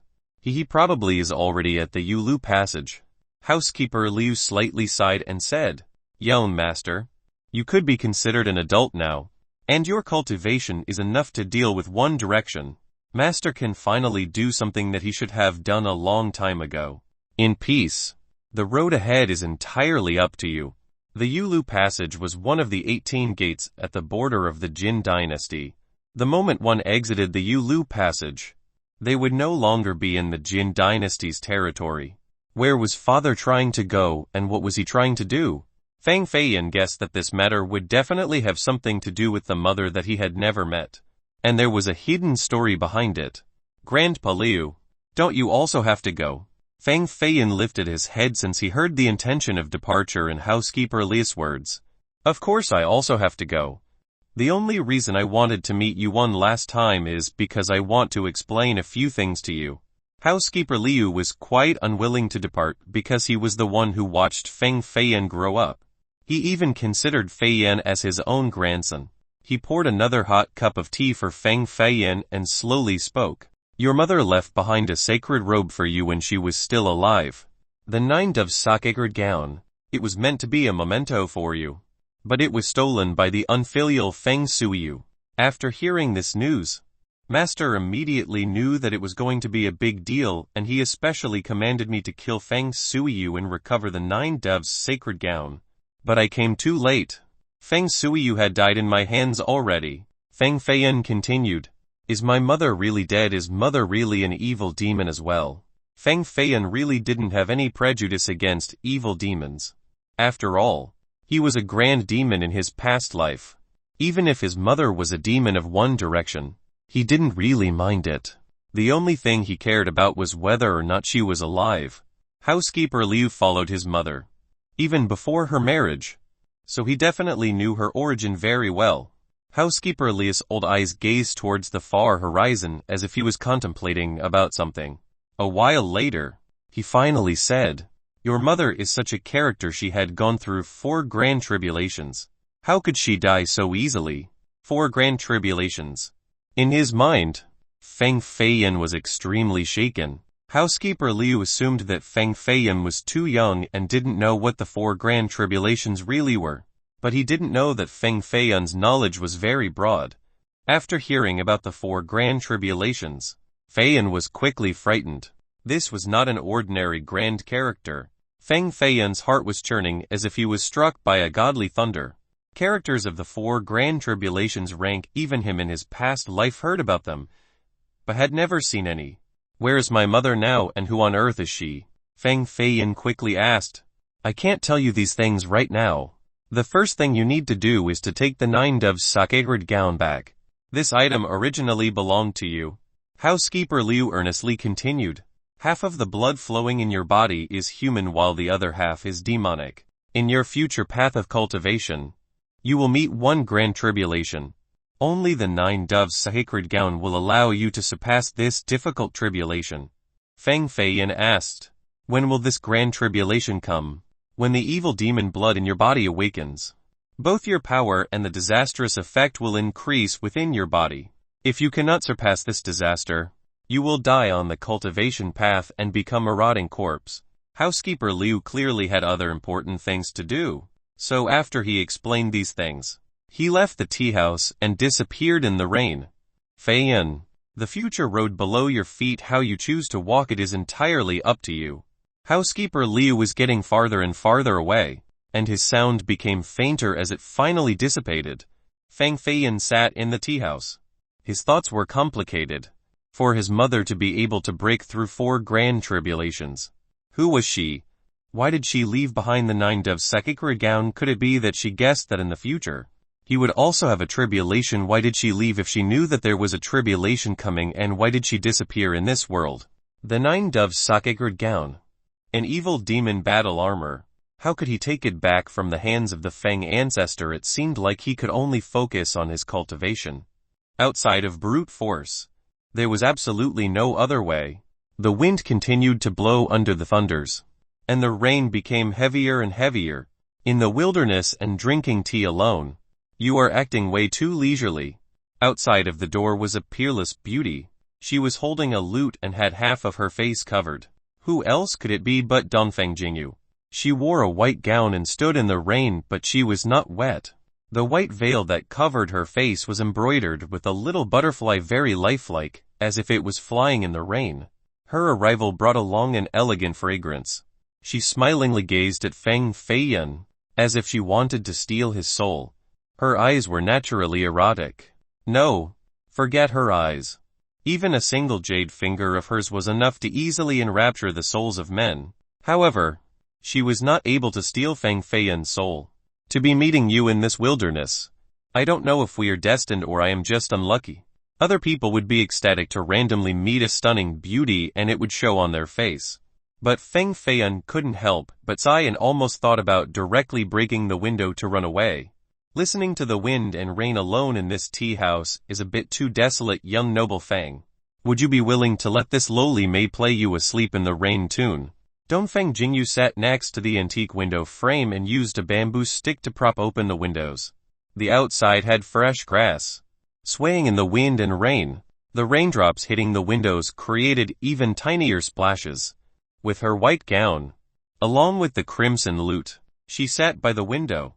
At this moment, she resembled a painting.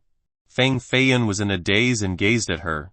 It was as if he was watching Shui Yuting again for the first time. At that time, it was a beautiful painting, something capable of causing others to be intoxicated in a dream. Chapter 82 Inexplicable Feelings. The rain was still streaming down outside of the window. The misty fogs remained vast and indistinct. In the mountains, only the moving and beautiful sounds of the lute could be heard, like a song of the angels. Dongfeng Jingyu was in front of the window while holding her red lute. Her slender fingers gently jumped back and forth on top of the strings and played the Sleep in the Rain tune. Bewildering people. In the calm evening, the chaotic fogs flew everywhere, suddenly woken up from a tranquil sleep. It was the misty wind under the moon again, strolling leisurely under the vague starlight, the queen of the night in the lonely desolus. The temple in the north, lasting forever, crystal clear, drop after drop came down with the sweet fragrance of the rain. The flowers were silenced, and he still had not slept. The sound of the lute was wonderful, but her singing voice was even more charming.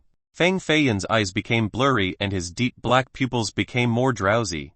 His head became heavy as if he wanted to fall deep asleep within this song.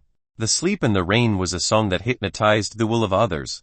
Dongfeng Jingyu was softly singing while gazing at Feng Feiyan, who was gradually passing out.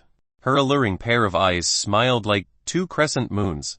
However, just when she felt that her grand deed was accomplished, along with gusts of wind breaking, there came the sound of a flute playing in the rain. There were many people coming closer. They were all masters, especially the one playing the flute. That one was particularly powerful. Their cultivation must be unfathomable. Her lute suddenly became chaotic and Feng Feiyan shivered before he came into being. In his heart, he shouted that it was a close call.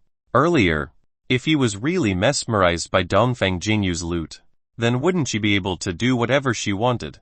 Feng Feiyan couldn't help but cover his own body as he shot an unfriendly gaze at Dongfeng Jingyu.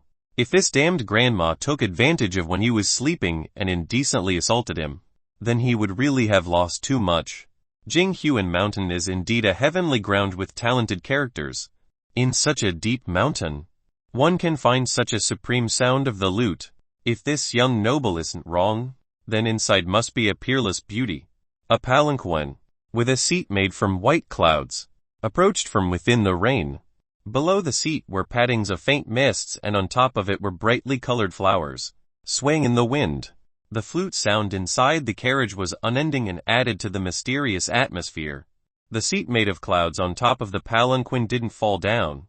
It was carried by four supreme beauties towards the outside of the tea house.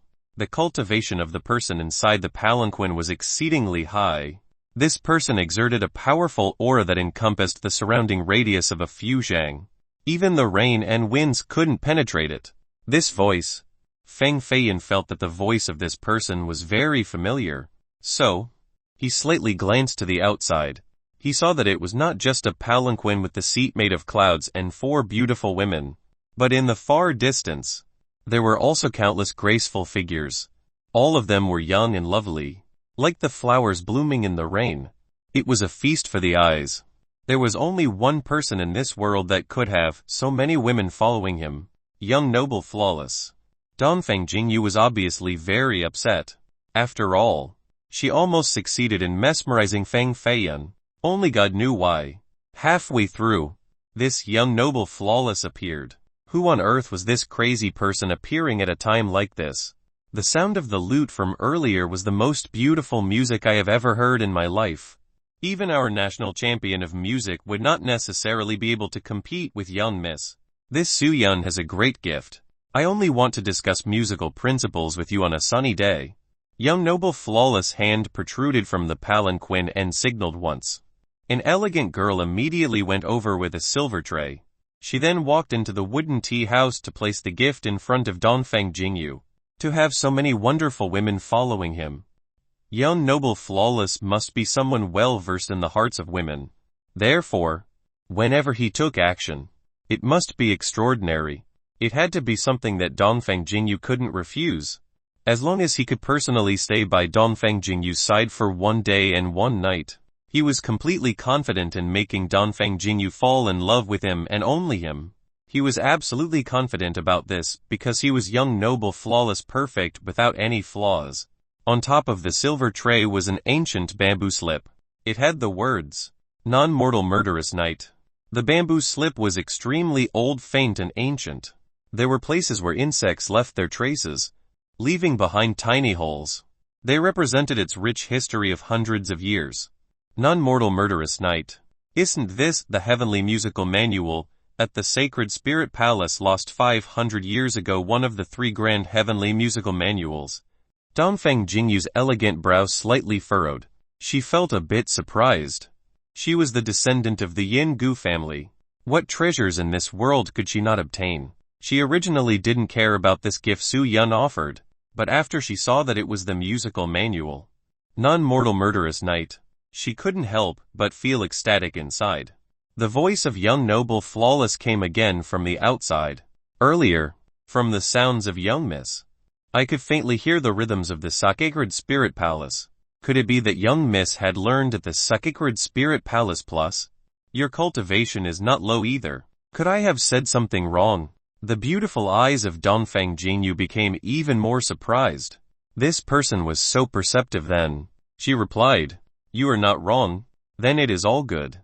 This non-mortal murderous knight was accidentally taken by me from a predecessor. It seems like the item will return back to its own." Young noble flawless eloquently said. Young noble flawless was indeed an expert at picking flowers. Earlier, he said that if Dongfeng Jingyu was to accept his gift, then she would have to stay with him for 1 day and 1 night to discuss musical principles. However, right now, he was using the guise of returning an item to its original owner and left the treasure in the hands of Dongfeng Jingyu so that she would take the bait. If Dongfeng Jingyu accepted it, even if it was an item returning to its original owner, she would also be accepting young noble flawless request to accompany him for 1 day and 1 night. If she didn't accept it, this was a peerless musical manual and a particularly supreme technique in the cultivational world to boot. It was truly able to make people not willing to let it go. Bam! Feng Feiyun immediately waved his invincible Buddhist staff, and suddenly struck in front of him, breaking the silver tray into many pieces. Of course, the musical manual on the tray was beaten into bamboo dust. Just like this, a supreme musical manual, one of the 3 grand heavenly manuals of the Heavenly Musical Repository, was made completely extinct in this world. This scene caused even Dongfeng Jingyu to be shocked. Was this damned Feng Feiyun crazy? This heavenly item was destroyed by a single staff strike and became dust. This was truly a waste of the heaven's treasure. You thug, do you know that your 1 staff strike just turned the wealth of 10 ancient cities into oblivion? Dongfeng Jingyu did not know why Feng Feiyun was so impulsive. Feng Feiyun sat down again. He touched his invincible Buddhist staff and vainly chuckled. Haha. Was it that valuable, Sai? I didn't know. How about I give you another manual in the future? HMPH, even with 10 reincarnations, you wouldn't be able to buy that bamboo slip. Oh heaven! The non-mortal murderous knight just disappeared in this world. Dongfeng Jingyu sighed softly. She felt a bit lost on the inside. Feng Feiyan didn't feel guilty at all. In fact, it was surprisingly refreshing. He picked up his chair and sat in front of the wooden house's door. Then, he placed his invincible Buddhist staff horizontally and domineeringly said, "Young noble flawless. This girl inside the house is already my woman. You shouldn't have any ideas about her. Otherwise what?" It was as if young noble flawless already knew that Feng Feiyan was inside. It was just within his expectations. Cough cough. "Otherwise, I would not let you take a step inside this door." Feng Feiyan didn't know why you wanted to be involved in this matter. But he always felt that if Dongfang Jingyu became intimate with the pervert young noble flawless, his heart would be very uncomfortable. He definitely would not let something like this happen. Dongfang Jingyu was still sitting next to the window with her white robe covering her body, like a charming immortal goddess. She was a bit interested in Feng Feiyan's childish behavior, and she understood a little bit in her heart. Her eyes became bright with some enlightenment. She softly spoke for the first time. "You can't stop him. His cultivation is 10 times higher than yours." The voice of young noble flawless came from under the rain. He closed his eyes in enjoyment and intoxicatingly mumbled. "The voice is so sweet and pleasant and capable of carrying a spirit outside of this mundane world. I truly cannot restrain myself any longer. For such a beauty, there is no one in this world that could stop this Su Yun from meeting her." At this moment, Feng Feiyan felt even more uncomfortable. Why did this damned Dongfang Jingyu speak at this moment? Wasn't this the same as deliberately seducing this young noble flawless to commit a crime now? It seemed like Feng Feiyan was the one trying to split apart two lovers. This depressing feeling was quite complex and made Feng Feiyan angry and upset. This feeling was hard to explain. It was as if something that belonged to him was being stolen away by someone else right in front of his eyes. Could it be that he inadvertently already liked this damned Dongfang Jingyu? No. This was impossible. Feng Feiyan began to suppress his emotions. And while Feng Feiyan was very depressed, Dongfang Jingyu began to speak again as she smiled. "Young noble flawless. You misunderstood. I wanted to say that he truly couldn't stop you. But if I also joined, then this would not necessarily be the case. Feng Feiyan, if we join forces, what level would our battle capability be?" Feng Feiyan slightly glanced at her and saw her smiling back. He immediately knew that he was played by her earlier. But this was not a problem. This damned grandma had even more personalities than his imagination, causing Feng Feiyan to be a bit surprised. "This, if both of us fight together, then it would absolutely be heaven-frightening and earth-shattering, and capable of causing the gods and devils to be in fear. If God stops our path, slay God. If Buddha stops our path, slay Buddha. Young noble flawless, you should know that this will be difficult and you should retreat ahead of time." Feng Feiyan crossed his legs while he sat in his chair. He kept on spinning the invincible Buddhist staff in his hand with a satisfied expression. At this moment, if Dongfang Jingyu could sit on his lap, it would be perfect. It would absolutely cause this young noble flawless to vomit blood from anger. However, this was only Feng Feiyan's thought. With the proud personality of Dongfang Jingyu, to be able to say that she would fight alongside Feng Feiyan under this dire circumstance was her bottom line. This woman simply wanted to say that they would fight together just to scare young noble flawless away. In the end, flawless was just too powerful. Even she wouldn't necessarily be able to block 10 moves from him. So, she wanted to borrow Feng Feiyan in order to make flawless give up. She naturally heard of young noble flawless' renowned name and was extremely wary of him. On the contrary, this Feng Feiyan was currently giving her an endearing feeling. This sense of familiarity was a bit inexplicable. Chapter 83. Human lives are as valueless as grass. The rain continued to fall like pearls outside of the window, accompanied by the soft sigh of young noble flawless. Young noble flawless self-proclaimed to be a romantic and extraordinarily handsome. Of course, it would be too shallow to only talk about appearances. How could his fame today only come from his face and extraordinary wealth? No woman has ever rejected me in this world. He once again sighed, making it 3 times in a row. Dongfang Jingyu's expression was still calm, like a beautiful flower. And she said, "Young noble flawless, you are matchless in talents. Even though you are humble, your fame had soon reached the entire cultivation world of the Jin dynasty. You are known as the nemesis of contemporary beauties, a sentimental yet heartless romantic. You have also heard of my name. Young noble Flawless was a bit cheerful. Of course I have heard of it. Your name had already been engraved in the life and death list of the pinnacle fate-ending palace. The 6 big grand powers had combined together to spend a large amount of money as the reward. Your life is very valuable. Dongfeng Jingyu replied. Feng Feiyan didn't expect young noble Flawless status to be so great. He couldn't believe that Flawless provoked all 6 grand powers to want to kill him. It seemed like the lifestyle of this fellow was rather bad. Maybe he charmed the wife of a sect master of a big sect. Or maybe he slept with the number 1 wife of a grand clan.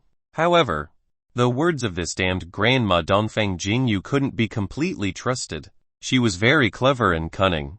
Maybe these words were only meant to scare young noble Flawless.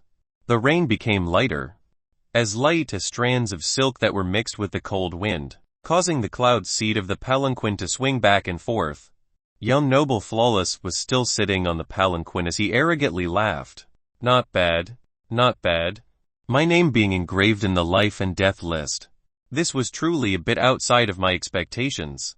However, even though the assassins of the pinnacle fate-ending palace might be strong, not many of them are actually able to kill me.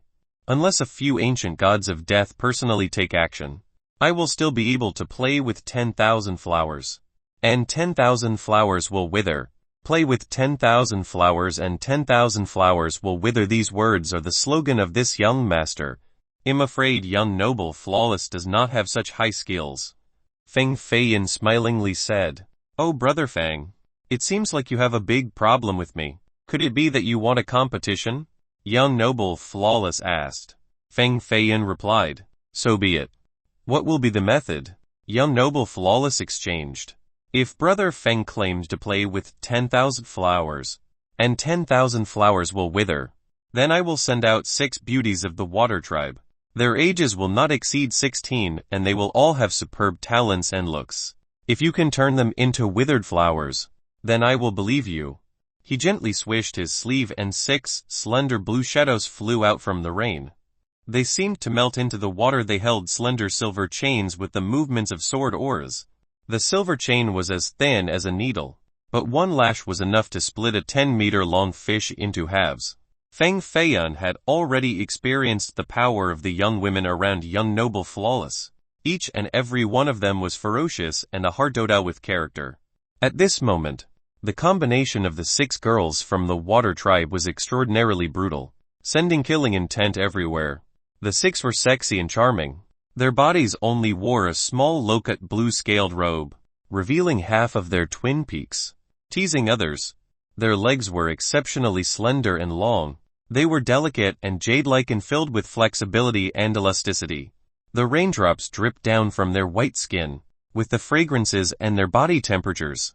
It caused Feng Feiyan's entire body to be encompassed by their sweet allures. Whoosh whoosh whoosh. But at this moment, Feng Feiyan was not allowed to admire the flowery scene before him. The 6 silver chains were like 6 poisonous vipers that carried spirit lights along with murderous intents.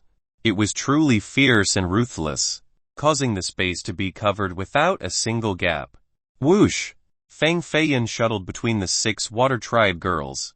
His footsteps rapidly transformed and suddenly, he let off a palm, causing the clothes of one of the cute girls to be shattered, revealing the snow-white flesh underneath. This scene truly could make others blind and be lost in a daze. If it was someone else, at this moment, they would no longer have the will to fight. They would have held this girl and have the urge to press her down and have a grand battle of 300 rounds. Even though Feng Feiyan's willpower was strong, but at this moment, he was also affected. His battle power was lessened. This could be the result that young noble Flawless wanted to see. Women should fight against women. A man like Feng Feiyan mixing with women, his heart must be panicking. Dongfeng Jingyu knew that if Feng Feiyan continued to fight, he would reveal his awkward appearance. At that moment, if the 6 water tribe sexy girls took the initiative to take off their clothes, then this perverted guy would directly throw away his armor and weapon. Then, it would affect the morale. She was not very confident in Feng Feiyan and decided to take action herself. Chua! The sound of the lute appeared and created thunder that covered the sky, freezing all of the surrounding rain. Then, it turned them into blades of ice and screamingly rushed forward. The killing song of Dongfang Jingyu was quite powerful. Feng Feiyan was afraid of being hurt, so he immediately retreated and flew back into the tea house. This damned grandma clearly didn't trust me and had no confidence in me. Feng Feiyan angrily glanced at Dongfang Jingyu, even though he was indeed a bit lustful earlier. But ask oneself this: to be surrounded by 6 stunning beauties and buried beneath the fragrant sea. How could any man's blood not boil? This was human nature. Only a eunuch would be calm under this kind of scenario. However, Feng Feiyan only glanced at the white flesh in front of that girl's chest a few times, and Dongfang Jingyu already noticed the situation and swapped with him. It was as if she was afraid that he would become perverted and lose in the hands of the 6 girls. The lute melodies of Dongfang Jingyu shook the mountains, causing the winds to fly and the rain to condense into a surge of chilling murderous cloudy aura in the air. Boom! The sound waves were mighty and filled with killing urges. They quickly minced the dust and mud on the ground, dicing the 6 iron chains in the hands of the 6 water tribe girls into hundreds of pieces, and struck them flying away. Bang! Bang! The 6 girls with high cultivations all bumped into the maple trees, breaking them down. They were all covered by the leaves and had blood dripping down their bodies. The 6 stunning beauties became 6 bloodied humans, and they couldn't stop shivering on the ground. Their smooth white skins were completely minced without exception. Cough. They were all coughing blood and couldn't stand up from the ground. Could sweat broke out on Feng Feiyan's forehead as he carefully looked at Dongfang Jingyu, who was very nonchalant. He lamented that this damned grandma was too ruthless. Sure enough, women were always vicious against other women, especially beauties against other beauties. They would definitely be ruthless without emotions. The rain kept on pouring down on top of the 6 water tribe girls, because their skins were completely minced. Under the curtain of the rain falling down, it was no different than pouring salt over their bodies, causing them to tremble even more as they started to weakly whimper. However, the only thing they could do were to roll up their bodies and nested within the leaves. They essentially couldn't stand up. It was apparent that Dongfang Jingyu's melody gravely wounded all of them. Even Feng Feiyan found this a bit unbearable, but young Noble Flawless and the other girls only watched from afar. None of them came to help these girls, or to apply medicine for them, or even help them stand up and cover them with umbrellas. This was truly too cruel. Feng Feiyan couldn't watch this and said, "Is young Noble Flawless so heartless that he would even ignore girls that had followed you? The beauties of this world are like the renowned generals. We shouldn't let these beauties see old age. Beauties will fade away one day, and at that moment, they will no longer be beauties, and no longer have the qualifications to stand by my side. If they are already withered, then let earth return to the earth and ashes return to ashes." The voice of young Noble Flawless was very calm. It was apparent that this was his truth. Ewer, who was standing next to the palanquin, also said, "There are only beauties next to my young noble from the past till now. At this moment, they have been disfigured under the melody and are no longer beauties, so they are not qualified to follow my master any longer." Feng Feiyan wanted to say something else, but he stopped. After all, even the women were saying these words, so even if he interjected, it would only be redundant. He looks towards the maple trees again. The 6 exquisite beauties were now bloody messes and soaked in the rain.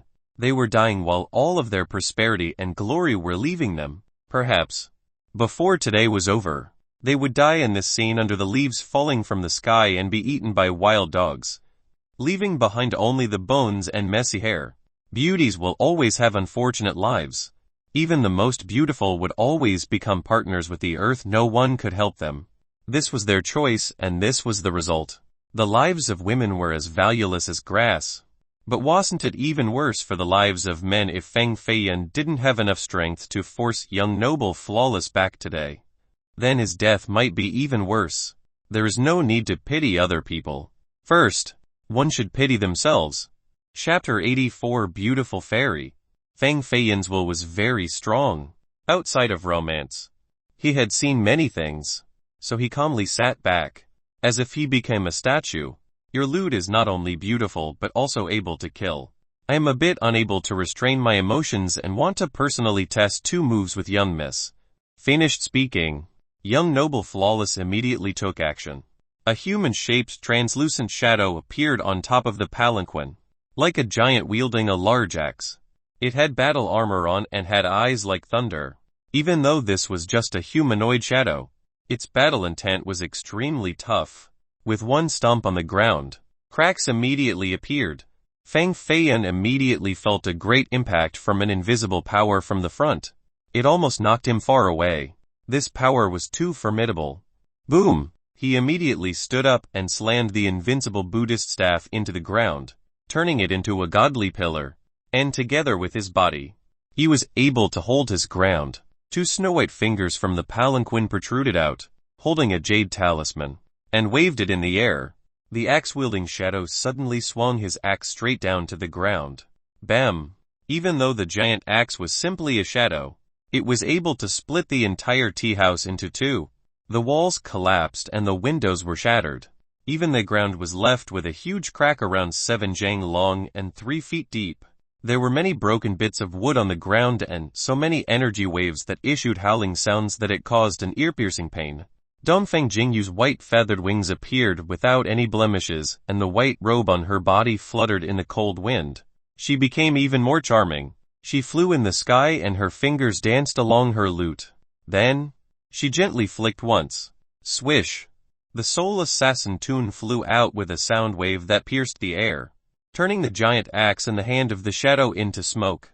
The real fight had begun. The opponent, this time, was young noble flawless. According to what Dongfeng Jingyu said, this person entered the world of cultivation at the age of 16 and had been famous for 20 years. Even though he was almost 40, his appearance was like a 20-year-old man, and his cultivation was extremely frightening and difficult to deal with. Even with Dongfeng Jingyu's cultivation, at best, she could only take 10 of his moves. Bang! Bang! The jade talisman in young noble flawless hand released a white light, and it weaved together into a round disc.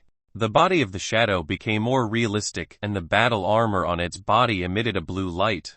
It was like a true god had come into being. Feng Feiyan's eyes were sharp and found a bit of a clue. The invincible Buddhist staff in his hand was used as a giant brush and he engraved a circular disc that was exactly the same as the jade talisman in young noble flawless hand. This was a puppet formation of the Feng clan. Only wisdom masters or blacksmith masters were able to engrave something like this. In order to give it the maximum amount of power, even a 5th rank wisdom master would need 6 hours. However, earlier, Feng Feiyan only needed 1 glance before engraving it on the ground. With more than hundreds of different magical lines, the laws and profound truths were extremely mysterious. It was to the point where even young noble flawless himself would find it impossible to do. Formidable. This was the first time young noble flawless tone changed. He was surprised by Feng Feiyan's formation engraving abilities. Could it be that this little brat was hiding his cultivation? Feng Feiyan's entire focus was on the formation marks.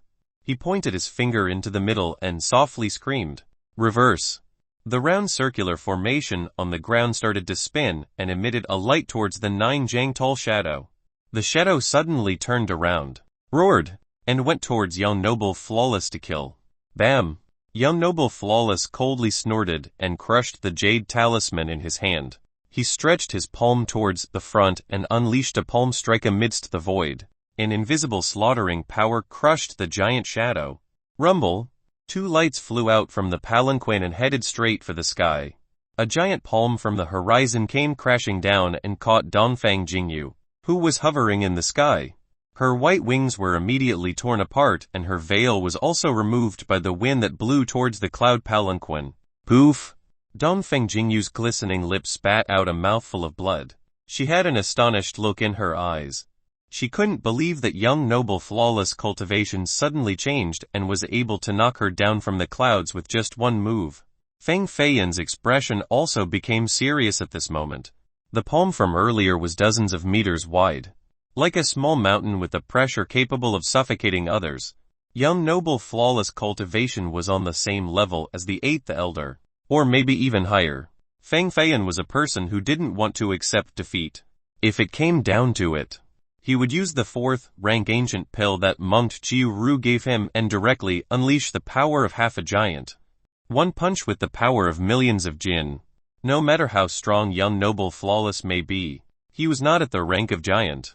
After eating this ancient pill, Feng Feiyan would definitely be able to knock out all of his teeth to the ground without any difficulties.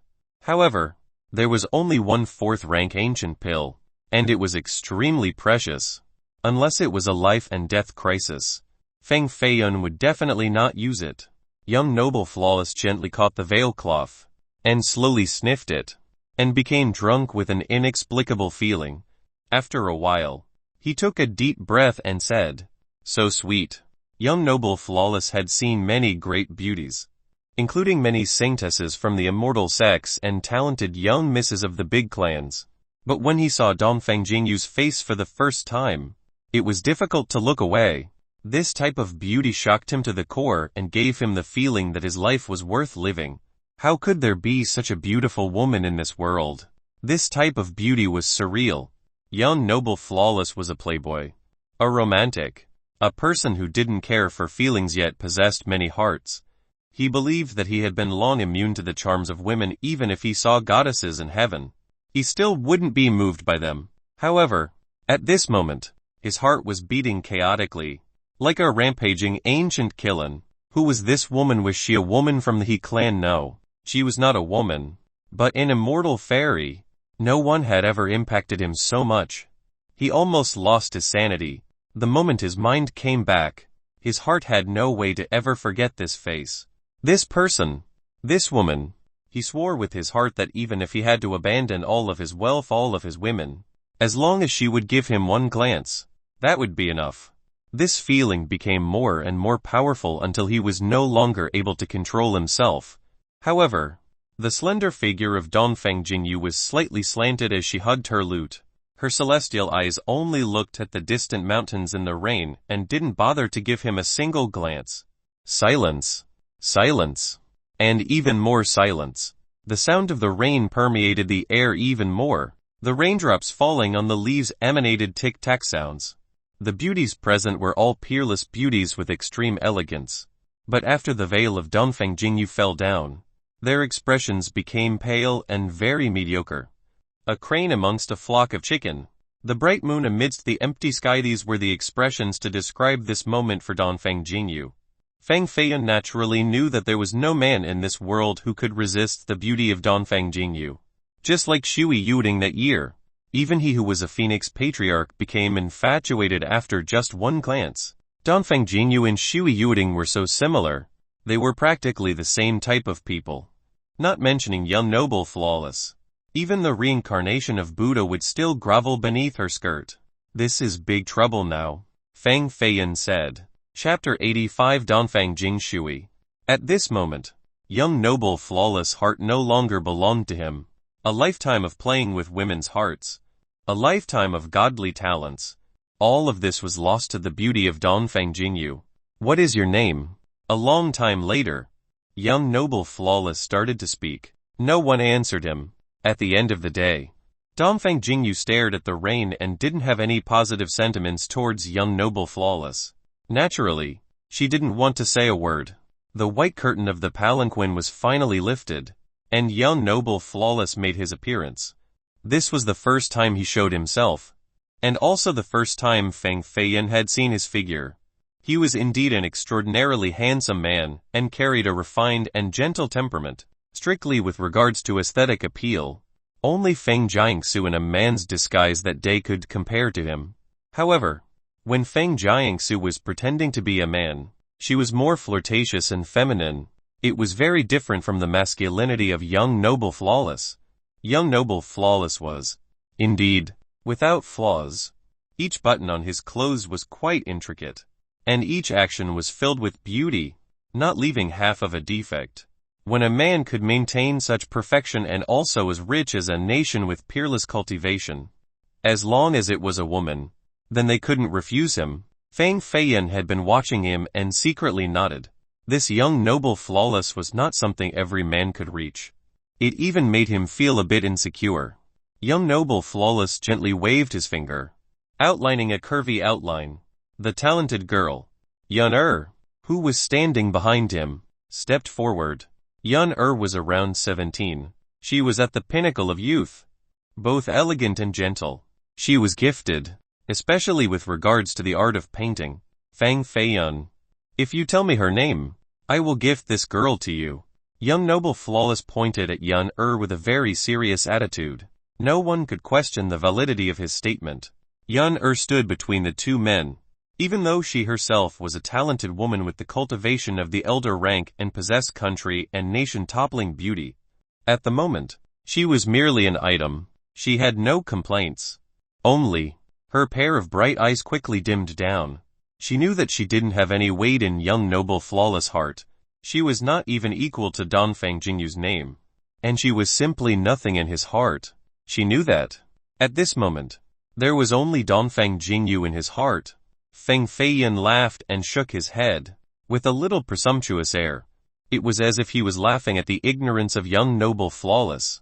Young noble flawless continued to be extremely serious. Yun name is Jai Yun, the favorite daughter of the Jai clan's clan master from the godly Tiger region. If you marry her, then you will become the son-in-law of the Jai clan. Your future will be bright. If you could have the Jai clan as your backing, then the Feng pursuers would be dreary and stop their chase. Plus, Yun had only followed me for 3 months. I had not even touched her fingers, so her body is absolutely pure. Young noble flawless seemed afraid that Fang Feiyan wouldn't speak, so he made Yun's origin clear. Fang Feiyan naturally had heard of the name of the Jai clan from the godly Tiger region. This was an ancient heritage for more than 1,000 years. Its power was no less than the Feng clan. They were a tyrant of one direction in the Grand Southern Prefecture. Fang Feiyan shook his head and continued to laugh. Young noble flawless was still very serious and waved his hand again. From the rain came 2 twins with identical looks. There was no spot on their bodies that weren't beautiful. Anywhere they went, they would immediately be renowned. They had soft and white skin, no different from milk. Such young beauties at such a ripe age were even better than immortals. Sisters of the Lin clan, the 2 favorite disciples of the 4th elder of the Grand Development Immortal Gate. Their cultivations are at the early god base and have an exceedingly high aptitude. They are enough to be in the top 5 within the younger generation of the gate. They are also virgins and have unquestionable purity. I will also gift them to you. Now, can you tell me the name of the young miss? With solemn eyes and friendliness, young noble flawless also sent the 2 twins over to Fang Feiyan. Fang Feiyan finally couldn't stand it and started to smilingly speak. Jai Yun and the 2 sisters from the Lin clan are indeed contemporary beauties, even to the heroes of One Direction. Just to have some affection from any of these girls, they would be willing to even lose their lives. However, the woman behind me is also very fierce. Even if I wanted to give her name to you, I'm afraid I wouldn't even be able to open my mouth before she kills me with her palm. This damn Fang Feiyan is not wrong. Young noble flawless, don't waste your time anymore. If you don't retreat, then there will be someone here to beat you away. Dongfang Jingyu released a bright light from her hand. It flew towards the horizon like a shooting star. This was a communication tool, a jade flying talisman. Dongfang Jingyu had sent out a message. She clearly wanted to inform a certain someone. The Yingu clan was one of the 4 royal clans of the Jin dynasty. They were definitely powerful and had as many experts as carps in the Yangtze River. Since such a big matter happened in Jinghuan Mountain, of course the experts from the Yingu clan also came. Even though young noble flawless saw the jade flying talisman leaving in the air, he was still relaxed and had no intention of leaving. There are not many people in this world that could chase me away.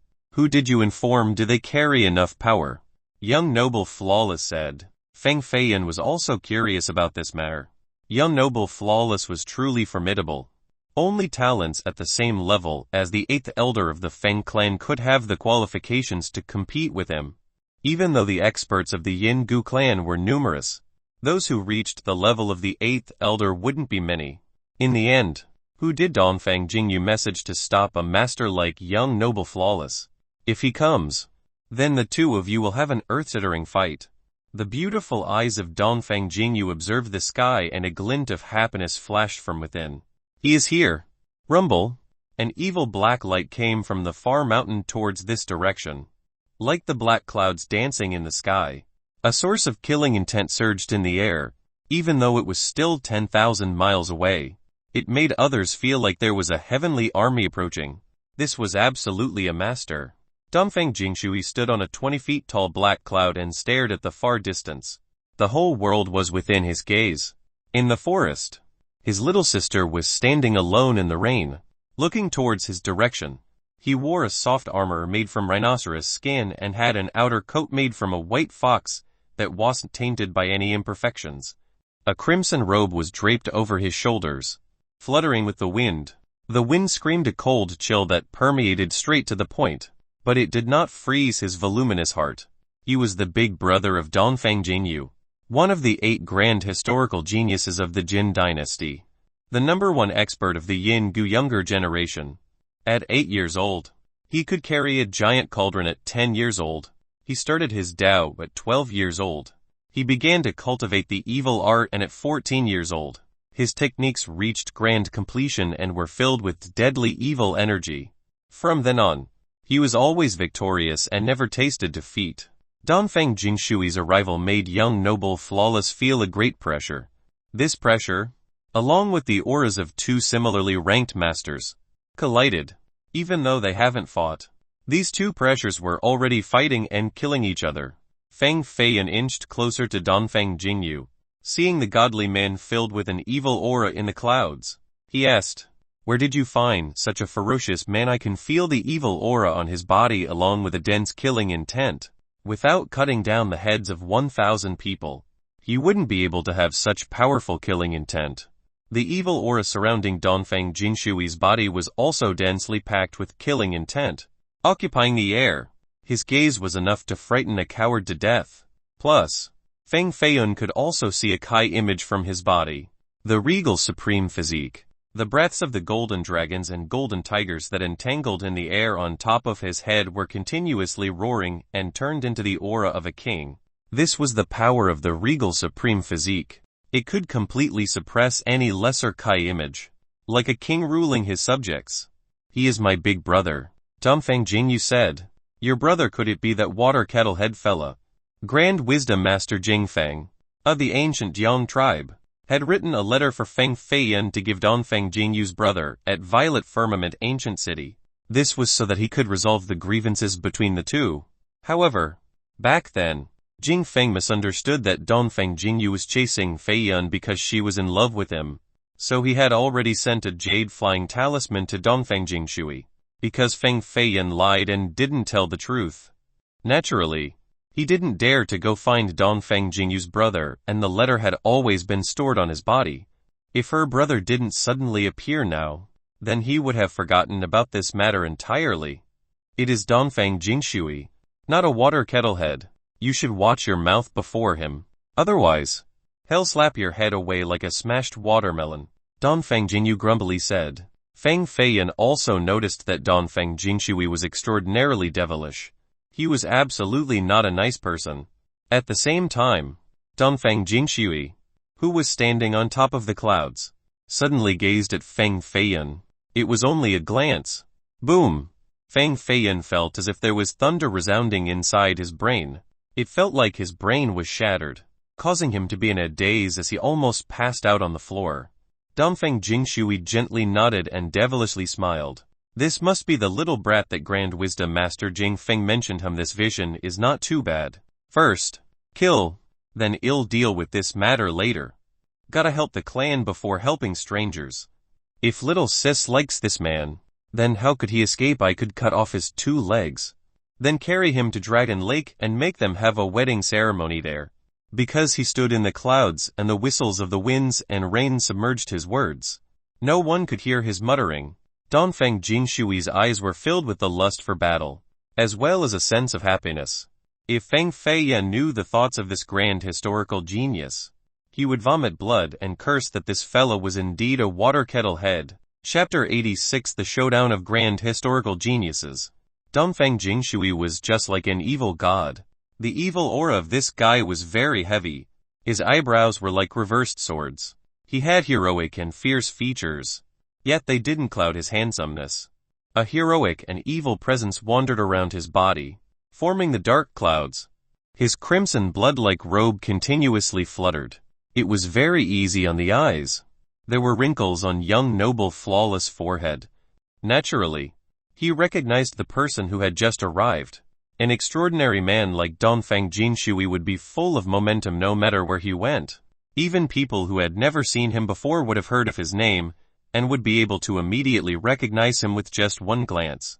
One of the 8 grand historical geniuses of the godly Jin dynasty. Dongfang Jingshui.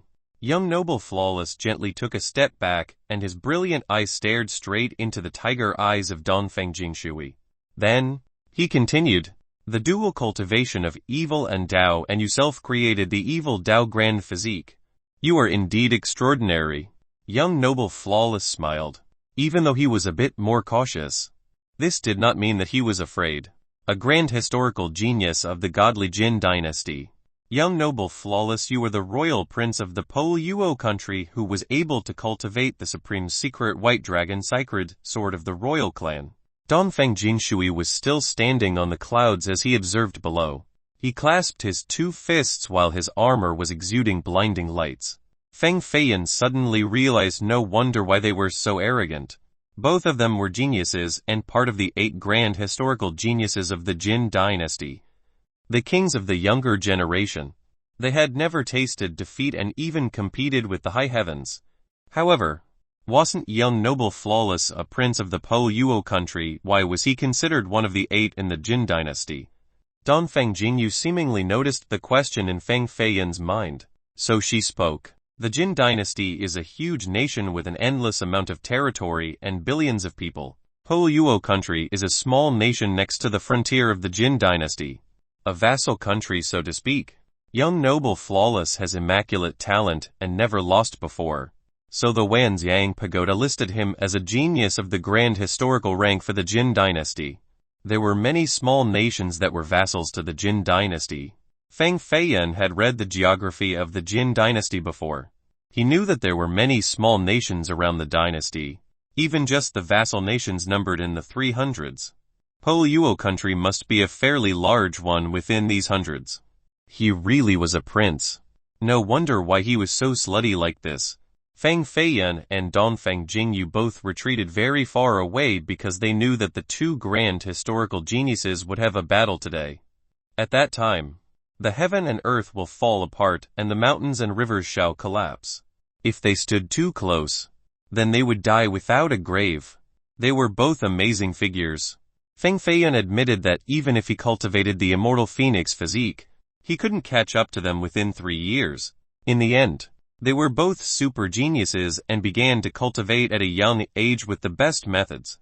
Feng Feiyan started way too late. He only began a few months earlier. How could he compete with someone who had practiced hard for dozens of years? Between geniuses, the one who had the most time and most effort would be the reigning king. Even though Dongfang Jingyu's cultivation would allow for her to stand closer, she still felt that it would be wiser to follow Feng Feiyan and retreat a few dozen miles in Jinghuan Mountain. They stood on top of a peak and watched from afar. Boom! Lightning came down from the sky, causing an extremely loud sound like 2 heavenly metals colliding with each other. The noise caused the eardrums to sting. There was sword energy in the shape of a dragon fighting against the pitch-black thunder. Their battle caused the rain and wind to stop, and the world became dark from the pressure. The sounds of thunder continued as the loud sword followed while screeching through the winds. Thump thump. The earth began to shake. Even though they were standing dozens of miles away, they could still feel their bodies shaking. These 2 were indeed 2 crazy psychopaths. Their fight darkened the sky, like 2 dragon tornadoes flying in the air. Each of their collisions unleashed endless amounts of murdering lights. The fight had gone on for 2 hours without stop, but it became even more terrorizing. It turned the ground into a scorched earth and they flattened a nearby mountain. The trees and grass were crushed into powders, and only the yellow earth remained on the ground. Feng Feiyan felt his will to battle surge. This was the fight between two kings of the younger generation, even though it was happening in the depths of the mountains. In the near future, this news would spread. A fight between two geniuses of the grand historical rank would shock the world and become the main topic of discussion in the Jin dynasty. They were already the two pedestals of the cultivation world and were considered targets. Many hoped to fight them in order to be renowned throughout the world. Right now, Feng Feiyan was witnessing this fight and his entire body was boiling. If it wasn't for the big gap in cultivation, he would want to rush in and fight against the two kings of the younger generation. At this moment, Feng Feiyan could only be considered a small character. There was absolutely no way to compete with the two grand historical geniuses. Dongfeng Jingyu said, "With your innate talent, if you practice for 20 more years, then you will be able to reach their current level." She simply said it was to reach their current level. However, 20 years later, the cultivation of these two geniuses would be even more unfathomable. From her words, she was implying that Feng Feiyan was not comparable to these two men. In reality, in the past, this was not a possible matter. One couldn't blame her for looking down on Feng Feiyan. On the contrary, she felt like she was consoling him.